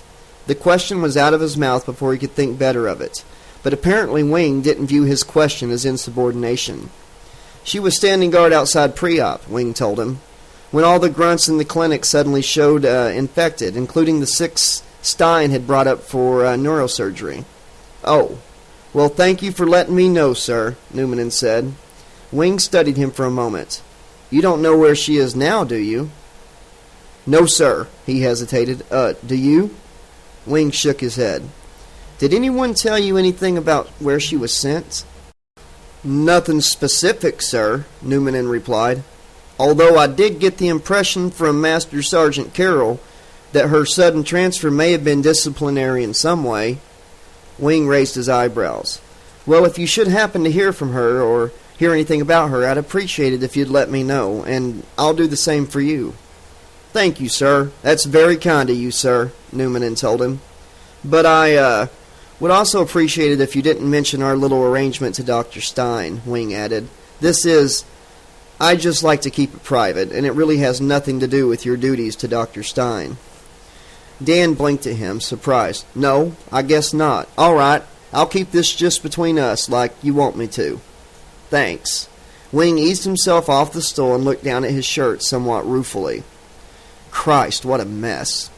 "Are you sure you shouldn't see the doctor, sir?" Newman asked, concerned. "Nah, I'm okay.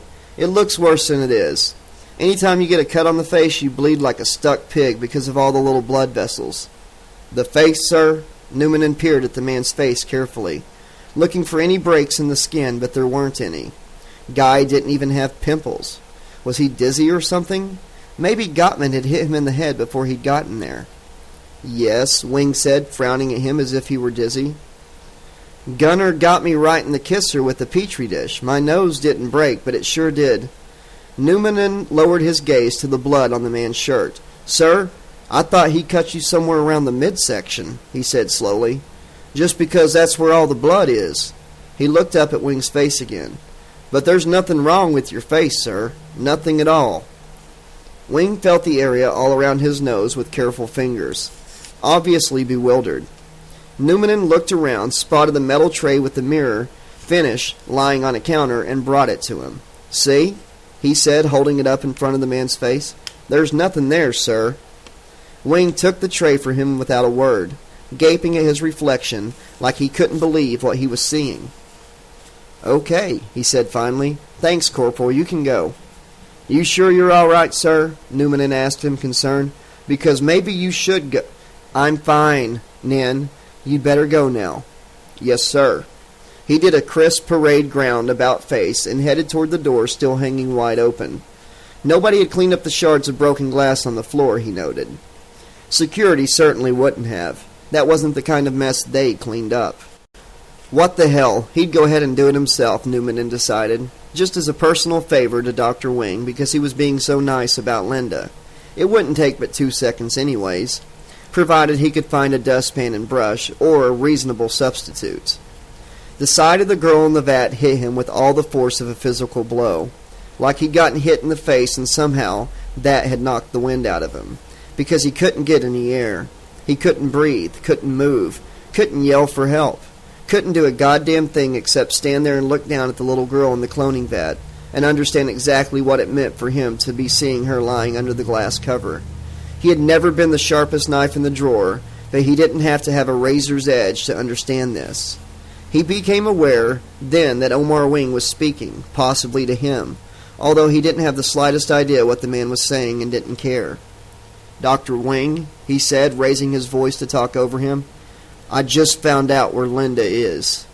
He dragged his gaze away from the vat to Wing, who was standing with a tablet in one hand, using the phone function. "Linda's dead," he went on, as if Wing had responded. "My sister's dead, and I'm pretty sure that Dr. Stein had something to do with it." Fredo came back to consciousness to find Lynn waving a stem bottle under his nose. Wow, but did that stim ever do the job, and fast, he thought. The grunt lieutenant who'd been choking him must have been persuaded by Lynn to let go, and was somewhere down at the other end of the lab trying to speed up the awakening of the rest of the comatose grunts. "Are you okay? Fredo? Tell me you're okay. She didn't mean it. She only just woke up, you know.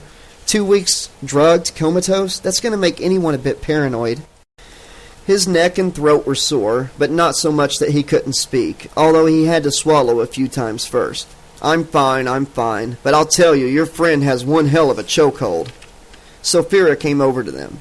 "Come on, Lynn. Stop fannying around with him. He's okay. And you, Freddie, or whatever your fucking name is, that is nothing compared to what you'd have got if I'd really been angry. Now get up and help us get the rest of my guys awake." Fredo got to his feet and looked around. No permanent damage done, anyways. But he reminded himself to always stay on the right side of Sophia.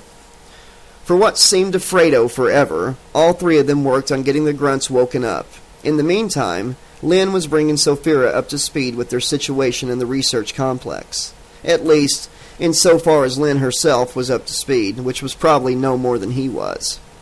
When all the grunts were finally awake enough to listen, Sophia gave them a rapid-fire summary of just how the sky was falling in and the bottom was falling out, with occasional corrections from Lynn. After a final pep talk, Sophia finally gave her mouth a break, and one of the grunts took the opportunity to ask a question. "So, who's in charge?" "Well, it seems that they sent Cosgrove elsewhere, so I guess it's down to me." The grunt shook his head.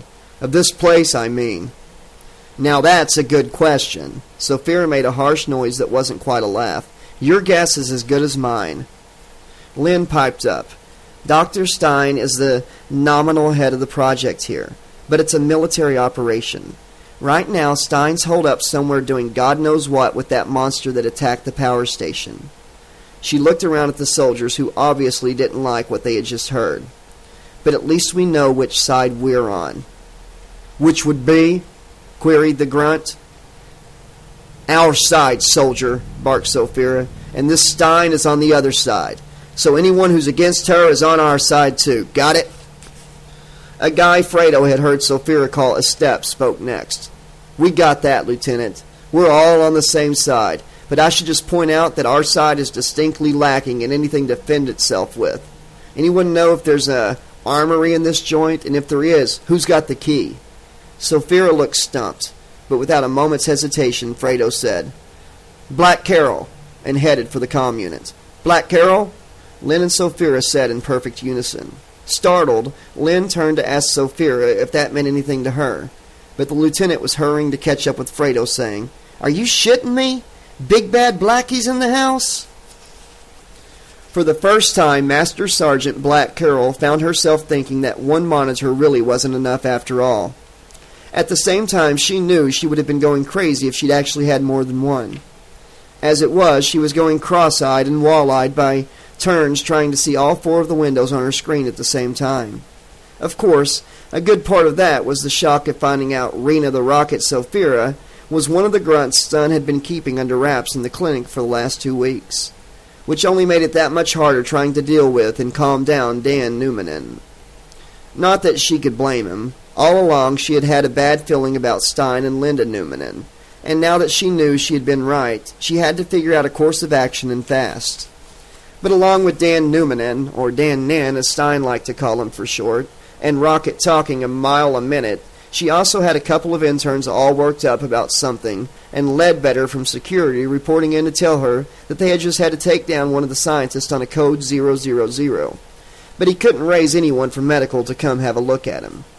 Finally, she gave up trying to get a word in edgewise and activated the crisis override protocol, which cut the audio on her end but not on theirs, so she could talk without interruption. They all knew they'd been muted, but it didn't stop most of them from running their mouths, of course. Quite the opposite, in fact.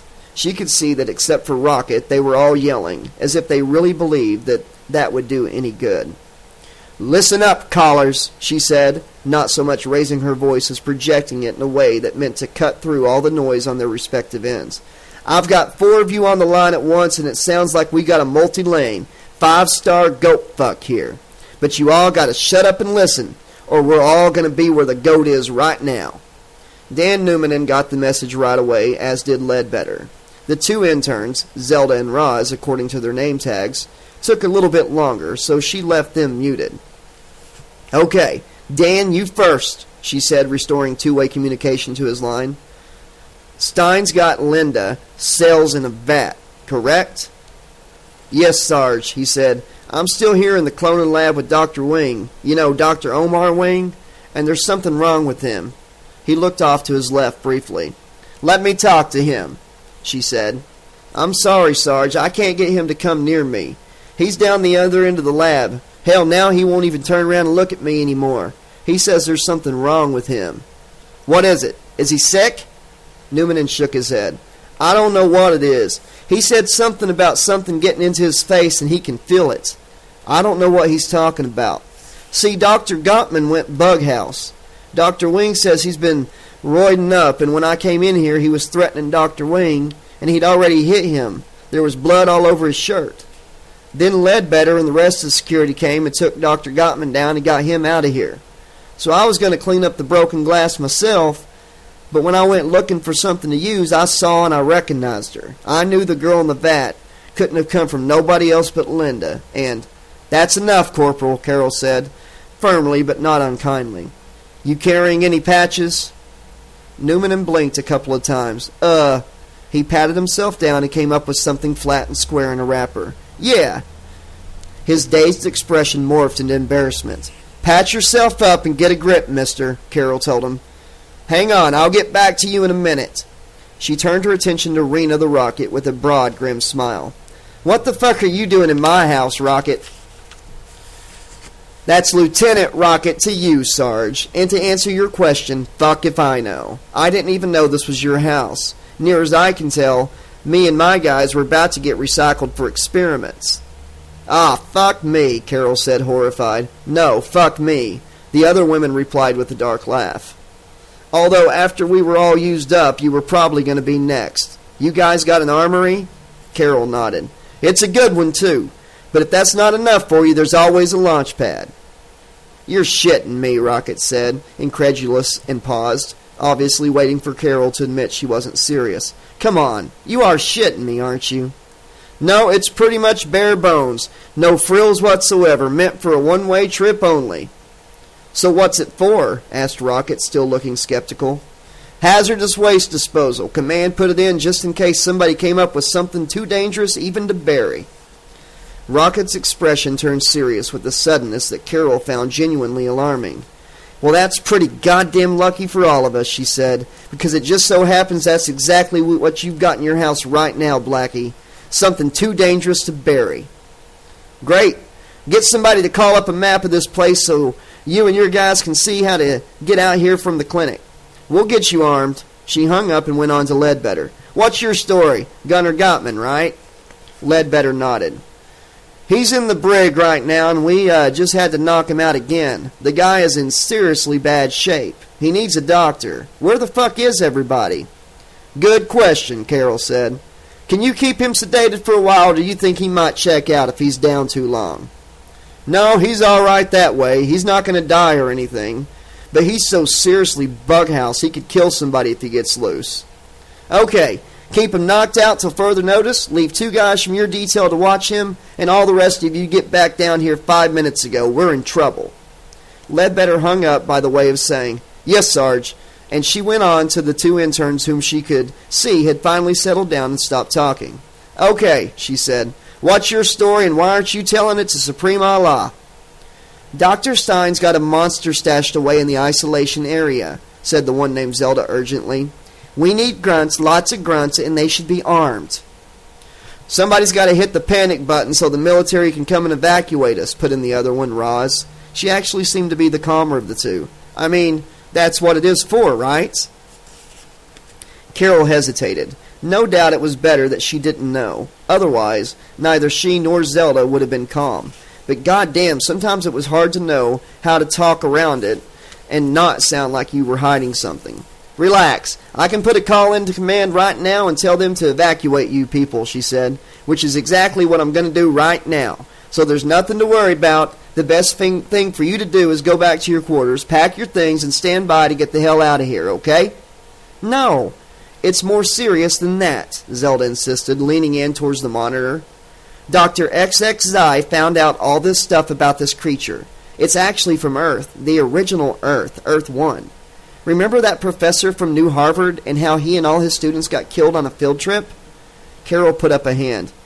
You guys got patches. Both interns looked uneasy. Not exactly, said Roz. A doctor has to give them to us, but only if...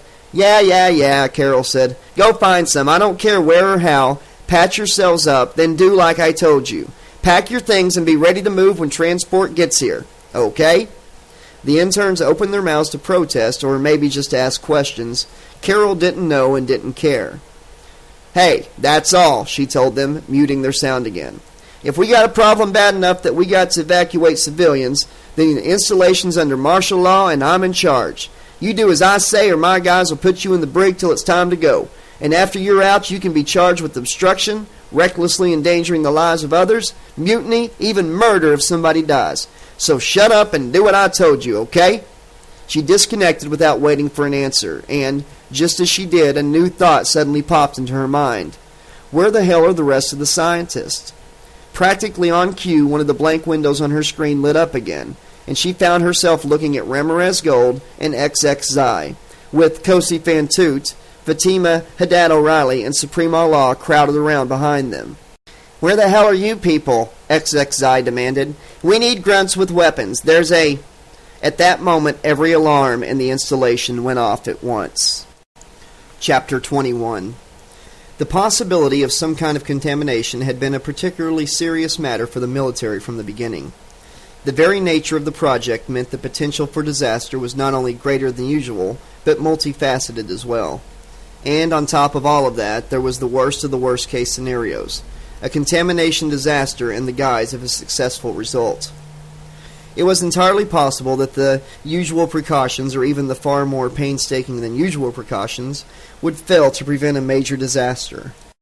This was not, after all, simply research and development. It was military research and development for war. The Super Soldier Project had not been initiated with the intention of curing the sick, feeding the hungry, or reducing the visible signs of aging. Something bad was supposed to happen, although only to an officially designated enemy, and only when command gave the order. Such criteria have absolutely nothing to do with the function of effectiveness, or either radioactive materials or nanomachines, or, for that matter, Jason Voorhees, although, unlike the other two, he had criteria of his own.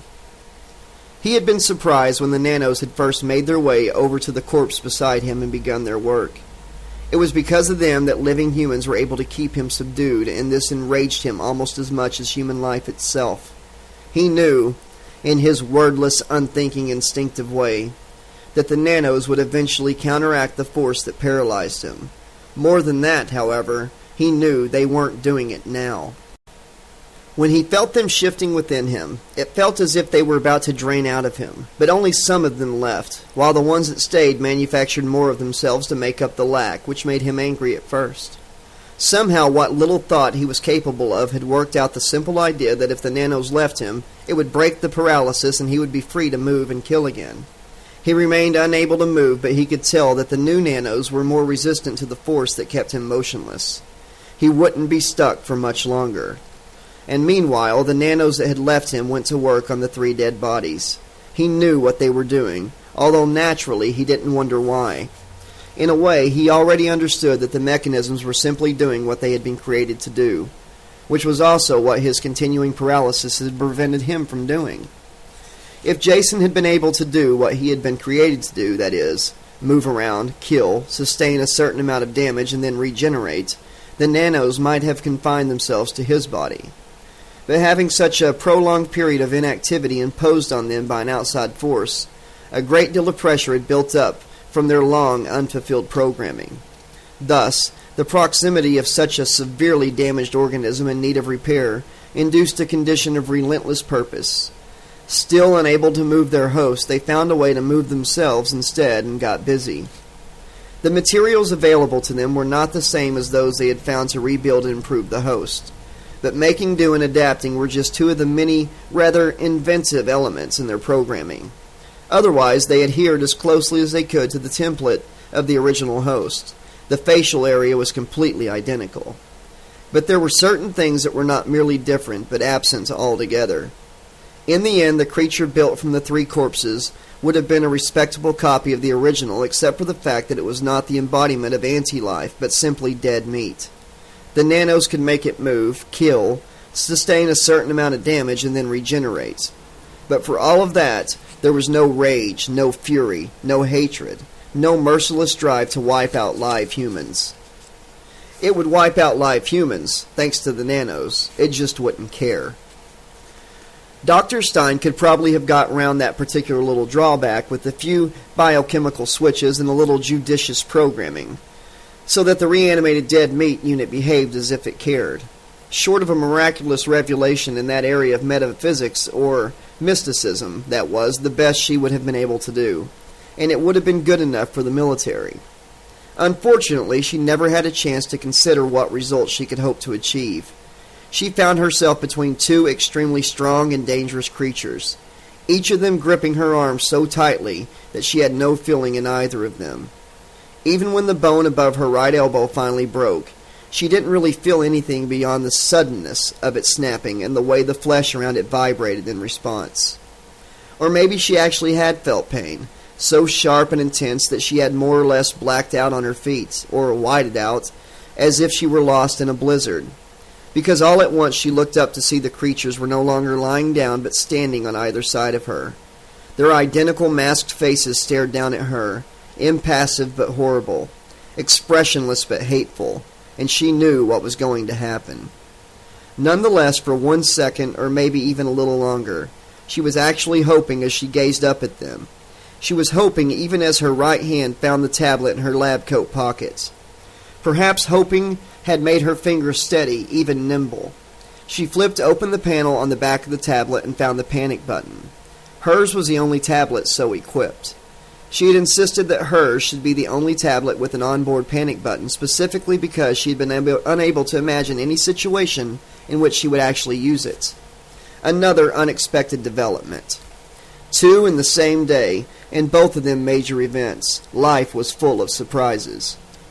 The panic button was not the emergency lever meant to call in the rescue team. That's the civilian staff. And perhaps even a few of the more naive and inexperienced grunts thought it was. It was a true panic button. Not an SOS, but AIL, all is lost. As Master Sergeant Black Carroll had carefully avoided telling the 2 frightened interns, the military's response to a signal from the panic button was not to send out rescue teams and medical aid. However, it was to dispatch a squad of operatives who had been specially trained to secure the site of a catastrophe in such a way that it would be impossible for anything in the affected area to leak out or otherwise escape into the surrounding area. The definition of anything in this case including people. The team also made sure that nothing and no one could get in either. Ideally, the entire site, whatever it was, would be erased and neutralized, if not actually sterilized in some way. It was the best solution the military could come up with as a way of containing damage to an area as limited as possible. The only thing that would have been better would have been literal excision and expulsion, packing the affected area into a missile and launching it into space. Unfortunately, this was only possible for small-scale problems like an individual super soldier prototype. Command had yet to come up with a way to scoop up something as large as a secret installation that extended hundreds of feet underground or several square miles of countryside and shoot that into space. They did, however, have a team of experts working on it. Dr. Stein had never concerned herself with the problem of keeping a disaster contained. People only got what they asked for. They were only too eager to benefit from successful research and development. Therefore, they just had to deal with the consequences of failure as well. And if people chose not to think about potential risk, what did that have to do with her? She was a scientist, not a dictator. She wasn't in the business of telling people what to think about. Her reaching for the panic button now had nothing to do with any desire to protect the outside world from either possible contamination or the monsters who were about to bring her project to an abrupt and premature end. She simply could not bear the idea of leaving behind all of her hard work so that some other far less worthy individual could succeed with it. No fifth-rate mind with a doctorate for some vocational college in Lower Armpit was going to take the credit for her accomplishments, not if she could help it. The broken bone in her arm felt as if it were cycling rapidly between white-hot and absolute zero, but she managed to smile up at each of the monsters with satisfaction. The masked faces stared back at her, unchanged, and in spite of everything, especially herself, she felt another surge of hope begin in the pit of her stomach.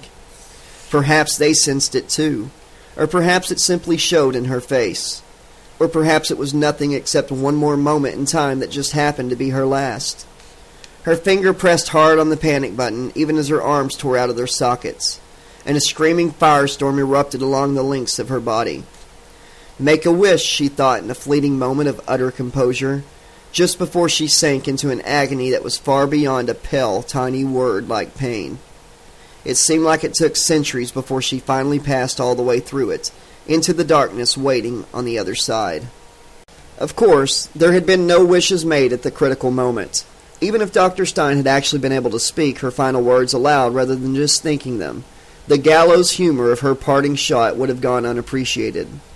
Had Jason Voorhees understood it, however, it would have enraged him even more, spurring him on to further violence. But since Dr. Stein was well beyond a point where such a thing would have made any difference to her, Jason's further violence would also have gone unappreciated. As the situation stood, it was nothing less than quintessentially existential. The fact that there was no one to appreciate or even to acknowledge its nature also made it perfect. Then Jason Voorhees held up his portion of Dr. Stein's horrifically untidy remains, and time, which seemed to have stopped somehow, began to move forward again. Jason took a long look at one side before he switched hands to study what he held from a different angle.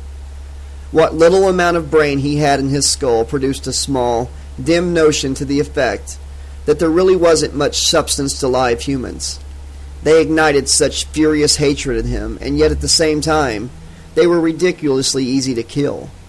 Even if Jason had had enough brain to wonder why, however, it was unlikely that he would have. Tossing the dead meat aside, he turned toward the door, intending to kick it down, and then stopped.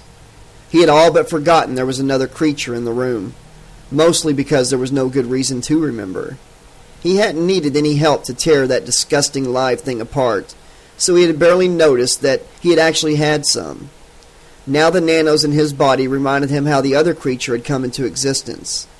But that was not what had caused him to come to a complete stop instead of punching his way out of the room. It was what the other creature was doing. Instead of dropping the wet mess of dead flesh and bone, the creature was pressing against its own body, mashing and rubbing the ragged, bloody pieces on itself as if it thought the material could be absorbed. Jason went on watching, while the nanos informed him wordlessly that the creature was right. What was left of the woman could be absorbed into its own body and used. In fact, the creature had to do this. It was composed of plain dead tissue that was not imbued with anti-life, and dead tissue did not last very long. It had to be replaced. When the last of the bloody fragments had disappeared into the creature's body, it raised its head alertly and then immediately went for the portion that Jason had discarded. Jason followed with his eyes, watching as nanos made the areas of its body seem to ripple and heave and erupt suddenly here and there with a cluster of worn shapes, things that grabbed and flowed into each other again as the new material was taken in. Then he looked down at himself. The nanos inside him had done the same thing for him with the ammunition the humans had fired at him before he had been captured, immobilized, and given over to that woman, so she could torture him for her own amusement. The extra material had made him stronger, yes, but in the end, his being stronger could not overcome the nanos' inherent weakness. In the long run, he would have been better off without them. He had never needed them before. The concept of trying to get rid of them, however, was beyond him. They were inside him. He would go on with them inside him. They would help fix and improve him as necessary. But he would not submit to their weaknesses anymore. Allowing nanos to incorporate dead human meat into his body would not do him any good at all. He turned away from the dead thing, still scrubbing scraps of flesh against itself, and kicked the door out of the frame and into the hallway. Stepping out, he looked one way and then the other, mildly surprised to find no humans coming at him with weapons, the way they usually did in hallways. Not that it mattered, although he was actually tired of always finding himself in one of these stupid hallways. Didn't any of them go outside anymore? He turned left, obeying a vague sense that said he would come to elevators or stairs, which would allow him to get around this place and find some live humans to kill. After which he could find his way out and find some more live humans to kill after that. It was an especially long hallway, and there was another door to kick down before the end of it. Only after he got through the second door did he finally notice the continuous screaming and ringing and buzzing of alarms. He reached a bank of elevators to find one of them already waiting for him with its doors open, almost as if it really was there for him, or for those things inside of him. Something in his awareness told him that this was, in fact, exactly right. That was also those things inside of him telling him things that he had never had to care about before. Jason stepped into the elevator and waited as it performed its functions. Just as it started to ascend, however, he felt a sudden and extremely powerful shock, both physical and yet at the same time completely intangible. It made him lift his hand and reach out to press one of the buttons on the elevator, and then told him where to go when the elevator stopped. It was the first time since he had joined the military that Dan Newman actually felt stupid. He couldn't really remember the last time he had felt that way, but it had probably been back in high school, and that didn't count. For the most part, he had never suffered from low self-esteem. Not being the sharpest knife in the drawer wasn't the worst thing to be, or not to be. He had found the ways in which he was capable and competent, so he didn't have to feel bad about what he wasn't. The Sarge having to tell him to patch himself up, though, that hadn't made him feel too capable or competent at all. Who the hell had to be told to do that? And it was a goddamn good thing the patch had kicked in before all bughouse hell had broken loose the way it did with the sirens and all that shit. God only knew what that would have done to him while he was too stupid to even think of how to take care of himself. He looked down at the clone of his sister in the vat, and then at Omar Wing, who was hunched over on a stool at the far end of the lab with his back to him. Looked like the guy hadn't moved a muscle since planting himself there. Wouldn't turn around, wouldn't talk, or at least he hadn't said anything loud enough to be heard over the alarms. Maybe he should just go on over to the man, patch him up, and get his ass out of here so he could meet up with the rest of the scientists wherever they were. Probably all heading for the nearest escape hatch. That was what he'd have done if he'd been one of them and he'd just found out somebody had pressed the panic button. It occurred to him suddenly that the scientists might not know exactly what was supposed to happen if somebody hit the panic button. None of them were military, after all. And if no one had thought to tell them about the panic button protocol, then there was no way they could know, could they? Nah, he probably had it all wrong. They weren't just a bunch of average civilians. They were scientists, and they knew this was a military project. So they had to know how everything worked, didn't they? Not necessarily, he thought, glazing at Omar Wing's hunched-over form. It was a sure bet that Dr. Stein knew just because she was the head of the project. But she'd have kept it all need to know for the rest of them, interns and scientists alike. And this was something she'd have figured none of them needed to know because she wasn't very nice. "Dr. Wing," he called, but he was barely able to hear his own voice over the din. As if on cue, most of the alarms cut off then, and the sudden quiet was startling enough to make him jump. But Wing still did not move a muscle. "Dr. Wing," Newman said again, taking a few steps towards him, "I have to get you out of here right now. All those alarms and shit, that means somebody somewhere hit the panic button. And that means this project here is officially over. Command will already have a team on the way to close the place down, and all civilian personnel are supposed to be gone by the time they get here. Even you, sir." He saw the man stiffen slightly. "Get away from me," he growled in an odd, ragged voice like something was twisting his throat, strangling him while he was talking. "I'm sorry, Dr. Wing. I've got to get you out of here. It's not safe to stay here anymore. That team that's coming out, they've got orders to seal this place up no matter what. And if you're still in here, they won't wait for you to get out. In fact, when they get here, they won't bother asking if there's anyone still inside. They'll just carry out their orders. They don't fool around when it's a panic button. Now, you can file a complaint, and if you want to, you can even blame me for whatever you don't like. But you can't do that if they seal you up in here. Wing bent lower, pulling one shoulder forward and then the other, as if he were trying to drag himself free of something without having to move. Dr. Wing, I'm not fooling around neither.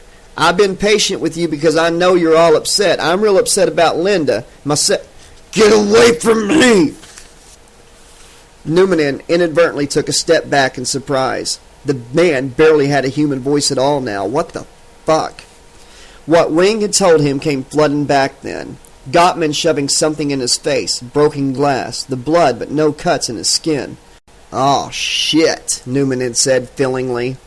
"Okay, I get it now. Dr. Gottman contaminated you. I'm sorry, Dr. Wing. I didn't understand. But that's okay. This lab's got quarantine suits in the emergency locker. You just put one of those on and then you can get out of here." He cut off as Wing straightened up and got off the stool. Somehow the man had actually grown bigger while he'd been sitting there, and Newman just hadn't been able to see it because of the way he was hunched over. But he could sure see it now. The scientist was bigger and wider, and he was still getting bigger and wider. Newman took another couple steps back, thinking that he really ought to call for backup. Backup and 2 or 3 doctors and all the nurses from the clinic. Wing turned around to face him, and he heard himself yell something like, "Jesus Christ on a cracker!" It was an expression that used to drive Linda crazy when they were kids. There was some kind of metallic shell forming on Wing's face, or possibly in it. Newman couldn't actually tell whether it was covering the skin, or whether nanos were transforming the skin into a different substance altogether. His body was definitely morphing, clothes and all, and it looked to Newman like everything was getting mixed together somehow. Flesh and cloth and other stuff as well. "Ah, geez, Dr. Wing, you should have said," Newman hesitated, wincing. "Well, you should have said you felt, He gestured at the man's body. "You know, not too good?" He backed off another few steps. There might have been a couple of quarantine suits in the barracks that would have fit him, Newman thought, but probably not for long. Wing was actually swelling up bigger right in front of his eyes. "I gotta ask the Sarge what to do about this," he said uneasily as Wing took a step toward him. "There's special equipment and stuff." Wing took another step toward him, and then another, his big hands flexing, opening and closing. Newman tried to think of something to say, and then just hit the emergency call button on his belt. The call was silent. It would just go straight through to the Sarge and security, and let them know where he was and that he needed help. No noise, so it shouldn't have provoked Dr. Wing or stampeded him in any way. But either Wing had some idea of what he had just done, or it all just became too much for him right at the same moment, because suddenly he lunged forward, and then Newman found himself looking down from the discomfort of the man's two-handed grip around his neck, his feet dangling several feet above the floor. He looked like that creature, Newman thought in amazement, pulling futilely at Wing's hands and trying not to black out. He looks like that creature because he's turning into that creature. "Dr. Wing," he rasped, kicking his legs now. "Please, you don't have to." But Wing's face was completely gone now, covered up or changed, or maybe a little of both. It didn't matter. With his face gone, there was no way to tell if Wing understood anything he was saying, or was too bughouse to even know who he was anymore. "Please," he begged faintly. "Please, sir." Not until he had looked at his reflection in the tray Newman had brought him had he realized he was in trouble. Then he had felt a tingling where the cuts in his face should have been. Just a psychosomatic reaction, no doubt, but goddamn was that ever moot right now. The same as how he had stood there feeling his face like some idiot who thought it was possible to feel where nanos were. Fucking nanos. Fucking nanos in those fucking cells. It had never occurred to him that those fucking cells had been full of fucking nanos. Those fucking impossible cells had been loaded with fucking nanos, and never once had it ever crossed his mind that was moot right now, too. Even though he could have found out in only a couple of seconds what the goddamn cells were carrying. Even first-year undergrads knew that unless there was perceptible activity, you had to test for the presence of nanos in a specific way because they just didn't show up otherwise. If they were inactive, they were inert, except in live vertebrates. Organic life couldn't tolerate a large concentration of nanos over an extended period of time. Humans especially had a low threshold for internal nanos, as if organic life and nanos were the antithesis of each other in some way. Only here he was, full of them, full of those cells and full of nanos, and no, it wasn't possible to feel nanos just by touching them, but you could feel the process if it was extensive enough, and this sure was. He was full of cells and full of nanos. Could he feel the process? Oh, could he feel the process? Processes, plural. All at once they were in every part of his body. The cells, the nanos, blooming everywhere inside him, taking over. They were consuming his body while his body consumed them. And it was almost finished. So all that was moot now, too. Everything was moot now. Now was moot now, because even time itself had changed. Disorientation took him like a tidal wave, and he thought he was losing consciousness, falling into some kind of turbulent darkness. And then suddenly, he had opened his eyes to see himself holding Dan Newman high in the air by his neck, as if he had intended to watch the soldier slowly strangled to death. His mind started to sink into darkness again, and as it did, he could feel something else moving in to take its place. It didn't make any sense, but there wasn't any other way he could articulate it to himself. He had no idea what it was, but he hated it instantly, hated it and feared it, and wanted to wipe it out. He fought to stay conscious, to stay awake and aware, refusing to give away to the other thing, whatever it was. If he let it supplant him, he knew that he would never come out of the darkness again. "Dr. Wing!" the soldier strained. His face was horribly red and his legs were kicking more frantically. There was something he should do, he thought, keeping his gaze fixed on the man he was strangling. Something he really had to do. But as soon as he tried to think of what it was, he could feel his mind begin to fade and his dominance weaken. He couldn't let that happen. He couldn't lose his hold to that other thing. And then all at once the other thing was not only inside of him fighting for control, but also standing in the open doorway of the cloning lab. The enemy inside him surged. Chapter 22. There was no question in Sophira's mind that Carol was in command. As far as she was concerned, this was one of those situations where rank had to take a back seat to the prevailing conditions. She'd been unconscious for 2 weeks, and although she was awake again and fit for action, she didn't even know where the hell she was. And even after Carol told her, she was having a hard time believing it. That was a waste of time under the circumstances. Instead, she gave herself over to her training. Act now, believe later. She had gotten her people to the barracks, arriving just before every alarm on the planet went off. Boy, had that been a bitch. If Carol hadn't cut them off, she was sure her ears would have started bleeding. Carol had already sent a detail to escort the scientist out of the installation, making sure that only the scientists left, and then dispatched a second group to isolation to seal it off manually. Just try and make sure that whatever kind of trouble started there stays there instead of hitching a ride out of town with us, she had told Saphira while they broke out the extra weapons. There had been no shortage of weapons, even for an unexpected couple of dozen of extra grunts. Clothing, however, that had been a different matter altogether. "You'll have to serve in clinic pajamas," Carol had informed her. "But it could be worse. You could have woken up to find yourselves in full body condoms or nothing at all." Then she had turned to Sophira and started to say something about strategy when the emergency call had come in from the grunt in the cloning lab. Sophira's first thought on seeing the creature on the monitor in the surveillance area was to wonder what the hell had happened to it. It looked like a genuine old-school homunculus that Victor Frankenstein himself had glued together with his own 2 hands, using whatever he had found within reach. After which he'd painted the whole thing with varnish, or glaze maybe, thinking he was going to fire it in a kiln. Irregular, smeary patches of what looked like clothing and flesh ran up and down the thing's legs. The torso was particularly covered with some kind of hard, rubbery stuff. If she hadn't recognized the mask, Sophira thought, she'd have sworn that someone had actually made a second monster. Then Carol had pointed to a separate monitor getting a feed from a different part of the same lab, and she had just about jumped out of her skin. "God damn it, Carol," she said, turning to the other woman. "You got scientists making these fuckers?" "Those aren't fuckers," Black Carol said grimly. "They're super grunts."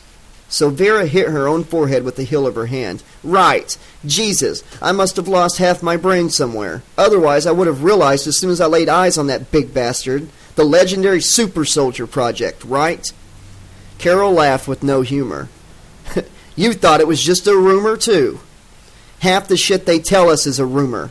Nobody's ever sure which half, though. Not even command. Sophia shrugged. But I should have known. We all should have realized as soon as we saw it. Who the fuck let that thing get loose? That thing isn't from here, Carol said, pointing at the creature now entering the cloning lab. That one came from you guys at the power station. And here I thought he was with you. Sophia looked down at the weapon she was holding. Bad news, Carol. These don't work so well. You got any zap guns? How about thunderbolt rifles? Some, but not a whole lot. Stein didn't want us using them. Claim they generate random interference and screw up her precious nanos. They do, which is why we need them. That's how we brought him down the first time. Carol looked at the monitors doubtfully. Sure hope it works again. Me too, Sophia thought as they went back to the armory. There were nowhere near as many stun weapons as Sophia had hoped, and certainly not as many as there should have been. Carol decided Sophia's grunts should have them by virtue of previous experience, such as it was. But at least they were well kept and fully charged. Sophia thought this as they ran through a group weapons check. Then, as an afterthought, she grabbed several flame units. Chances were slim to none that any of those creatures would burn, but a face full of fire might slow them down a second or two. She started to ask Carol if there were any more of those lying around, but the other woman waved her off and pointed at the comm link in her left ear, mouthing, "Command." "Hope they're telling you something good," Sophia muttered.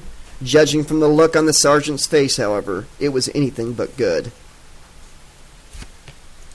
My mind is drowning in my head, Wing thought. It was a struggle just to look at the thing slowly making its way through the vat area of the cloning lab. His eyes felt strangely heavy, as if the act of seeing was almost too much of an extra burden. Nothing else seemed to be working right, either. His body had become an oversized shell that didn't really belong to him anymore, and vice versa. He felt as if something, some force, almost like a strong electromagnetic field, was in the process of pushing him out or extinguishing him. It should have been a ridiculous, delusional kind of notion, but he sensed the presence of the interloper as solidly as if it were something outside of his body that he could touch to prove its existence to himself. Which it was. He had to fight to use his own eyes to see it standing there in front of him, but it was there. Its proximity stimulated and agitated the force that was battling to supplant him in a way that felt like a primitive, even animal familiar, or recognition thereof. Understanding flared in him then, but it didn't make it any easier to hold his own against the power that was trying to eradicate him. Those cells were from this thing, the cells that I put in the vat, that Gunner infected me with. I am like this thing. I am of this thing.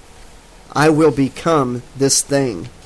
He made his hands open. He was vaguely aware that whatever he had been holding had dropped to the floor, but he didn't try to look at it, although he had a dim idea that he should have. If he had been in control, he would have done, but there was no way to be sure that the force inside him would not overwhelm him. The creature standing in front of him turned its impassive, merciless, still face towards the motionless human lying in a heap nearby. It stared for a long moment, then lifted its inhuman head and looked directly into his eyes. Shock was a pale word for the sensation that Wing felt, not only in the traitor body, but in everything he was. Thoughts, memories, perceptions, what he knew, what he believed he knew, even what he didn't know. He felt as if he had been struck, but not touched, shattered without being fragmented. This must be what a tuning fork feels when it resonates with something, he thought, in some faraway, almost detached area of his compressed self, or what happens to a compass needle when it finds true north. All at once, everything there was to know about Jason Voorhees, now resident in his own body, became perceptible to him in a single, revelatory burst. Then the moment passed, and he was surprised to find that he, Omar Wing, was still in existence. He shouldn't have been, he thought. That moment had been a big bang. It should have snuffed out the last remaining spark of humanity and replaced it with anti-life. And yet here he was, still holding on, in an infection that refused to go away. But how? The force that had taken over and changed the body was obviously many times stronger than he was. And this creature, this Jason Voorhees, somehow reinforced it so that it should have become that much stronger. Omar Wing should have gone out like a guttering candle. He should have evaporated, dissipated, ceased to be, not only in body but also in soul. Why hadn't he?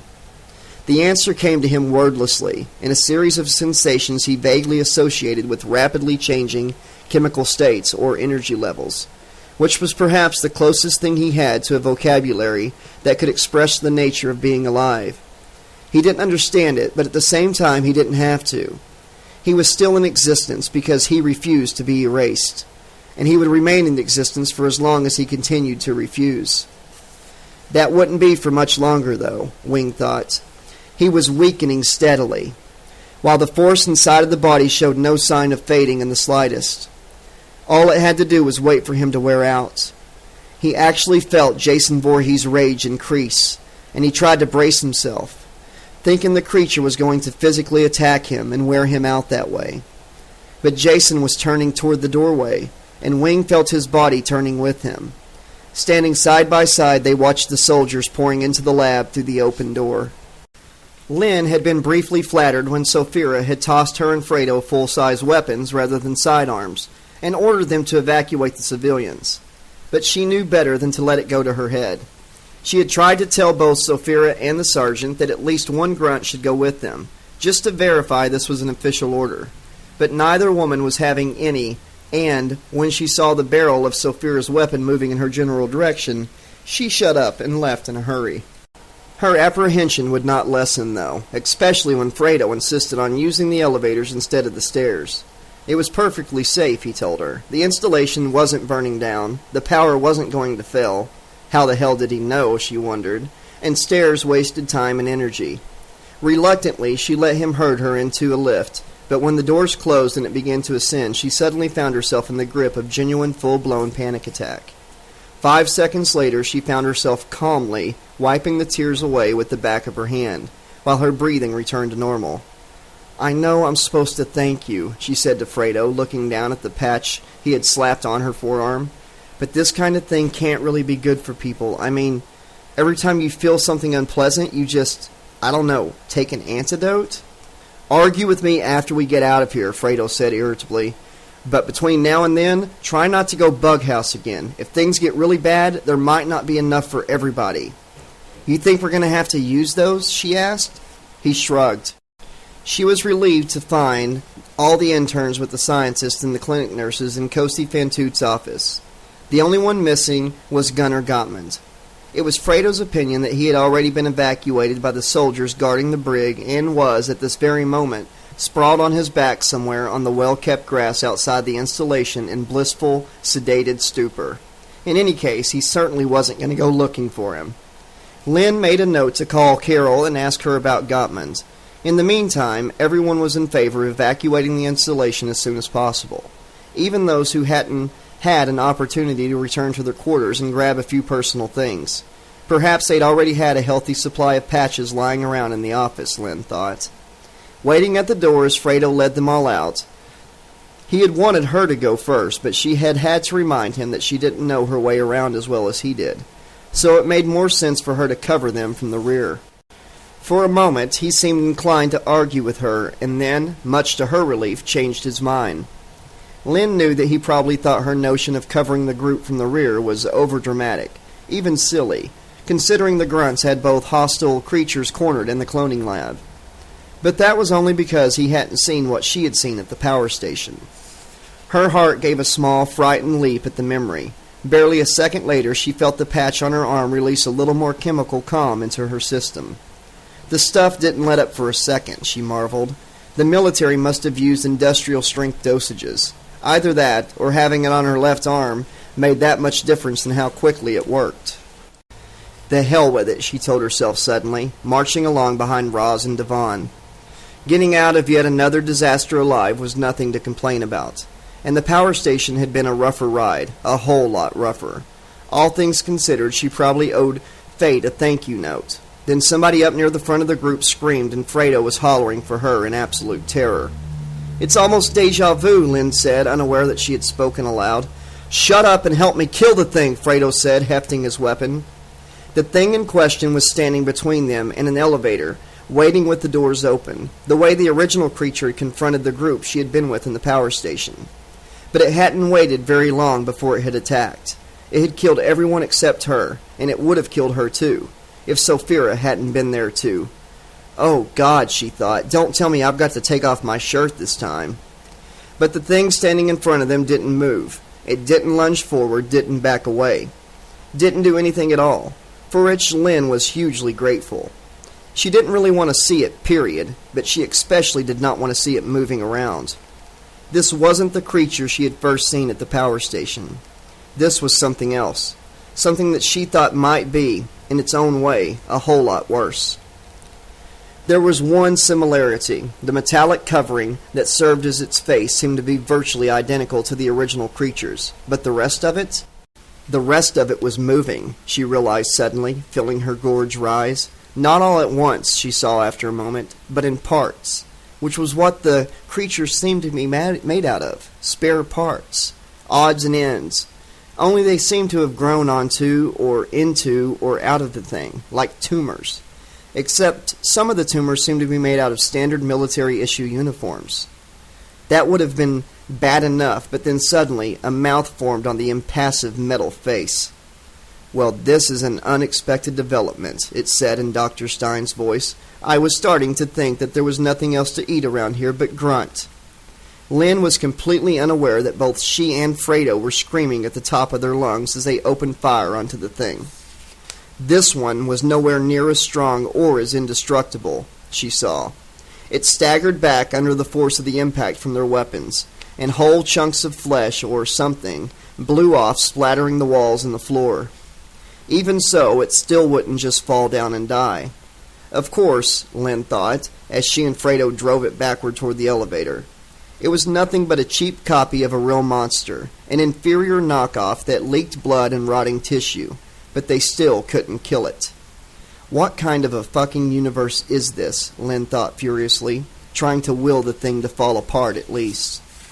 Finally, she and Fredo managed to force it all the way into the elevator, where it fetched up against the back wall. The neck! Aim for the neck! Fredo yelled, firing madly. Brilliant! She screamed back at him, doing as she was told. A few seconds later, the creature's head toppled forward and landed on the floor with a sickening wet thud. Lynn and Fredo jumped back as the body crumpled in a heap on top of it, just managing to avoid some splatter. All at once, the silence seemed to roar in Lynn's ears. She turned around to see the scientist and intern still frozen in horrified disbelief, staring at the mess in the elevator. Yeah, me too, she said silently. There was another very brief burst of weapons fire behind her, and she whirled, raising her own weapon, and saw Fredo getting out of the elevator, being careful to avoid stepping on any bad monster remnants. He had shot out the control panel. Well, all right, she heard herself say in a slightly shaky little voice. I guess we'll have to wait for another one. Fredo frowned at her and shook his head. Nah, you were right. We ought to take the stairs. And we better take them at a run, said Ramirez Gold suddenly, pointing at something on the floor to her left. Look! Lynn was horrified to see that a chunk of unidentifiable tissue had actually began to writhe its movements, weak at first but obviously gaining strength. This way! Really, really fast! Now! Fredo hollered, albeit somewhat needlessly. Over half the group was ahead of him before he finished getting the words out. Chapter 23. Kinship was something that living humans felt for other living humans. Jason wouldn't have felt anything like that if he had been human, and the concept did not exist in the realm of anti-life. Besides, the copy of himself, this caricature, was fatally flawed. There was a spark of life in it that would not go out. The thing to do was reach over, grab the copy, and rip and tear until the spark went out. He started to do just that, but the nanos stopped him. They wanted him to let the spark just go out by itself, without damaging the other one. He tried moving toward the humans instead, and found his movement in that direction completely unhindered. They surprised him by trying to shoot him with power again, instead of the usual ammunition. Not that it mattered. The crackling force that had scrambled the little machines inside of him and rendered him immobile no longer had any effect on him. The little machines had realigned themselves, and the forces that made them go, they existed at a different frequency, a different resonance. and it was not one that humans could have tuned into very easily. He waded into the soldiers, firing their useless weapons, reached out and helped himself to their very breakable bodies, crushed the meat, twisted the bones, pulled pieces off some, and used them to beat down others. If he had been even remotely like a human, he might have wondered at how easy it was to kill them all. But he wasn't. Between the surging fury of anti-life and the little machines working away inside of him, he barely noticed when one of the humans sprayed him with fire. Omar Wing found the urge to join Jason Voorhees in the carnage almost irresistible. His insides seemed to be boiling with it. Once or twice he started to move forward and barely managed to stop himself. What he had to do was stop Jason Voorhees. He had to stop the killing. Except he knew that if he let himself move, it wouldn't be to stop him, but to join in. He was weakening even more. The sight of all that death, the blood, the pain, the screams was crushing the last bit of life out of him. And yet he couldn't look away. If he turned from the sight, he would lose his hold, and then he would be gone. Something touched his leg. He turned sharply and saw the human he had been holding high in the air by his neck. "Dr. Wing," the soldier said in a barely audible rasp. "Can't you help?" He had a fleeting sensation of weightlessness. Then he woke up. There was no reason for it. Like everything else that had happened, it didn't make any sense. But he wasn't going to waste any time thinking about sense. Somehow things had flipped, and he was suddenly the dominant force in this mutant traitor body.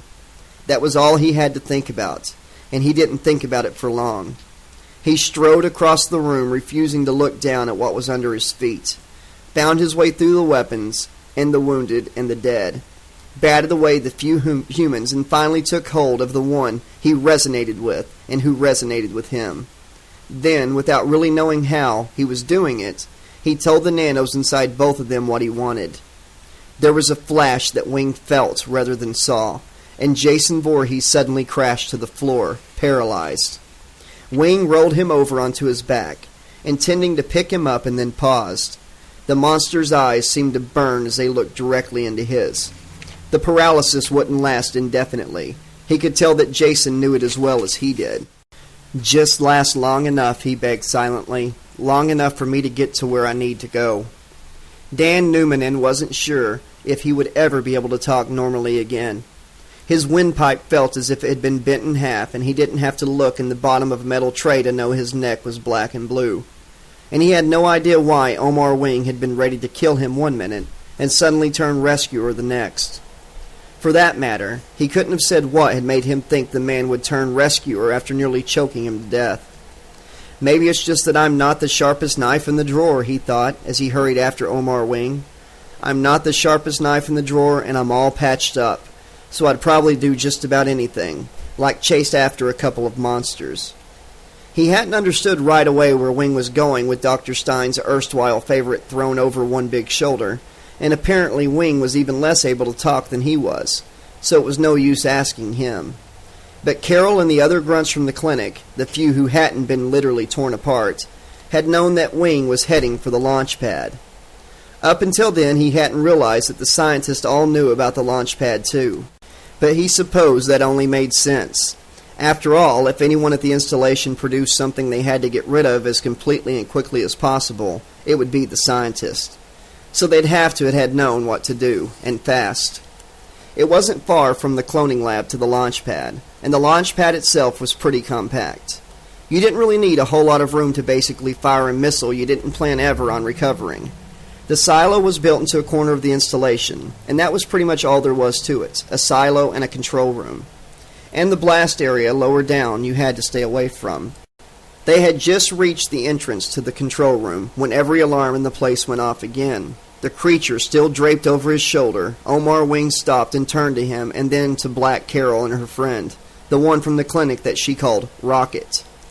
"The crew from command is here," Carol told them. "Let's get this done as quickly as possible." She was definitely going to get court-martialed for this, Carol thought as she ran through the pre-launch routine in the control room with Sophia. So much for her future as an assassin. When the military got through with her, she'd be lucky to land a job as an exterminator. Beside her, Sophia leaned over and gave her a nudge. What is it? You look like somebody shot your dog, or did your dog shoot you? The bitch. Carol gave her a sidelong glance. I'm fucked is what this is. When Command finds out I shot that thing into space, they're going to draw and quarter my ass and feed it to the pigs for breakfast. What are you talking about? Sophia asked. They're going to seal this place up. Carol shook her head. No, they're not. I got a message from them earlier. They had a tap on our surveillance system, plus a few extras of their own. They know everything that happened, everything Stein did. She paused to turn on the half-dozen monitors on the wall facing her, but for some reason they were slow to light up. They even had a few eyes we didn't know about in the isolation area. Yeah? Sophia leaned over and tried to help her with the monitor controls. So? Well, they're not coming to seal up the place. They're bringing in replacement staff. She met Sophia's incredulous gaze with an unemotional stare. Rocket, this project was meant to produce super soldiers. Command is not going to stop until they get them. The central monitor in the top row lit up to show them the payload. The hatch was still shut. Can we open that from here? Sophia asked. Carol nodded and touched a lighted panel on the console. For a couple of very long seconds, nothing happened, and she was afraid that Command's team had already managed to put in some kind of lockdown. But then the hatch shifted a bit as the seal released and began to open slowly inward. Carol winced. Damn, just their luck that the payload opened inward. It might give Wing some trouble shutting it again. Fuck it. She would launch it with the hatch open if she had to. It would close automatically as soon as it hit the air anyway. She would just have to hope once Wing got the son of a bitch inside, he wouldn't get a chance to jump out. Sophia nudged her again and pointed at the last monitor on the right, which displayed a wide-angle view of the helipad 100 feet straight up from the highest level of the installation. 3 choppers had touched down, the third one only moments ago. A full load of passengers was disembarking from a side door under the brisk supervision of several armed guards. None of the new arrivals were in uniform, although Carol could tell just by the way they moved that they weren't military. She could also tell that they were all about as thrilled to be here as the original group had been when armed guards had herded them into the installation. The original group? Carol frowned. Dr. Stein and everyone else, Wing, Gold, Toot, and the others, Supreme Allah and the interns, hell, even herself and the grunts. Were they really the original group on this project, in this installation? Or had she just assumed that this place hadn't been sterilized and restaffed once before, simply because Command had chosen not to say otherwise? Dan Newmanen moved into view on the center monitor, beckoning to someone and then pushing the payload hatch rather inward. Wing appeared, still carrying the creature over one shoulder. Carol hit the comm button. "Hurry up, Dan," she said urgently. "We've got company." I know, Sarge," Newmanen replied, his voice filtered and woolly in the console speaker. He stopped to look around, as if he really thought he could see exactly where her voice was coming from. Wing pushed past him and bent over, dumping his burden on the floor of the walkway just outside the open hatch. "He's staggering," Sophia pointed out tensely. Wing was more than staggering. Carol saw him go down on one knee. Dan Newmanen went to him, put his hands on the big, thick shoulders briefly. Wing shook him off, seemed to hesitate, and then reached for the creature's feet. With an enormous effort, he heaved himself to a standing position and started to roll the monster over backwards into the payload. Abruptly, Jason Voorhees' hand shot out and grabbed hold of either side of the open hatch. Wing froze in obvious surprise. Jason kicked out with both legs and Wing let go, staggering backward several feet into Newmanen and knocking him down. He strained to regain his balance with an effort, seemed to be on the verge of righting himself, and then fell squarely on top of Newmanen. Before Carol could even react, the speakers in the console gave a loud crackle. "Attention, all personnel," said a male voice she didn't recognize. "Stand down immediately. Repeat, stand down immediately. You are relieved of duty. Take no further action, regardless of what you are doing, and hold your positions until further orders." Carol gave the ceiling a murderous glance, then leaned forward and hit the comm button for the launch pad again. "Wing, Newmanen, I don't know if you can hear me or understand me, but get that fucking thing off my planet right now." The ceiling speakers crackled again. "Belay that order," snapped the new voice. "Who is speaking? Identify yourself." All personnel are to stand down now. Freeze, because we will shoot you. You heard the man, Carol said, keeping the comm open. We're out of time. Get that fucker out of here. Sergeant Carroll, you are hereby relieved of duty and are under arrest. Hold your position and do not attempt to give any more orders or to escape. We will shoot you and anyone with you on sight. Sophia gave a grim laugh. Motherfuckers, you gotta see us first, and that might be kinda hard. She got up and headed for the door, her sidearm already in her hand. You do what you can with them, and I'll see how long I can hold off the friendly fire. Carol didn't try to argue. Countdown had to start now. She realized this, or the crew from command would have time to abort the launch. She hit a switch, and a panel directly in front of her slid back to reveal the keypad that would unlock the final launch controls. Quickly, she answered a string of numbers from memory and prayed that her training and full recall was still fresh enough. A small square screen to the left of the keypad lit up with a message. Override protocol active. Pre-launch sequence terminated. 10 seconds to countdown as of now. Only the military would have a countdown to a countdown, Carol thought. 30 seconds to launch. On the monitor, Jason Voorhees was back up on his feet and moving towards Wing. Dan Newmanen wasn't sure whether he had actually heard his ribs crack, or whether the pain had taken over his ears. It sure had taken over his eyes. Now he knew what people meant when they described a pain as blinding. He was still mostly blind when Wing rolled off him, but he could feel the walkway shaking, and he had a pretty good idea why. He made a tentative start at trying to sit up, and his ribs screamed in protest. Shut up, he ordered them silently as he groped around on either side for something to grab hold of. His right hand closed on a rounded metal object that he knew was part of the walkway railing. His ribs screamed again as he dragged himself closer to it, and he told them to shut up again.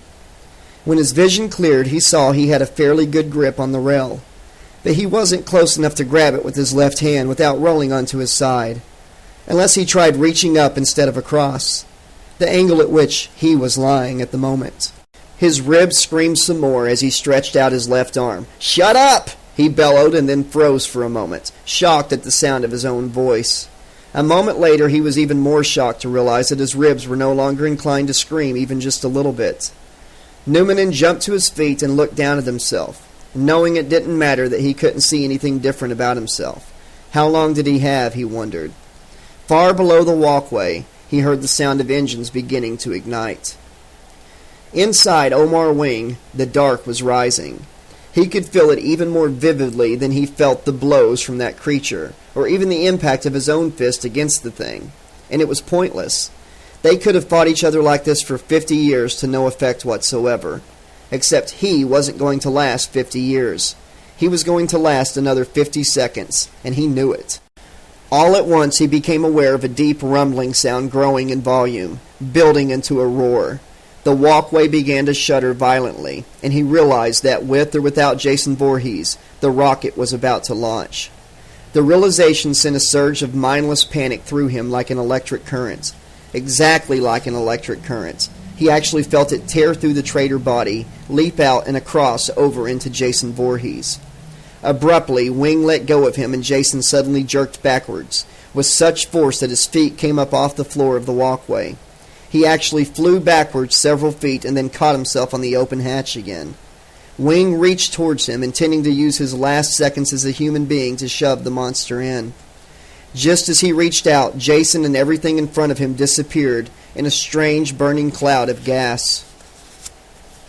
Carol had briefly slumped back in her chair when she found herself being yanked roughly out of it. A moment later, she found herself bent over the console while someone cuffed her hands behind her back. A strong hand pulled her upright again by the back of her shirt and turned her around. She was surprised to see that the control room was full of grunts.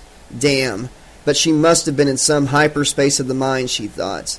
Or maybe she had just gone crazy, in which case she might have a defense for her court-martial, assuming they bothered with the trial before they buried her alive.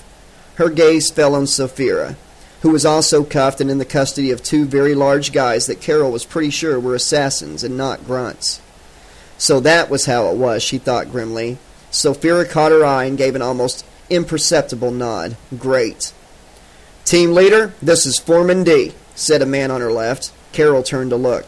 The standard military uniform didn't fool her. She knew for a fact that this guy was an assassin. He was one of the people she had talked to about applying. He flicked a glance in her direction, but very pointedly didn't turn to look directly at her.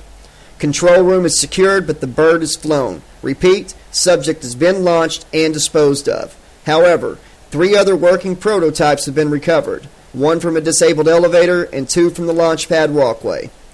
Carol felt her mouth drop open in amazement. "What?" she demanded. The assassin ignored her. "The prototypes recovered on the launch pad have sustained damage from the rocket launch. 1 prototype was in the extremely early stages of transformation but should still be salvageable. The other is fully mature and shows signs of active regeneration in progress." "Dan Nooneman is a grunt, not a prototype," Carol shouted. Still not looking at her, the assassin made a small motion with one hand, and Carol found herself on her way out of the control room between 2 more assassins. "Sophia!" she called out as they hustled her down a long hallway. "Right behind you," came the answer. "No talking, children," said the guard on her right, and tightened his grip very briefly to a point, somewhere between painful and excruciating. So that was it, Carol thought. No briefing, no debriefing, no explanation, no trial, and no chance for appeal. Maybe if she hadn't sent that thing into space, neither she nor Sophia would have been on the wrong side of the handcuffs. Then she caught herself. No, the only way she would have avoided that was to not have been here in the first place. The only mistake she had made in launching that creature into space was failing to find a way to send the people behind the Super Soldier Project with him. You weren't home free unless you got rid of all the monsters. If I can just keep that in mind, she told herself darkly, maybe next lifetime I'll do it right. Last call. For God's sake, Bowles, what the hell have you done now? Lynn switched the disposable phone from one ear to the other. Can't imagine what you mean by that, Waxy, she said, trying to keep her voice light. 2 days ago, a couple of very serious government goons showed up to inform me that you were missing and presumed dead after the military put down an attempted terrorist takeover of some government research project. Did they? She said faintly. Did they ever? Only I got the idea they're not really presuming you're dead, since they made it real clear that if by some miracle you appeared alive and well, I was to call them immediately and let them know. Furthermore, something tells me they don't count on the honor system, so they're probably listening in right now, which means that I'll be calling them to let them know you called me. I don't think they'd react well if I didn't. Glad I've got a disposable phone, Lynn said. I wouldn't count on that working for much longer, Waxy warned her. You're right. Love you, Waxy. Bye. She dropped the phone on the ground and stepped on it, mashing it into the pavement until there was nothing left but fragments and fragments of fragments. Then she walked over to the car, parked at the curb, and climbed into the front seat. Well, said Fredo, sitting behind the wheel. She looked from him to Zelda and Roz in the back. When did we cross the second border? About 2 hours ago, Fredo told her. I think we ought to cross at least another 2 before we buy any more disposable phones, she said. Or we could just give up disposable phones altogether, Fredo said and put the car in gear. I still wish we knew who else got away, Zelda said wistfully. Just be glad we know for sure that we got away, Roz told her. So far, added Lynn. Nobody else said anything for a very long time. Epilogue. The most ancient didn't normally bother with flotsam. Any vessel that wandered into range of their considerably sophisticated sensors had been adrift for an extremely long time. If there had been any live cargo to begin with, it would be well beyond the point of compassionate return. The most ancient had learned the hard way that as sad as it may be that living creatures had to die, it was usually wiser to let them stay dead. So whenever a spacecraft raised a blip on their awareness, they usually let it pass undisturbed until it was out of their range again. But this was different. The cargo inside was not alive, but it was no longer dead. That would have been strange enough by itself. But then one of the most ancient also determined that, though no fault of its own, it was temporarily dislocated. The entire most ancient continuum went immediately to crisis discussion, something that had not occurred for eons. Temporal dislocation just didn't happen. only in this case it had.